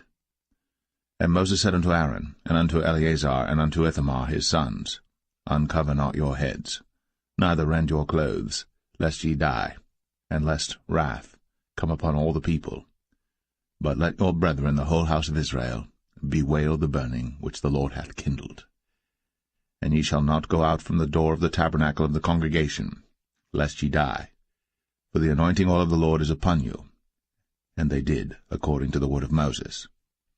And the Lord spake unto Aaron, saying, Do not drink wine nor strong drink, thou nor thy sons with thee, when ye go into the tabernacle of the congregation, lest ye die. It shall be a statute for ever throughout your generations. And that ye may put difference between holy and unholy, and between unclean and clean, and that ye may teach the children of Israel all the statutes which the Lord hath spoken unto them by the hand of Moses. And Moses spake unto Aaron, and unto Eleazar, and unto Ithamar, his sons that were left, Take the meat offering that remaineth of the offerings of the Lord made by fire, and eat it without leaven beside the altar, for it is most holy. And ye shall eat it in the holy place, because it is thy due, and thy son's due, of the sacrifices of the Lord made by fire, for so I am commanded. And the wave breast and heave shoulder shall ye eat in a clean place, thou and thy sons, and thy daughters with thee, for they be thy due, and thy sons' due, which are given out of the sacrifices of peace offerings of the children of Israel. The heave shoulder and the wave breast shall they bring with the offerings made by fire of the fat, to wave it for a wave offering before the Lord, and it shall be thine, and thy sons with thee, by a statute for ever, as the Lord hath commanded. And Moses diligently sought the goat of the sin offering, and behold, it was burnt. And he was angry with Eleazar and Ithamar, the sons of Aaron, which were left alive, saying, Wherefore have ye not eaten the sin offering in the holy place, seeing it is most holy? And God hath given it you to bear the iniquity of the congregation, to make atonement for them before the Lord. Behold, the blood of it was not brought in within the holy place. Ye should indeed have eaten it in the holy place, as I commanded. And Aaron said unto Moses, Behold, this day have they offered their sin offering and their burnt offering before the Lord. And such things have befallen me. And if I had eaten the sin offering today, should it have been accepted in the sight of the Lord? And when Moses heard that, he was content.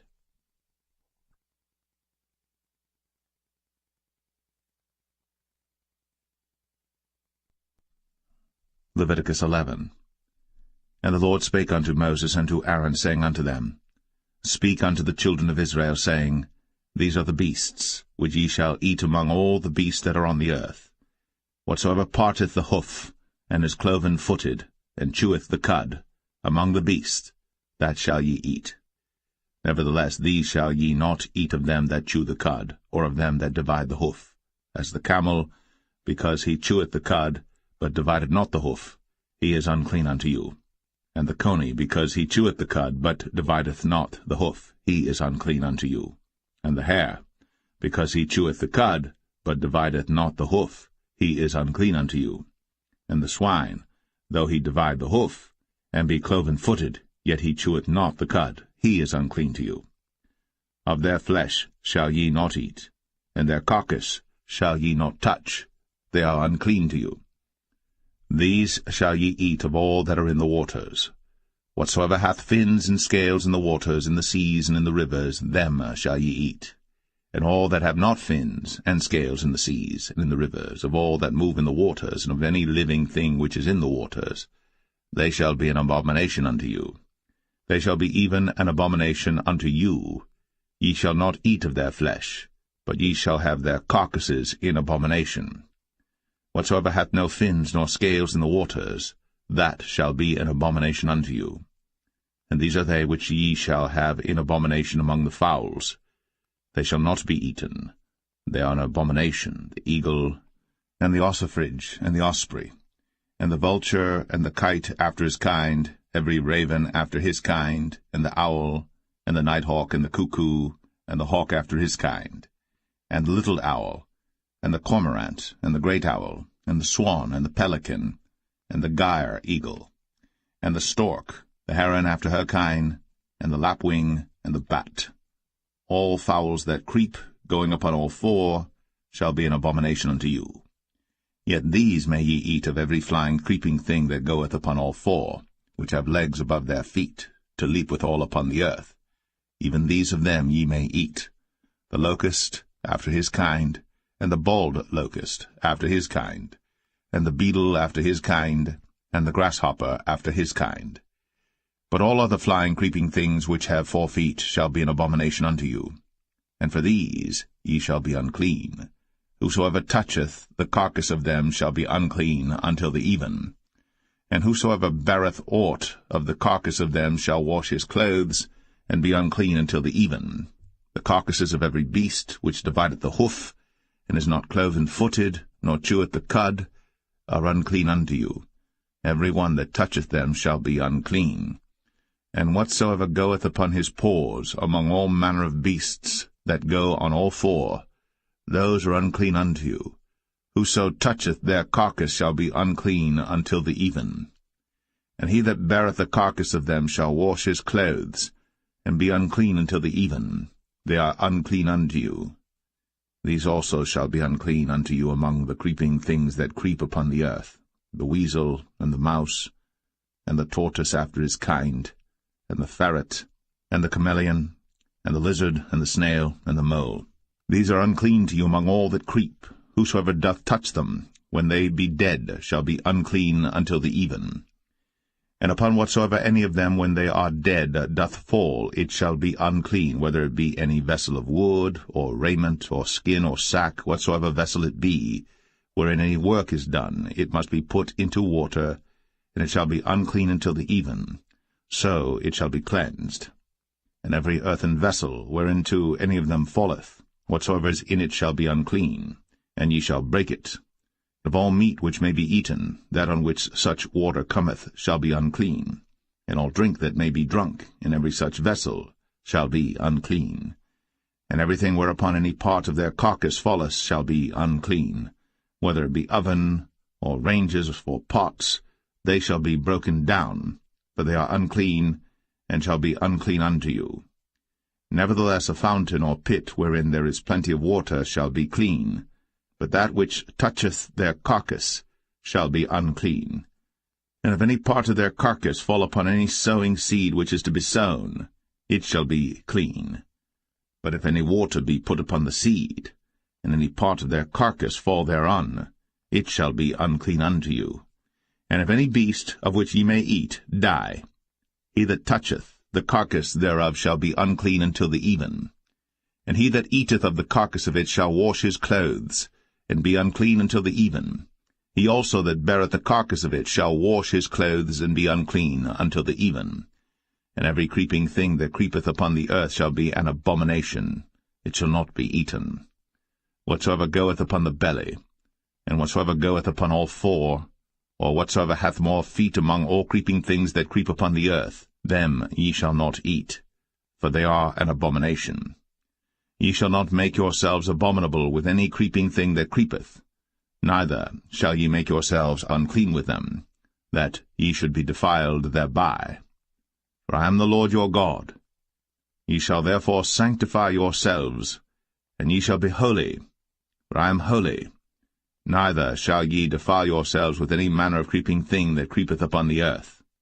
For I am the Lord that bringeth you up out of the land of Egypt, to be your God. Ye shall therefore be holy, for I am holy. This is the law of the beasts, and of the fowl, and of every living creature that moveth in the waters, and of every creature that creepeth upon the earth, to make a difference between the unclean and the clean, and between the beast that may be eaten, and the beast that may not be eaten.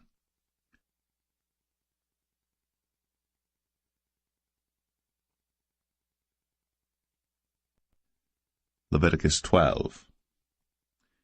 And the Lord spake unto Moses, saying, Speak unto the children of Israel, saying, If a woman have conceived seed, and born a man-child, then she shall be unclean 7 days, according to the days of the separation for her infirmity shall she be unclean. And in the 8th day the flesh of his foreskin shall be circumcised, and she shall then continue in the blood of her purifying 33 days. She shall touch no hallowed thing, nor come into the sanctuary until the days of her purifying be fulfilled. And if she bear a maid-child, then she shall be unclean 2 weeks, as in her separation, and she shall continue in the blood of her purifying 66 days.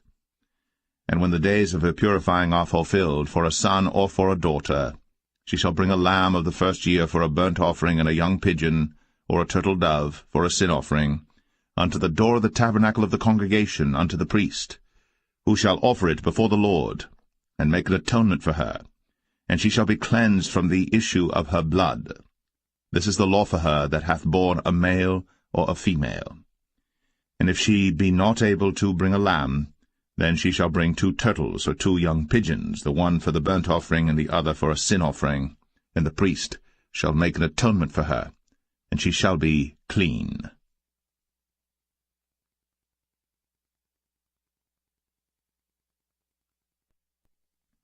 Leviticus 13. And the Lord spake unto Moses and Aaron, saying, When a man shall have in the skin of his flesh a rising, a scab, or bright spot, and it be in the skin of his flesh like the plague of leprosy, then he shall be brought unto Aaron the priest, or unto one of his sons the priests.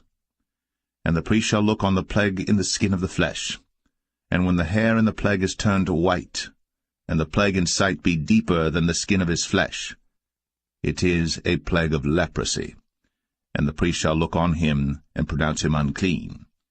If the bright spot be white in the skin of his flesh, and in sight be not deeper than the skin, and the hair thereof be not turned white, then the priest shall shut up him that hath the plague 7 days. And the priest shall look on him the 7th day, and behold, if the plague in his sight be at a stay, and the plague spread not in the skin, then the priest shall shut him up 7 days more. And the priest shall look on him again the 7th day, and behold, if the plague be somewhat dark, and the plague spread not in the skin, the priest shall pronounce him clean. It is but a scab, and he shall wash his clothes, and be clean. But if the scab spread much abroad in the skin, after that he hath been seen of the priest for his cleansing, he shall be seen of the priest again. And if the priest see that, behold, the scab spreadeth in the skin, then the priest shall pronounce him unclean. It is a leprosy. When the plague of leprosy is in a man, then he shall be brought unto the priest. And the priest shall see him, and behold, if the rising be white in the skin, and it have turned the hair white, and there be quick raw flesh in the rising, it is an old leprosy in the skin of his flesh. And the priest shall pronounce him unclean, and shall not shut him up, for he is unclean. And if a leprosy break out abroad in the skin, and the leprosy cover all the skin of him that hath the plague from his head even to his foot, wheresoever the priest looketh. Then the priest shall consider, and behold, if the leprosy have covered all his flesh, he shall pronounce him clean that hath the plague. It is all turned white, he is clean. But when raw flesh appeareth in him, he shall be unclean.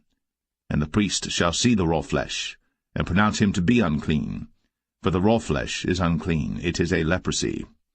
Or if the raw flesh turn again, and be changed unto white, he shall come unto the priest. And the priest shall see him, and behold, if the plague be turned into white, then the priest shall pronounce him clean that hath the plague. He is clean.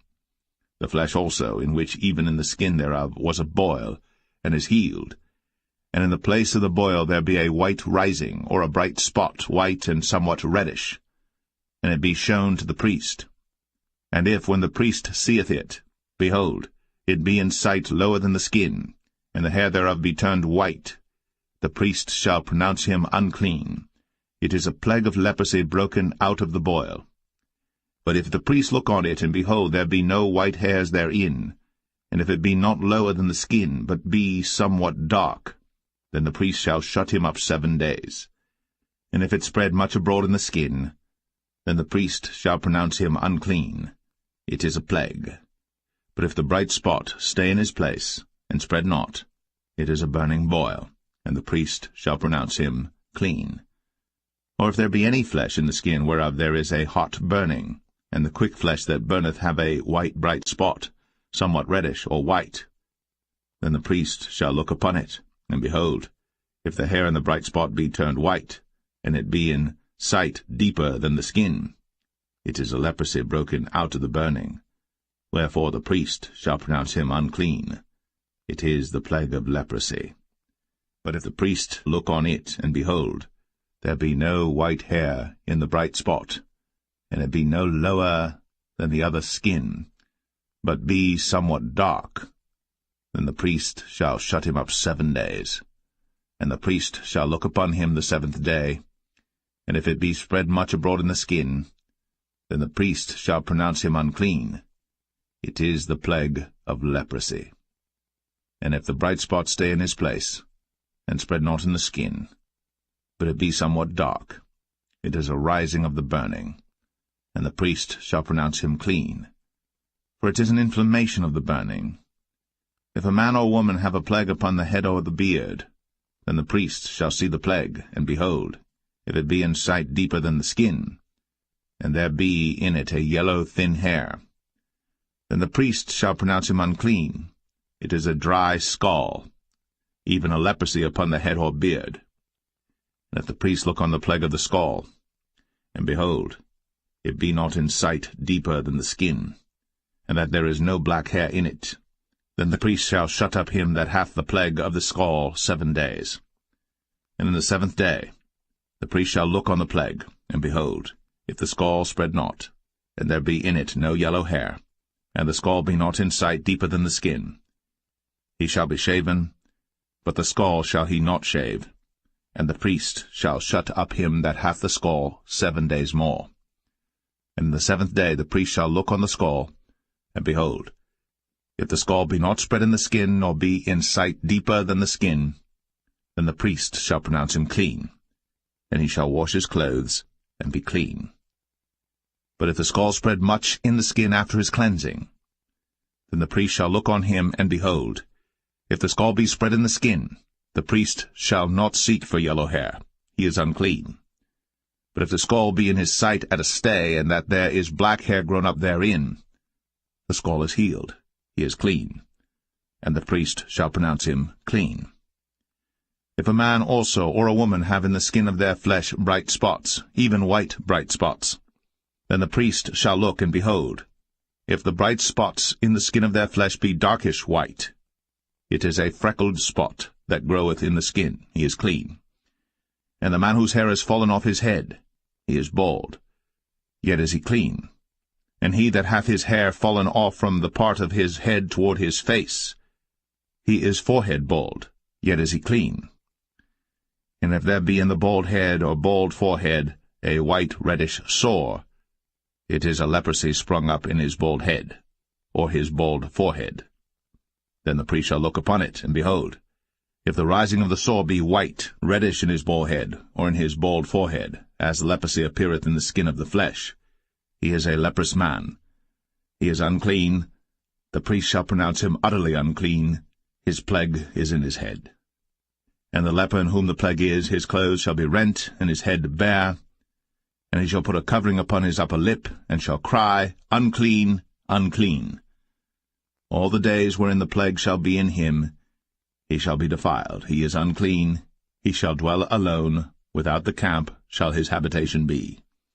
The garment also that the plague of leprosy is in, whether it be a woolen garment or a linen garment, whether it be in the warp or woof of linen or of woolen, whether in a skin or in anything made of skin, and if the plague be greenish or reddish in the garment or in the skin, either in the warp or in the woof or in anything of skin, it is a plague of leprosy, and shall be shown unto the priest. And the priest shall look upon the plague, and shut up it that hath the plague 7 days. And he shall look on the plague on the 7th day.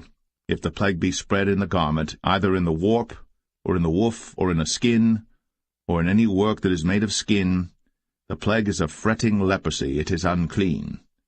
He shall therefore burn the garment, whether warp or woof, in woolen or in linen, or anything of skin, wherein the plague is, for it is a fretting leprosy, it shall be burnt in the fire. And if the priest shall look, and behold, the plague be not spread in the garment, either in the warp, or in the woof, or in anything of skin, then the priest shall command that they wash the thing wherein the plague is, and he shall shut it up 7 days more. And the priest shall look on the plague, after that it is washed, and behold, if the plague have not changed his colour, and the plague be not spread, it is unclean. Thou shalt burn it in the fire. It is fret inward, whether it be bare within or without. And if the priest look, and behold, the plague be somewhat dark after the washing of it, then he shall rend it out of the garment, or out of the skin, or out of the warp, or out of the woof. And if it appear still in the garment, either in the warp, or in the woof, or in anything of skin, it is a spreading plague. Thou shalt burn that wherein the plague is, with fire. And the garment, either warp, or woof, or whatsoever thing of skin it be, which thou shalt wash, if the plague be departed from them, then it shall be washed the 2nd time, and shall be clean. This is the law of the plague of leprosy in a garment of woolen or linen, either in the warp or woof, or anything of skins, to pronounce it clean, or to pronounce it unclean.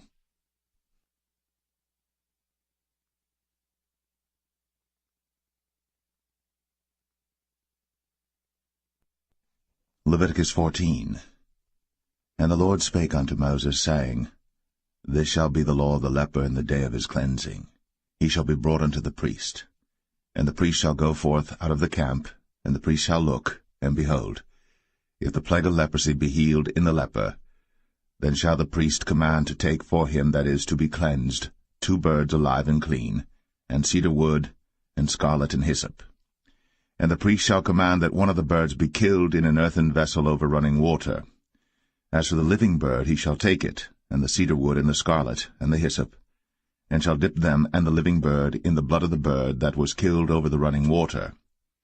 And he shall sprinkle upon him that is to be cleansed from the leprosy 7 times, and shall pronounce him clean, and shall let the living bird loose into the open field.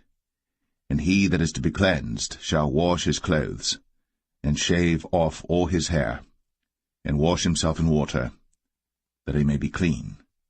And after that he shall come into the camp, and shall tarry abroad out of his tent 7 days.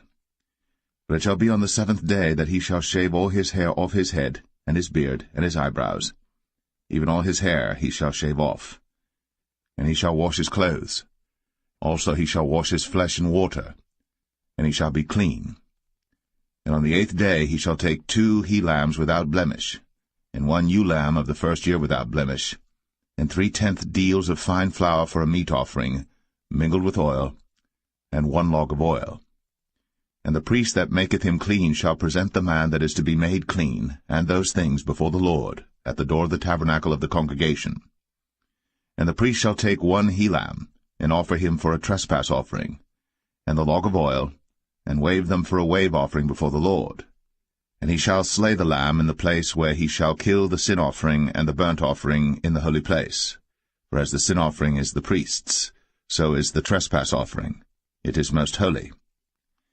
And the priest shall take some of the blood of the trespass offering, and the priest shall put it upon the tip of the right ear of him that is to be cleansed, and upon the thumb of his right hand, and upon the great toe of his right foot. And the priest shall take some of the log of oil, and pour it into the palm of his own left hand. And the priest shall dip his right finger in the oil that is in his left hand, and shall sprinkle of the oil with his finger 7 times before the Lord. And of the rest of the oil that is in his hand shall the priest put upon the tip of the right ear of him that is to be cleansed, and upon the thumb of his right hand, and upon the great toe of his right foot, upon the blood of the trespass offering. And the remnant of the oil that is in the priest's hand he shall pour upon the head of him that is to be cleansed, and the priest shall make an atonement for him before the Lord. And the priest shall offer the sin offering, and make an atonement for him that is to be cleansed from his uncleanness, and afterward he shall kill the burnt offering. And the priest shall offer the burnt offering and the meat offering upon the altar. And the priest shall make an atonement for him, and he shall be clean. And if he be poor, and cannot get so much, then he shall take 1 lamb for a trespass offering to be waved, to make an atonement for him, and 1/10 deal of fine flour mingled with oil for a meat offering, and a log of oil, and 2 turtle doves, or 2 young pigeons, such as he is able to get, and the one shall be a sin offering, and the other a burnt offering. And he shall bring them on the 8th day for his cleansing unto the priest, unto the door of the tabernacle of the congregation before the Lord. And the priest shall take the lamb of the trespass offering, and the log of oil, and the priest shall wave them for a wave offering before the Lord.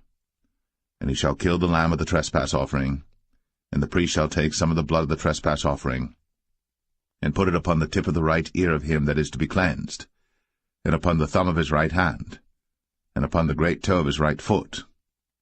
And the priest shall pour of the oil into the palm of his own left hand. And the priest shall sprinkle with his right finger some of the oil that is in his left hand 7 times before the Lord. And the priest shall put of the oil that is in his hand upon the tip of the right ear of him that is to be cleansed, and upon the thumb of his right hand, and upon the great toe of his right foot, upon the place of the blood of the trespass offering. And the rest of the oil that is in the priest's hand he shall put upon the head of him that is to be cleansed, to make an atonement for him before the Lord. And he shall offer the one of the turtle doves, or of the young pigeons, such as he can get, even such as he is able to get, the one for a sin offering, and the other for a burnt offering, with the meat offering. And the priest shall make an atonement for him that is to be cleansed before the Lord. This is the law of him in whom is the plague of leprosy, whose hand is not able to get that which pertaineth to his cleansing. And the Lord spake unto Moses and unto Aaron, saying, When ye be come into the land of Canaan, which I give to you for a possession, and I put the plague of leprosy in a house of the land of your possession, and he that owneth the house shall come and tell the priest, saying, It seemeth to me there is as it were a plague in the house. Then the priest shall command that they empty the house, before the priests go into it to see the plague, that all that is in the house be not made unclean. And afterward the priest shall go in to see the house. And he shall look on the plague, and behold, if the plague be in the walls of the house with hollow strakes, greenish or reddish, which in sight are lower than the wall, then the priest shall go out of the house to the door of the house, and shut up the house 7 days. And the priest shall come again the 7th day, and shall look, and behold, if the plague be spread in the walls of the house, then the priest shall command that they take away the stones in which the plague is, and they shall cast them into an unclean place without the city. And he shall cause the house to be scraped within round about, and they shall pour out the dust that they scrape off without the city into an unclean place. And they shall take other stones, and put them in the place of those stones. And he shall take other mortar, and shall plaster the house. And if the plague come again, and break out in the house, after that he hath taken away the stones, and after he hath scraped the house, and after it is plastered, Then the priest shall come and look, and behold, if the plague be spread in the house, it is a fretting leprosy in the house, it is unclean. And he shall break down the house, the stones of it, and the timber thereof, and all the mortar of the house, and he shall carry them forth out of the city into an unclean place. Moreover, he that goeth into the house all the while that it is shut up shall be unclean until the even.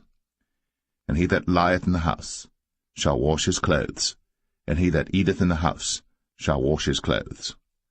And if the priest shall come in and look upon it, and behold, the plague hath not spread in the house, after the house was plastered, then the priest shall pronounce the house clean, because the plague is healed. And he shall take to cleanse the house 2 birds, and cedar wood, and scarlet, and hyssop. And he shall kill the one of the birds in an earthen vessel over running water. And he shall take the cedar wood, and the hyssop, and the scarlet, and the living bird, and dip them in the blood of the slain bird, and in the running water, and sprinkle the house 7 times. And he shall cleanse the house with the blood of the bird, and with the running water, and with the living bird, and with the cedar wood, and with the hyssop, and with the scarlet. But he shall let go the living bird out of the city into the open fields, and make an atonement for the house, and it shall be clean. This is the law for all manner of plague of leprosy and scall, and for the leprosy of a garment and of a house, and for a rising, and for a scab, and for a bright spot, to teach when it is unclean, and when it is clean. This is the law of leprosy.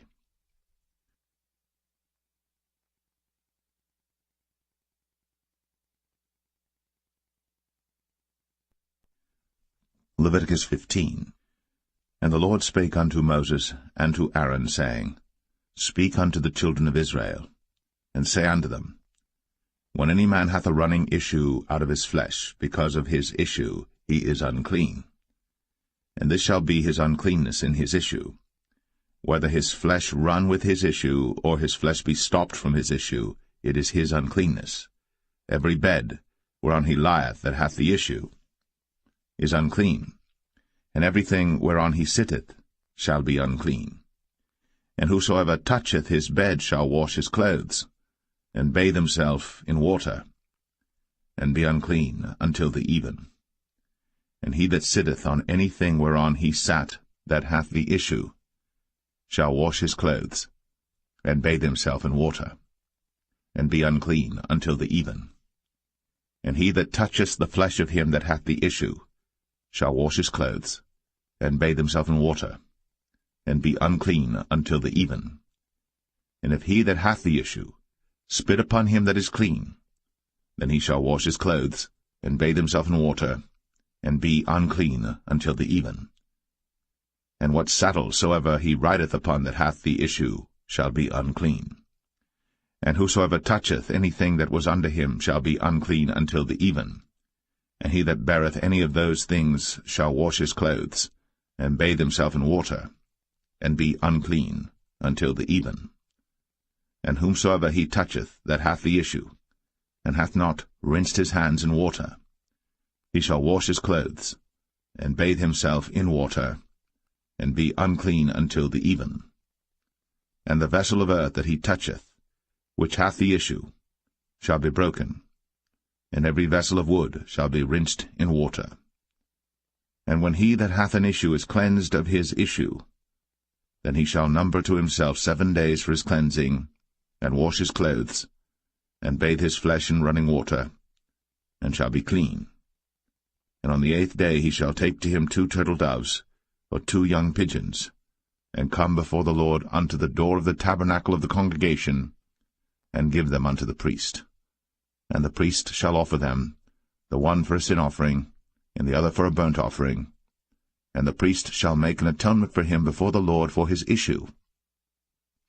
And if any man's seed of copulation go out from him, then he shall wash all his flesh in water, and be unclean until the even. And every garment, and every skin, whereon is the seed of copulation, shall be washed with water, and be unclean until the even. The woman also with whom man shall lie with seed of copulation, they shall both bathe themselves in water, and be unclean until the even. And if a woman have an issue, and her issue in her flesh be blood, she shall be put apart 7 days, and whosoever toucheth her shall be unclean until the even. And everything that she lieth upon in her separation shall be unclean. Everything also that she sitteth upon shall be unclean.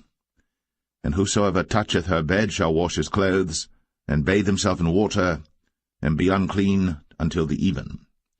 And whosoever toucheth anything that she sat upon shall wash his clothes, and bathe himself in water, and be unclean until the even. And if it be on her bed, or on any thing whereon she sitteth, when he toucheth it, he shall be unclean until the even. And if any man lie with her at all, and her flowers be upon him, he shall be unclean 7 days, and all the bed whereon he lieth shall be unclean. And if a woman have an issue of her blood many days out of the time of her separation, or if it run beyond the time of her separation, all the days of the issue of her uncleanness shall be as the days of her separation. She shall be unclean. Every bed whereon she lieth all the days of her issue shall be unto her as the bed of her separation. And whatsoever she sitteth upon shall be unclean, as the uncleanness of her separation. And whosoever toucheth those things shall be unclean, and shall wash his clothes, and bathe himself in water, and be unclean until the even. But if she be cleansed of her issue, then she shall number to herself 7 days, and after that she shall be clean. And on the 8th day she shall take unto her 2 turtles, or 2 young pigeons, and bring them unto the priest, to the door of the tabernacle of the congregation. And the priest shall offer the one for a sin offering, and the other for a burnt offering, and the priest shall make an atonement for her before the Lord for the issue of her uncleanness. Thus shall ye separate the children of Israel from their uncleanness, that they die not in their uncleanness, when they defile my tabernacle that is among them. This is the law of him that hath an issue, and of him whose seed goeth from him, and is defiled therewith, and of her that is sick of her flowers, and of him that hath an issue, of the man, and of the woman, and of him that lieth with her, that is unclean.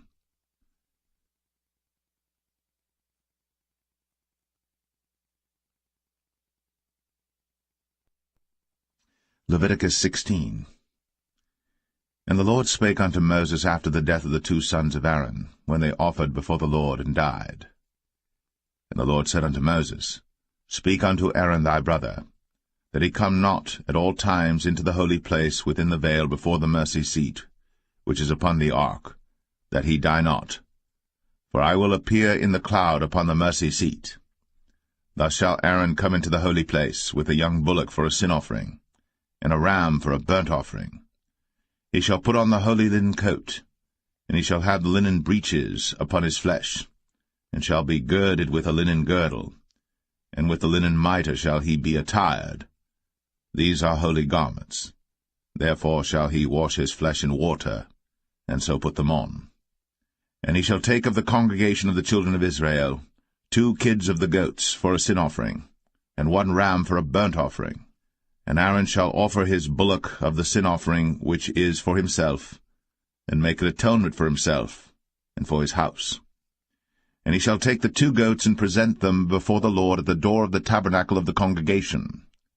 And Aaron shall cast lots upon the 2 goats, 1 lot for the Lord, and the other lot for the scapegoat. And Aaron shall bring the goat upon which the Lord's lot fell, and offer him for a sin offering. But the goat on which the lot fell to be the scapegoat shall be presented alive before the Lord, to make an atonement with him, and to let him go for a scapegoat into the wilderness. And Aaron shall bring the bullock of the sin offering which is for himself, and shall make an atonement for himself, and for his house, and shall kill the bullock of the sin offering which is for himself. And he shall take a censer full of burning coals of fire from off the altar before the Lord, and his hands full of sweet incense beaten small, and bring it within the veil. And he shall put the incense upon the fire before the Lord, that the cloud of the incense may cover the mercy seat that is upon the testimony, that he die not. And he shall take of the blood of the bullock, and sprinkle it with his finger upon the mercy seat eastward, and before the mercy seat shall he sprinkle of the blood with his finger 7 times. Then shall he kill the goat of the sin offering that is for the people, and bring his blood within the veil, and do with that blood as he did with the blood of the bullock, and sprinkle it upon the mercy seat, and before the mercy seat. And he shall make an atonement for the holy place, because of the uncleanness of the children of Israel, and because of their transgressions and all their sins. And so shall he do for the tabernacle of the congregation that remaineth among them in the midst of their uncleanness. And there shall be no man in the tabernacle of the congregation when he goeth in to make an atonement in the holy place, until he come out, and have made an atonement for himself, and for his household, and for all the congregation of Israel. And he shall go out unto the altar that is before the Lord, and make an atonement for it, and shall take of the blood of the bullock, and of the blood of the goat, and put it upon the horns of the altar round about. And he shall sprinkle of the blood upon it with his finger 7 times, and cleanse it, and hallow it from the uncleanness of the children of Israel. And when he hath made an end of reconciling the holy place, and the tabernacle of the congregation, and the altar, he shall bring the live goat. And Aaron shall lay both his hands upon the head of the live goat, and confess over him all the iniquities of the children of Israel, and all their transgressions and all their sins, putting them upon the head of the goat, and shall send him away by the hand of a fit man into the wilderness. And the goat shall bear upon him all their iniquities unto a land not inhabited. And he shall let go the goat in the wilderness. And Aaron shall come into the tabernacle of the congregation, and shall put off the linen garments, which he put on when he went into the holy place, and shall leave them there. And he shall wash his flesh with water in the holy place, and put on his garments, and come forth, and offer his burnt offering, and the burnt offering of the people, and make an atonement for himself and for the people. And the fat of the sin offering shall he burn upon the altar. And he that let go the goat for the scapegoat shall wash his clothes, and bathe his flesh in water, and afterward come into the camp. And the bullock for the sin offering, and the goat for the sin offering, whose blood was brought in to make atonement in the holy place, shall one carry forth without the camp, and they shall burn in the fire their skins, and their flesh, and their dung. And he that burneth them shall wash his clothes, and bathe his flesh in water, and afterward he shall come into the camp. And this shall be a statute for ever unto you, that in the 7th month, on the 10th day of the month, ye shall afflict your souls, and do no work at all, whether it be one of your own country or a stranger that sojourneth among you. For on that day shall the priest make an atonement for you, to cleanse you, that ye may be clean from all your sins before the Lord. It shall be a Sabbath of rest unto you, and ye shall afflict your souls, by a statute for ever. And the priest, whom he shall anoint, and whom he shall consecrate to minister in the priest's office in his father's stead, shall make the atonement, and shall put on the linen clothes, even the holy garments. And he shall make an atonement for the holy sanctuary, and he shall make an atonement for the tabernacle of the congregation, and for the altar, and he shall make an atonement for the priests, and for all the people of the congregation. And this shall be an everlasting statute unto you, to make an atonement for the children of Israel, for all their sins, once a year. And he did, as the Lord commanded Moses.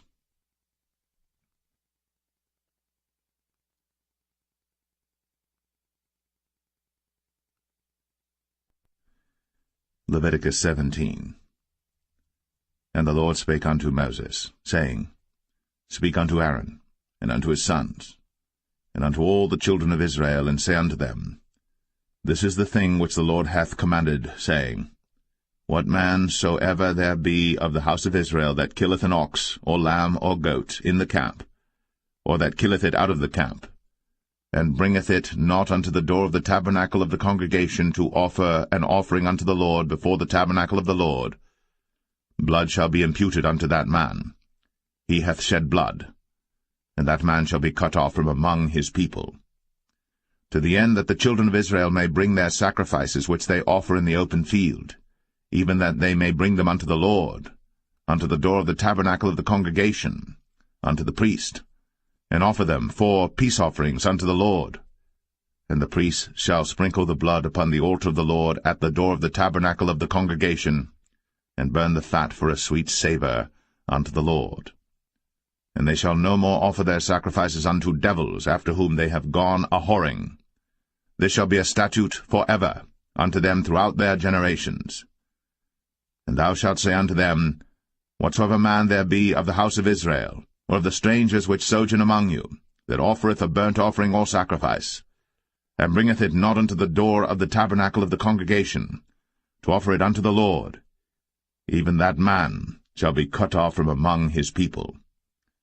And whatsoever man there be of the house of Israel, or of the strangers that sojourn among you, that eateth any manner of blood, I will even set my face against that soul that eateth blood, and will cut him off from among his people. For the life of the flesh is in the blood, and I have given it to you upon the altar to make an atonement for your souls. For it is the blood that maketh an atonement for the soul. Therefore I said unto the children of Israel, No soul of you shall eat blood, neither shall any stranger that sojourneth among you eat blood. And whatsoever man there be of the children of Israel, or of the strangers that sojourn among you, which hunteth and catcheth any beast or fowl that may be eaten, he shall even pour out the blood thereof, and cover it with dust. For it is the life of all flesh, the blood of it is for the life thereof. Therefore I said unto the children of Israel, Ye shall eat the blood of no manner of flesh, for the life of all flesh is the blood thereof. Whosoever eateth it shall be cut off. And every soul that eateth that which died of itself, or that which was torn with beasts, whether it be one of your own country or a stranger, he shall both wash his clothes, and bathe himself in water, and be unclean until the even. Then shall he be clean.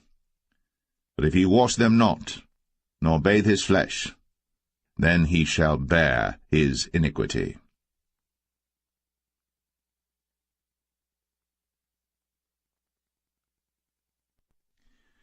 Leviticus 18.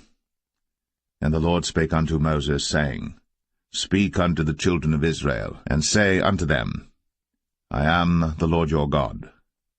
After the doings of the land of Egypt, wherein ye dwelt, shall ye not do, and after the doings of the land of Canaan, whither I bring you, shall ye not do, neither shall ye walk in their ordinances. Ye shall do my judgments, and keep mine ordinances, to walk therein. I am the Lord your God. Ye shall therefore keep my statutes and my judgments, which if a man do, he shall live in them. I am the Lord. None of you shall approach to any that is near of kin to him, to uncover their nakedness. I am the Lord. The nakedness of thy father, or the nakedness of thy mother, shalt thou not uncover. She is thy mother, thou shalt not uncover her nakedness. The nakedness of thy father's wife shalt thou not uncover. It is thy father's nakedness. The nakedness of thy sister, the daughter of thy father, or daughter of thy mother, whether she be born at home, or born abroad, even their nakedness thou shalt not uncover. The nakedness of thy son's daughter, or of thy daughter's daughter, even their nakedness thou shalt not uncover. For theirs is thine own nakedness. The nakedness of thy father's wife's daughter, begotten of thy father, she is thy sister. Thou shalt not uncover her nakedness. Thou shalt not uncover the nakedness of thy father's sister. She is thy father's near kinswoman. Thou shalt not uncover the nakedness of thy mother's sister, for she is thy mother's near kinswoman. Thou shalt not uncover the nakedness of thy father's brother. Thou shalt not approach to his wife. She is thine aunt. Thou shalt not uncover the nakedness of thy daughter-in-law. She is thy son's wife. thou shalt not uncover her nakedness. Thou shalt not uncover the nakedness of thy brother's wife. It is thy brother's nakedness. Thou shalt not uncover the nakedness of a woman and her daughter, neither shalt thou take her son's daughter, or her daughter's daughter, to uncover her nakedness, for they are her near kinswoman. It is wickedness. Neither shalt thou take a wife to her sister, to vex her, to uncover her nakedness, beside the other in her lifetime. Also thou shalt not approach unto a woman to uncover her nakedness, as long as she is put apart for her uncleanness. Moreover, thou shalt not lie carnally with thy neighbour's wife, to defile thyself with her. And thou shalt not let any of thy seed pass through the fire to Moloch, neither shalt thou profane the name of thy God. I am the Lord. Thou shalt not lie with mankind, as with womankind. It is abomination. Neither shalt thou lie with any beast, to defile thyself therewith. Neither shall any woman stand before a beast to lie down thereto. It is confusion. Defile not ye yourselves in any of these things. For in all these the nations are defiled which I cast out before you, and the land is defiled. Therefore I do visit the iniquity thereof upon it, and the land itself vomiteth out her inhabitants. Ye shall therefore keep my statutes, and my judgments, and shall not commit any of these abominations, neither any of your own nation, nor any stranger that sojourneth among you. For all these abominations have the men of the land done, which were before you, and the land is defiled, that the land spew not you out also, when ye defile it, as it spewed out the nations that were before you. For whosoever shall commit any of these abominations, even the souls that commit them, shall be cut off from among their people. Therefore shall ye keep mine ordinance, that ye commit not any one of these abominable customs, which were committed before you, and that ye defile not yourselves therein. I am the Lord your God.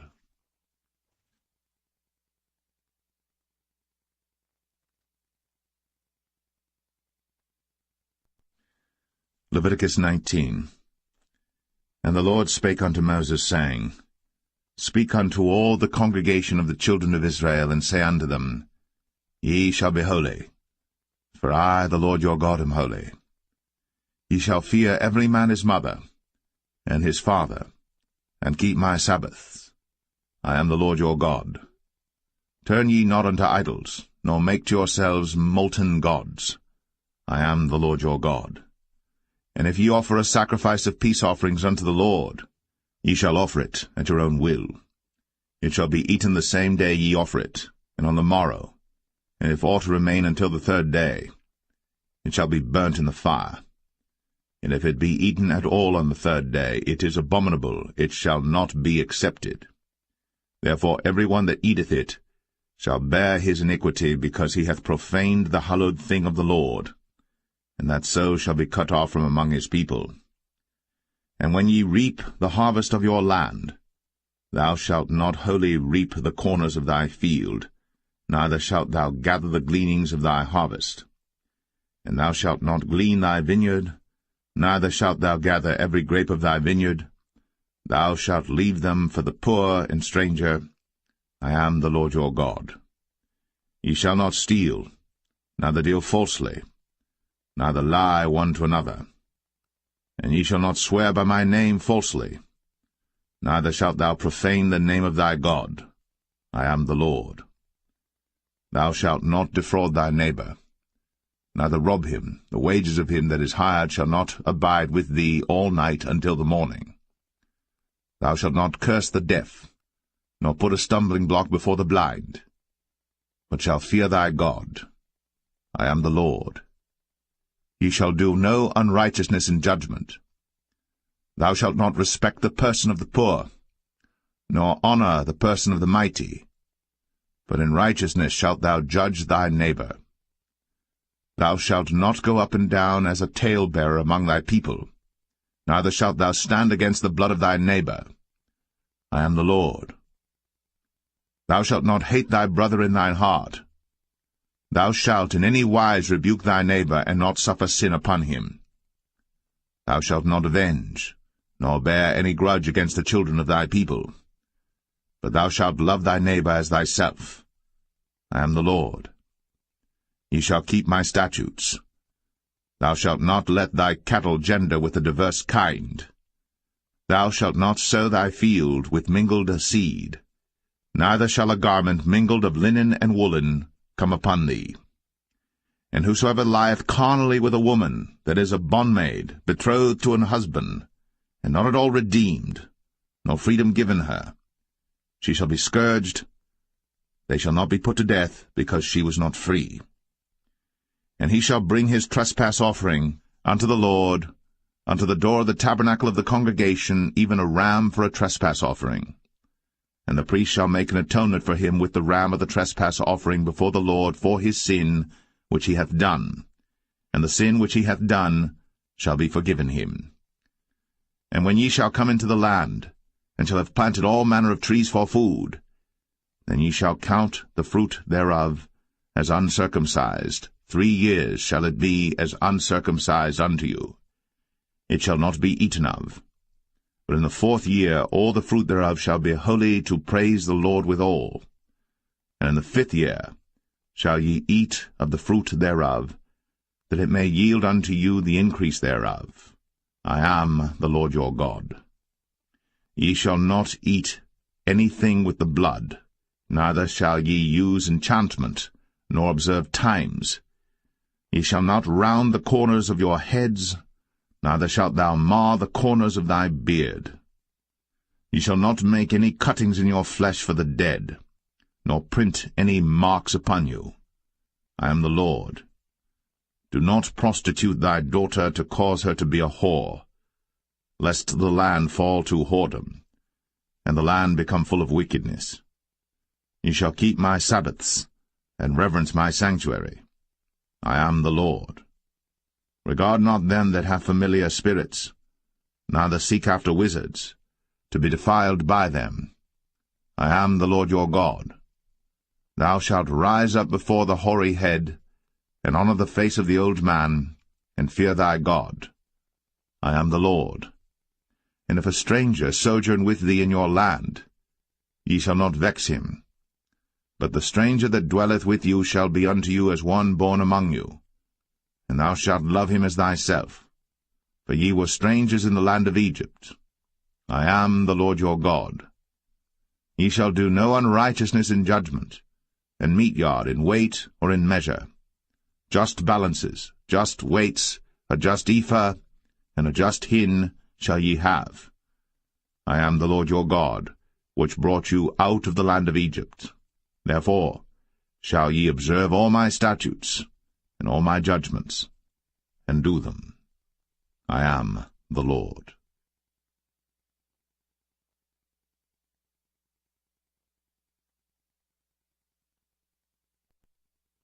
Leviticus 20.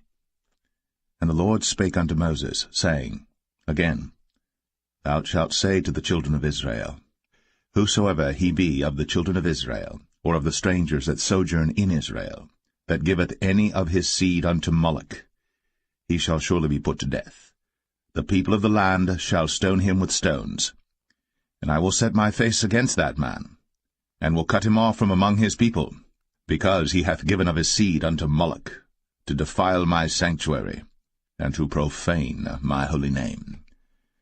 And if the people of the land do any ways hide their eyes from the man, when he giveth of his seed unto Moloch, and kill him not, then I will set my face against that man, and against his family, and will cut him off, and all that go a-whoring after him, to commit whoredom with Moloch from among their people. And the soul that turneth after such as have familiar spirits, and after wizards, to go a-whoring after them, I will even set my face against that soul, and will cut him off from among his people. Sanctify yourselves, therefore, and be ye holy, for I am the Lord your God. And ye shall keep my statutes, and do them. I am the Lord which sanctify you. For every one that curseth his father or his mother shall be surely put to death. He hath cursed his father or his mother, his blood shall be upon him. And the man that committeth adultery with another man's wife, even he that committeth adultery with his neighbour's wife, the adulterer and the adulteress shall surely be put to death. And the man that lieth with his father's wife hath uncovered his father's nakedness.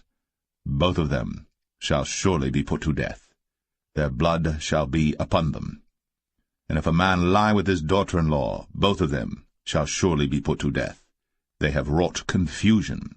Their blood shall be upon them. If a man also lie with mankind, as he lieth with a woman, both of them have committed an abomination. They shall surely be put to death. Their blood shall be upon them. And if a man take a wife and her mother, it is wickedness. They shall be burnt with fire, both he and they, that there be no wickedness among you. And if a man lie with a beast, he shall surely be put to death, and ye shall slay the beast. And if a woman approach unto any beast, and lie down thereto, thou shalt kill the woman and the beast. They shall surely be put to death. Their blood shall be upon them. And if a man shall take his sister, his father's daughter, or his mother's daughter, and see her nakedness, and she see his nakedness, it is a wicked thing, when they shall be cut off in the sight of their people. He hath uncovered his sister's nakedness, he shall bear his iniquity. And if a man shall lie with a woman having her sickness, and shall uncover her nakedness, he hath discovered her fountain, and she hath uncovered the fountain of her blood, and both of them shall be cut off from among their people. And thou shalt not uncover the nakedness of thy mother's sister, nor of thy father's sister, for he uncovereth his near kin. They shall bear their iniquity. And if a man shall lie with his uncle's wife, he hath uncovered his uncle's nakedness. They shall bear their sin. They shall die childless. And if a man shall take his brother's wife, it is an unclean thing. He hath uncovered his brother's nakedness. They shall be childless. Ye shall therefore keep all my statutes and all my judgments, and do them, that the land, whither I bring you to dwell therein, spew you not out. And ye shall not walk in the manners of the nation, which I cast out before you. For they committed all these things, and therefore I abhorred them. But I have said unto you, Ye shall inherit their land, and I will give it unto you to possess it, the land that floweth with milk and honey. I am the Lord your God, which have separated you from other people. Ye shall therefore put difference between clean beasts and between unclean fowls and clean. And ye shall not make your souls abominable by beast, or by fowl, or by any manner of living thing that creepeth on the ground, which I have separated from you as unclean. And ye shall be holy unto me, for I the Lord am holy, and have severed you from other people, that ye should be mine. A man also, or woman that hath a familiar spirit, or that is a wizard, shall surely be put to death. They shall stone them with stones, their blood shall be upon them.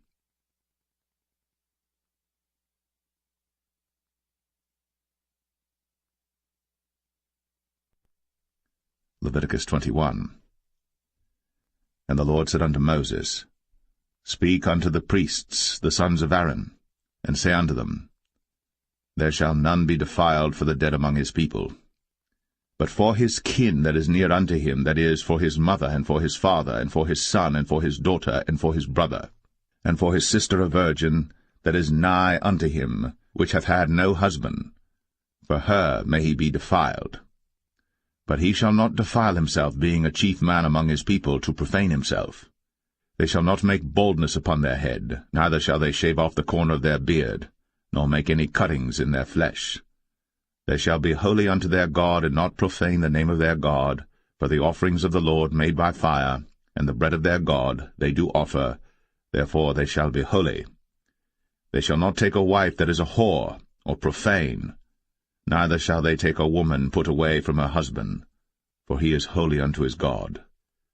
Thou shalt sanctify him therefore, for he offereth the bread of thy God. He shall be holy unto thee. For I, the Lord, which sanctify you, am holy. And the daughter of any priest, if she profane herself by playing the whore, she profaneth her father. she shall be burnt with fire. And he that is the high priest among his brethren, upon whose head the anointing oil was poured, and that is consecrated to put on the garments, shall not uncover his head nor rend his clothes. Neither shall he go into any dead body, nor defile himself for his father or for his mother. Neither shall he go out of the sanctuary, nor profane the sanctuary of his God. For the crown of the anointing oil of his God is upon him. I am the Lord.